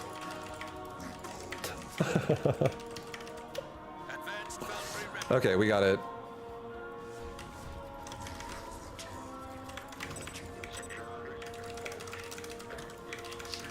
Let's go, baby! Push! Push, bro, push!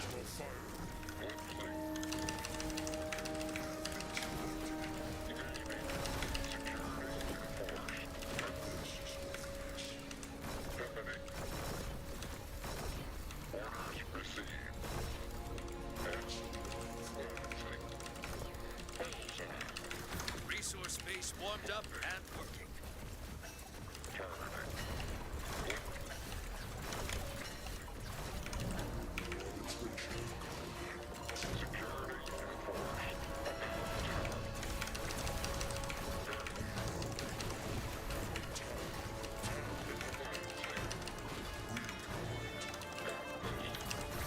Oh, Jesus.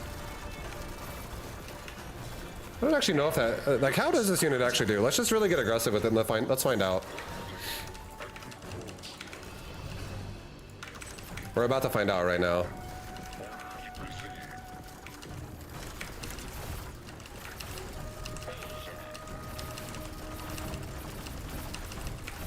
Okay, not great, but it does win the fight over time. If you focus fire.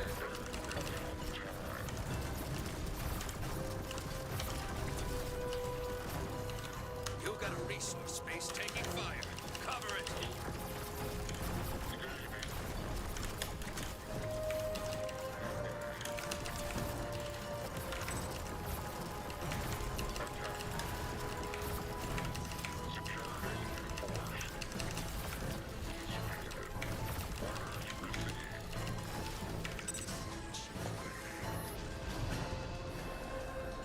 Kind of even looking there? Yeah, Victory.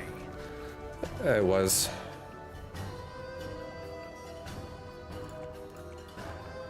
Nice. Advanced blink hype. Encore. Oh, thank you very much. Frequency. For the love. Resource enemy is building a resource. Thank you, dude. base. I just made AK. I'm going to bed now. Oh, hell yeah. Well done. Dude, I am so hot right now. Oh my god, my body heat is so hot. Like, I'm just sweating balls. This is probably my last game, guys, for today.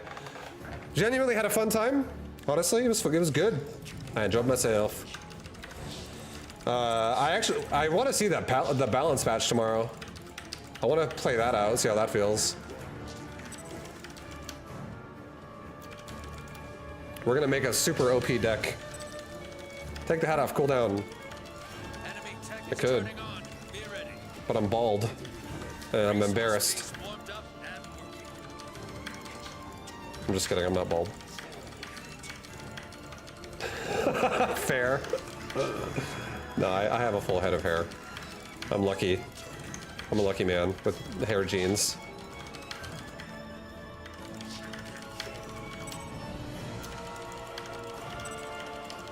Okay, so he's doing the same thing again. All right, boys.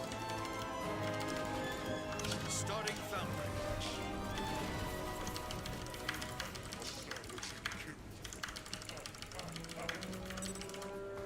2700 right now. I'm a Plat 1 SC2 player. When I Plat played, it'd be interesting to see where I end up in this game. Oh, hell yeah. Get it, dude. Get it, get it, get it.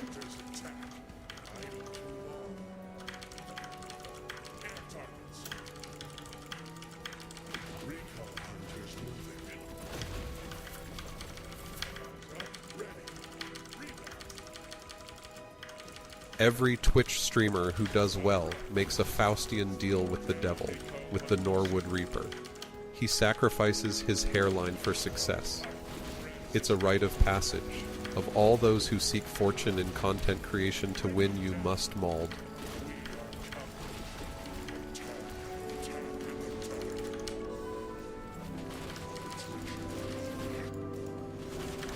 Foundry ready.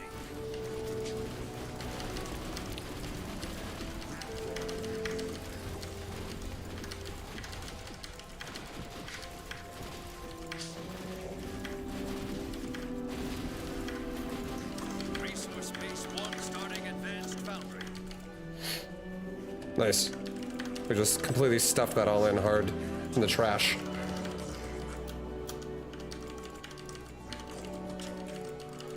What's it gonna be now? Falcons, or is it gonna be? Oh, yep. It's all in Falcons now.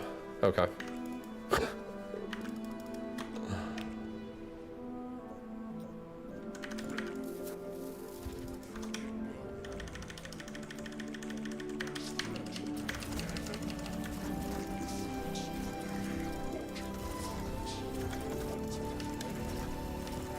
You got a resource space taking fire. Cover it.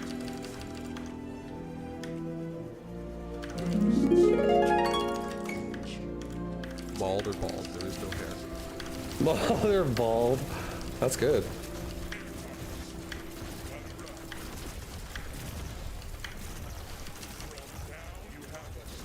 Advanced foundry ready.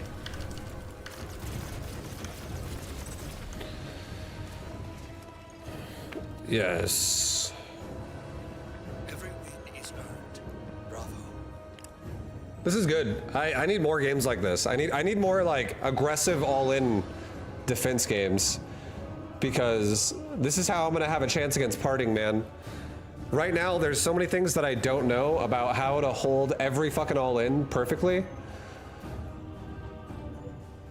Apparently. I thought I knew everything, and then apparently I don't know shit. That's how it goes, guys. You think you know everything, and then the next day, things change, and you're like, I gotta learn it all over again. But I think we're doing pretty decent right now overall. Lots of all-ins, lots of damage. Oh my god, it's Tang. Hi, Tang. How you doing, man? Thank you for the sub. GG in that FPS game. Much love, dude. I appreciate the prime.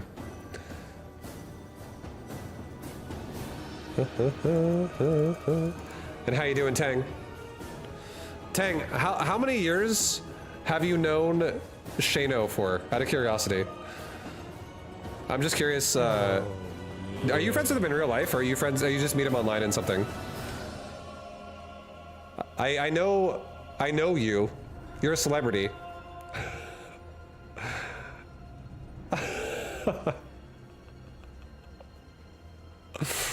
Kicking ass again. Yeah, we're doing all right.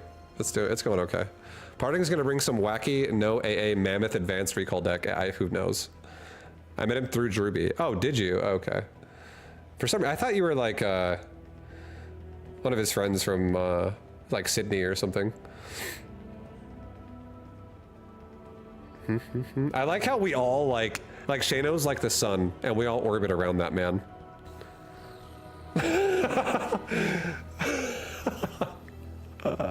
Because I introduced Druby to Shano, and then as soon as I did, Druby's like best friends with Shano. I'm like, all right, get him, Druby. No, Shano's fucking sick. I've known Shano since like 2005.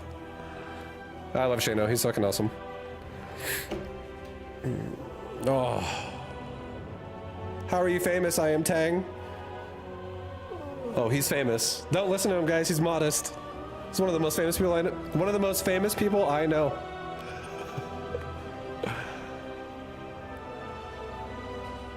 You should see that man on the finger fire, whatever his name is. I don't know shit about that game. But yo, Tang, what up, man? Thank you for the prime. I appreciate you. Hell yeah. Thank you, thank you. And guys, I think I'm gonna call it a night. I think I'm gonna wrap it up for today. I did stream for like 8.5, almost. I'm getting kind of tired. I'm legit sweaty right now. I don't know if you guys can see this, but look at this. Can you see this? Or oops, not that. This. Does my back look sweaty at all? Genuinely? I don't know if it does, but bro, I don't know if you can even see it. Oh. Dude, it is so fucking hot. It is very hot. I'm, you can't tell? Okay. Your armpits. I'm okay. It's the tears of your enemies, don't worry. Dude, it is hot. It is, like, I'm sticking to the chair right now. That's how hot it is. But, it's a dark shirt, so we can't see, thank God. Good. What if I had like the most yellow pit stains when I like picked up my arm, and you guys are like, oh my God, Vibe, nasty. Vibe, are you in shape? I'm relatively in shape, yeah. I got some pec action going on. I got the beginning of some abs going on. Look at these. Look at these muscles, bro. Look at this, you see this? That's my my skinny muscles. Those are my skinny muscles, guys. Yep. I don't claim to be a Chad beefcake, but I am actually relatively in shape. I can do, like, let's just say it like this. This is not a joke. This is for real, okay? This is serious. I bought a Chris Heria weight vest. It's 40 pounds that you strap to your chest. And I do pull-ups with that. I do not a ton of them, but I can do probably 5 pull-ups in one go with a weight vest on. I do a lot of pull-ups, actually. I do pull-ups like daily almost. Yeah, I'm doing some weight training, guys. It actually works. It makes you like so much more in shape if you actually do it. Like whenever I take that thing off, when I take it off, I feel like I could jump through the ceiling. I'm like, damn, I feel so light. I feel like I could go anywhere. Where do you do pull-ups in the house? Yeah, Andre has a pull-up bar in the living room area. It's just like, it's like a stand. You can move it around. It's just like it's got like 4 legs and it has like a dip rack and a pull-up bar. And you have like wide pull-ups and you have like close pull-ups. Yeah, it's just like a pull-up stand. And I use it almost every time I'm in the kitchen, at least for like a couple pull-ups.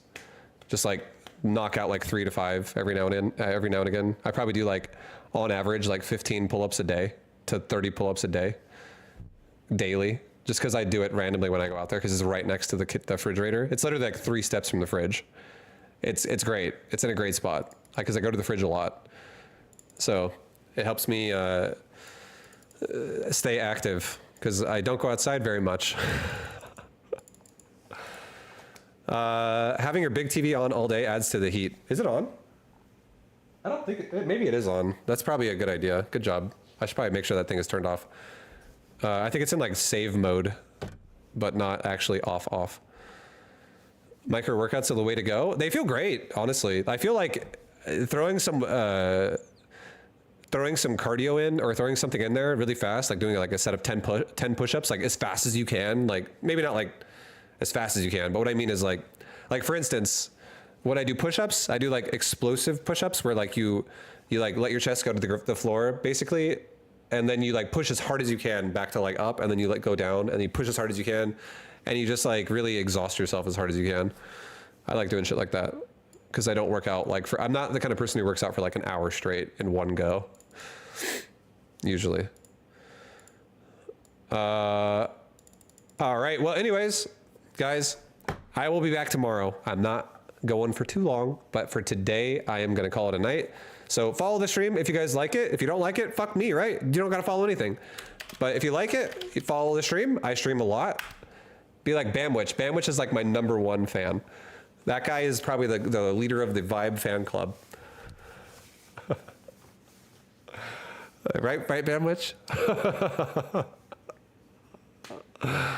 Much love, Vibu. Yo, thank you, Barca Barbarian. Hulk Smash, have a good night. Mon Capitan, Bamwitch, have a good night. Kevin, have a good night. Frequency, everybody else in the chat, have a good night, guys. I'm gonna raid somebody really fast. I'll raid somebody playing Battle Aces, but I'm gonna call it a night. So thank you for hanging out. Thank you for watching the stream. Follow anything that you want of mine if you want to. I'm pretty active, but I will see you guys again tomorrow around probably like noon to 2. I think I'm gonna do the same thing tomorrow that I did today, where I'm gonna play Last Epoch for a little bit, and then I will switch over to Battle Aces again. And I'm looking forward to playing the patch tomorrow. That'll be really fun. So if you guys want to see more 1v1 action, I'll be doing the new patch tomorrow with a lot more games then. I will see you then. Thank you. Have a great night, everybody. Have a great day. Appreciate everyone being here, and I will see you tomorrow. Peace, guys. Goodbye.